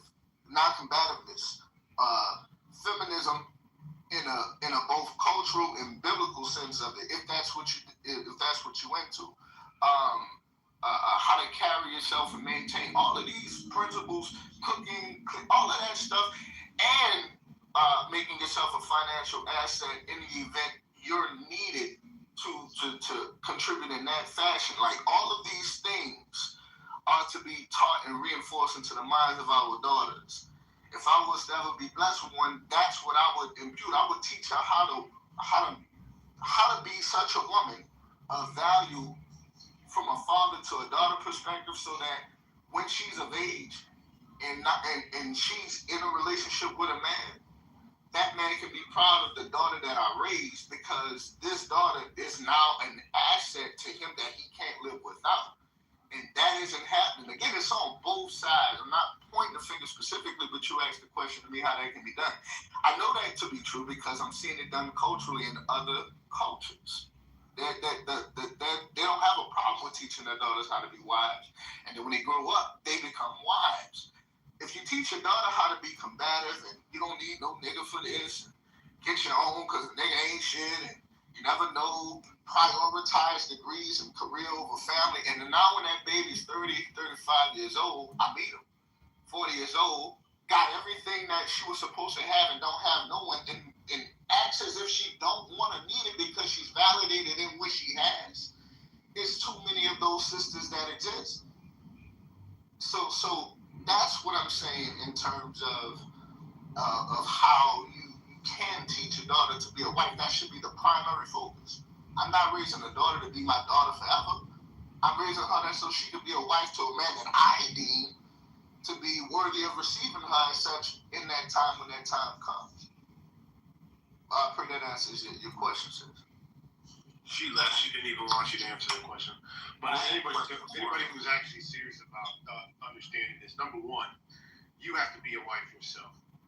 If you are not married to her father, you're already putting her behind the eight ball. She's already unlikely to be a wife because she's not seen that from example from you. And what the woman said previously, that's not her situation. She don't have a man in her house. So her daughter sees that. So her daughter's likely to be a single mom. I got a quick question. Okay. I'm answering the question that was asked on the floor. Yeah, but I'm asking, what's his name? Roll A? Let me finish. Let me finish answering the question. The actual question was put on the floor. So that's the first and foremost. And most of our women are nowadays in that. Secondly, priorities. If they were raised in that, they will see value for it. A partnership between a man and a woman working together for a collective good. They'll see that value because they see how that dynamic works, and it is a positive thing. So when she prioritizes her values in life, she will have a high priority for finding that life partner. Woman wrote in the chat, I'll never teach my daughter to prioritize males. So she's basically teaching her daughter to be a single mom. And she's teaching her daughter that males, or how she puts it, are a low priority. So if you have a low priority for men, what quality of man do you think as a woman you are likely to attract? I'll say that again so you understand. If you are teaching your child to have a low priority for men, what quality of man do you think your daughter is going to attract? If you want your daughter to attract the highest quality, whoever's mic is on, and if you're scratching, I thought you were done because I wanted to ask my question. I was answering the question on the floor. You're scratching your mic. Anyways, so if you teach your daughter to have a low priority for men, she's going to attract a low quality man. If you want your daughter to have a high quality man, a marriage-minded man, she's going to have a high priority for men. It's just like getting into a school. You want to get into a top-tier school, you have to have a high priority for it. Otherwise, you're not going to qualify to get in. Admitted. You want to get a good job, you're going to have qualifications for that job. And if it's a really good job and a top-tier job, you're going to have to come with the top qualifications to secure that job from all the other people who want it. Otherwise, you're not going to get that job. Same thing comes with finding a life partner, finding a man. You have a low priority for it, you're only qualified for the lowest tier job, lowest tier school, and that's why a lot of our women who are raised by these single moms, their daughters become single moms themselves. Their daughters become, because they're not equipped with those tools. It's simple common. You're teaching your daughter to prioritize her education, to prioritize everything above men. So she's never going to get a good man. Because no good man is going to accept a woman that doesn't have a high priority for me. I'm married now for over a decade. And I am the top priority for my wife. The reason why I married her is because she made me her top priority. I can see it. And other women didn't do that. So a man who's a marriage-minded man who has a lot to offer, he's only going to be married to a woman who has a high priority for him. And it's going to be something that you have to teach her. She has to see you modeling it, number one. And number two, has to have that value structure in place. And if you can't model that for her, then you have to tell your daughter, I am not a good example for you. So if you want to find a life partner, I can't help you. You have to go to somebody else. You have to pull yourself out and have somebody else mentor your daughter is a wife and teach her the things that you can't teach her because you're not. And you have to tell your daughter why you can't teach that to her. You know, how you yourself are deficient in that. And that takes a lot of self-realization in order for you to course correct your child, which most women are going to do. Go ahead and ask your question. Well, I'm saying this, and both my daughters are married. But somehow, some way, they managed to find husbands while both having degrees and stuff. And my oldest daughter he was with her when she got a bachelor's degree. He was with her when she got her master's degree. She's an accountant now. You know, they get along. Do they fight sometimes? Yeah, because she called me whining. and I just listen. I don't say nothing because I'm not a mother-in-law. I told my daughters to get their own money, get an education and get their own money, and a man would come, and they both managed to do that. I don't think there's nothing wrong with teaching your daughters to be self-adults. Cleaning, cooking, that's what adults do. That's not gender-based. There's not. I mean, why would I not teach my daughters to be educated and have careers? And because men come and go. Come on, man. What's wrong with y'all? Y'all want y'all daughter to be these wimpy-ass women that don't have a pot to piss in and the window going out? Come on, man. Yes, I'm not highly ahead with your question. She's still prioritizing. So the question is, because I noticed in the submission, you were talking about the importance of daughters being raised wise. Right. And I know that sometimes women grow up. Yeah, she's a single mother. That's really none of your business. We got a monetized room today. We got a monetized room today, Mom. And I actually shoved my oldest daughter down the window because she was acting a damn fool. Right. It's a shotgun marriage. Okay. No, it wasn't a shotgun marriage. Hold on, I can't hit a brother with this. Are they married with black men? Yes. That's all I would have. She stay in the hood. She don't I know. I think out of her defense, You stay in the hood. That's why you always saying with the book of shit. and her behaviors, we can already. Let's just get to the question, Holly. So with that said, like, because the only thing that I thought was missing out of what you asked, and this is why I'm asking, is you didn't really put any onus on the fathers in terms of women. Right. Okay, so women sometimes they kind of grow up, black women, with these peculiar modalities that end up becoming toxic. I get that, but how much does a father play in the role of developing a child? You don't know. A wife. Right. So, That's a great question. In other words, do we put the whole onus on women? Right. Of course, no, sir.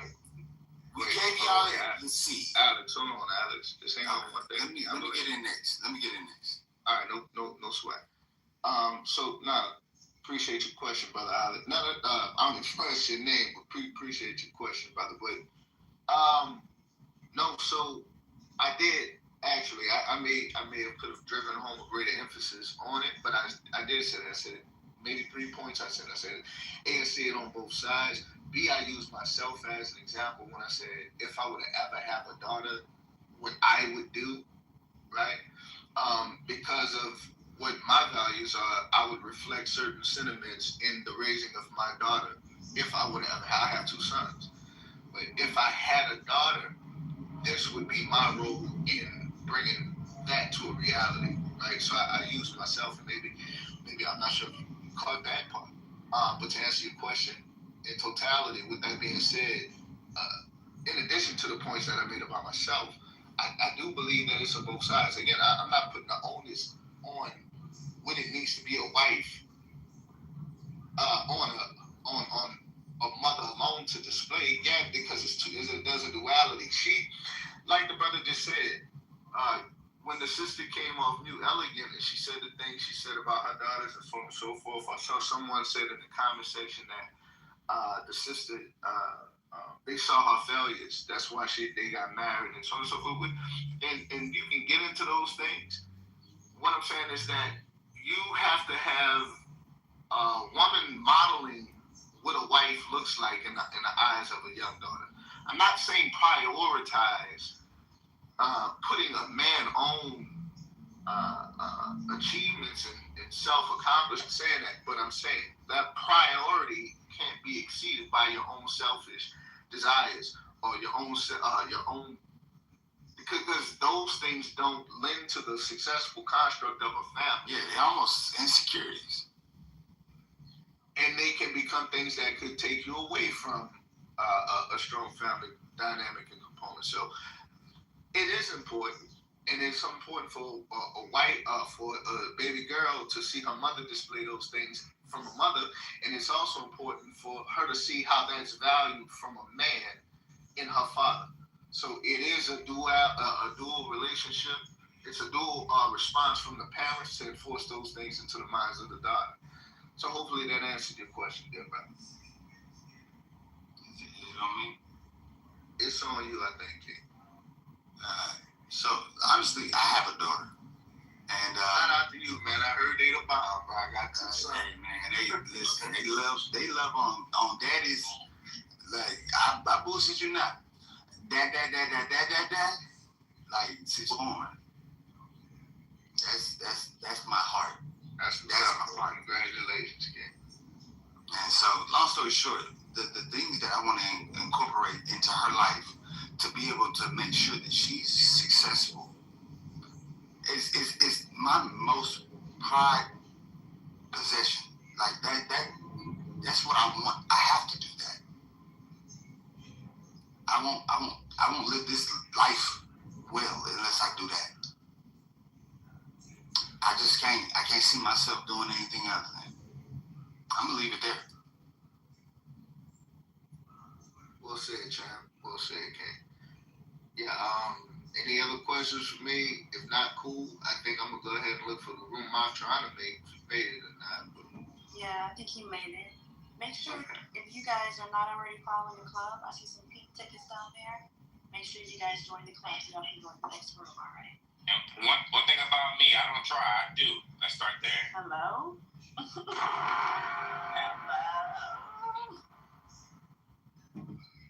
Okay, y'all, hit that link on top. I think Immaculate put the link in the chat as well. If everybody can gravitate over to that new room, I would appreciate it. I know some of y'all in here sleep, though. So you can go ahead and go over there. I already got my other account there. I can buy you up. Thanks for giving me permission. Not to be funny. I was waiting for you to tell me what to do, though. Go over there, damn it. No, I'm playing. Everybody else, I'm dropping y'all to the goo. Just hit that link on top. We can continue the conversation. The goo's open over there, too, so y'all can go on the stage.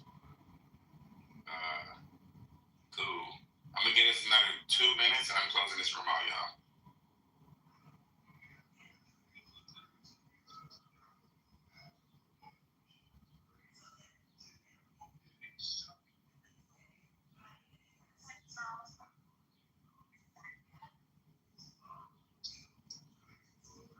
Everybody in the goo, everybody that's still in the room, we got a new room open. Y'all can hit that link on top.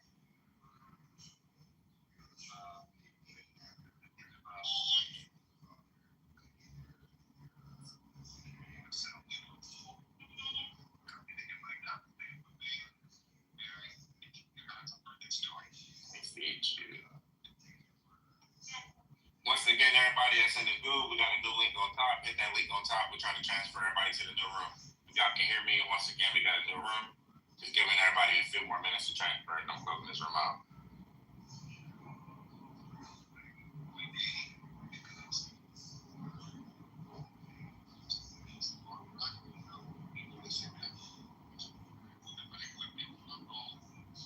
One more time.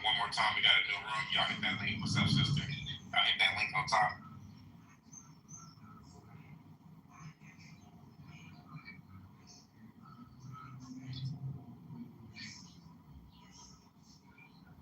One more time, y'all. We got a new link on top. Y'all hit that link. Hit that link. New link on top. We got a new room. Everybody, we got a new room. Hit that link on top. Let me close the Google and I'll do it.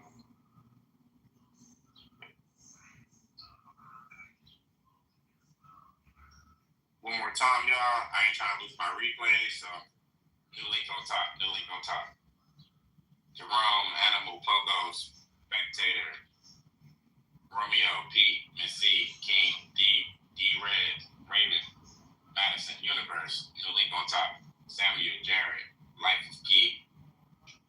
I don't know how to say your name. BWE Boy, Napoleon, Rich. And Rich, you need to add me and join the room more.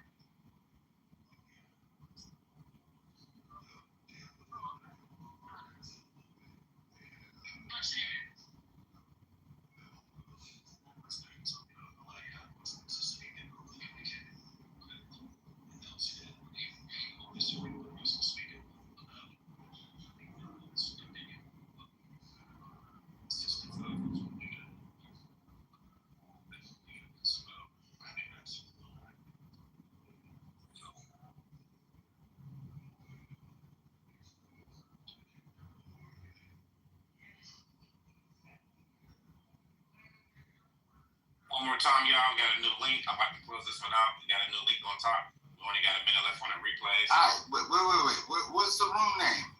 It's on top. Hit that link. How do passport bros approach women? Just hit that link right there that says that. All right, send it. Right there. I'll be over there right now. Okay.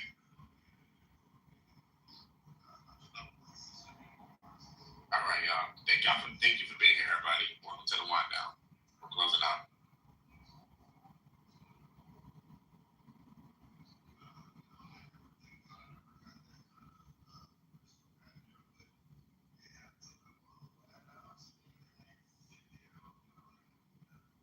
You're looking at Luke 21. The 42 months happens at the end of verse 26. Because that last 3.5 years before his return. You have to put it, just the prophets in the 21, the time frames. So the last 3.5 years right before his return is basically verse 26. The times of the Gentiles was already fulfilled because that's what I'm trying to explain to you. What up, y'all? Welcome to the Octagon, man. This eschatology thing. Virgin birth topic, but Caleb came in here, man, and you know we're gonna go with the spirit. Y'all welcome to come up. Who down there? Let's see the dog, Brew, Eliakim. Come on up here, Eliakim. You know we up here in your mouth, man. Melody, is it Kali? Dollar, Universe. Man, how y'all know? I'm not speaking. Diamond. This show is trolling. Get out and include what you're thinking. Rise all and rejoice, good grace and good new day to you all. The fear of the devil and the enemy has been put behind us as we head into the future. We shall shine bright with the Lord's glory. His kingdom has come.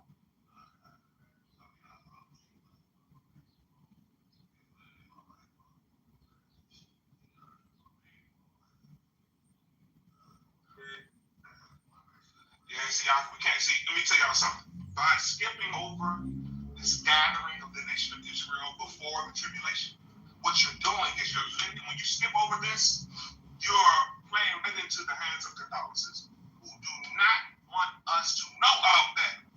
They want us to think that there's going to be some type of rapture before the tribulation. They want us waiting on the rapture. So we get caught up in the nation of Israel is gathered before the rockets, red bombs burst into there, before this war kicks off, and put back in their land. God is not going to, he's not going to leave his people in their lands while these missiles going. Man, no. That would defeat the whole purpose of the Bible, of Israel being restored and preserved. Apostle Paul said, a remnant, man, I better understand this book. They do not want us to know this. Israel is giving back everything and put back in the land. That's why the tribulation, let's read Joel chapter 3. Because they're going to come down to that valley of Jehoshaphat. They're still in power. They still got Israelite slaves.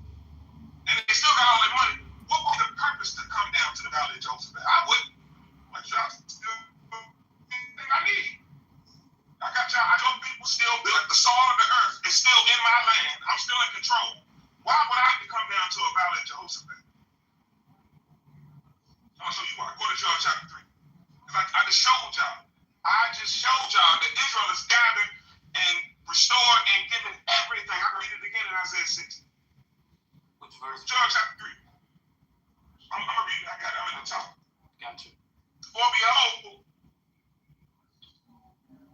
in those days and at that time, it shall bring a city of Judah and Jerusalem. Are we talking about another gathering? I told y'all.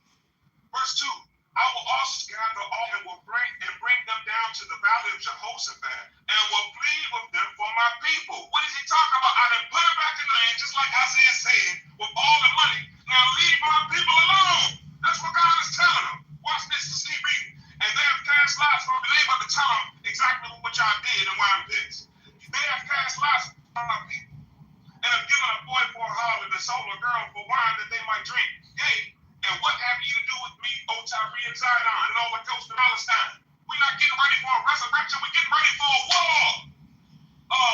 Will ye render me a recompense? And if ye recompense ye swiftly and speedily, I will return your recompense upon your own head. Because ye have taken my silver and my gold and carried away into your temples from goodly pleasant things. The children also of Judah and Jerusalem have sold into the Grecians. God knew exactly who they are and what they did, that he might remove them far from their border. Behold, I will raise them out of the place where he has sold them. He told you he did it in verse 2. Verse 1, reap them behind your own head. And I will set on a hand of children of Judah. And they shall sell unto the Sabians till people fall off, for the Lord has spoken. Watch this. Let me, God will tell you he's talking to. Watch this. Proclaim ye this among the Gentiles. Because of what you did to the children of Israel, tell them this. Prepare war. Wake up the mighty men.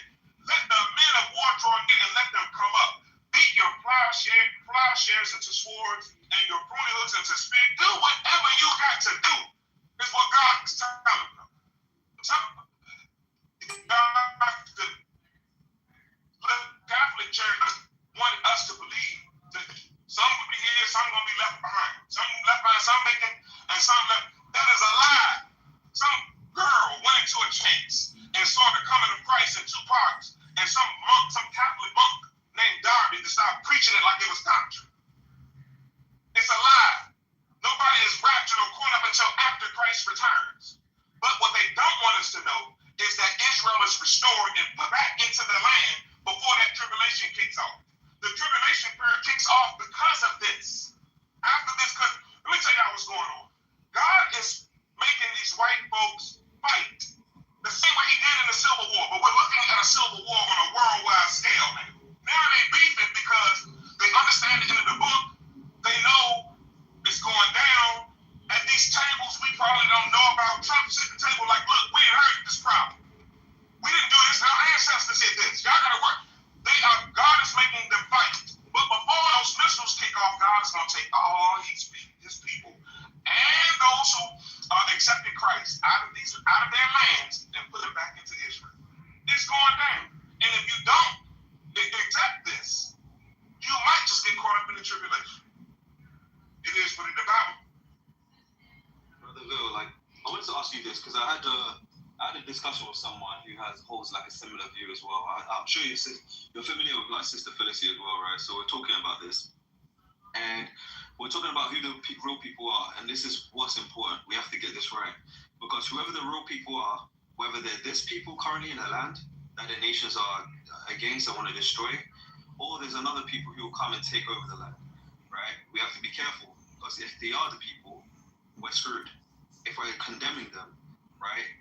And we take part in their destruction with the surrounding nations, saying, yeah, let them be destroyed, they're not the people anyway. And it comes to find out that they are, or God holds a remnant of them and says that, yes, they were my people, I brought them back, and they are unfaithful, we're still screwed. So it's important to be vigilant. These Jews, bankers, they have a central bank in almost every nation in the world. They're trolling the money of the world. They own pornography. They do all manners of wickedness. They causing all type of fights and wars and stuff around the world by funding it. Those are not the people. No. God says that when the righteous is in rulership, the world will rejoice. They aren't the people, because you cannot make them the people. They do not fit prophecy at all. Now, I know you're about to come back off your mic and try to make them the people again. You cannot do that, bro. That's not what the Bible said, man. Man, who kicked the dog? Lily, you ain't kicked the dog. Did you move to? Lily, you ain't kicked the dog. Might have been an accident. Yeah, I may have taken the devil on stage. No, I didn't. I don't have the power to kick him. It's probably a mic glitch or something. But Bill, I hear you, but look, let's read this here. Let me get your thoughts on this, because whoever the people you're saying are, right, we may disagree here, but whoever you're saying will come into the land. Oh, not me, Lakari. Go ahead and do it. But Apostle Paul says part of Israel will be blind until the fullness of the Gentiles receive Christ. I didn't say it, the Bible said it. Yeah, but Paul also says a remnant will return. Why a remnant? Because only a minority would be saved from this attack from the Antichrist. Even Isaiah 10 says the same thing. That's in chapter 9. The remnant is in chapter 9. But when we get to chapter 11, is when I read verse 25. That whoever this remnant is, they're going to, part of them are blind. After the Gentiles receive Christ, he's going to wake them up. And I read that in Baruch chapter 2. So no, I read it, bro. I'm not saying it. I'm reading it. It's also Romans 11. That's the law. Romans 11 mentions the same thing. Romans 9 does as well, but Romans 11 mentions a remnant of Israel, that God will save a remnant of Israel. So, yeah. So let me read this real quick, because this is what God says about Israel before they go into that final captivity, before the Antichrist takes them, or Gog. Right? It says here, this is Ezekiel 39, verse 21. I will display my glory among the nations, and all the nations will see the punishment I inflict and the hand I lay on them. So he's going to destroy the Antichrist, Gog, and his nations. From that day forward, the people of Israel will know that I am the Lord their God, and the nations will know that the people of Israel went into exile for their sin, because they were unfaithful to me. So I hid my face from them and handed them over to their enemies. This is why they're going to fall, right? And they all fell by the sword. I dealt with them according to their uncleanness and their offenses, and I hid my face from them. Therefore, this is what the sovereign Lord says. I will now restore the fortunes of Jacob, and I'll have compassion on all the people of Israel, and I'll be zealous for my holy name. They will forget their shame and unfaithfulness they showed towards me when they lived in safety in their land with no one to make them afraid. When I've brought them back from the nations and I've gathered them from the countries of their enemies, I'll be proved holy through them in the sight of many nations. Then they will know that I am the Lord their God. Although I send them into exile among the nations, I will gather them into their own land, not leaving any behind. I will no longer hide my face from them, for I'll pour out my spirit on the people of Israel, declares the sovereign Lord. So here Ezekiel 39 is saying they're going to go into a final exile. And whilst they're in this final exile, it's because they were living in safety in their land. So let me make sure question. Lakar, let me make sure question. In Romans 11, is Apostle Paul talking about these Gentiles receiving Christ? Yes or no? Yeah, at the end they will, yeah. Okay, so blindness in part has happened in Israel until the fullness of the Gentiles he talked about in Acts 15 receive Christ. Meaning these are people that are receiving Christ. Once Gentiles all receive Christ and called by God's name, then he wakes Israel up, the ones that are blind, who all coming to the fatness of the olive tree. Who's the root? Christ. Question. Are those people that are put back in the land in 48, are they going back to the land because they received Jesus Christ? No, they're going back into the land. Exactly. Right, but you know that they're going back to the land for the Antichrist to actually destroy them, and a remnant will be saved after that. This is what this is talking about. I'm done. If anybody understands what I'm saying with Lakari, please pick this bill up. I'm done. I can't do this with Lakari because he does not receive the Bible. He don't like what the Bible say. Lakari, the gathering and putting back into the land, the people going back is about them receiving Christ. Them people them Jews don't believe in Christ. Okay, so you're telling me that Ezekiel 38 is false then? Like Ezekiel 38 that says they're going to come back into their land and be unfaithful to the Lord. You're misunderstanding, Ezekiel. You're misunderstanding, Ezekiel. This is not about the small hats going back into the land and they don't believe in Christ. That's not what this Bible is talking about, Lakari. All right, let's forget about the small hats then. So which people is this talking about that's going to come into the land and be unfaithful to the Lord and they'll be in the land and committing abominations to the Lord, and the Lord brings this destruction upon them, through Gog and his armies. Which people are this? Because these are the people that God says he's going to pour his spirit on and he's going to gather them into the land again. So which people are these people in your paradigm? That's what I'm trying to Let's find out. Read what you're talking about. Let's find out. Okay, so I'm going to read from 38 verse 7. It says, verse 8 actually, after many days you will be called to arms. In future years you will invade a land that has recovered from war, whose people were gathered from many nations back to the mountains of Israel, which had been long desolate. They had been brought out from the nations, and now all of them live in safety. Remember that, they're in safety now. They've been brought out from all nations. Verse 9, you and your troops and the many nations with you will go up and fasten like a storm. You'll be like a cloud covering the land. This is what the sovereign Lord says. On that day, thoughts will come into your mind, and you will devise an evil and wicked scheme. You will say, I will invade a land of unwalled villages. I will attack a peaceful and unsuspecting people, all of them living without walls, without gates and bars. I will plunder and loot and turn my hand against the resettled ruins and the people gathered from many nations, rich in livestock and goods living at the center of the land. So Sheba and Dedan and the merchants of Tarshish and all her villages will say to you, have you come to plunder? Have you gathered your hoards to carry loot and silver, gold, and to take away livestock and goods and to seize much plunder? Therefore, son of man, prophesy and say to Gog, is the Antichrist, This is what the sovereign Lord says. In that day when my people Israel are living in safety, will you not take notice of it? You will come from your place from the far north, you and many nations with you, all of them riding on horses, a great horde, a mighty army. You advance against my people like a cloud that covers the land. In days to come, Gog, I will bring you against my land, so the nations will know me when I'm proved holy through you before their eyes. So God is bringing a people. There's a people who are gathered back into their own land, living in safety. And God is saying, Gog, I'm going to bring you against my people so the whole world will know me when I prove myself holy through you, because he's going to judge Gog, because Gog is about to do something to Israel that's also going to arouse his anger. But he brings Gog against his people to punish his people in the land whilst they're in safety. Why? He mentions this in 39. Look what he says in 39. This is why he brings Gog against Israel. Right, yeah. It says from verse 22, it says Ezekiel 39:22. From that day forward, the people of Israel will know that I am the Lord their God, and the nations will know that the people of Israel went into exile for their sin. God takes them into exile because they were unfaithful to me. This is the reason. No. He said that he said, no, read that part again. It's not going into exile again. He said that's the reason why they went. Go ahead, read. Yeah. It says, I'll read from verse 21. I will display my glory among the nations, and all the nations will see the punishment I afflict and the hand I lay on them. Right? From that day forward, the people of Israel will know that I am the Lord their God, and the nations will know that the people of Israel went into exile for their sin because they were unfaithful to me. So I hid my face from them. And to the point, stop right there. Stop right there. He said they went. At that point, they're going to know that they had gone into captivity again. That's not. They're not saying they're going to go into captivity again. Bakari, stop, bro. Stop. I knew you was going to trip yourself up. You just read about them. You just read everything I've been saying. Them going back into the land in the tribulation period, kick it off. That's what you just read. This one, Bakari. Stop, bro. Stop. All right, now can I finish the verse off, man, real quick? Bakari, you looking for Zechariah 13?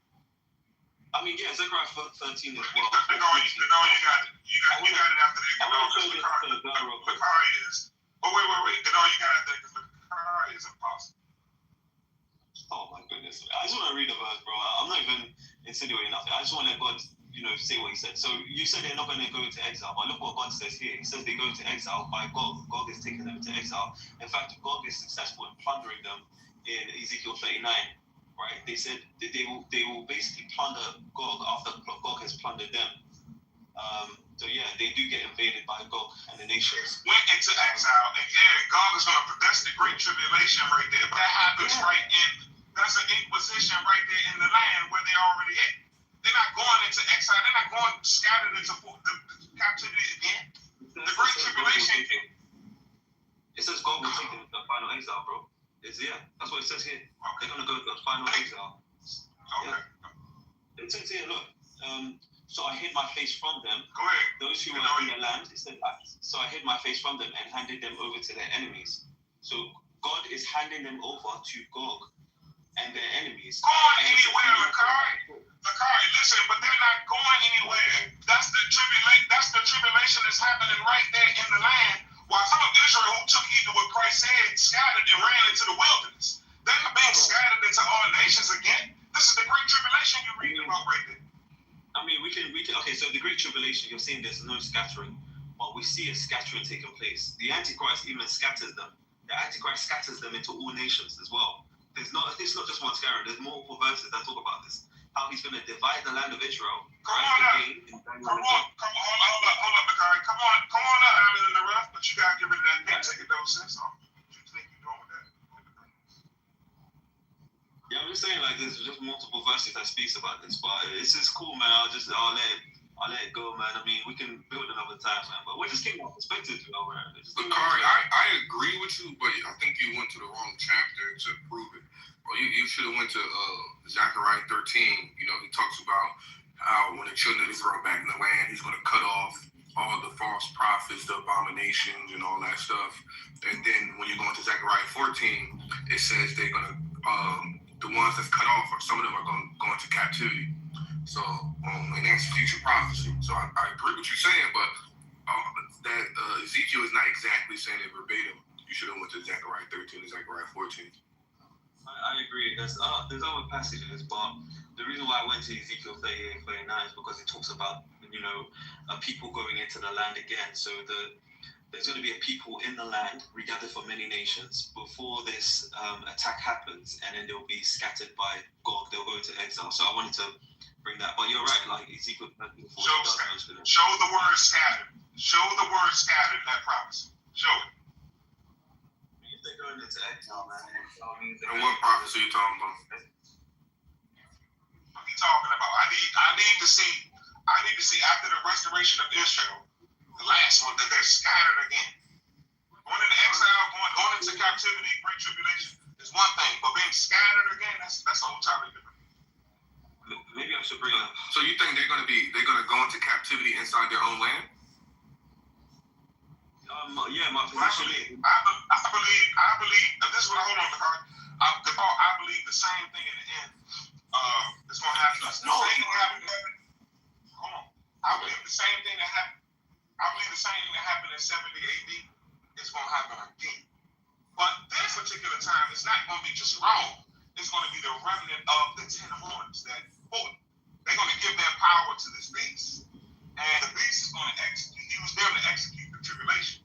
But I don't see what they're scattered again. I believe that when the nation of Israel see this abomination of desolation, the ones who understood what Christ was talking about, they're going to run into the wilderness, into God's place and save them.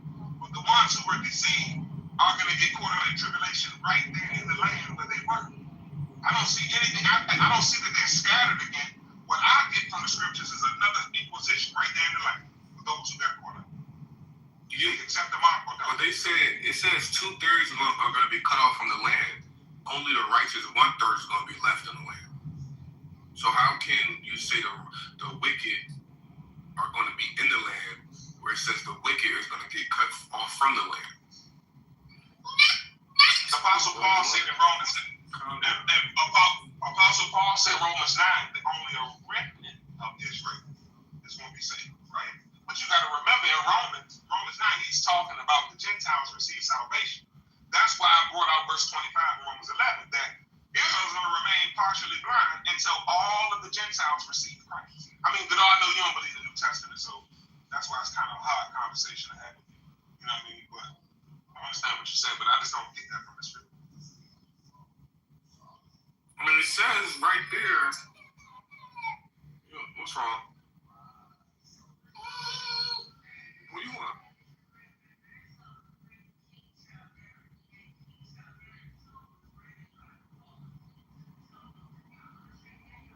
I'll be right back, y'all. I'm going to stop breakfast for my baby boy. Listen. My bad, but it's saying right there in Zechariah that 2/3, that's the wicked, are going to be cut off from the land. So they're cut off from the land by death and captivity.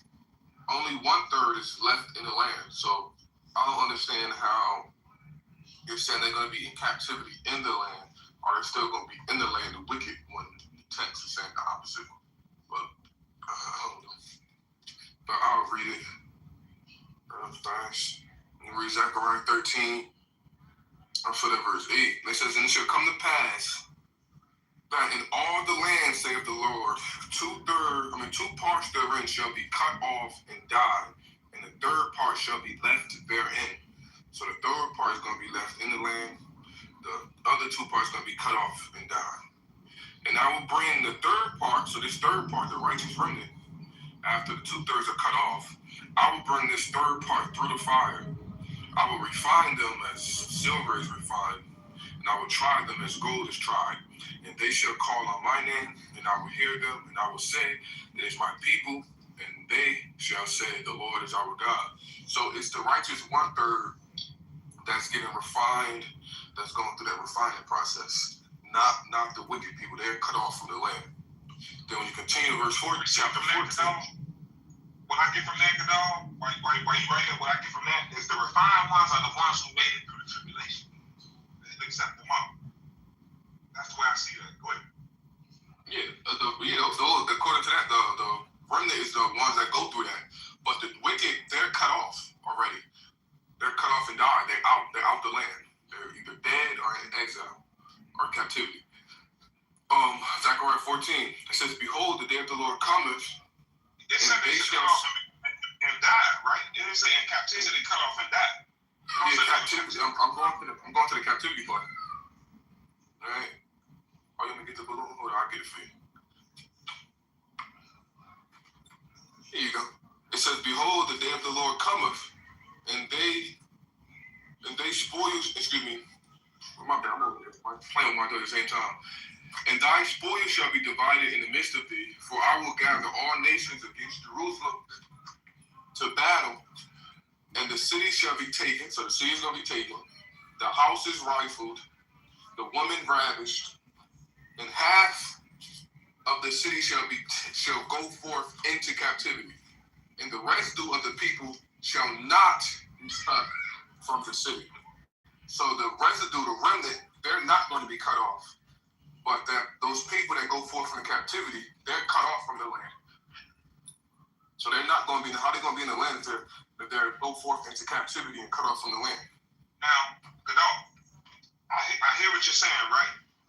And this is the reason why, because I still ain't had time yet, and I apologize, man. I've been busy, and I've been meaning to get into Zechariah. But how are you determining which is which? You know what I'm saying? Because what I understand about the book of Zechariah is that is a prophecy about when Israel goes back into the land, and those imposters are still there. You see what I'm saying? So I need for you to read that again, but show me how it's not the imposters that are being ravished or that's dead already, claiming that they're not. They're the ones that's being dealt with. You know what I'm saying? Not Israel. That's what I get from. You get what I'm saying? No, I hear what you're saying, but the text, whether they're the imposters or not, the text include them as part of Israel. You know what I'm saying? So if they're imposters, then you would have to say, well, okay, those imposters, they're being included as a part of Israel in the prophecy, which I don't agree with that. I don't think false Jews or fake Jews are going to be included in prophecy about the real Jews, from your perspective. I don't believe that either, right? But I just believe that I believe that those people claiming to be Jews are still going to be in the land when the real Israel is returned, and it's going to be chaos. That's why I need to dig into that Zechariah. I really do. I gotta find some time. I've been busy like crazy. This is a great conversation, man. I love Godot's knowledge, although he don't believe. He just like to read it and recognize people in the house. Well, I believe everything I read. You don't believe it. You don't believe it. I believe. Oh, not the New Testament. I'm talking about. But I'm reading right now. I believe it. What's up, y'all? I love messing with Godot today. Yes, baby. This girl got me jumping up, get this spoon. Take a bunch of pictures, bro. They grow up fast, man. My son 15. Oh, that's my oldest. My oldest gonna be 13 this year, man. Oh shoot, you ain't no spring chicken. Yeah. Now I got a 12-year-old. My 9-year-old about to be 10 this month. So I'm gonna have two 10-year-olds, 12-year-old. I got me a 2-year-old. She's gonna be 2 this month.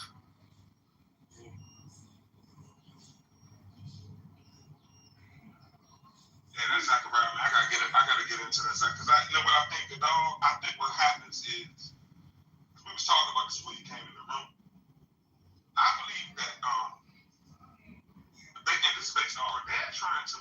Them people trying to get up out of there because they know they're not gonna make it. The sun been spanking their tail since 48. Yeah, you're gonna be indigenous to a land that you can't even divide. And I believe because they're trying to migrate. They done read the end of this book. They know they're not gonna make it. And Putin is not letting. They're trying to go to the Ukraine, and Putin not letting it happen. And that's why they're gonna be there when the nation of Israel is gathered. And I don't think it's gonna be long because as y'all can see, the residue of this war is kicking out. Not the residue, but the infancy phases of it. It's kicking out. These people, man, they get scared. These nations are getting scared. I don't understand how people don't see this. They're getting scared, but I think Zechariah is about them people still being there when God restores Israel.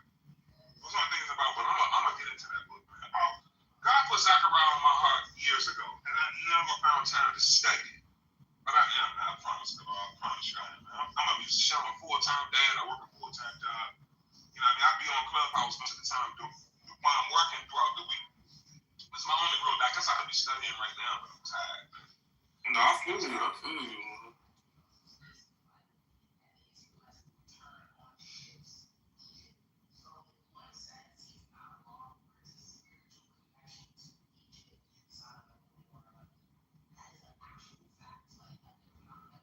Or what y'all got on this Zachariah?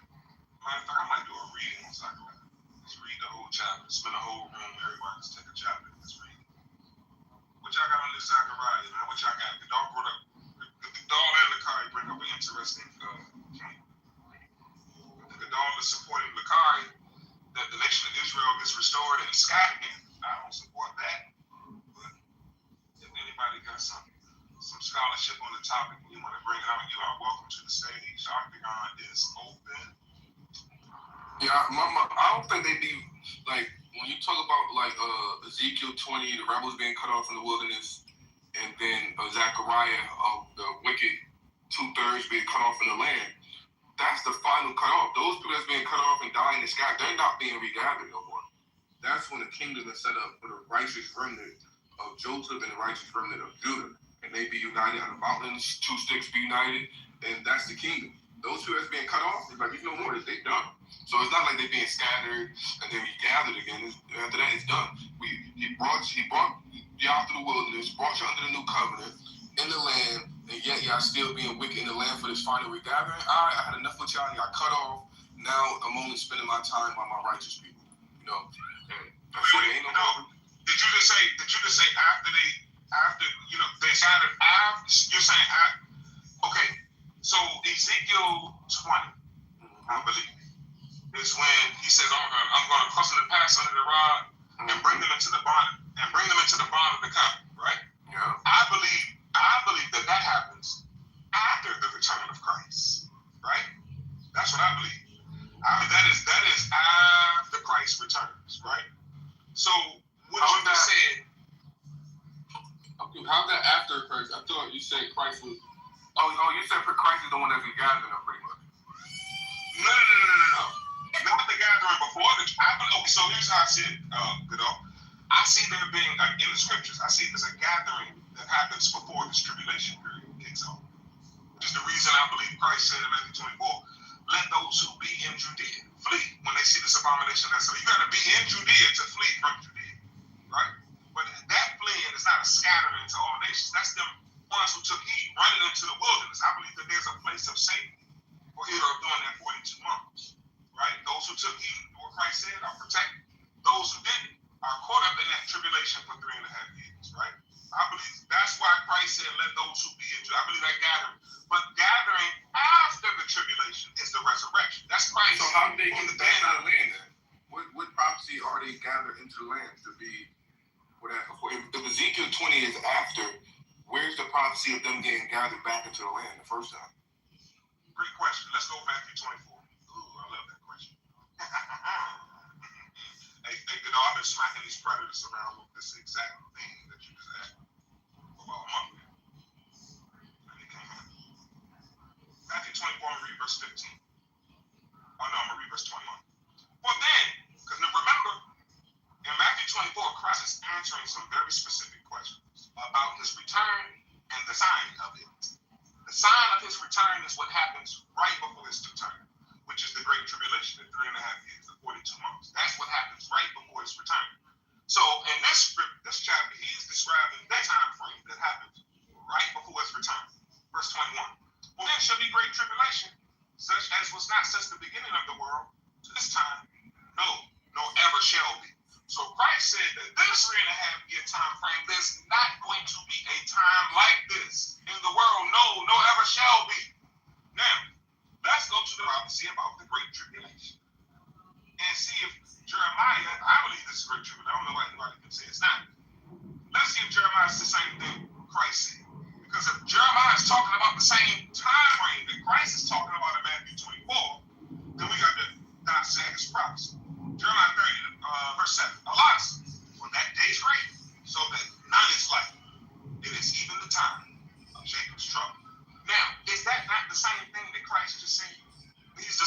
time frame right before his return?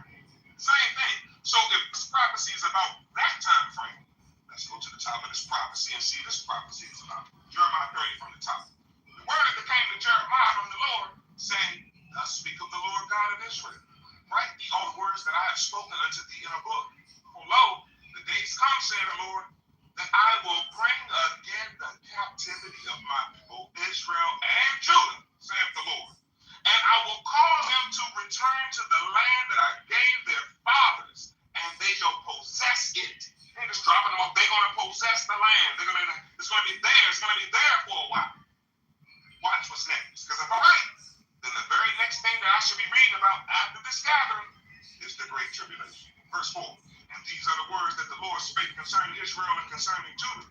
For thus saith the Lord, we have heard a voice of trembling, of fear, not of peace. Ask ye now, and see what a man doth travail with child. Wherefore I see every man with his hands in his loins, as a woman in travail, and all faces turned to paleness. I can go to this that time and a half a time right here. Alas, for that day is great, so that none is like it. It is even the time of Jacob's trouble. So before the tribulation kicks off, the nation of Israel is put back into the land and they possess it. I can go to John 16 right now, when the disciples were inquiring about what he mean by go and you not see him, and then we will see him again. When Christ starts describing what's going on when they will see him again his return, he used the same language. What a man doth travail with child, like a woman travail.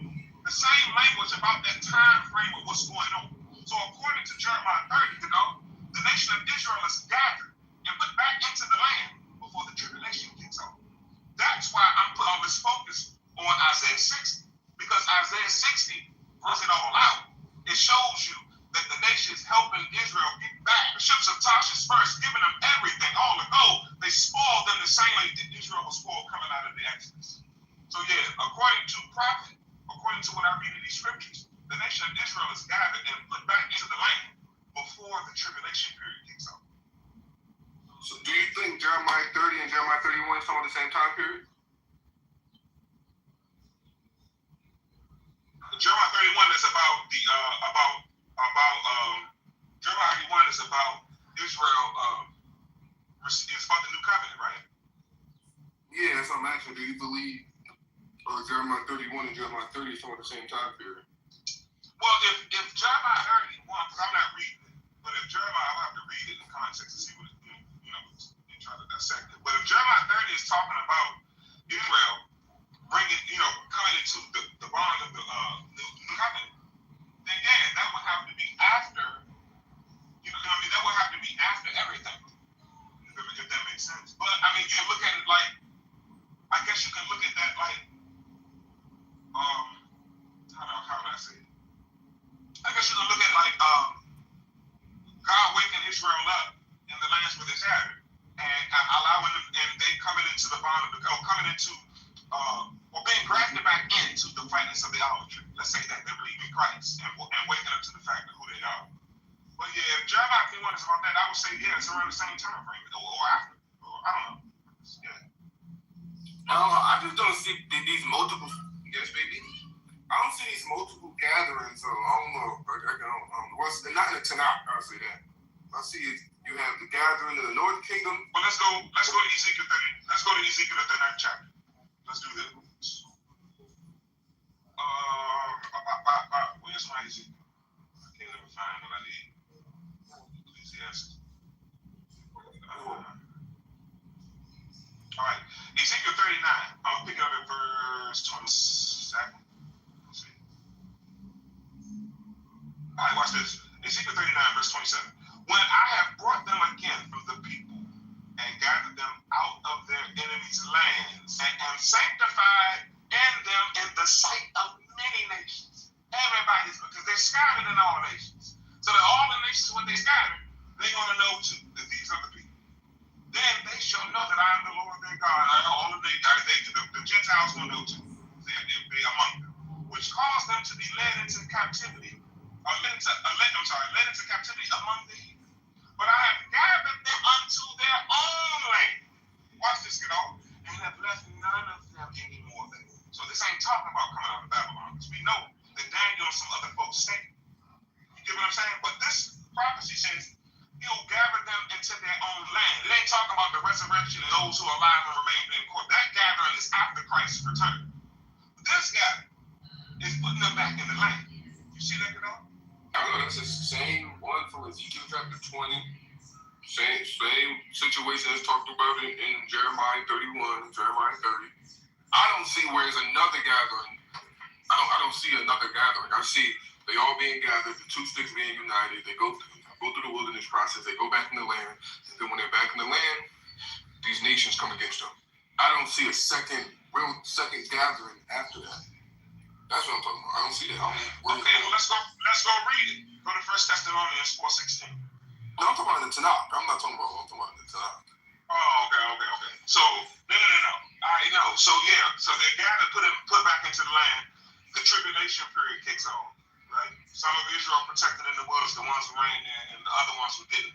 They get caught up in the tribulation. After 3.5 years is when Christ returns, right? And 1 Thessalonians 4:16. Here you second gathering.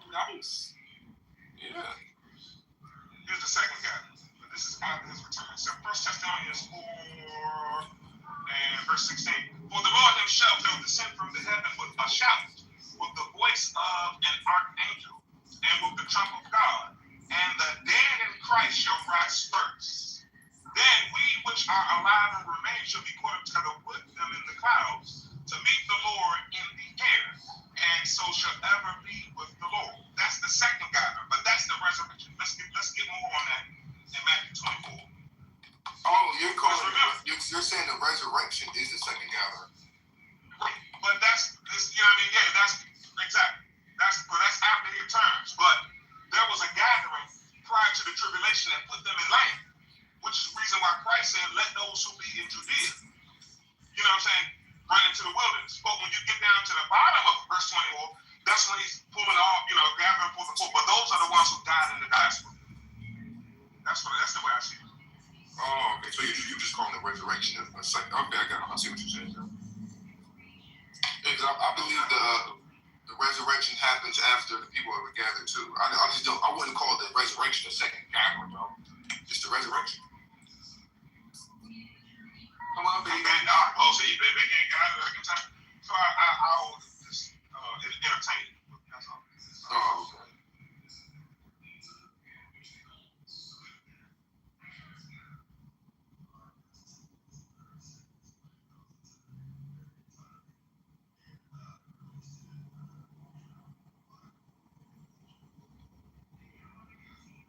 What up? This topic is going. All that knowledge I see down in the group, y'all don't want to come up here and talk. Tony, you normally on stage talking about everything. Marky ain't sent you on no stage. What y'all got on this? What's going on today? Let me look in the hallway and see. Is it a small room? Is it a big room happening right now? Give me a minute, y'all. Okay.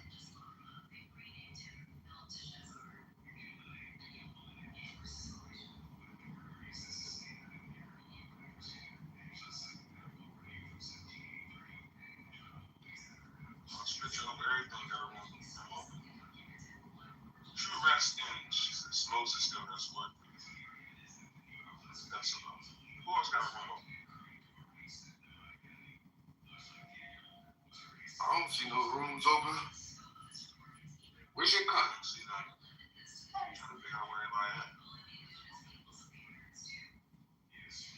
I would hate for us to be struggling to have a conversation when it's already a good one. Already going on, but I don't see one.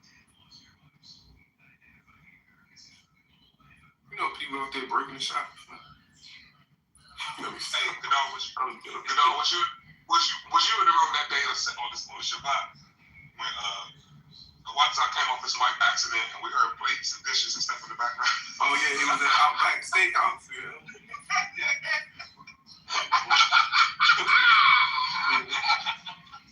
Hey man, that had to be fucking steak ever, man. Come on, He said they ain't breaking the Sabbath. He said he keeps the off from his job, but on the Sabbath he can do whatever else he wants. He get rest from work.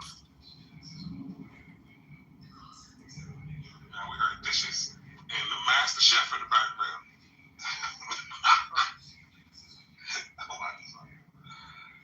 Oh man. What I got? Did you get to watch my video about the Messianic era? I did not. I did a presentation on it. I talk about the gatherings and all that. Zechariah. Hold on. What's your YouTube channel, though? I put the video link in the chat. Hold on. Just have it. Yeah, I talked about the gatherings. Zechariah talked about all that. I mean to ask you a question though, because I know you're OT only, right? But yeah, like, what's your thoughts on? I always ask this. What's your thoughts on like Hosea 13 verse 1 to 8 though? Like, what do you think what's conveying in that message there? Give me a refresher. I don't even remember what it said. And it talks about Ephraim's judgment, Northern Kingdom judgment, and it says obviously they go off worshiping Baal, and then God says, "I will be to them like a lion, like a leopard, like a bear. The wild beast will destroy them." Right? She said Hosea 13? Hosea 13, yeah. It sounds like from what you're saying, it sounds like you're talking about the Northern Kingdom judgment, them being punished. Yeah. But when the Lord says, "I will be like a lion, like a leopard, like a bear," to Ephraim, he's talking about a kingdom coming to destroy them, right? No, I wouldn't say that. So what would you say? Because if he says that the wild beast will destroy them, right? He says, "I'll be like a lion, like a leopard, like a bear. The wild beast will destroy them." Like, what do you think he's making reference to? I think he just metaphorically talking about his anger, his fury against them. Now, would he use a kingdom? Yeah, but I don't think he's specifically using that image, because I know a lot of people try to connect that to Daniel and those beasts, but I don't think that's. I think he's just talking metaphorical language about how he's going to be angry at them and ravish them. Yeah, but by which he would do that, or whatever kingdom he would do that, would express that anger against that, against Israel, because they're going to be used as his tool of punishment. So when he says, "I'll be like a lion to Ephraim, like a bear, like a leopard," whatever tool he's going to use is going to encompass that aggression, right, to destroy Ephraim, isn't it? Yeah, I would say that. Yeah. Right. But I wouldn't. I thought you was trying to make. You know how Daniel describes certain as a lion. I thought you was trying to connect it there, because I heard people do that. And I'm like, I don't know about that. I think that's a little bit of a stretch, because it uses like the same language. I look into it, like I'm hearing into it, because I don't think God is just saying that for no reason. I think he's conveying a message here as the likeness of this kingdom that he's going to bring against the kingdom. Like he said this evening, like a lion, like a leopard, like a bear. And then seeing Daniel, the first I saw was like a lion, like a leopard, like a bear. Revelation, the beast I saw, which once was and is not and will be again, says it was like a lion, like a leopard, like a bear. So it's a resurrected kingdom of Revelation. And I know you don't hold to Revelation, but if God is speaking about a kingdom to resurrect, he says it's like a lion, like a leopard, like a bear. It's only one kingdom. Then Hosea 13 would be an excellent reference for me to say that he's talking about Syria. See, that's my line of thinking. I mean, if you can build a good argument, I think it could be a cool connection. But I just don't think just the dudes like a lion. Like, I don't think that's good enough, because then we have to use every place in the Tanakh you see a lion or a bear imagery and stuff like that. You have to connect it the same way if you want to be consistent. No, I totally get that as well, because like he says, Babylon was like a lion as well, but they only give that one description, like Babylon like a lion, that's it. But you have the three animals in one kind of kingdom, pointing to one kingdom. So this kingdom is like a lion, like a bear. It has all the qualities of those animals in itself, rather than just an isolated kingdom, which is represented as a bear or a lion, individual kingdoms. Well, this one has all three of them in itself. That's what makes this one different, you see. But there's other connections. I just wanted to get your thoughts on that. Yeah.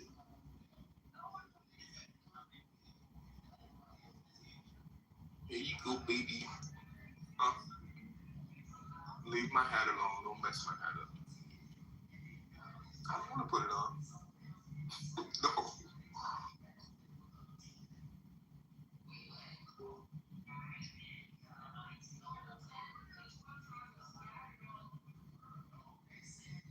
Hey, Yirmiyahu, man, your problem. What date you said it was? You get that date again, Yirmiyahu? His prophecy come to pass. Like I think this month. I think he said David and Elijah gonna go to Trump. What's it? March 10th. Let me screenshot that. March 10th, he said David and Elijah gonna go to Donald Trump, and it's all about to come to pass. You gotta take that, because we gonna see if we gonna identify a false prophet. Got a prophecy. Tell him come over here and bring it. He said King David and Elijah is gonna go to Trump in the White House. David's gonna be resurrected, and it's all gonna happen by March 10th. That's what he said, man.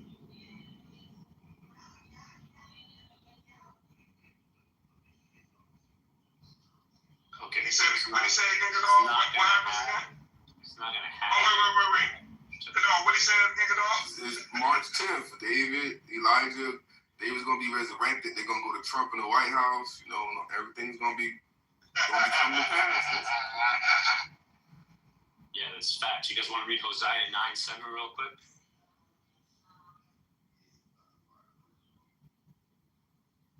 All right then. So I do not. I do. Just like it was in the past, it's going to be in the end. Notice God pronounces judgment. That judgment doesn't start for 7 days. Let's go to Genesis 7:4. So the blood moon that was in the sky just before the sun came up on March 3rd. Remember, that's still March 2nd. The doll knows the day starts in the morning. That marks the judgment on Babylon. 7 days exactly from then is just before sunrise on March 10th, which is still March 9th, which is the spring equinox. And at that moment, the prophet Elijah is going to resurrect King David from the grave, and they're going to start their journey east to deal with Trump and start to regather the children of Israel. The time of Jacob's trouble is here. Remember, it takes 2 years before Joseph's brothers join him in Goshen. So I have a feeling that the children of Israel are about to experience the time of trouble like never before for these next 2 years. But remember, you shall be saved out of it. Because if you turn to the Most High and the Most High alone, remember what Joel, at the end of Joel chapter 2, he says, everyone who calls on the name of the Most High shall be saved out of it. And keep all the receipts. I'm not hiding. Hey, how we know when David's resurrected? How we know? So unfortunately, Edom's not going to hold the press conference and say, hey guys, David's been resurrected. We lied to you the whole time. So what I would suggest that we pay attention to is a couple of things. I have a feeling they're going to bomb him when he's first resurrected. So I think we're going to hear a report about Yellowstone erupting, okay? And then Yellowstone is going to erupt on March 10th? Again, I don't know if it's going to be on March 10th, but you're going to hear a report of it erupting. But then think about Revelation 13. Wait, hold on. What day is David going to be resurrected? The 10th. Right before the sun comes up on March 10th. Okay, and when are they going to bomb? I would assume right away, I would assume they're not going to wait. They're going to try to take him out. Why wouldn't they? So when is the meeting going to happen between Donald Trump and David? So that I don't know. So obviously I don't know how they're planning to travel from where they are to DC. But if you look at like where Salt Lake City and the Uinta Mountains are, it's basically on the exact parallel as Washington DC. So it's really effectively a straight shot east. They gonna walk there? I don't know. I would assume they're gonna walk there. Yeah, I would assume. When they get a car, I think they're gonna rain fire down as they move. And so, like, think about Damascus, right? Isaiah 17:1. Wait, so that as they walk in fire, gonna be raining from the sky? Okay, so think about Revelation 13:13. Remember, you don't even believe in the New Testament. Why are you writing already? No, but so remember, they want you to believe it, and Revelation 13:13 is not God; it's the enemy. But you don't believe in Revelation. Why are you going to Revelation? But they're referring to David and Elijah in Revelation 13:13. The second beast is the nation of Israel. So Revelation 13:13 is true? It's true, but they're lying to you when he says they're speaking like from the dragon. It's not the dragon, it's God. It's God. But they know that that's coming, and they want people, when they see it, they want people to think it's the Antichrist. That's what everyone who believes in the New Testament is going to think about David and Elijah. It's the Antichrist. So David's gonna be resurrected on March 13th, and there's no way March 10th, and there's no way we're gonna know about it. Well, again, I mean, you know, if you believe the word of God. How do I know? Yes, baby. You stuck? Come on. Let me go resurrect my baby from this couch real fast. She's stuck. Come on, baby. There you go. Yeah, you were stuck. Finish your food. You were stuck? Finish your food. Here you go. Ooh, good girl.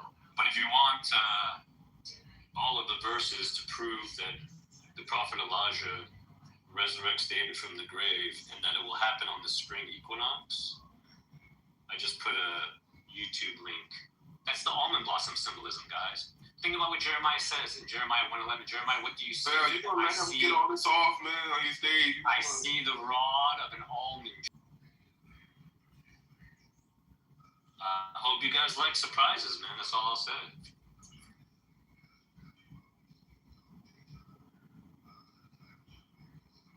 And notice the wars and rumors of wars, right? They want you believing New Testament prophecies, guys. Don't fall for it.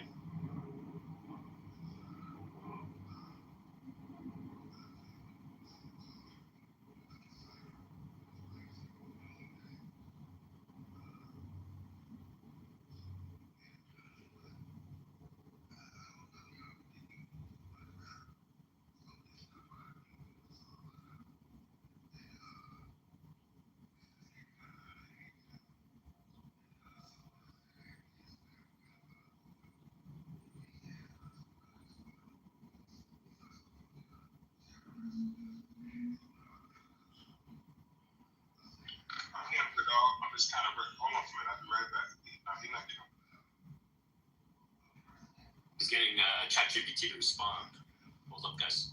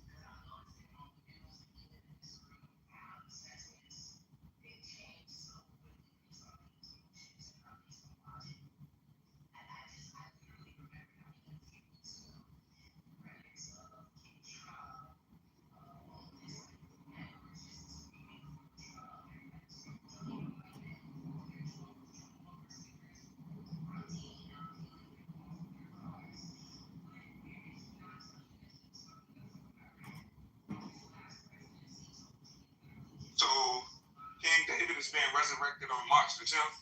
That's what's going on? It's March 9th. March Right 9th. before sunrise on March 10th. So it's still the 9th because the day starts in the morning. And where are you getting this information from? Well, so the prophet Elijah returned on September 10th, 2024.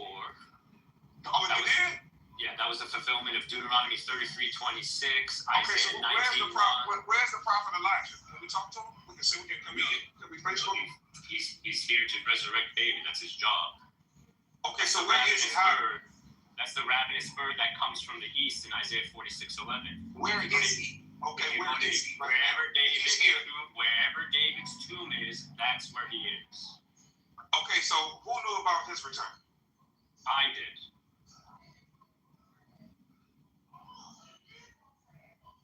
All right, well, go down there and finish knowing about it. Because we're not dealing with folly here, man. We're dealing with these scriptures. These tricks. You don't believe Elijah was resurrected?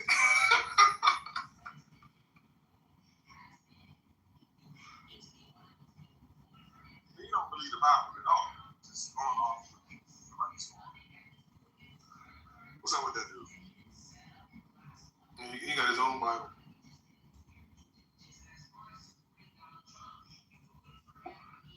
Oh, man.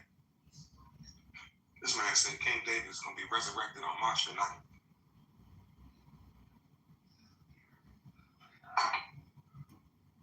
That's absolutely insane. You gotta make a date. Who knows? He knows. Who are you? He said Elijah was resurrected in 2024. Right, like who? Right. I said, who knew about this? He said he knows. Who is he? Who is he? Who he say he is? He said you think he a prophet sent by God? Oh gosh. We got King that, but we should be able to read. Well, okay, so he don't believe the Bible, right? I don't understand much about. If he don't believe the Bible, but he's saying that King David exists, like where's this information coming from?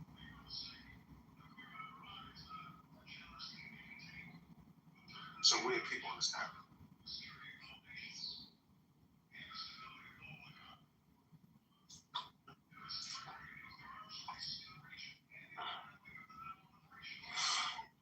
Oh God, anybody play golf? I'm messing around with this app, these apps on my phone. They got the Golf Revival, got the PGA Tour. These apps like that. You play golf with them? No, I don't play no golf. You know what? As a child, when I was a child, man, all of the tournaments used to come on regular TV, especially on the weekends and stuff. And I was never interested. It was just too boring to watch. But that was because I didn't really understand the game, how difficult it is to play. Now that I'm older and wiser, I'm like, God, these dudes are really 400 yards away and getting this ball in this little hole. So it's all about geometry, trajectory. It's all about, especially if the wind is blowing. And anyway, I started really paying attention to the sport, man. And Tiger Woods was amazing, bro.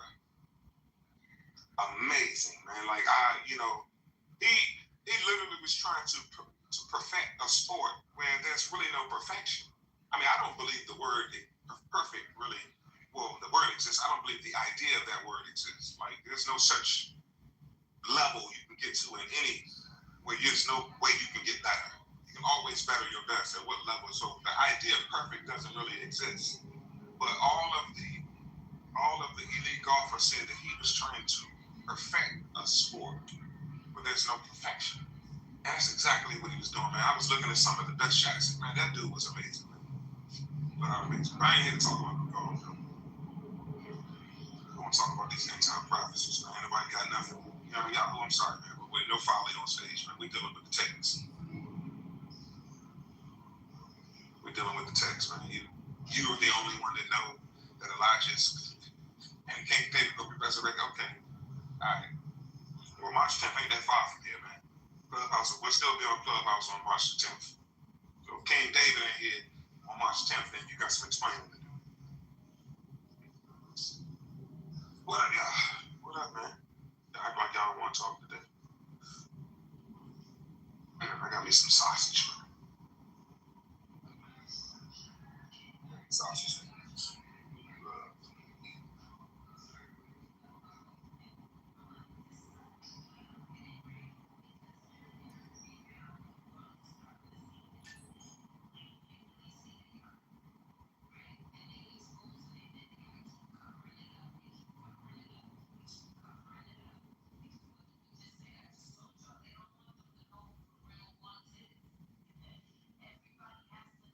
Y'all want to talk today?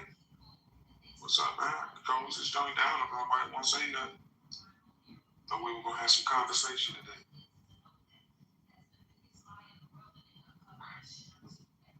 Ain't nobody got nothing on the top. I'm being ready for King David, man. Man. Resurrection on March. Resurrection. What's the ships of Tarshish from your understanding, though? That toward Rome?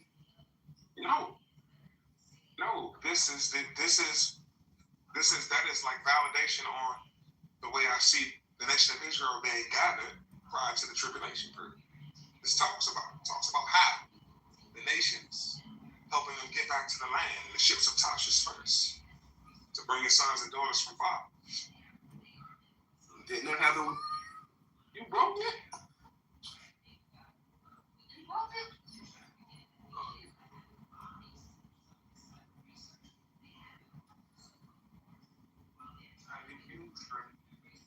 I gotta go to the store. Give me some coffee cream.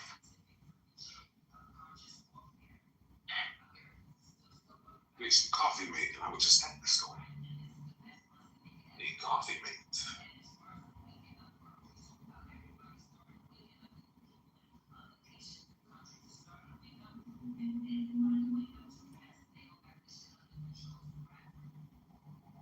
Don't nobody want to talk? What's going on? It got to be a room open. So, well, I mean, we got a lot of people in here. I guess ain't nothing else going on. Because if y'all could be somewhere else, y'all probably would be somewhere else. Ain't nobody talking about nothing in here. But I guess ain't nothing. I guess the app is trapped. Let me look. Let me see. You know what? Everybody been going. You know what I've noticed? Everybody been going over to TikTok. Go see if Jack. I think Troy might got a room open on TikTok. Let me look.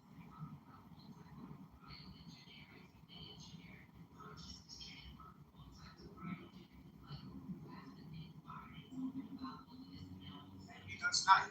No, nobody got to open. I don't see something. Nobody got a room open on TikTok. Where is everybody? What's going on? Do we need to change the topic? Why y'all in the clubhouse quiet today? That is unlike this app.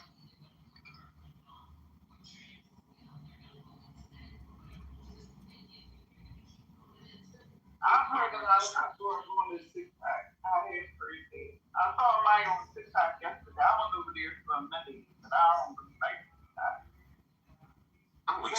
Can you give us your breakdown on Daniel chapter 7 verses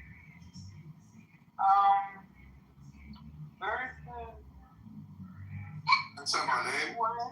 Wow.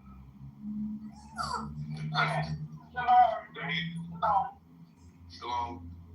Oh, you talking to the dog, my bad. I'm talking to, but I know he has this. Y'all, you know, we might all have different interpretations because, from what I'm understanding, all right, so Daniel chapter 7, verse 24. Can you speak on your breakdown about that? You said Daniel chapter 7, verse. I mean, Daniel chapter 7, verse 24? Yes. Oh, you talking about the 10 toes? The 10 horns, I mean? Also, I believe the 10 horns is 5 Germanic nations and 5 Islamic nations that came after Rome, right? Western Rome was conquered and destroyed by the Germanic tribes, which later became the UK, France, all those Germanic people, the Anglo-Saxons, the Visigoths, the Franks, those people. And then Eastern Rome was conquered by the Islamic Caliphates, the Ottoman Empire, stuff like that. And both sides of the Roman Empire, they claimed succession of the Roman Empire. So the Muslims, they claim to be the Roman, Mehmed II, he claimed to be the Roman emperor. And then on the western side, the Holy Roman Empire, Charlemagne, which he was a Frank from the Germanic tribes, he claimed to be the Roman emperor. He created the Holy Roman Empire, right? So both those sides. Yeah. What happened? Yeah, let me get in here to answer a question. So, are you considering that one kingdom, the Germanic and the Roman? Are you saying that that's one kingdom combined? No, the 10 horns, they became distinct kingdoms, right? So the Franks is one horn, the Visigoths is one horn, the Anglo-Saxons is one horn. They became distinct horns, but they all work together under one spiritual head, which is Christianity. The Western side, the Europeans, which came from the Germanic tribes, they was under one religion or one spiritual leadership, Christianity. On the other side, the Rashidun, the Ottomans, all those Islamic, they was under one spiritual leader, the Islamic side. So the split of half and half, 5 and 5 and 5 on one side, they were under two different spiritual heads. And we know those same two spiritual heads have to play a part in the end time. Why? Because Deuteronomy 28:64 says that the children of Israel would be ruled by, or be all nations under the gods of wood and stone. And that both those wood and stone goes back to what? The wooden cross, Christianity, and the stone, the cobblestone. So it all goes back to those spiritual heads. When you get into the 10 toes, when you get into the 10 horns, the final endings, those spiritual heads that idolatrous practices plays a part in that. So it's not one kingdom, it's distinct kings and empires that are unified under a spiritual head. And we know if you look in right now, the Islamic people and the Christian people and even the Jews, they're actually coming together under the Abrahamic Accords. If you go to Saudi Arabia, they have a building which is called like the Abraham building, which they have a mosque, they have a synagogue and a Christian church all in one building. So these spiritual heads are what's leading the world, what's ruling over the children of Israel. And you have the same thing right now. And this whole thing that's going on is a religious war. You have the America, Russia, UK, these are all Christian powers. Yeah, let me get in here. Is it all right if I get Okay. Yeah, because so this kingdom that you're describing, when did it start ruling? It's still ruling now. And do you have a name for this kingdom now, or and how long has it been ruling? It's not one kingdom. That's what I'm saying. Like you have the Eastern Roman Empire. Hold on, baby. The Eastern Roman Empire. I can't fit under this. Too big. The Eastern Roman Empire fell in like 14. I can't remember. I think like 12 something. The Western Roman Empire fell in like 400 something like that. I don't remember, 500 something. And then ever since Eastern Rome fell, the Germanic tribes took over their area, and ever since the Western Rome fell, the Germanic tribes took over their area, and ever since the Eastern Rome fell, the Islamic people took over their area. So it's been a gradual building up ever since Rome fell. And not just one kingdom. It's been a gradual, and you see the growth in these powers. So it's not just this one kingdom. It's thousands of years of dominance that these Islamic Christian powers had, which still rule the world today. What rules the world today is not a single empire. It's multiple empires, multiple kingdoms under Christianity and under Islam. Okay, thank you so much for that. I did a video about it. If you want to watch it, it's on my YouTube. I did a whole presentation about it, breaking it down. If you want all that. I would like you to break something down right now in real time. Yeah, I'm saying if you want all the information, you can just watch the video. Video, but don't put it in the chat so I can put it at the top of the book. Yeah, put it. Oh, you got a bag. Just posted it. Yeah, I posted it. But yeah, I still answer your question. Yeah, because I want you to break something down right now. I would love you to, because the kingdom that you're describing, from what I'm hearing, it's been going on dramatic. This is like 1,000 and something years. This is a long kingdom that you're describing. And I do have a problem with it. And I also feel like Daniel would have a problem with it. So let's move down to verse 24. Are you available to read, verse 25? And then give your interpretation of verse 25 to go and break it down for us. Because Daniel right here is giving us a time limit. But you're saying this is something that doesn't have a time limit. So I would like for you to read that and break that down and give your interpretation how it's matching up with your saying at all. Well, we said verse 25, or he shall speak great words against the Most High, and shall wear out the saints and the Most High, the saints of the Most High, and think to change times, laws, and shall be given into his hand until a time, the delivering of time. What are you asking me about this verse?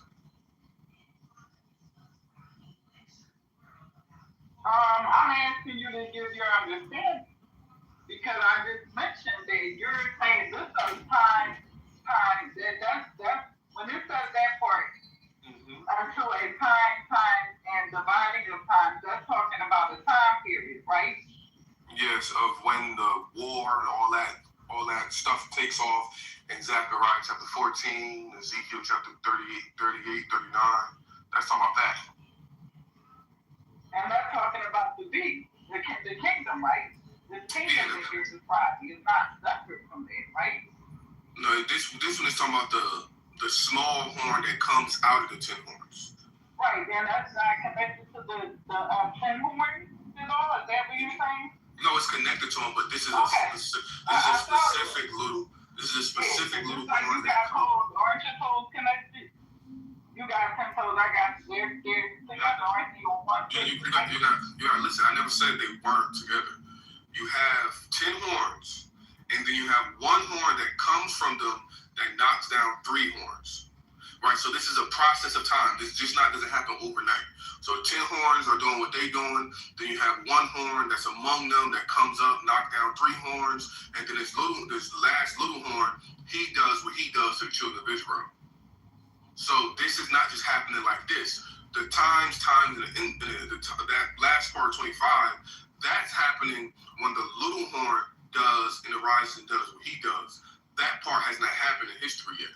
We're still living in the part of 10 toes. Now I can tell you who I believe the little horn is and how I feel like it's going to be fulfilled, yes. But I don't think that part happens. Please tell us who you believe. Yeah, I think the little horn is America. And everything I talked about in the video at the top, I talked about how America knocks down the other 3 horns, how it arises. I talk about World War I, World War II. I talk about all this, but I still believe we're living in this time period. It has not happened yet because the little horn and all that doesn't happen. The prosecution and all that doesn't happen to the regathering. We're back in the land. All nations comes up. America is leading them against us. Gog and Magog, all that stuff happened. The final battle happened. All that stuff happens. That's a part of this. I don't think that happened yet. That part of the prophecy hasn't happened yet. How can the little horn be America? I mean, I broke it down. I explained it in the video. All right, I'm gonna watch it. And how America's involved. I definitely think America's involved as one of the 10 horns, like the nation of the Anglo-Saxons. It's definitely, because they're not just in America. The Anglos, I believe that they're definitely one of the 10 horns. Yeah, they came exactly from the Roman Empire, after the Roman Empire. But the horn that came up, well, let's just read it. Because I don't see the 11th horn. I see that as a person, a man. Get Matthew 24. I'm gonna pick it up at verse 15. I wouldn't disagree with that though, because the man, just like Nebuchadnezzar, he was the man, but he ruled the kingdom. So there's always going to be a man that's ruling these kingdoms, that's going to be leading the kingdoms. So I don't disagree with that. Right. It's a man, but America is just one. Because so the Bible says that these 10 horns, this dragon is going to submit its power to the beast, to him. What's the beast? Because, I mean, you can't think, we're talking about the 4th beast. And you got to think, like, if we're talking about the tribulation period where, everybody's has a decision to take this mark or be killed, he can't do that himself. He's going to use the nations that have submitted to him, their power, their armies, to execute that tribulation period. That's the way I see it. But America is just, I believe America is Anglos are definitely in America, so they wanted the horns, but I don't got them being the Antichrist.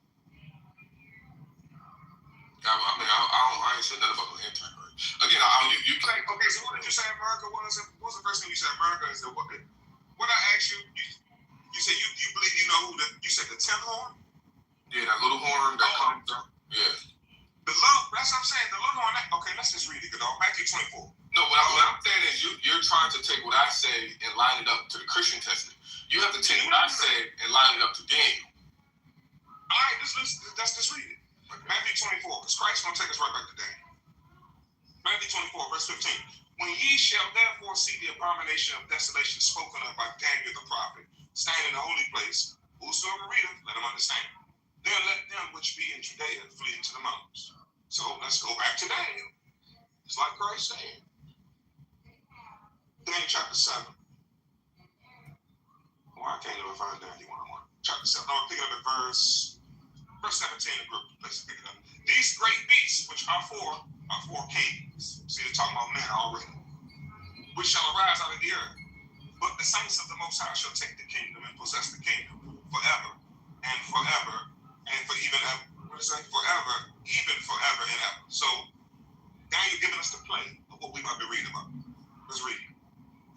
Verse 19. Then I will know the truth of the fourth beast, which was diverse from all the others, exceeding dreadful, whose teeth were of iron, and his nails of brass, which devoured, brake in pieces, and stamped the residue with his feet. And the 10 horns that were in his head are of the other, and of the other which came up. So we're talking about an 11th horn. And before whom 3 fell, even of that horn that had eyes and a mouth that spake very great things, whose look was more stout than his fellows. I beheld, and the same horn made war with the saints. It's 11th horn. This horn that came up out of the 10 is what we're talking about. And prevailed against them until the Ancient of Days came. That's our Christ, right? And judgment was given to the saints of the Most High. So they go to the Christ and the Ancient of Days. Never mind. Go ahead. Go ahead.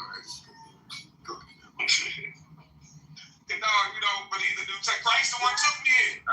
Don't worry about it. Go ahead. Just continue. All right. Verse 23.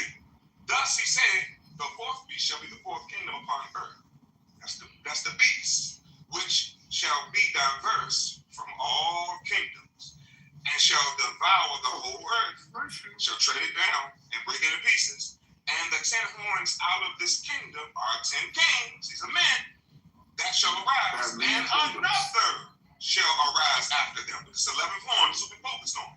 And another shall arise after them. And he, talking about a man, and he shall be diverse from the first, and shall subdue 3 kings. And he, this is a man, shall speak great words against the Most High, and shall wear out the saints of the Most High, and think to change times, and they shall be given unto and they shall be given into his hand for a time divided. Okay, so we're talking about a man that's going to wear out the saints of the Most High. A man that leads a kingdom, correct?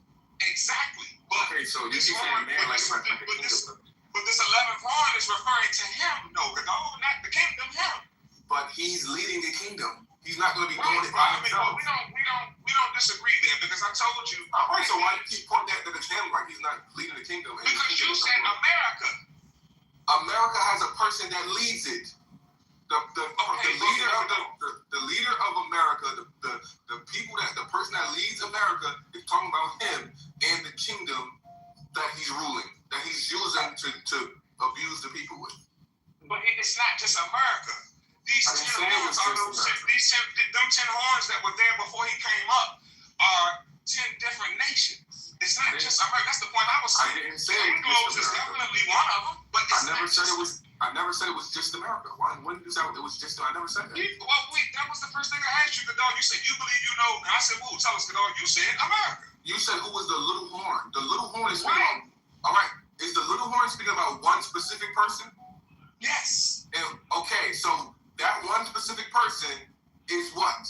Is who from your understanding? He is the Antichrist, which all of those nations are going to submit to, not just America. Okay, so I didn't say it was just America. You didn't ask me if all nations were going to submit. I did, Godal. You said. Listen, no. I'm not even talking about the kingdoms. We're talking about the 11th. We talking about Christ ran them in the scriptures. Hold on. You asked me who was the little horn. You didn't ask ask me who are the nations that submit to the little horn. You didn't ask me that. Okay, you didn't ask me that. So you asked me who was the little horn. I told you the little horn was America. I never said it was only America. You asked me who was the little horn specifically. I asked you who was the little horn specifically. You said the Antichrist, and then you said the other horns are the nations that submit to him. You never asked me about the other nations that submit to America. You never asked me. That's not what we're talking about. We're talking about the one that came up after them. And the scriptures are saying he, not the nation. Okay, so if the little horn is one person or one thing, why are you getting upset with me when I said it was that one person or one thing was America? I'm not upset because I'm trying to figure out why is the scripture saying he, him, and you're saying America. But America is not America would be a place where the Anglos are, which is only one horn. And that's not the 11th. That's one of the 10. That's what I'm trying to say. No. Let me break this down right quick. This was the little horn is talking about one specific kingdom. Yes, the kingdom is ruled by one man. But in context, when it talks about the horns and the kings, it's talking about kingdoms.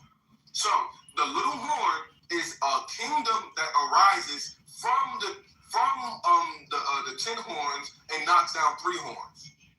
That's what that's talking about. And I can, if y'all want to write it down, this is what I believe when we're talking about the how America gets into it. You have the Visigoths that sacked Rome in 410 AD. You have the Ostrogoths that took over Italy. You have the Franks that founded the Holy Roman Empire. You have the Vandals that sacked Rome in 455, and you have the Anglo-Saxons that settled in Britain. Right? Those are the 5 horns on the western side. Now, when it talks about that little horn that comes after, the little horn is when the Anglo-Saxons came to America and founded a new kingdom. That is a new kingdom. That is not the same kingdom from the Anglo-Saxons when they founded Britain. That is a new kingdom on the scene, the America. So America is the 11th horn that comes up. And the leader of that horn is the one that leads in the future all nations against the children of Israel. That's what I'm saying. You're saying the same exact thing. Only thing you're doing is taking America out of it and putting the Antichrist there. We're not saying nothing different other than who it is. I'm not saying I want to attention. I'm just going off the text, Like we just read Daniel, and Daniel said this other one. It's not up. This 11th horn is a he, not a it. A he, right? Now hold on. Now he is going to be the Antichrist that all of the remnant of them that's left after the war are going to submit to. And all I'm telling you is that the Anglos, as a matter of fact, look in the house chat, because I can't post pictures in this chat. Go to the Octagon and look in the house chat, and I posted 2 descriptions I got from ChatGPT. Look at the first one. Matter of fact, I'm going to put it on my PTO. That's what I'll do. Hold on, give me a second. Why do you keep emphasizing that the little horn is a he and not a it? Why do you keep doing that? Because that's what I just read in Daniel. But where am I disagreeing with that? Why are you making it seem like that's because a you're not. He's lying. Huh? Yeah, well, I'm saying, why do you keep doing that? Like, you keep saying it says a he, not a it. Why you keep doing that? Like, I disagree. Because it's like you're saying that this, hold on, the scriptures, wait a minute, the scriptures is saying that this little horn is going to come up among the 10. Out of all of them, this little one is going to come up, not just one of the nations. This little one is going to come up out of the 10. And those 10 are going to submit to him. But no, that's what the scriptures are saying. It doesn't say that he left the scripture. I don't read in the scriptures that this 11th horn is coming out of America, out of the Anglos. All right, that's how the interpretation of what it is different. But you keep trying to emphasize it says he, not it. We both agree that a person, a he, rules kingdoms and empires. We all agree here. So the text saying he doesn't take away that it's still talking about a person that rules empires. In the whole book of Daniel, when it's talking about the beast, the horns, the toes, it says he, kingdoms, kings. It's talking about men that rule kingdoms, what they're going to do to the children of Israel, what they're going to do on the earth.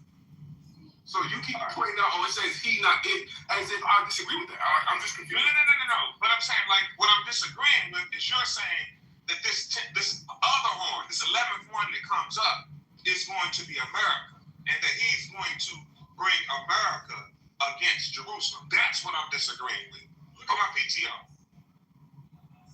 Okay, you can disagree with that, but who break this down to 10 to I'm trying to right now. Look at my PTR. Look down at the bottom. It says the Germanic Roman kingdoms, the 10 horns, the Ostrogoths, the Visigoths, the Vandals, the Franks, Heruli, Zulubi. I don't know if I'm pronouncing this correct, but Bulgarians, Anglo-Saxons is one of the 10, which is who I believe is here in America. But we got more: the Lombards, Alahami, the Germany, right? These are the 10 horns, but it says that this 11th horn is going to come up out of the 10. So how are you pinpointing these come out of the Anglo-Saxons? Now, do you want me to explain it to you? Please, that's what I'm okay. Out of those 10, we're not going outside. You want to go in the garage? Right, we can go in the garage. All right.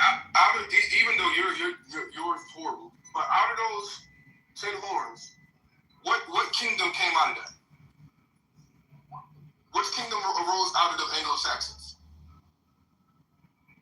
The Anglos are okay. So how do I believe the Americans are the Anglos? I do believe that they're Anglo-Saxons. But where did they come from? They came from Britain. So you got Anglo. That's what I'm asking. Is that a different kingdom? If the Anglo-Saxons is one horn, America, which is a different kingdom than the Anglo-Saxon kingdom. England is a different kingdom than America. What are you talking about? No. I don't get caught up on geographic locations. They the same people. No, it's talking about kingdoms though. If that's the case, there's a lot of kingdoms in these horns that's the same people. All these Germanic, people you have that come from the Germanics, that's the same people. Right. They're all Germanic people. So if that's the case, just make the Germanic people one horn then. Because they're all Germanic people. What happens is, what came out of those Germanic people were distinct kingdoms. Okay, so what came out of one of the Germanic tribes became the Anglo-Saxons. One of the Germanic tribes became the Visigoths, the Ostrogoths. Okay, but you make them separate even though they come from the same Germanic people. What I'm saying is, the Anglo-Saxons, America came out of the Anglo-Saxons, but that's a new kingdom. Just like the Germanic tribes became separate kingdoms. Yes, baby. Okay, I see what I see where you're going with this, girl. I see exactly where you're going. But you know what? One thing you said, I don't see them as so. I believe they all the same people. Even the daggone Islamic nations. I believe that they're all people that know that they're in trouble with God. You know what I'm saying? But I'm just trying to figure out how you making how you pinpointing the 11th horn, this other horn that came up, as how he's leading Anglos. When the scriptures distinctly say that he came up among all of them. Exactly. When you have these 10, this America was the newest horn. What's wrong, baby? America was the newest horn. It came up. America was created. It went to war with 3 of those horns. It went to war. The Anglos, though, right?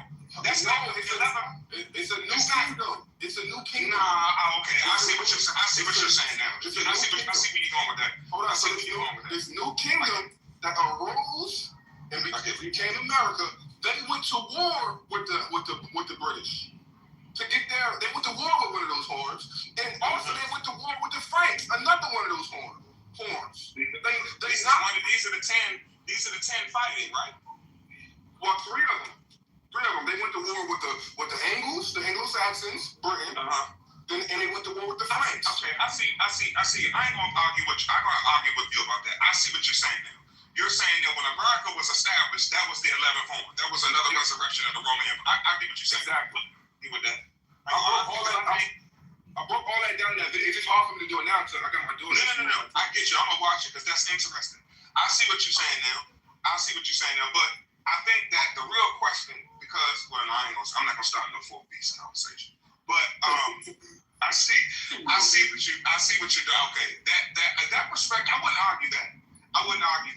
But I think that the real question is, what is the deity?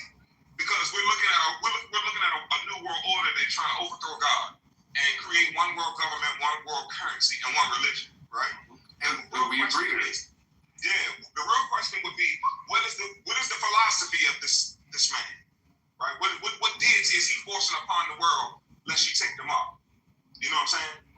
That's the real question. But no, I don't totally disagree with that, because that does make sense. Because America was the newest nation. Yeah, that makes sense. I wouldn't totally disagree. I don't necessarily. I don't see it that way. Right, but I don't totally disagree with that. I don't have a problem with that at all. Yeah, and I broke it down in that video. It's hard because there's a lot of information, but you watch how I broke it down. Then what I'm saying, but when you look at that and you say, all right, it's 10 horns, then this newest one that came up and knocks down 3 of them, and now this newest one is the world power. America is right now in the world is the leading power in the world. Right now, without a shadow of a doubt.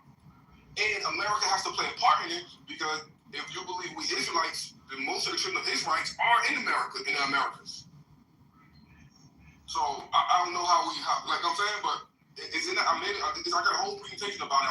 I go through the 10 horns, I go through the 3 horns, the wars between them, how America came to the top after World War II.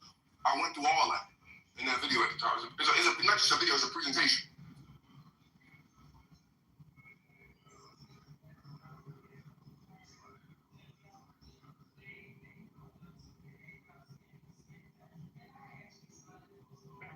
Buy a membership.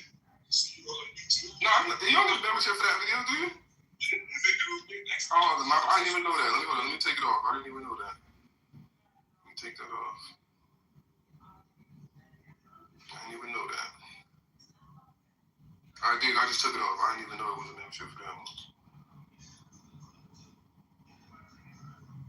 And it's not long. It's under an hour.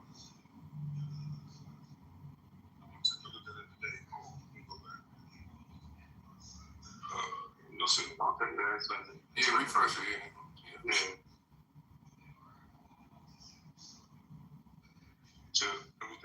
And at the end, the more I tie it all to Deuteronomy 64, because if we Israelites, we have to understand that in this time, the children of Israel are scattered, worshiping the gods of wood and stone. That's it. And we know how the children of Israel got here. Transatlantic slave trade by the Christians and sub-Saharan slave trade by the Muslims. Right? And when you tie that directly back to the fourth beast, Rome, it was the Muslims that took Eastern and the Christians that took Western. And that's been playing the path ever since that happened. That's been the trickle-down effect into where we're at today. The Christians ruling the West, the Islamic ruling the East.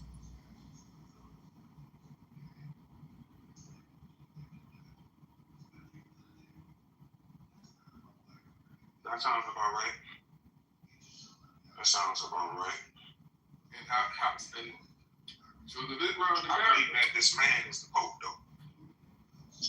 I wouldn't even disagree with that. I was like, there's always going to be one man that's in charge, that's ruling, that's leading the ship. Just like in Ezekiel. What are you doing? It's okay. Just like in Ezekiel 28, it says Gog of the land of Magog. So even the person Gog is a person. He's leading those nations. So it's always going to be one person that's leading it. So I don't disagree with that, whether you know. Yeah, I believe it's the papacy, the Kyrios Philae. That is the name of the office of the Pope, the Kyrios Philae. But y'all know that their Roman numerals are actually letters. You add the Kyrios Philae, you add it up. Those Roman numerals add up to 666. And I ain't make that up. And what does the Pope what's the connection between the Pope and the Holy Roman Empire? He is the leader of the church. Exactly. And who started the Holy Roman Empire? Charlemagne. Where did Charlemagne come from? The Franks. Where did the Franks come from? the Germanic tribes. Yeah. So, you know, you'll be glad chosen ain't there. What am I got? What am I got? Get off. Wait, my God. The man chose to be corny right now. Oh, man. But, I mean, I've been trying to tell him, like, Joseph, Islam is involved, too. The Ishmaelites, they are a part of the 10 nations that God said were confederate, involved in cutting Israel off from being a nation. They involved too. I just don't see this fourth kingdom, this man coming with Islam. And here's the reason why I can't rock with that. Because although I do agree with him, you can't get around to those geographic locations that he brings out when we talk about this. But I can't rock with Islam being the fourth beast. Well, one reason is that the scriptures say it's a man. They don't say nothing about no religion. That's one. But two, when this man is on the scene, we have to think prophetically about the time frame of what the prophets are talking about. That time frame when he's on the scene, the nation of Israel has already been gathered. That's why I was going over this, Kitover. The nation of Israel at this point in time, has already been gathered and put back into the land. They now know that the Most High is the Lord their God. The world now knows that at this point in time. Now, with them being the people of the book, obviously this whole thing of jury out in the Bible, that's no longer the case. The world now knows that the Bible is real. What does that suggest? It suggests exactly what God said in the book, that he's the only one and true God.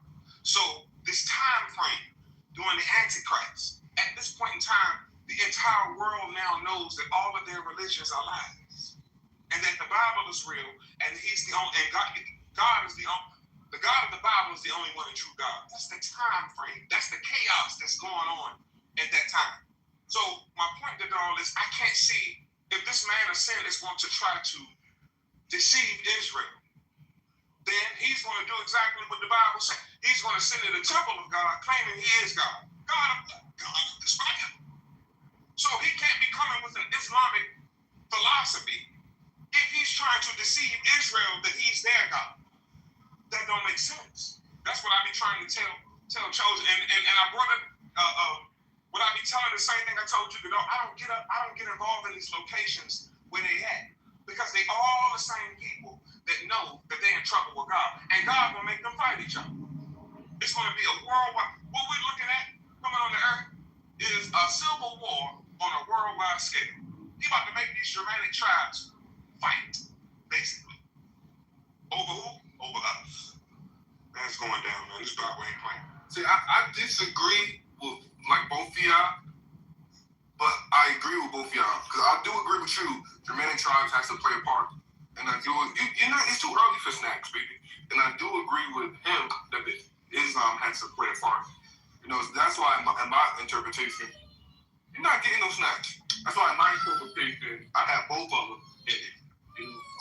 It makes sense when you go back. You know, you can't go from Rome and skip one East Day or West Rome. You know? My baby wants some cheese doodles. It's too early for cheese doodles. It makes sense what the man is saying. When he's revealed, you're trying to take the mark. If you don't subscribe to Allah, to take the mark, that don't make sense. It don't make sense for his philosophy to be Islamic. It does not make sense because he's claiming to be the God of this Bible. This Bible ain't about no Islam. He has to deceive. Remember, my premise is that when the man of sin is revealed, the nation of Israel had already been gathered and in the land, waiting on their Messiah. So, how is he going to deceive them if he's not telling them that he's the God of this Bible? It don't make sense. That's why I can't rock. I mean, but then the Bible, Daniel don't say that the fourth beast is a religion. It don't say it's Islam. It don't say that it's a city in Italy. It don't say it's Rome. It says it's a man who came up among the 10 horns. So when me and Godal is one of these 10 horns are spread out. Yeah. Tough topic, but it make all the sense in the world with me. What up? you gotta find a way to include something over there in the Middle East. Because if you just leave it to the European nations, you just taking it directly out of the Middle East. No, I don't. Like I told you in Psalms 83, God told you everybody that's involved. Ishmael too. I ain't leaving them out. They are a part of this. They are in this. They are in it. They are one of the nations that were confederate to help cut Israel off from being a nation, so that they will be in no more remembrance. They are in this. I don't leave them out. But if we're talking about the doctrine of the Antichrist, like I say, his purpose is to deceive the people that he's the God of this Bible, not the God of Ishmael or the God of the Islamic God. I can't rock with that. What else, sis? I forgot. Hurricane was trying to speak. What else, sis?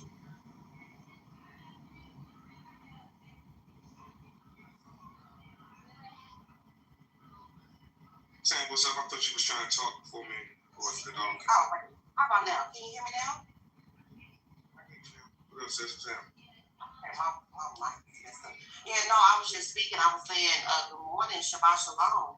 And I was saying this is a good conversation. I said I'm loving it. That's what I was saying. I'm like, where's Lita? Can you get Chosen in here?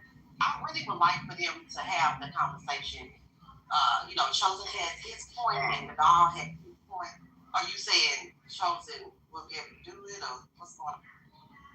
Now, Chosen definitely gonna come in here with his information. Now, I was just telling the dog why I agree that Islam is involved. I mean, you can't get around those locations and stuff that Chosen bring out, but they are just one of the nations that's involved.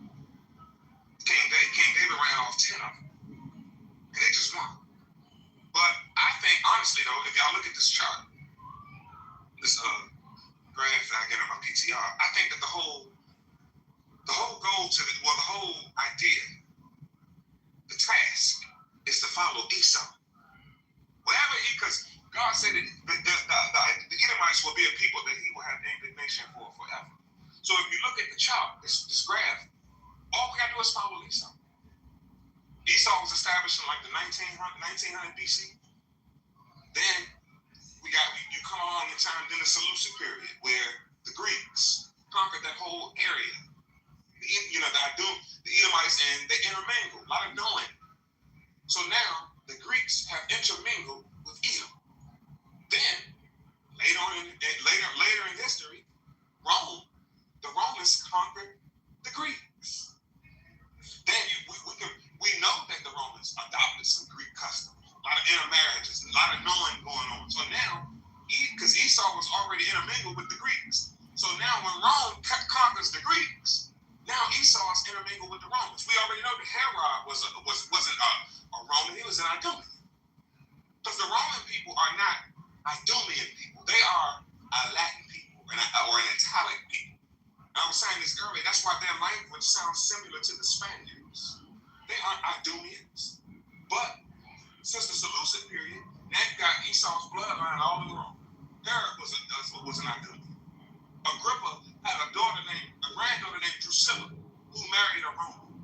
Like that ain't before the Roman Empire collapsed in 476 AD. Edom was already intermingled. So when they moved west and established these tribes, Esau, and that's why I be telling these Hebrew Israelites, y'all can't make every last white person y'all see walking down the street an Edomite. Oh, every time one, you dirty and rag. Oh, you don't know that. Some white folks Edomites, of course. But every last one you see walking down the street while you having camp, while they eating, no, that is so ignorant and ridiculous. Yeah, Esau was intermingled with these Germanic tribes when they moved west, but every last single one of them was not an Edomite. But all we got to do is follow Esau. So Esau is intermingled within his bloodline is all within these tribes, these Germanic Roman tribes, right? But Esau was one of the progenitors of the Ishmaelite people. So Esau is intermingled all in Ishmael. All we got to do is follow Esau. All of them involved, Gadol. That's why I don't disagree with Chosen. But I just think that Chosen is not looking at the full picture. Because although, yes, Ishmael is involved, but again, in order sent to deceive people after the times of the Gentiles is fulfilled, which now makes every last religion, including Islamic, a lie. In order for him to deceive the people, deceive the world, he has to make them believe that he's the God of the Bible, which is now made true to the world at this point.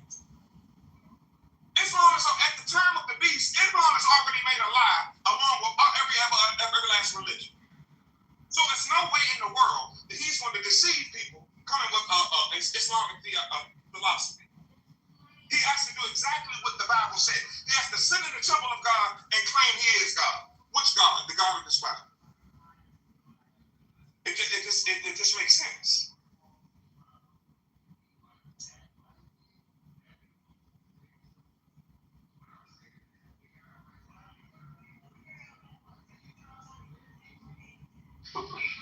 When it says being a believer of the New Testament, when it says it, as Paul says, now you sit in the temple of God.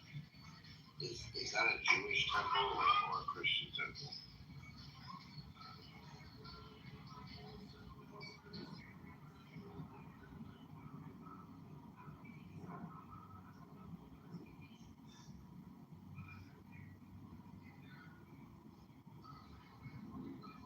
Question?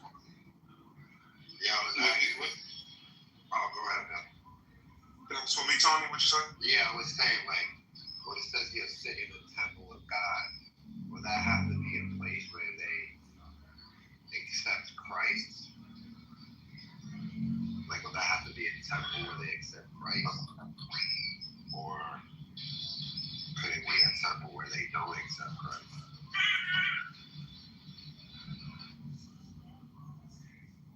I'm not really sure if this is a temple where they're accepting Christ.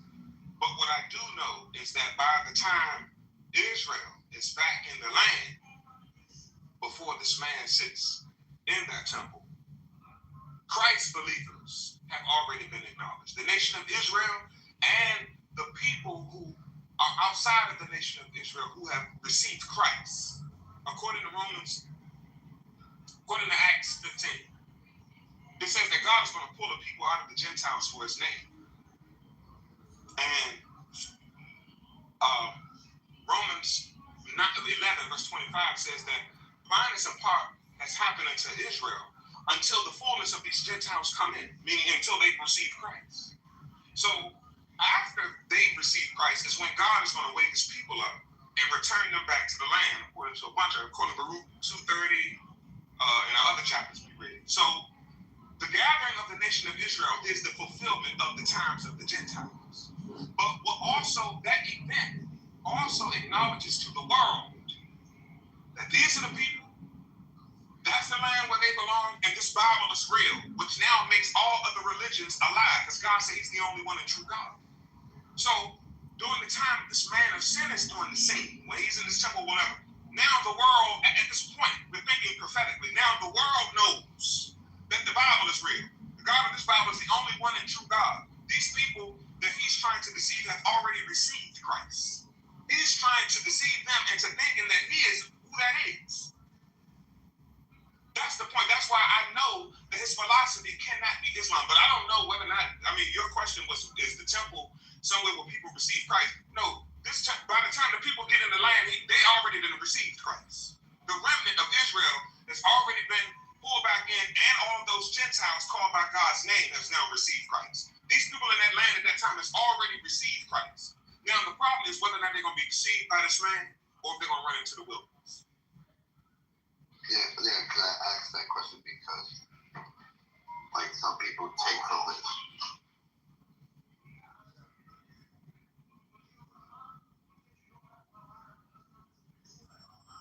Some people take from that verse when it says that you sit in the temple of God, and there must be a third temple built. But I don't see it like that. I don't think a third temple has to be built. You don't see a third temple in the scriptures? No. All right. Let's go find the third temple. I got you. Let's go find the third temple. Now here's what I want you to do. Tony, pull up Luke 21. Do you have one of those apps where you can see more than just one scripture? You can see like a whole section, or can you see? You know what I'm saying? You ever know those numbers? I don't know. I'm not really tech savvy. Never really tech savvy. I mean, do you have a Bible app? Yeah, I got 2 Bible apps. All right, pull up Luke 21. Yeah. All right. Now, what I want you to look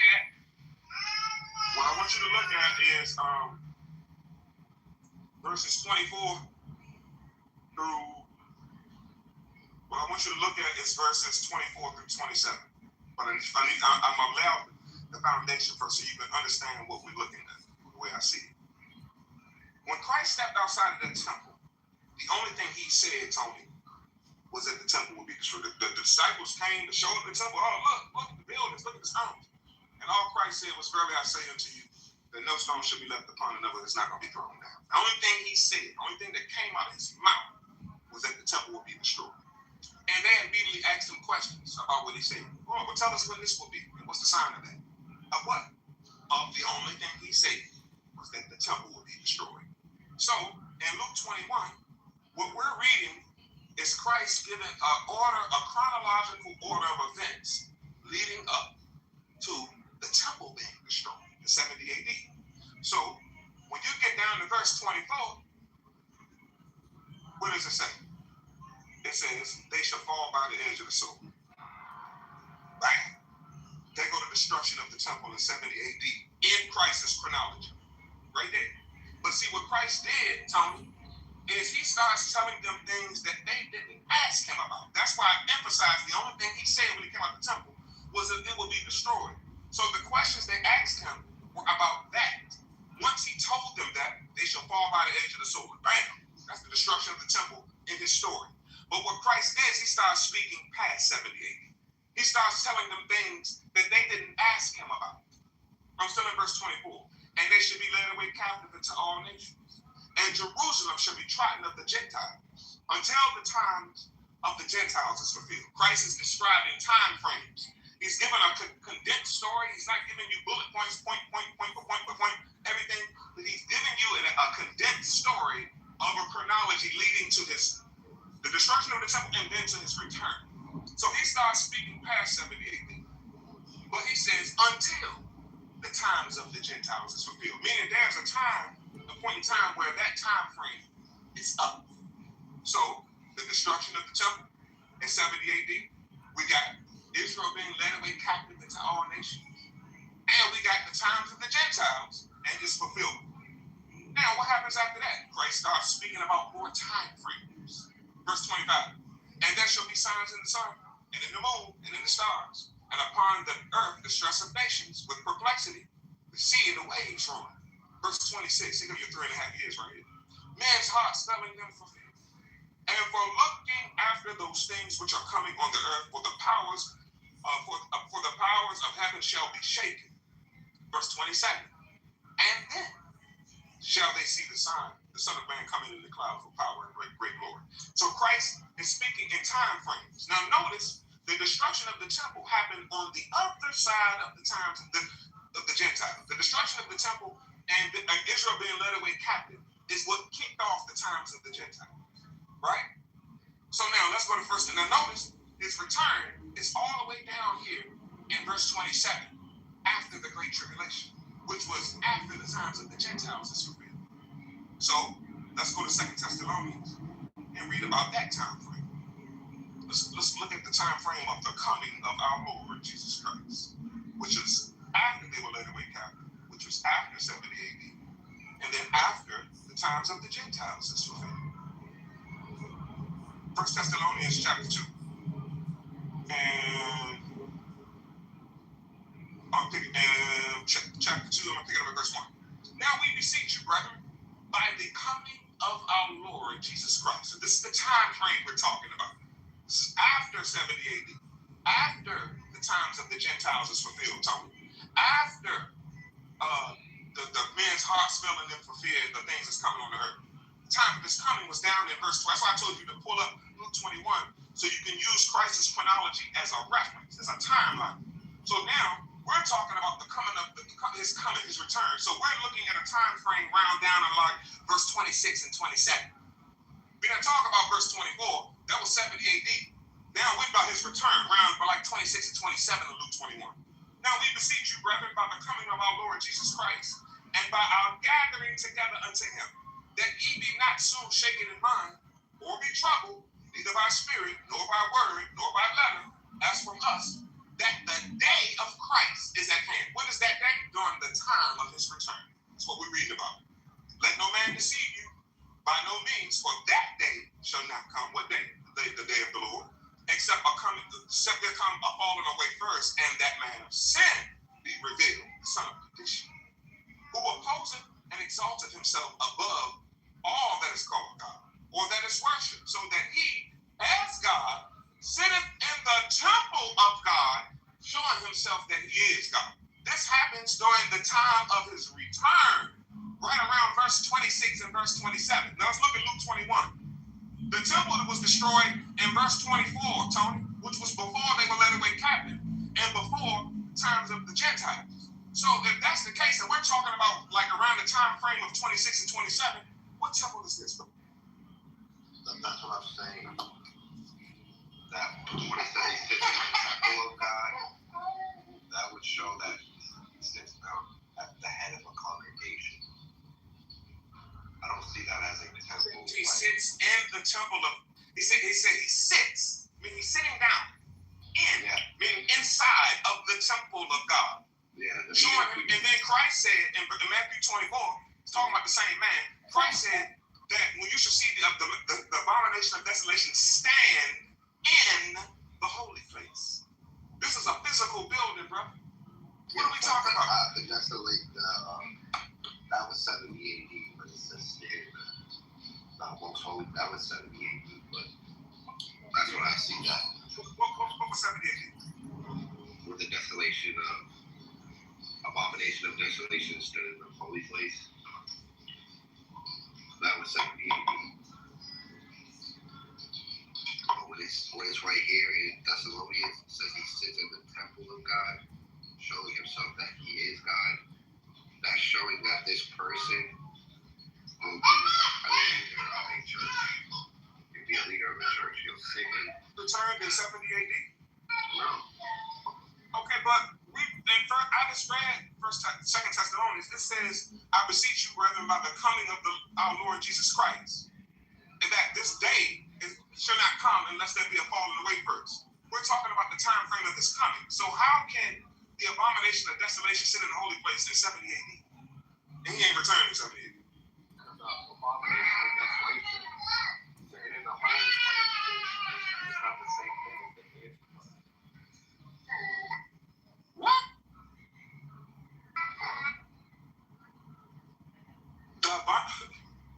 You said the abomination of desolation is not the same thing as the Antichrist? Okay, let's find out. Oh my God. Tony, you must be bored, Tony. You just. Well, first of all, we go into. Hold on, wait a minute. I'm responding to you, Tony, just for show. Wait a minute, Tony. Wait a minute, man. Wait a minute. Matthew 24. Let's go to verse 16. 15. 15. When ye therefore shall see the abomination of desolation spoken of by Daniel the prophet, stand in the holy place. So then he has to have leg and feet to stand. And then where did Christ say he's going to stand? In the holy place, meaning inside of this place. It's a physical place. Then let them, which be in Judea, flee into the mountains. Probably just going to mute, Tony. I got you. Trust me. Now let's go back to Daniel and read Daniel like Christ said. Let's find out. And then we're gonna go back to the New Testament. This is too easy. Yeah, he just told me. Daniel chapter 7, verse 17. I don't even need to read all of that. All right, I'll start at verse 20. And of the 10 horns that were in his head, and of the other which came up, and before whom 3 fell, even of that horn that had eyes and mouth that spake very great things, whose look was more stout than his fellows, I beheld, and the same horn made war with the saints, and prevailed against them, until the Ancient of Days came, and judgment was given to the saints of the Most High. And the time came that the saints possessed the kingdom. Thus he said, the fourth beast shall be the fourth kingdom upon earth, which shall be diverse from all kingdoms, and shall devour the whole earth and tread it down. The whole earth, not just Jerusalem, the whole earth. What happened in 70 AD happened in Jerusalem, brother. And tread it down and break it into pieces. But I'm still not reading anything about no destruction of the temple. In order for this to be about 70 AD, we should be reading what Christ said. That no stone should be left upon another. But let's keep reading. And he shall speak great words against the Most High, and shall wear out the saints of the Most High, and think to change times and laws, and they shall be given into his hands until a time, and a dividing time. Now, I just read to you in 2 Thessalonians that during the time of the coming of our Lord Jesus Christ, that this man is going to sit in the temple and blaspheme God, right? And let's go to Revelation 2. Let's go to Revelation 2. Can I comment real quick? Because when Christ talking about the abomination of desolation, can I answer? Did I give you an answer? Did I say yes? You can cut me off. He's going to ask me to stop talking, right? But you went to the wrong chapter. If it's that important, Tony, go ahead. I'm saying, like, when Christ said, which is written, spoken about in the prophet Daniel, he was talking about chapter 9. The abomination of desolation is supposed to destroy the second temple. So when Christ is saying, when you see all these things happen, he's speaking about the second temple. Read the scriptures. Read the scriptures and break it down. You notice what I'm doing, Tony? I'm reading and I'm pinpointing time frames. A quick comment because I thought you had more to break down, but I can read it. I do, but my thing is like you interrupted me. Your quick comment didn't come off as nothing though. Respect. Okay. Right, like you interrupted my flow. You interrupted my flow for that. Like that's abomination of desolation. He's just gonna keep talking. Do you want me to break it down? He's just gonna keep. Okay, go ahead. Why you saying shit? Tony, you got to stop doing that, bro. You coming out, Mike, like you got Tourette or something, bro. What are you talking about? He asked me the abomination of desolation. I said that's 70 AD. Brother, I was in the middle of my breakdown, and you interrupted me to say nothing. Give it back to you. It was mine to begin with. You ain't had no business interrupting me. I was going to land my plane. I forgot my train of thought. See, this is why they do that, man. They do that because they know that they're wrong, and they can't accept the truth, so they rather just interrupt to throw off the train of everybody's thought when we beeline into the topic. Oh, that's irritating, man. Y'all got it. Let me finish cooking. Man, right then when you get him the flow to explain it, now somebody said, man, look, I ain't gonna do that today. Man, you have to listen, dude. You act like you talking about you knew, like you trying to learn and do that, but you still talking. I can clearly show you talking. Because what's your point? The abomination of desolation, which Christ was talking about in Matthew 24, is speaking about 70 AD. That's clear, because when you actually go back into Daniel, let's go to Matthew 24. Don't worry about it. I got you. Tony, I got you. Let's go to Matthew 24. Go to Daniel 9 where Christ. No, I got you. Stop talking. What you like to do is keep talking so people can get what you just said. We're about to deal with hold on.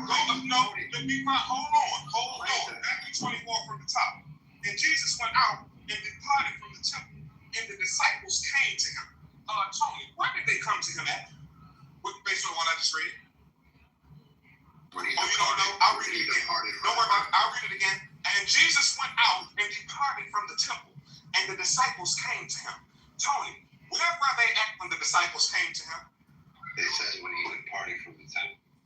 So they were at the temple as they were departing out when the disciples came to him, right?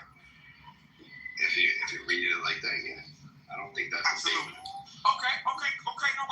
No worries. Watch this. Verse 2. And Jesus said unto them, see ye not all these things? Verily I say unto you, there should not be left here one stone upon another. There should not be thrown down. Right? Yeah. Let's go over to Luke and read the same account. Luke, the 21st chapter. And I'm going to read verse 6. As for these things which ye beheld, the days come, in the which there should not be left one stone upon another, should not be thrown down. Verse 7. And they asked him, saying, Master, but when shall these things be? And what sign shall there be when these things shall come to pass? Hey, Tony, where were they when the disciples asked him those questions right there in verse 7 of Luke 21? No, I heard you break this down before. Where are they, Tony? Mount of Olives. Tony, oh my God. As they departed from the temple, okay, let's go back to Matthew 20, since you want to lie. Let's go back to Matthew 24. They're going to ask the same. All right, no. Since you want to lie, let's go back to Matthew 24, verse 1. And when Jesus went out of the temple, the disciples came to him. So you already agreed that they came to him right into the departing of the temple, right? Let's read verse 3. And as he sat upon the Mount of Olives, the disciples came to him privately. Hey, Tony, did the disciples just come to him a second time, according to Matthew chapter 24? Yes. Once at the temple and once at the Mount of Olives. Okay, now let's go back to Luke 21. This is real simple. They came to him twice, brother. Now, let's go back to Luke 21, and I'm going to read verse 7 again.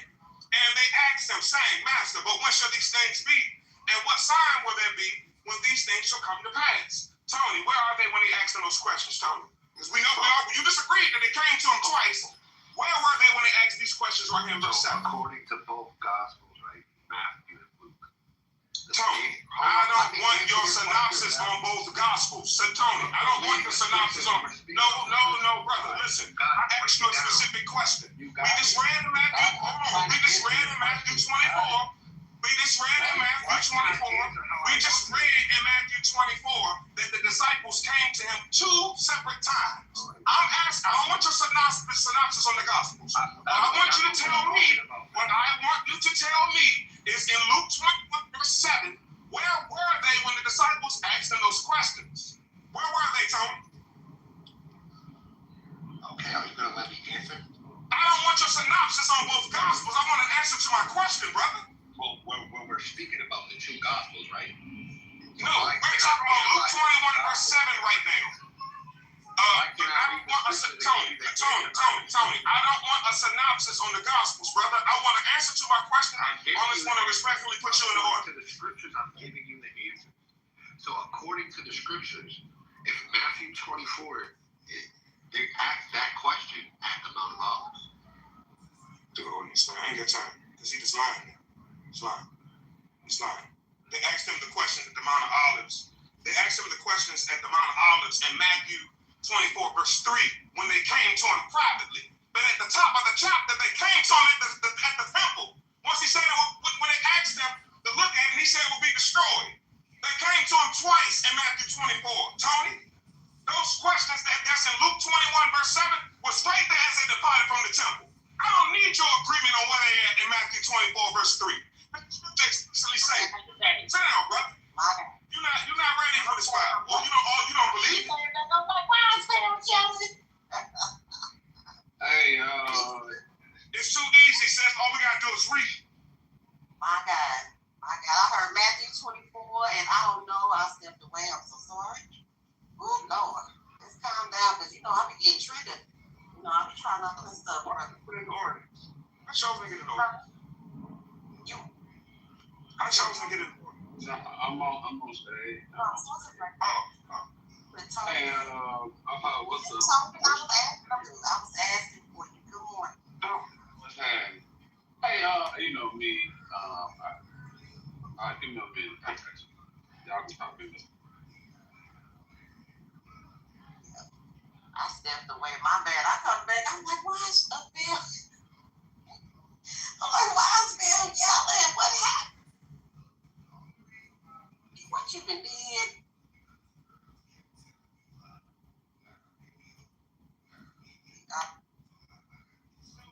Man, it's like it's no reason to lie with the scriptures.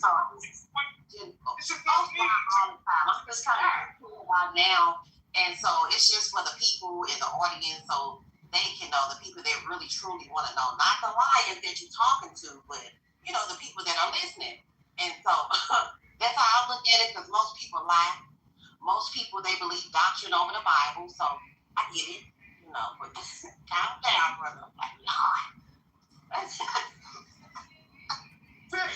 We just look like I'm reading straight out of the Bible. Matthew 24. Be going up on these people, Lord, because Bill, I tell you, I used to be going off, okay? Like, for real. And I'm reading it right out of the Bible. And look, the scriptures distinctly tell you the disciples came to him twice. They came to him at the temple, and they came to him privately at the mount. The temple is mount. The temple is a Sabbath day journey away. And once you get the Sabbath day, you still got to travel to Bethany, to wherever they was at. You're not going to get back to the Mount of Olives and then have the same conversation with them again. So what is he saying? I missed what he said. I don't know. I'm trying to make Matthew 24 and Luke 21 the same, when it's not. When you got right there in Matthew 24, you got both times the disciples came to him. You're reading the questions that they asked him at the temple in Luke 21 verse 7. And then Matthew 24 verse 3, you're reading the questions they asked him once they got back to the mountain. It's simple. Here's what they can't fathom. This is the thing. When they stepped out of that temple, at the top of, here's what happened. At the top of Matthew 24, the top of Mark 13, and the top of Luke 21, they start out the same. It's those three disciples' accounts of the same event. Christ leaving out of the temple and telling them that the temple destroyed. What happened was this. They immediately asked him some questions. Oh, well, what would this be? What happened was after Matthew and Mark recorded when he said that the temple will be destroyed. But what Matthew and Mark did was just put their pen down. And Luke recorded the questions that they asked him at the temple.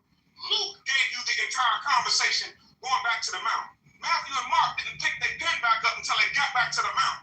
In Matthew 24 and Mark 13, after he says that the temple will be destroyed, the next thing you read about them being at the Mount of Olives. A whole 20-minute walk away.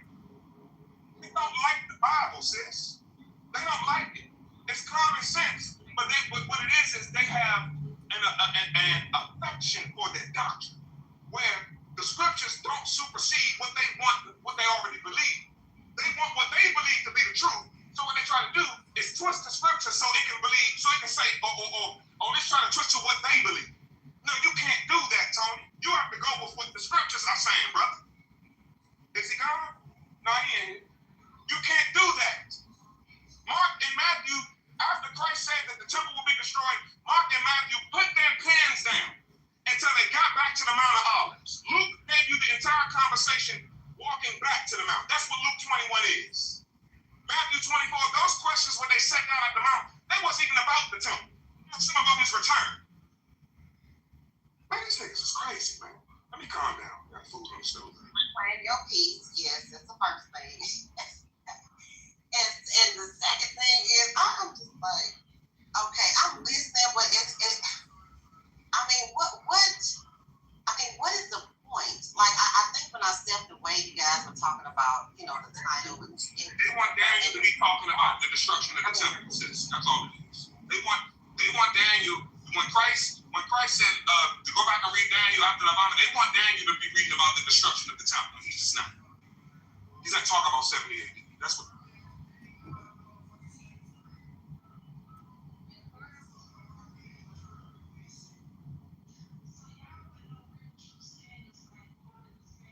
Matthew 24, Christ ain't talking about no 70 AD.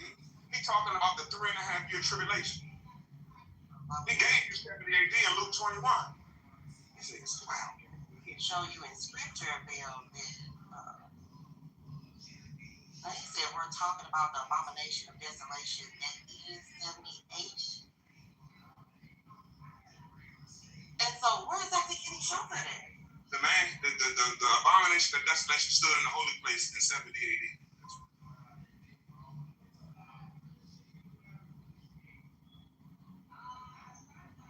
So he said, somebody got up playing this up. Sorry.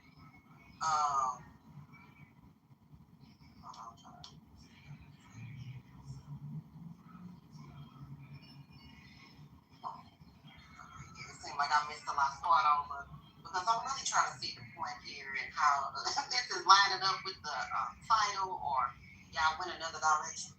Yeah, it kind of went off into another string. We was me and Kitover and Lakari and and Caleb was actually talking about end time prophecy. And we just kind of like got it. When you start talking about end time prophecy, you have to talk about Luke 21 and Matthew 24. Well, at least Matthew 24. And that's how we kind of got there. So he asked me, so what you're saying, you're insinuating that there be a third temple, right? So I said, absolutely. And I went and read it right out the scripture. So that's how we got here. And that's when his comment, the abomination of desolation, that happened in 70 AD. So then he tried to. During the first conversation, I'm sorry, I got to put it straight. I wanted to kind of go back to what you guys were talking about. With your PCR and this the horn coming out. Yeah, I want to go back to that. And then you're trying to trigger chosen. That's what you're trying. I'm just saying because he talks about this all the time. The dog, he talks about it. But I just want to hear them, just on one accord. I mean, I just want to hear both of their breakdowns, basically. Just so we can see, right? Because if it's prophecy, we should be able to see this in today's time somehow, right? So I think it's a good conversation. If Godal is willing to have the conversation with him, I know Godal with the baby girl right now. If he's willing to have it, they can have it. They want. You know what I'm saying? It's totally, it's okay. I don't know if they have conversations together. It's just the way Godal sees it versus how she sees it, and kind of go from there. That makes sense. They can, if they willing to have the conversation. Chosen ain't running from no conversation, but I know Godal with the kids. So it's up to them. I don't mind having a conversation. Man, Chosen always had this conversation. I'm on his own,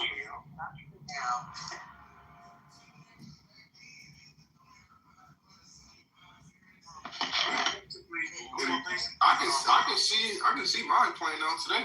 When you look at the world today, what's going on? You have the United States. Where you going? What do you mean by mine? Where you going? You have the United States. You have the Christians, the Islamic people. That's what's going at it in the world today. So where's the other shoe? I don't know.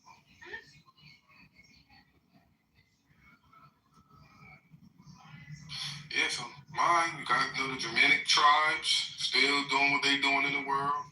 The Islamic people still doing what they doing in the world, So this all is stemming from the same thing that happened after Rome fell. West and East going at it, all the way from the Crusades, all the way to today.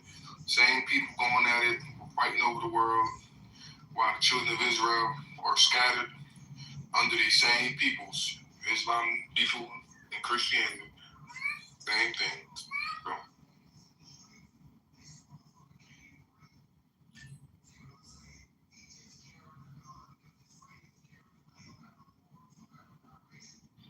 Can I bring this one back up? Come back up if he decides he's going to tell the truth on the Bible. If he wants to tell the truth and admit, if he wants to admit that all three disciples recorded when Christ said that the temple will be destroyed. But he has to admit that Mark and Matthew put their pens down until they got back, because they were leaving out the temple, the top of Matthew, as he departed from the temple. The temple was a whole Sabbath day journey away from Jerusalem. I agree with that, Val. Hold on, brother. Who is this? What's that? That's why I put that. No, it can't be. He just can't. You see what? That's why he don't know how to stay on his mic while people are talking. That's why I put him in an audience. He does not. I don't know what's wrong. He don't.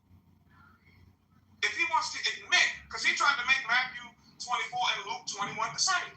Now, if he's going to come back on the stage, he's going to have to admit that Mark and Matthew put their pens down until they got back to the mount after they recorded Christ saying the temple will be destroyed. If he can't admit that, then he needs to go sit in the audience. I agree with you with that. I admit that. I agree with you in that in the first place.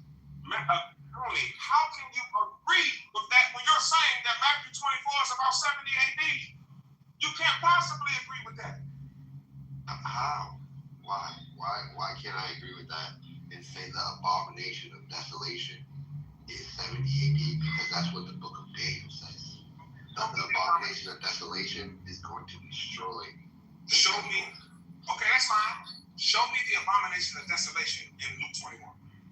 In Luke 21.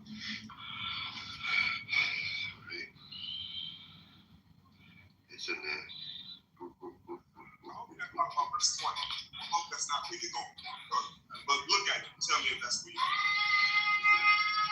Are you going to kick me if I show my point? No, I'm going to kick you if you stop there and roll it. When I'm breaking it down, then all of a sudden you off your mic trying to stop the information from coming out. I'll kick you for that. But right now, I need you to show me the abomination of desolation in Luke 21. If you're talking about verse 20, go right to it. I am. But when you see Jerusalem surrounded by armies, then know that desolation is there. Let's go. Hold on.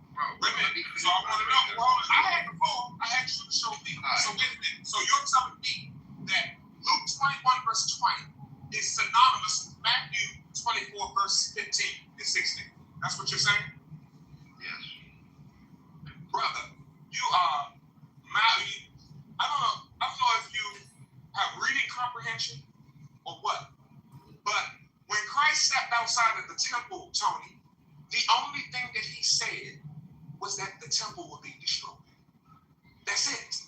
So that's why I kept trying to get you to tell the truth about Luke 21 verse 7, because they immediately asked him some questions, right? While they were still right there departing from the temple. They asked him, when would this be? And what's the sign of this? Of what? Of what he just said, that the temple would be destroyed. So when you get down to verse 20, and it says, Jerusalem should be compassed by armies, and know that the desolation thereof is not the desolation of the temple. That ain't the same thing as Matthew 24, verse 15 and 16 says that a man is going to stand inside of the temple, an abomination is going to stand in the holy place. It's not talking about the destruction of the temple, sir. It's ridiculous. So, no, I said enough. Luke 21, verse 20 is basically telling you when you see the Romans surround Jerusalem, know that the temple is getting ready to be destroyed. Matthew 24, that's not what that says. All right. I'm going to read verse 20 and 21. Christ is going to tell them to do the exact same thing. When I read Matthew 24, 15 and 16, they're going to say the same thing in different words. Let me go to Luke 21, verses 20 and 21. But when you see Jerusalem surrounded by the mountains, let those who are in the midst of her depart. Let those who are in the country enter here. For these are the days of vengeance, that all things which are written may be fulfilled. Now let's go to Matthew 24. So, verses 15 and 16. Wasn't that flight to come? Hold on, I'm not done now yet. Yes or no? Was that flight to come? Was that flight to come? Was this Jews roll out and go to Pella in 78? Yeah, they fled. Okay. I don't know exactly. Okay, cool. That's not my point. Can I finish my point? It should be, but go ahead. Okay.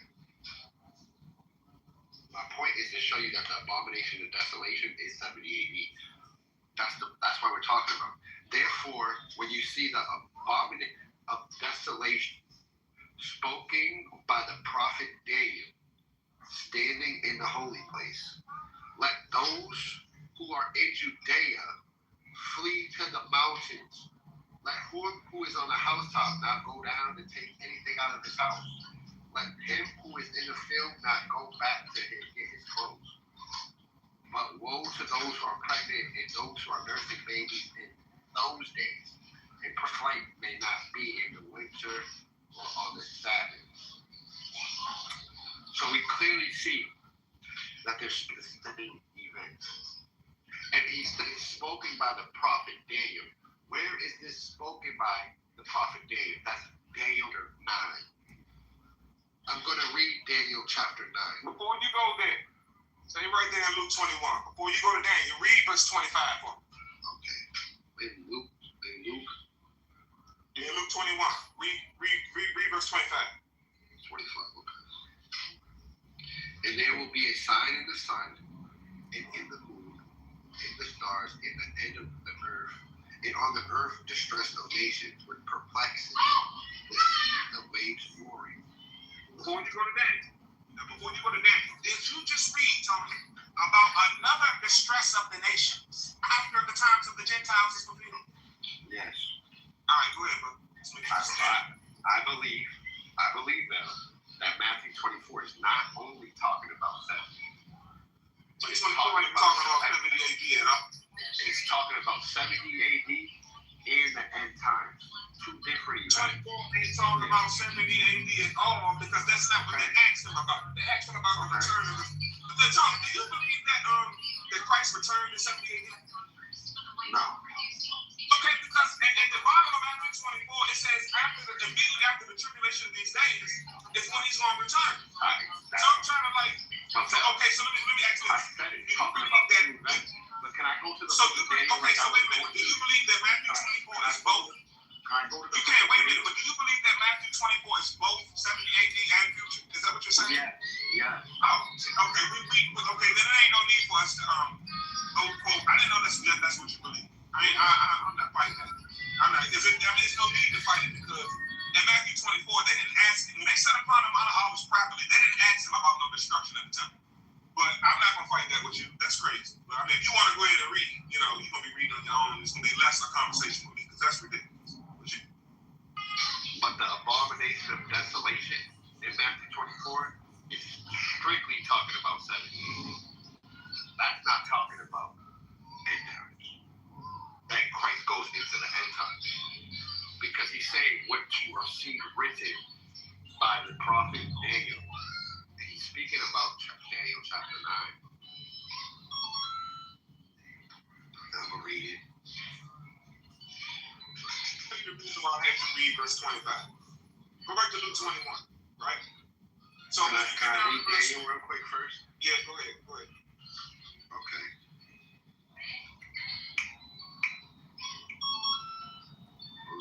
Go ahead.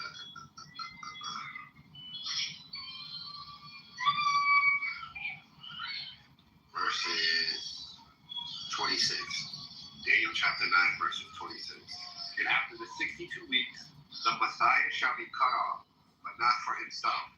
And the people of the prince who is to come shall destroy the city and the sanctuary, and the end of it shall be with the flood.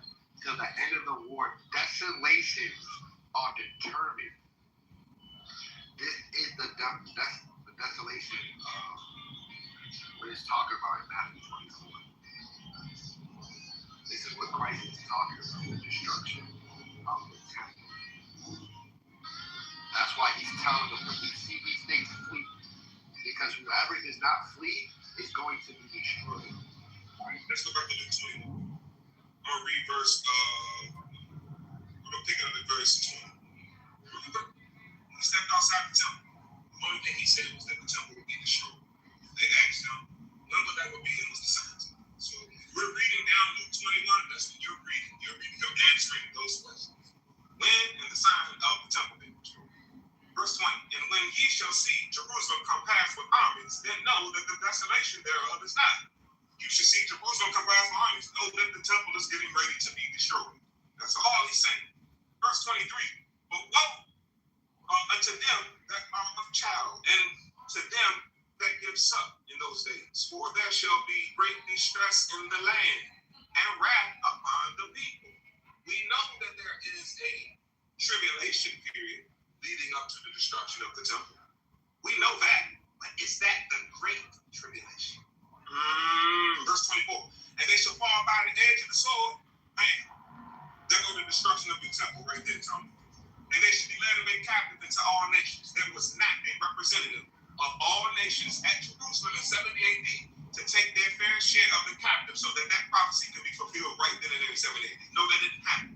That happened over the course of time, which is the reason why I brought you here the first time to show you that Christ is speaking in time frames.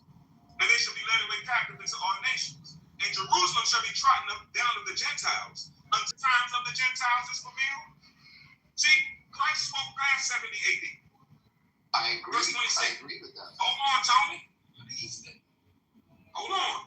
Christ spoke past 70 AD in Luke 21. Verse 25, and there shall be signs in the sun. Remember, they're on a journey. They're leaving the temple. They're adorned the temple. Christ told them to be destroyed. They asked him when. It was the signs. They're walking back to the Mount of Olives while he's telling them all of this. Verse 20, he shaped it. This is the great tribulation. Yeah, there was a tribulation leading up to the destruction. That 3.5 years leading up to 70 AD? There was a tribulation period, but it was not the great tribulation. It wasn't the time, like no other time, no other JP. Like Christ is talking about in Matthew 24. There's two distinct distress of nations here, Tony. One before 70 AD and one after the times of the Gentiles is fulfilled. Verse 27. And then they shall see the sign. See the Son of Man coming in the cloud with the power and great glory. Right? So where are they going? Verse 37. And in the daytime he was teaching in the temple, and at night he went out and abode in the mount that it was called Olives. Right? So now they're on a journey back. Matthew and Mark recorded when he said the temple will be destroyed, but then they put their pens down and just let Luke give you the whole conversation on the way back to the mountain. But when you get back to the mountain, Matthew 24, let's read verse 3. And 24, verse 3. And as he sat upon the Mount of Olives, now they're back at the Mount of Olives, they're not departing the temple anymore. The disciples came to him privately. They came to him privately this time. It's not leaving the temple, leaving the feast, every man going to his home. You don't like to go out, noise. It's not that. This is privately at the mountains. The disciples came to him privately saying, well, tell us when these things shall be. And what the distress of nations after the times of the Gentiles is fulfilled. Men's hearts failing them for fear. That time and half the time, and then his return. So now they're asking him, well, tell us when these things shall be. And what's the sign of thy coming and of the end of the world? So in Matthew 24, Tony, he is described, he is expounding on the stuff that he told them past what they asked him about. They asked him about when the temple will be destroyed. When he spoke past that and got into his return, the great tribulation is return. So when they got back to the mountain, now they're asking him to expound on that. So Matthew 24, brother, it's not about the destruction of the temple. He already told them that on the way back to the mountain. He's not about to get back to the mountain and then they ask him the same questions again and he tells them the same thing all over again. No, that's not how that works. These questions are specific about his return. So now in Matthew 24, he's giving them what they asked him. Well, what's the sign of this distress of nations? What's the sign of your return? When will these things begin? What's the sign? The sign of his return is the great tribulation. Verses 25 and 26. 21. Because they're asking him to expound that. But these chapters are very different, brother. They didn't, when he sat upon the mountain, they didn't ask something about no temple. This is ridiculous, man. Okay. Well, I agree that Matthew 24 is not just talking about 78 verses 15 to verses 20, 24.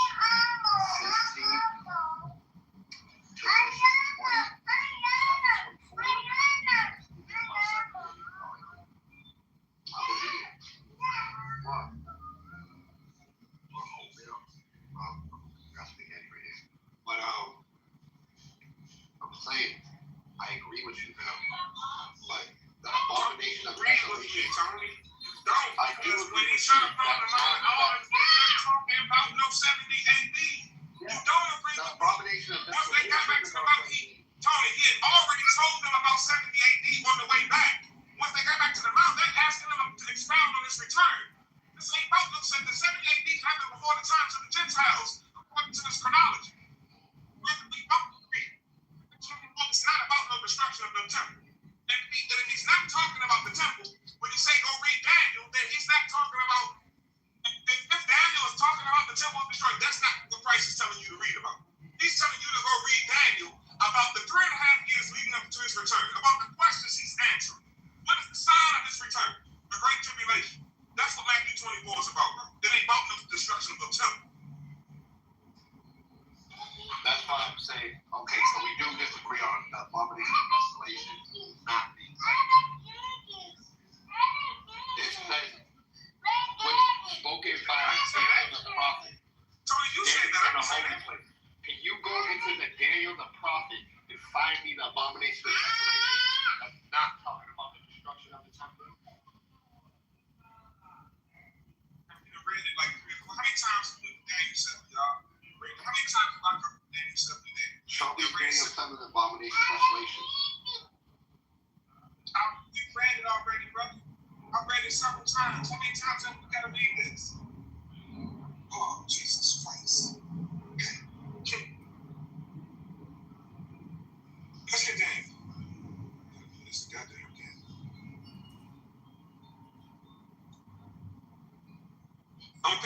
verse 17.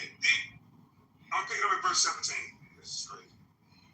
Christ said that this abomination of desolation is going to stand in the holy place. Right?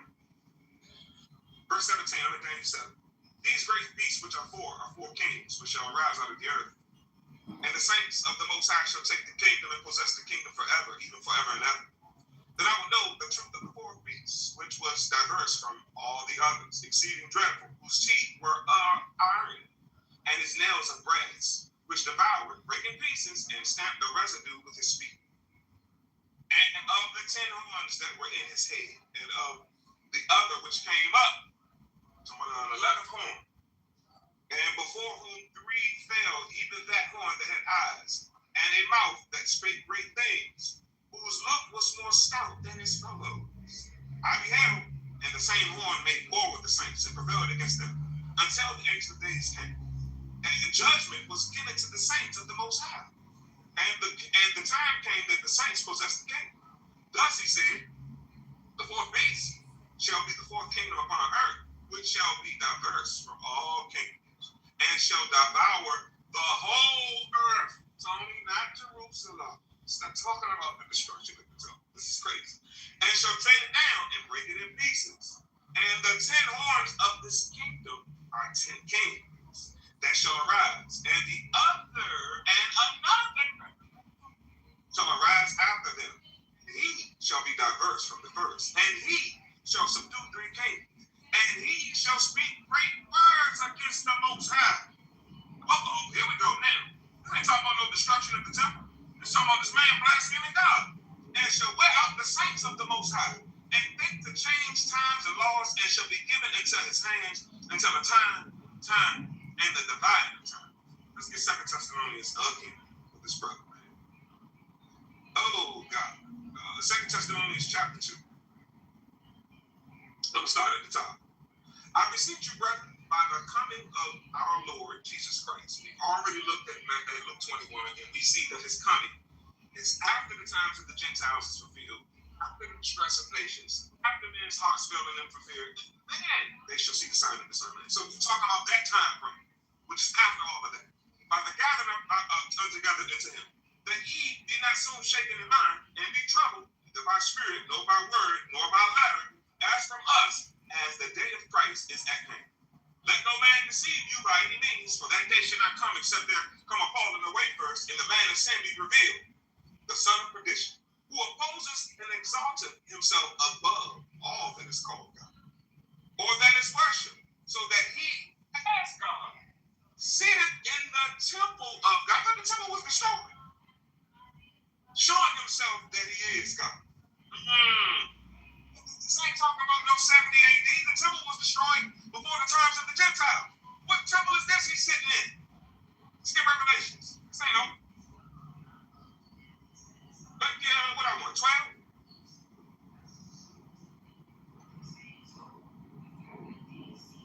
What I want, Revelations 12, what I want? Let me just start at the top, because I don't know exactly. And there appeared a great wonder in heaven, a woman clothed with the sun, and the moon under her feet, upon her head a crown of 12 stars. And she being without, travailing in birth, and pain to be delivered. And there appeared another wonder in heaven, and behold, a great red dragon, having 7 heads and 10 arms. Well, give him 10 arms again, and 7 crowns upon his head. And his tail drew a third part of the stars, and did cast them to the earth. And the dragon stood before the woman, which was ready to be delivered, for to devour her child as soon as it was born.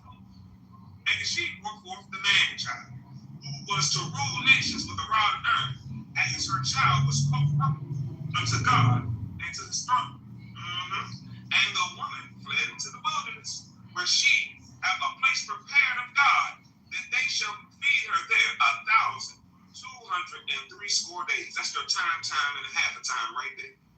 And there was a war in heaven. Michael and his angels fought against the dragon, and the dragon fought his angels, and prevailed not.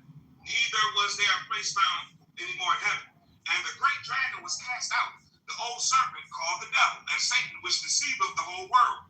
He cast out into the earth his angels were cast out with him. And I heard a loud voice saying, comes salvation and strength and kingdom of our God and the power of Christ. For the accuser of our brethren is cast down, which accused them before our God day and night. And they overcame him by the blood of the Lamb and by the word of their testimony, and they loved not unto their lives unto death. This is chapter 1. Okay, here we go. Skip down to verse 13. And when the dragon saw he was cast out of the earth, he persecuted the woman which brought forth the man child. And to the woman were given 2 wings of a great eagle, that she might fly into the wilderness, into her place where she should be nourished for a time, and a dividing the time on the face of the earth. And this is the same thing I just read in Daniel, that he's going to wear out the saints for a time and a half a time. Right? Didn't we just read in 1 Thessalonians that, according to Luke 21, brother, you got to make this make sense. You got to talk. I actually clearly, in the book of Daniel, show me the desolation of the abomination of desolation. He went to Daniel 7, which is incorrect. That does not show us the abomination of desolation. That shows us the little. The man standing there. Hold on. I didn't interrupt you. But that's not what you asked. I didn't interrupt you. That's not, but you're not about to gaslight this audience. You're not about to gaslight the audience, Tony. That's not. I'm not gaslighting the audience. I'm going to show you gaslight. That's not what you did. And I'm going to break down Daniel 7. I'm going to break down everything you brought out. I'm going to show you how, even in the book of Daniel, you have the wrong understanding of how to prophesy times and a half a time. You say that's 3.5 years. But in the book of Daniel, one day is a year. But I'm going to go into Daniel 7, which you brought out, which does not talk about the abomination of desolation. You're saying is the little horn. The book of Revelation says that it's 42 months. Can I get my thought out? The book of Revelation says that it's 42 months. 42 months, I know. That would be not 3.5 years literal. Prophetically, that would be 1,260 years. 1,260 years? Yes. Jesus. Hold on. Let me get my thought out. Yeah. Let's go into Daniel 7.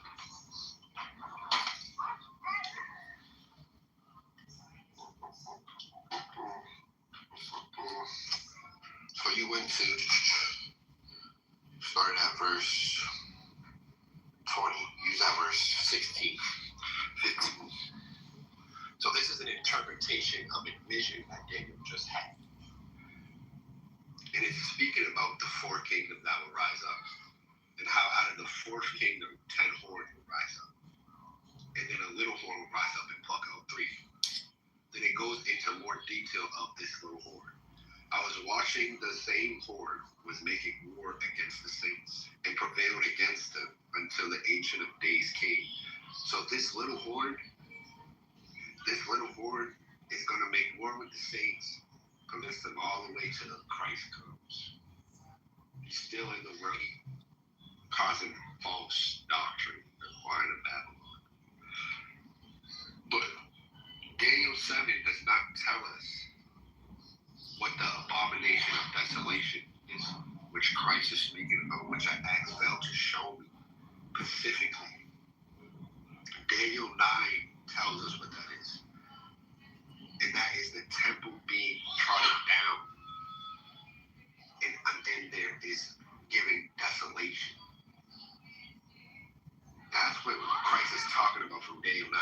When Christ says that in that where he's not talking about Daniel chapter 7. That's not what he's talking about. He's talking about Daniel chapter 9. So it's clear that the abomination of desolation is speaking about 70 AD. But now, when you come into Daniel 7 and we talk about the little horn, it is times and half a time, which is the 42 months. I didn't hear wait a minute. You just made a statement and just want to go past that like, okay, that's the truth. I didn't hear where the abomination of desolation is 70 AD. You didn't prove that. I did. Okay, so when Christ says, which is written in the book of Daniel, he's not quoting Daniel 7, which you brought out. He's not quoting Daniel 7. He's quoting Daniel 9. Okay. 7 that this man is going to speak great things against the Most High? Yes, I agree that that's okay. So when you go to Revelations, I read Revelations 12. When Christ is quoted. I read Revelations. I read 2 Thessalonians. I read Revelations 12 to you. Look at Revelations 13. They worship the dragon which gave power unto the beast, and they worship the beast, say like unto the beast, who was able to make war with him. And there was given unto him a mouth speaking great things and blasphemies. What are we talking about, Tony? It's the same thing. Same thing Apostle Paul said, and the same thing Daniel said. Bro, is it my turn? Because I agree that Matthew 24 is not just talking about 70 AD. But where it is talking about 70 AD is the abomination of desolation from verse 15 to verse 20. That's speaking about 70 AD, bro. That's what I'm talking about. You keep bringing up points about the Antichrist. There's two different situations. I agree there's going to be an Antichrist who sits in the temple of God, but that's why I disagree with your interpretation that that's saying there's going to be a third temple. No, there's not. That's why you can't say the abomination of desolation is 70 AD, because you have this doctrine of a third temple being built. And if you agree on that, your whole doctrine crumbles.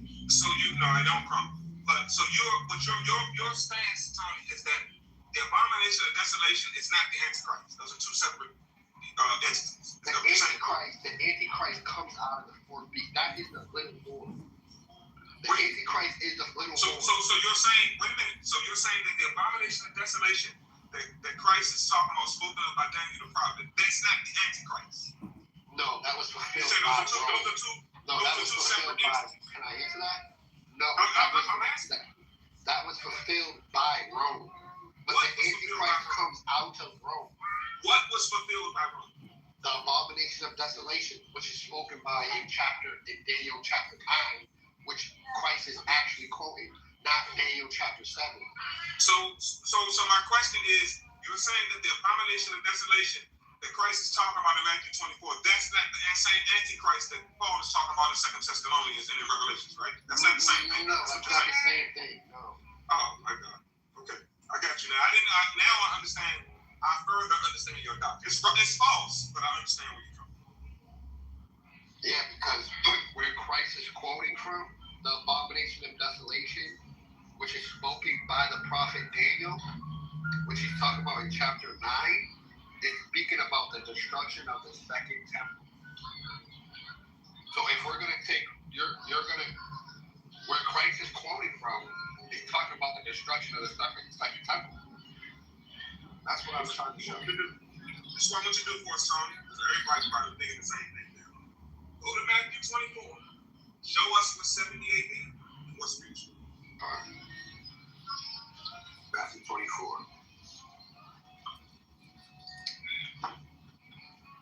From verse 15 to verse 20.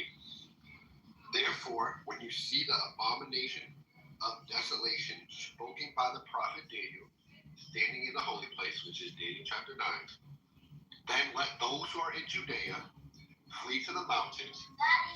Let him who is on the Let him who is on the housetop not go down and take anything out of his house. Let him who is in the field not go back to get his clothes. But woe to those who are pregnant and to those who are nursing babies in those days. And pray that your flight not be in the winter or the Sabbath. Period. Hold on. Are you still reading about 70 AD? Yes, right at that period. Verse 21 is speaking past them. That great tribulation which Daniel 12 is speaking about. Where's the split again? At what point in Matthew 24 are we not talking about 70 AD no more? Verse 21. Verse 21 is not talking about 70 AD. 21 is not talking about 70 AD. That's interesting, right? Because when you go back to this one, Jeremiah 30th chapter, this is crazy. As a matter of fact, let's go to John 16 first, and then we're going to go to, because Matthew 24, verse 21, he basically tells you that it's not going to be a day like this. It's not going to be a time like this. great tribulation, right? So if you're saying that, hold on, because you're saying that from 21 on, it's not about 70 AD. It's not. But you're saying that the 3.5 years, you're putting that time and a half of time leading up to the destruction of the temple. Is that what you're saying? No, I'm not. Who said that? Half the time is done by the anti, done by the table, done by the little board. The abomination of desolation has nothing to do with the little board. I'm trying to decide. I'm trying to dissect this because my position is once they set upon the mount, they're not talking about 70 AD no more. But you're saying that everything leading up to verse 21, once you get to 21, he's not talking about 70 AD anymore. That's what you're saying?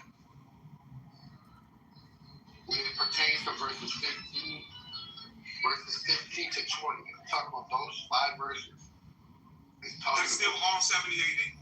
Yeah, that's 70 AD right there. Verse 21. And then when he says, right, so then when he gets, okay, let's read this because I'm trying to figure out how he split and jumped to the future.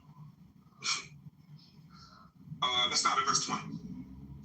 But pray ye that your flight be not in the winter, neither on the Sabbath day, for there shall be great tribulation. The great tribulation. But this is leading up to 70 AD. Ain't no, listen, there's 2 distresses in the land. When you go to Luke 21, you read about the distress in the land before you get to verse 20, and then verse 25 and 26 is the great tribulation, according to my eschatology. But let's keep reading this. Because 15, you said when you get to 21, that's when it splits. It's no longer talking about the future. It's no longer talking about 70 AD. Well, let's see if it's split. I'm going to start at 15. But ye therefore shall see the abomination of desolation spoken of by Daniel the prophet, standing in the holy place. Whosoever readeth, let him understand. Then let them which be in Judea flee into the mountains. Let him which is on the housetop not come down to take anything out of their house. It's still 70 AD. Neither let him which is in the field return back to take his clothes. And woe unto them that are with child, and to them that give suck in those days. But pray ye that your flight be not in the winter, neither on the Sabbath day. For then shall be said, for then, the same time frame. Well, I expect here, Tony. For then, talking about the time frame he just talked about, shall be great tribulation. So how we jump into the future right here? Context. The context changes. He's talking about different events. No.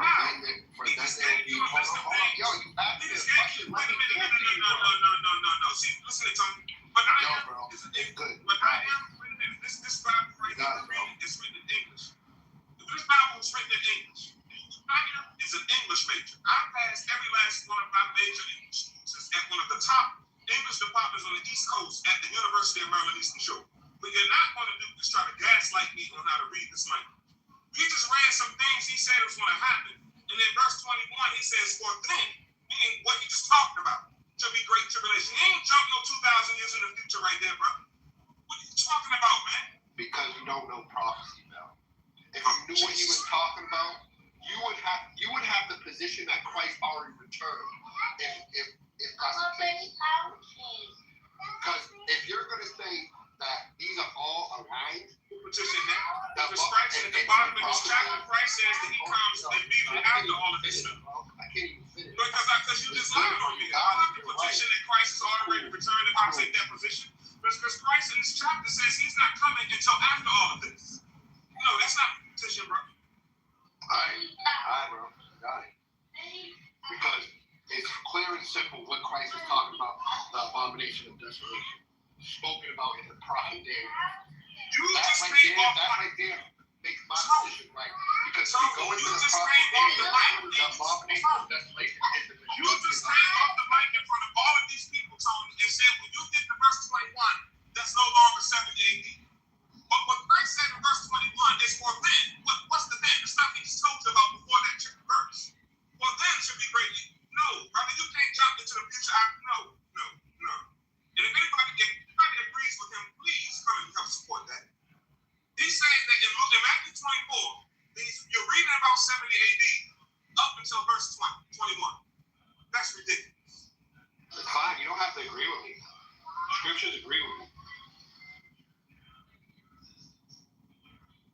Anybody else agree with that? Brother Follow, Eliakim, Elijah, Sister Sam, Chosen, Hurricane, Sister Leader, the dog. Anybody? Well, not the dog. The dog is no gaslight.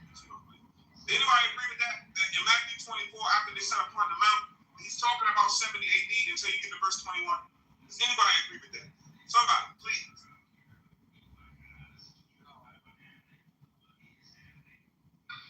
I guarantee they'll agree that the abomination of desolation in Daniel is talking about the destruction of the second temple.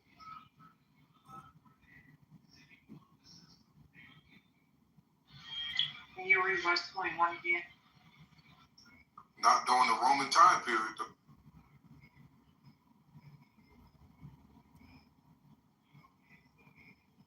I got you, Sister Zell. It's just a lot. I got you, Sister Zell. Verse 21 says, for then shall be great tribulation, such as was since the beginning of for then shall be great tribulation, such as was not since the beginning of the world. To this time, no, there'll be. He's saying that scripture right there, from that on is now future. Everything about before that is 70 AD. Which don't make sense, because he started the sentence with for then. For then means in reference to what he just said. That's ridiculous, bro. Yeah.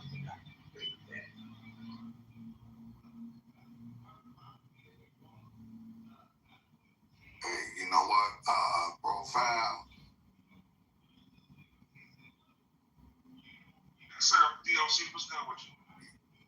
Hey, what's happening? You see, the whole thing is that the preterist doctrine is a man-made doctrine.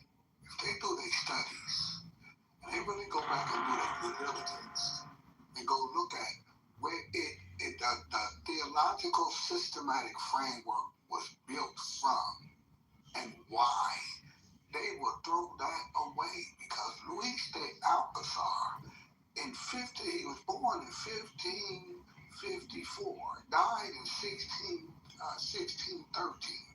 His autobiography or his book was published in 1614, and it went, in our time we call it viral, and it began to grow and gain steam from there.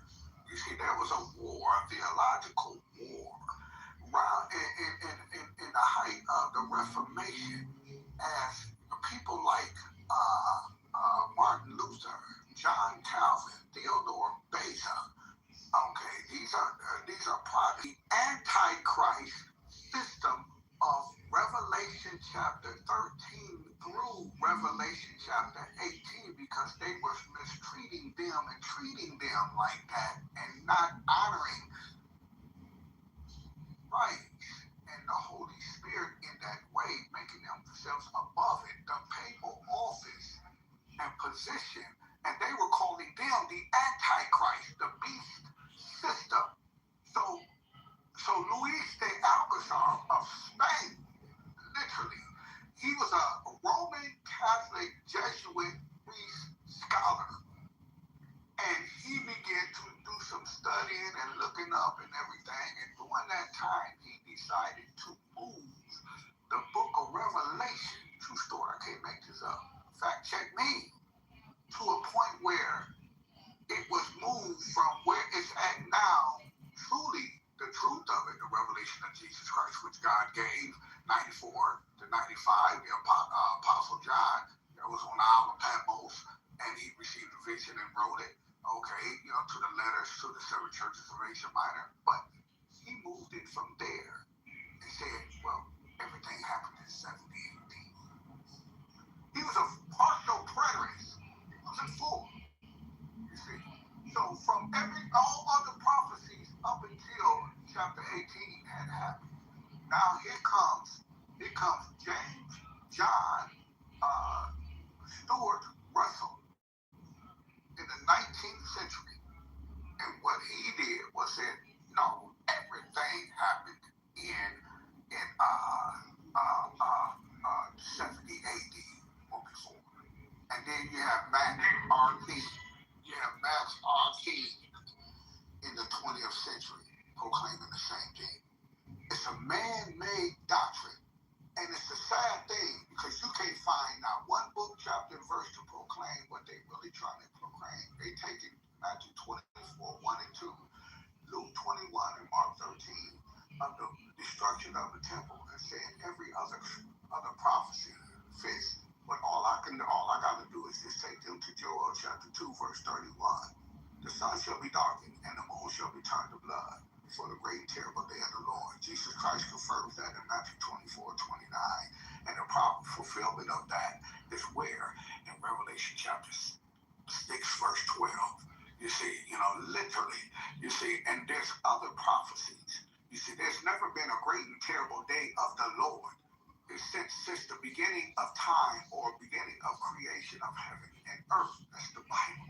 You see, so when they get to talking, they're talking because they're indoctrinized by what somebody else have convinced them and told them. But if they go look up Louis de Alcazar and hear what he wrote and see what they wrote and what was going on then, and then the Protestants began to change and become leaders. See, on Wednesday nights, I got the Bible verses, the preterist doctrine on trial in Apocalypse Now in my house. And I'm letting the Bible strip down, and the Bible and the witnesses of the Bible is the book, chapter, and verses.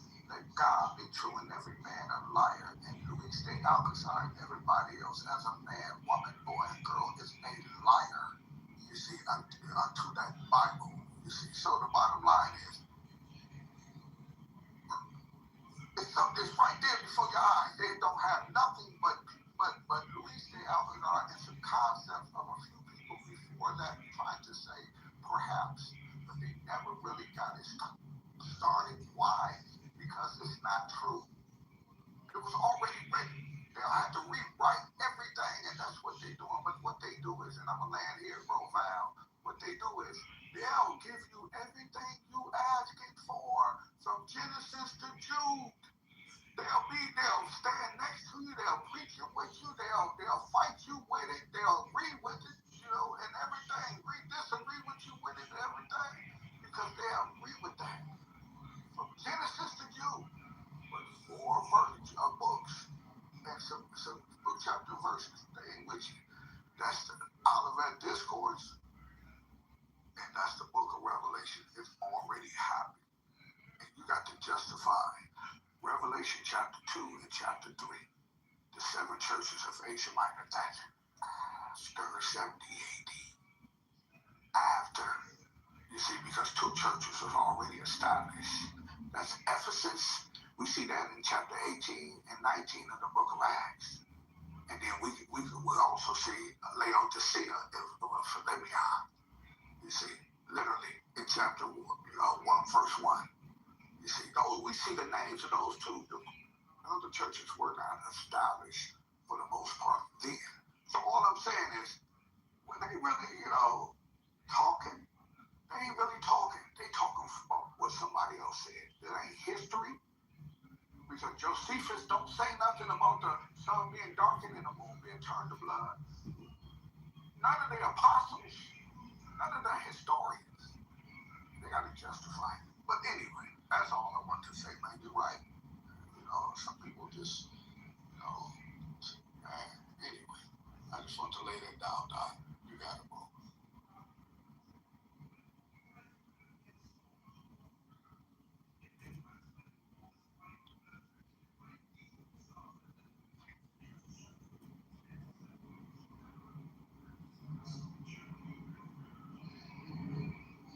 You there, bro? Talking to DLC. I relinquished the mic, man. When I get to talking, man, the word of God, I don't wear a watch. And I'm going to empty my cup, man. But, you got a lot of people got that residue, that preterist residue on them, bro. That brother came on stage and told us that in Matthew 24, that everything is 70 AD until you get to verse 21. That was the most ridiculous thing I ever heard in my life, man. Yeah, because all you got to do is just line up the Olivet Discourse, chapter 20. Just say 24, verse 4 through 10, and you line it up with Revelation chapter 6, verse 10 through 11, it goes, like I always say, verbatim. Each one, you line it up, verse by verse by verse, going all the way through. You'll be like, oh my God. Can you put that in 70 AD? Can't put that in 70 AD. Man, you can't put that in 70 AD because Jesus Christ is prophesying the second question. When will all these signs and when your return be? And he begins to address the second question. Now, it skips and goes after that. It changes and goes to various other things, but he comes right back to his return. And that's verse 29. Verse 21 all the way through from that point. You see, talking about, it's skipping, but he's talking about the return of him. You see, and then he'll go into after that, the son of perdition, and a couple other things, but he's still talking about the end, that's dealing with the end of the age. So he's addressing everything, because remember those three questions in verse 3, man. When would all these things take place? When would the sign of your return be? And when will be the sign of the end of the age?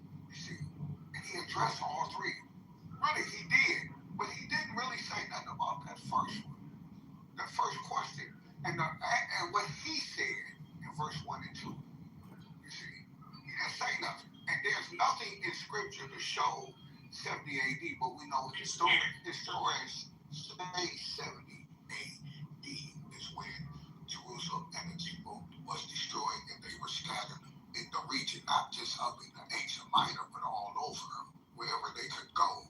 But then when you go to Revelation 2 and 3, you got to justify that. And they can't. That's after 70 AD, literally.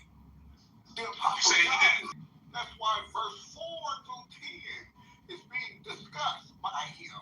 You know, which one you say he didn't really address one of the questions. Which one was it? The first question. The first one was tell us when these things shall be.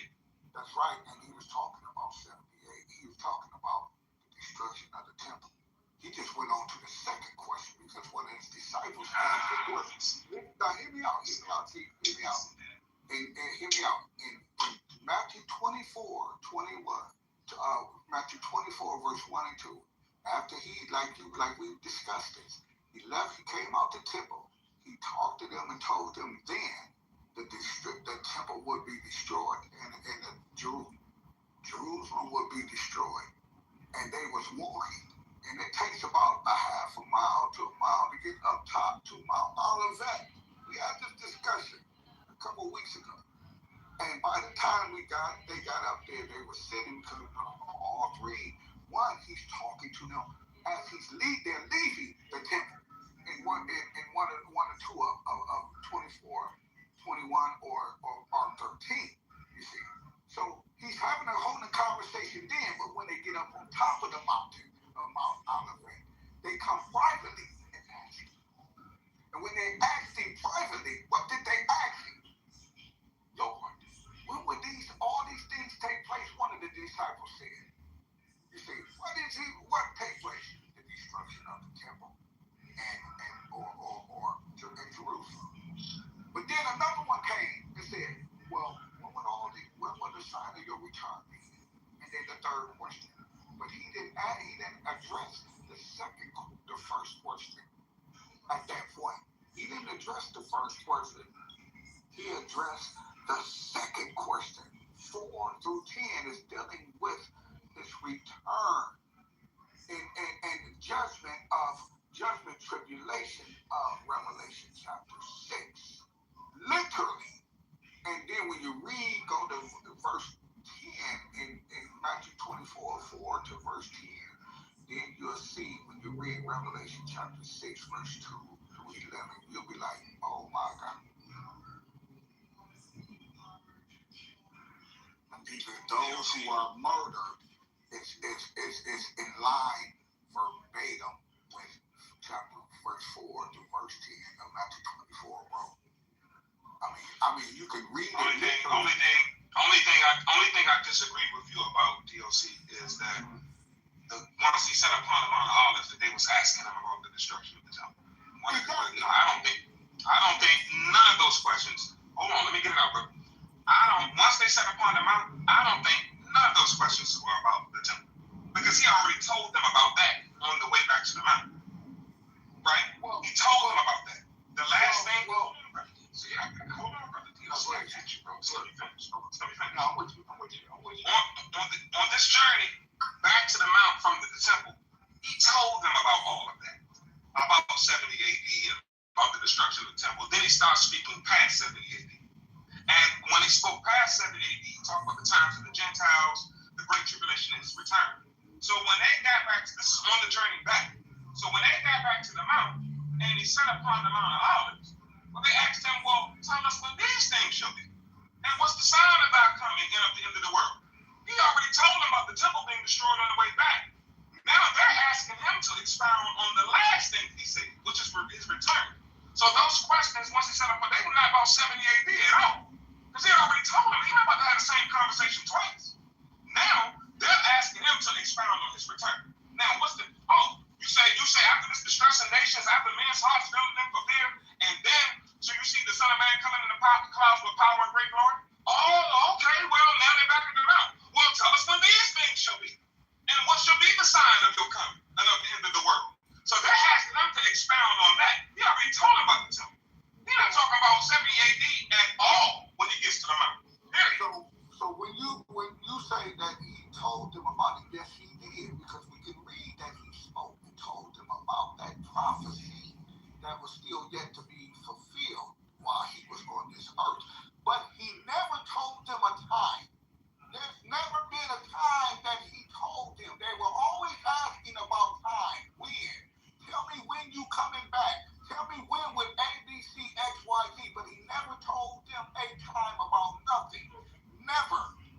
We can't even read book, chapter, and verse to show. I don't believe I could be wrong, but about a time. So the second question comes. He did not continue to talk about the first question at that time.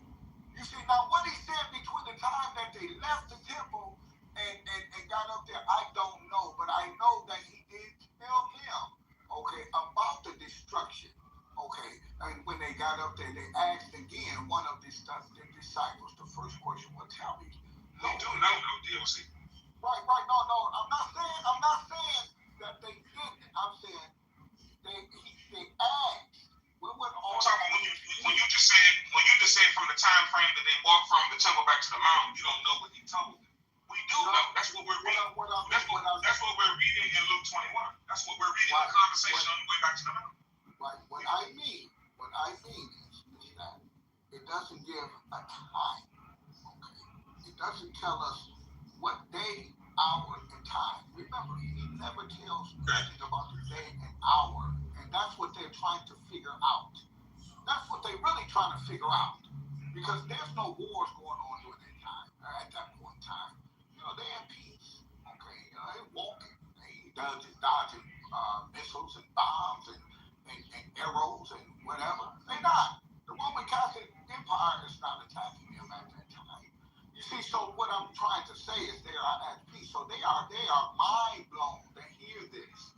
That beautiful temple, okay, and the dome and everything gonna be destroyed, and the city, oh my God, well, where will all these things be? And then that second question, and he dismissed that first question. And you're probably right. He did elaborate and talk about it probably with them. But I'm sure he did. It's there. But that second question is what he turned to and addressed. And then you see verse 4 through 10. He's talking about wars and rumors of wars and famines and pestilence and, let no man deceive you, saying that he is the Christ.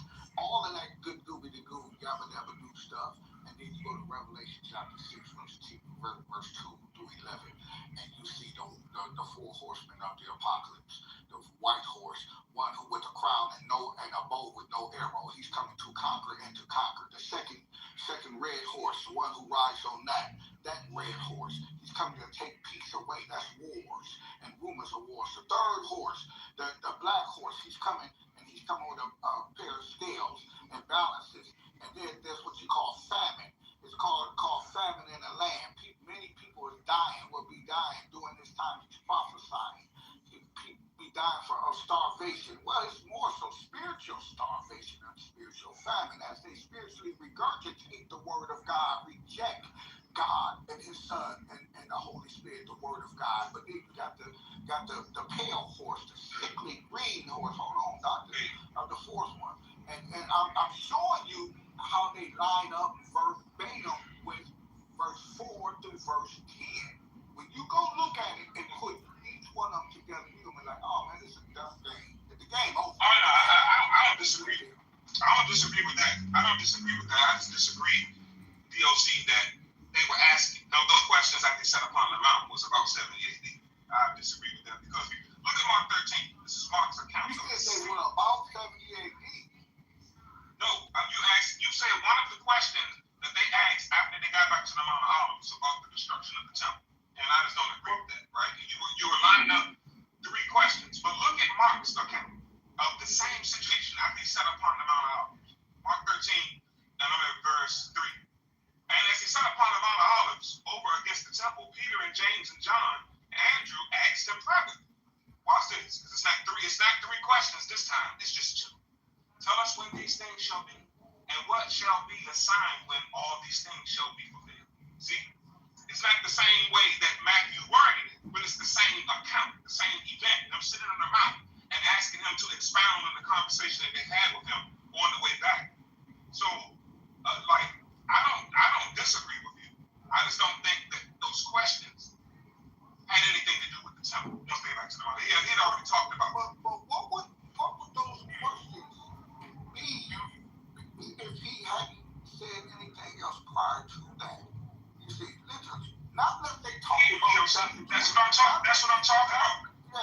Yeah. Not unless they talk. That's what I'm talking about. He did. You see, not unless they came and said was talking with him about chapter 23 as he rebuked the Pharisees, hardcore, and then went into the Mount of Olivet conversations. You see, that's where I'm at, trying to look at to see just what's what, because, okay, if let's do this. About any other game, then it throws it all. Exercise. Go to Mark 13. Now remember, Mark, I'm saying, all right, cool. Mark, Matthew, and Luke. Mark 13, Matthew 24, and Luke 21. They are their 3 different accounts of the same day, of the same situation. Christ departing out of the temple, and him telling them that the temple will be thrown. Right? Right. Now, let's just read all 3 accounts. Let's start Mark 13 first. And as he went out of the temple, one of the disciples said unto him, Master, see what manner of stones and what buildings are here? And Jesus answering said unto them, Seest thou these great buildings? There shall not be one left. There shall not be left one stone upon another that shall not be thrown down. Now that's Mark's account of Christ saying that the temple will be destroyed. Let's go read Matthew the 24th chapter. Start at the top. And Jesus went out of the temple. Went out and departed from the temple. Same thing Mark said. And the disciples came to him for to show him the buildings of the temple.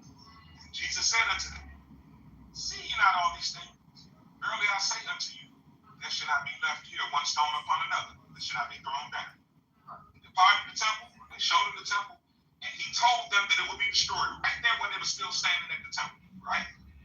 That's Mark's account, Matthew's account. Now let's go to Luke. Now mind you, in Matthew 24, it says that when he departed out, the disciples came to him right there at the temple. Let's go to Luke 21. And I'll pick up at verse 5. And some spake of the temple, how it's adorned with goodly stones and gifts. And he said, As for these things which ye beheld, days come, in the which there shall not be left one stone upon another that shall not be thrown down. Same they said in Luke and Matthew and Mark's account. Matthew and Mark's account. But look at this, verse 7. And they asked him, like immediately, right there at the temple, after he said it would be destroyed. Master, well, when shall these things be? And what shall be the sign when these things shall come to pass? What means that the temple will be destroyed. That's the only thing he said. Right? So And so he immediately started answering those questions as they're leaving the temple and going back to the mountain. So right here in Luke 21, you'll see what we're reading is Christ describing to them what's going to happen leading up to the temple being destroyed. In Luke 21, verse 20. And when ye shall see Jerusalem come past with armies, just know that the desolation thereof is not. Know that the temple's getting ready to go. Get ready to go. Verse 24. And they shall fall by the edge of the sword. Bang, that's the destruction. That's 70 AD right there in this chronology that he's speaking in. And shall be led away captive into all nations. And Jerusalem shall be trodden up down of the Gentiles until the times of the Gentiles is fulfilled. Christ is still talking. And he's past 70 AD. Now he's into the Great Tribulation, verse 27. After the tribulation period, and then shall see the Son of Man come in the cloud with power and great glory. They're still on this journey back to the mountain. This is when he's saying all this. Read verse 37. Read verse 37. And in the daytime he was teaching in the temple, and at nighttime he went out and abode in the mountain that was called Olives. Right? So they're on their way back to the mountain. Now what? Matthew 4, verse 3. Because he has told them about the distress of nations, men's hearts filling for fear, and then they're going to see the Son of Man coming in the cloud with power and great glory. Right? Now once they got back to the mountain, and as he sat on the Mount of Olives, the disciples came to him privately saying, well, tell us what these things shall be, and what shall be the sign of thy coming and of the end of the world. He already told them about the temple being destroyed on the way back. Now they're asking him to elaborate on the last thing he said, which he's returning. Brother DOC, these questions right here ain't about no temple, bro.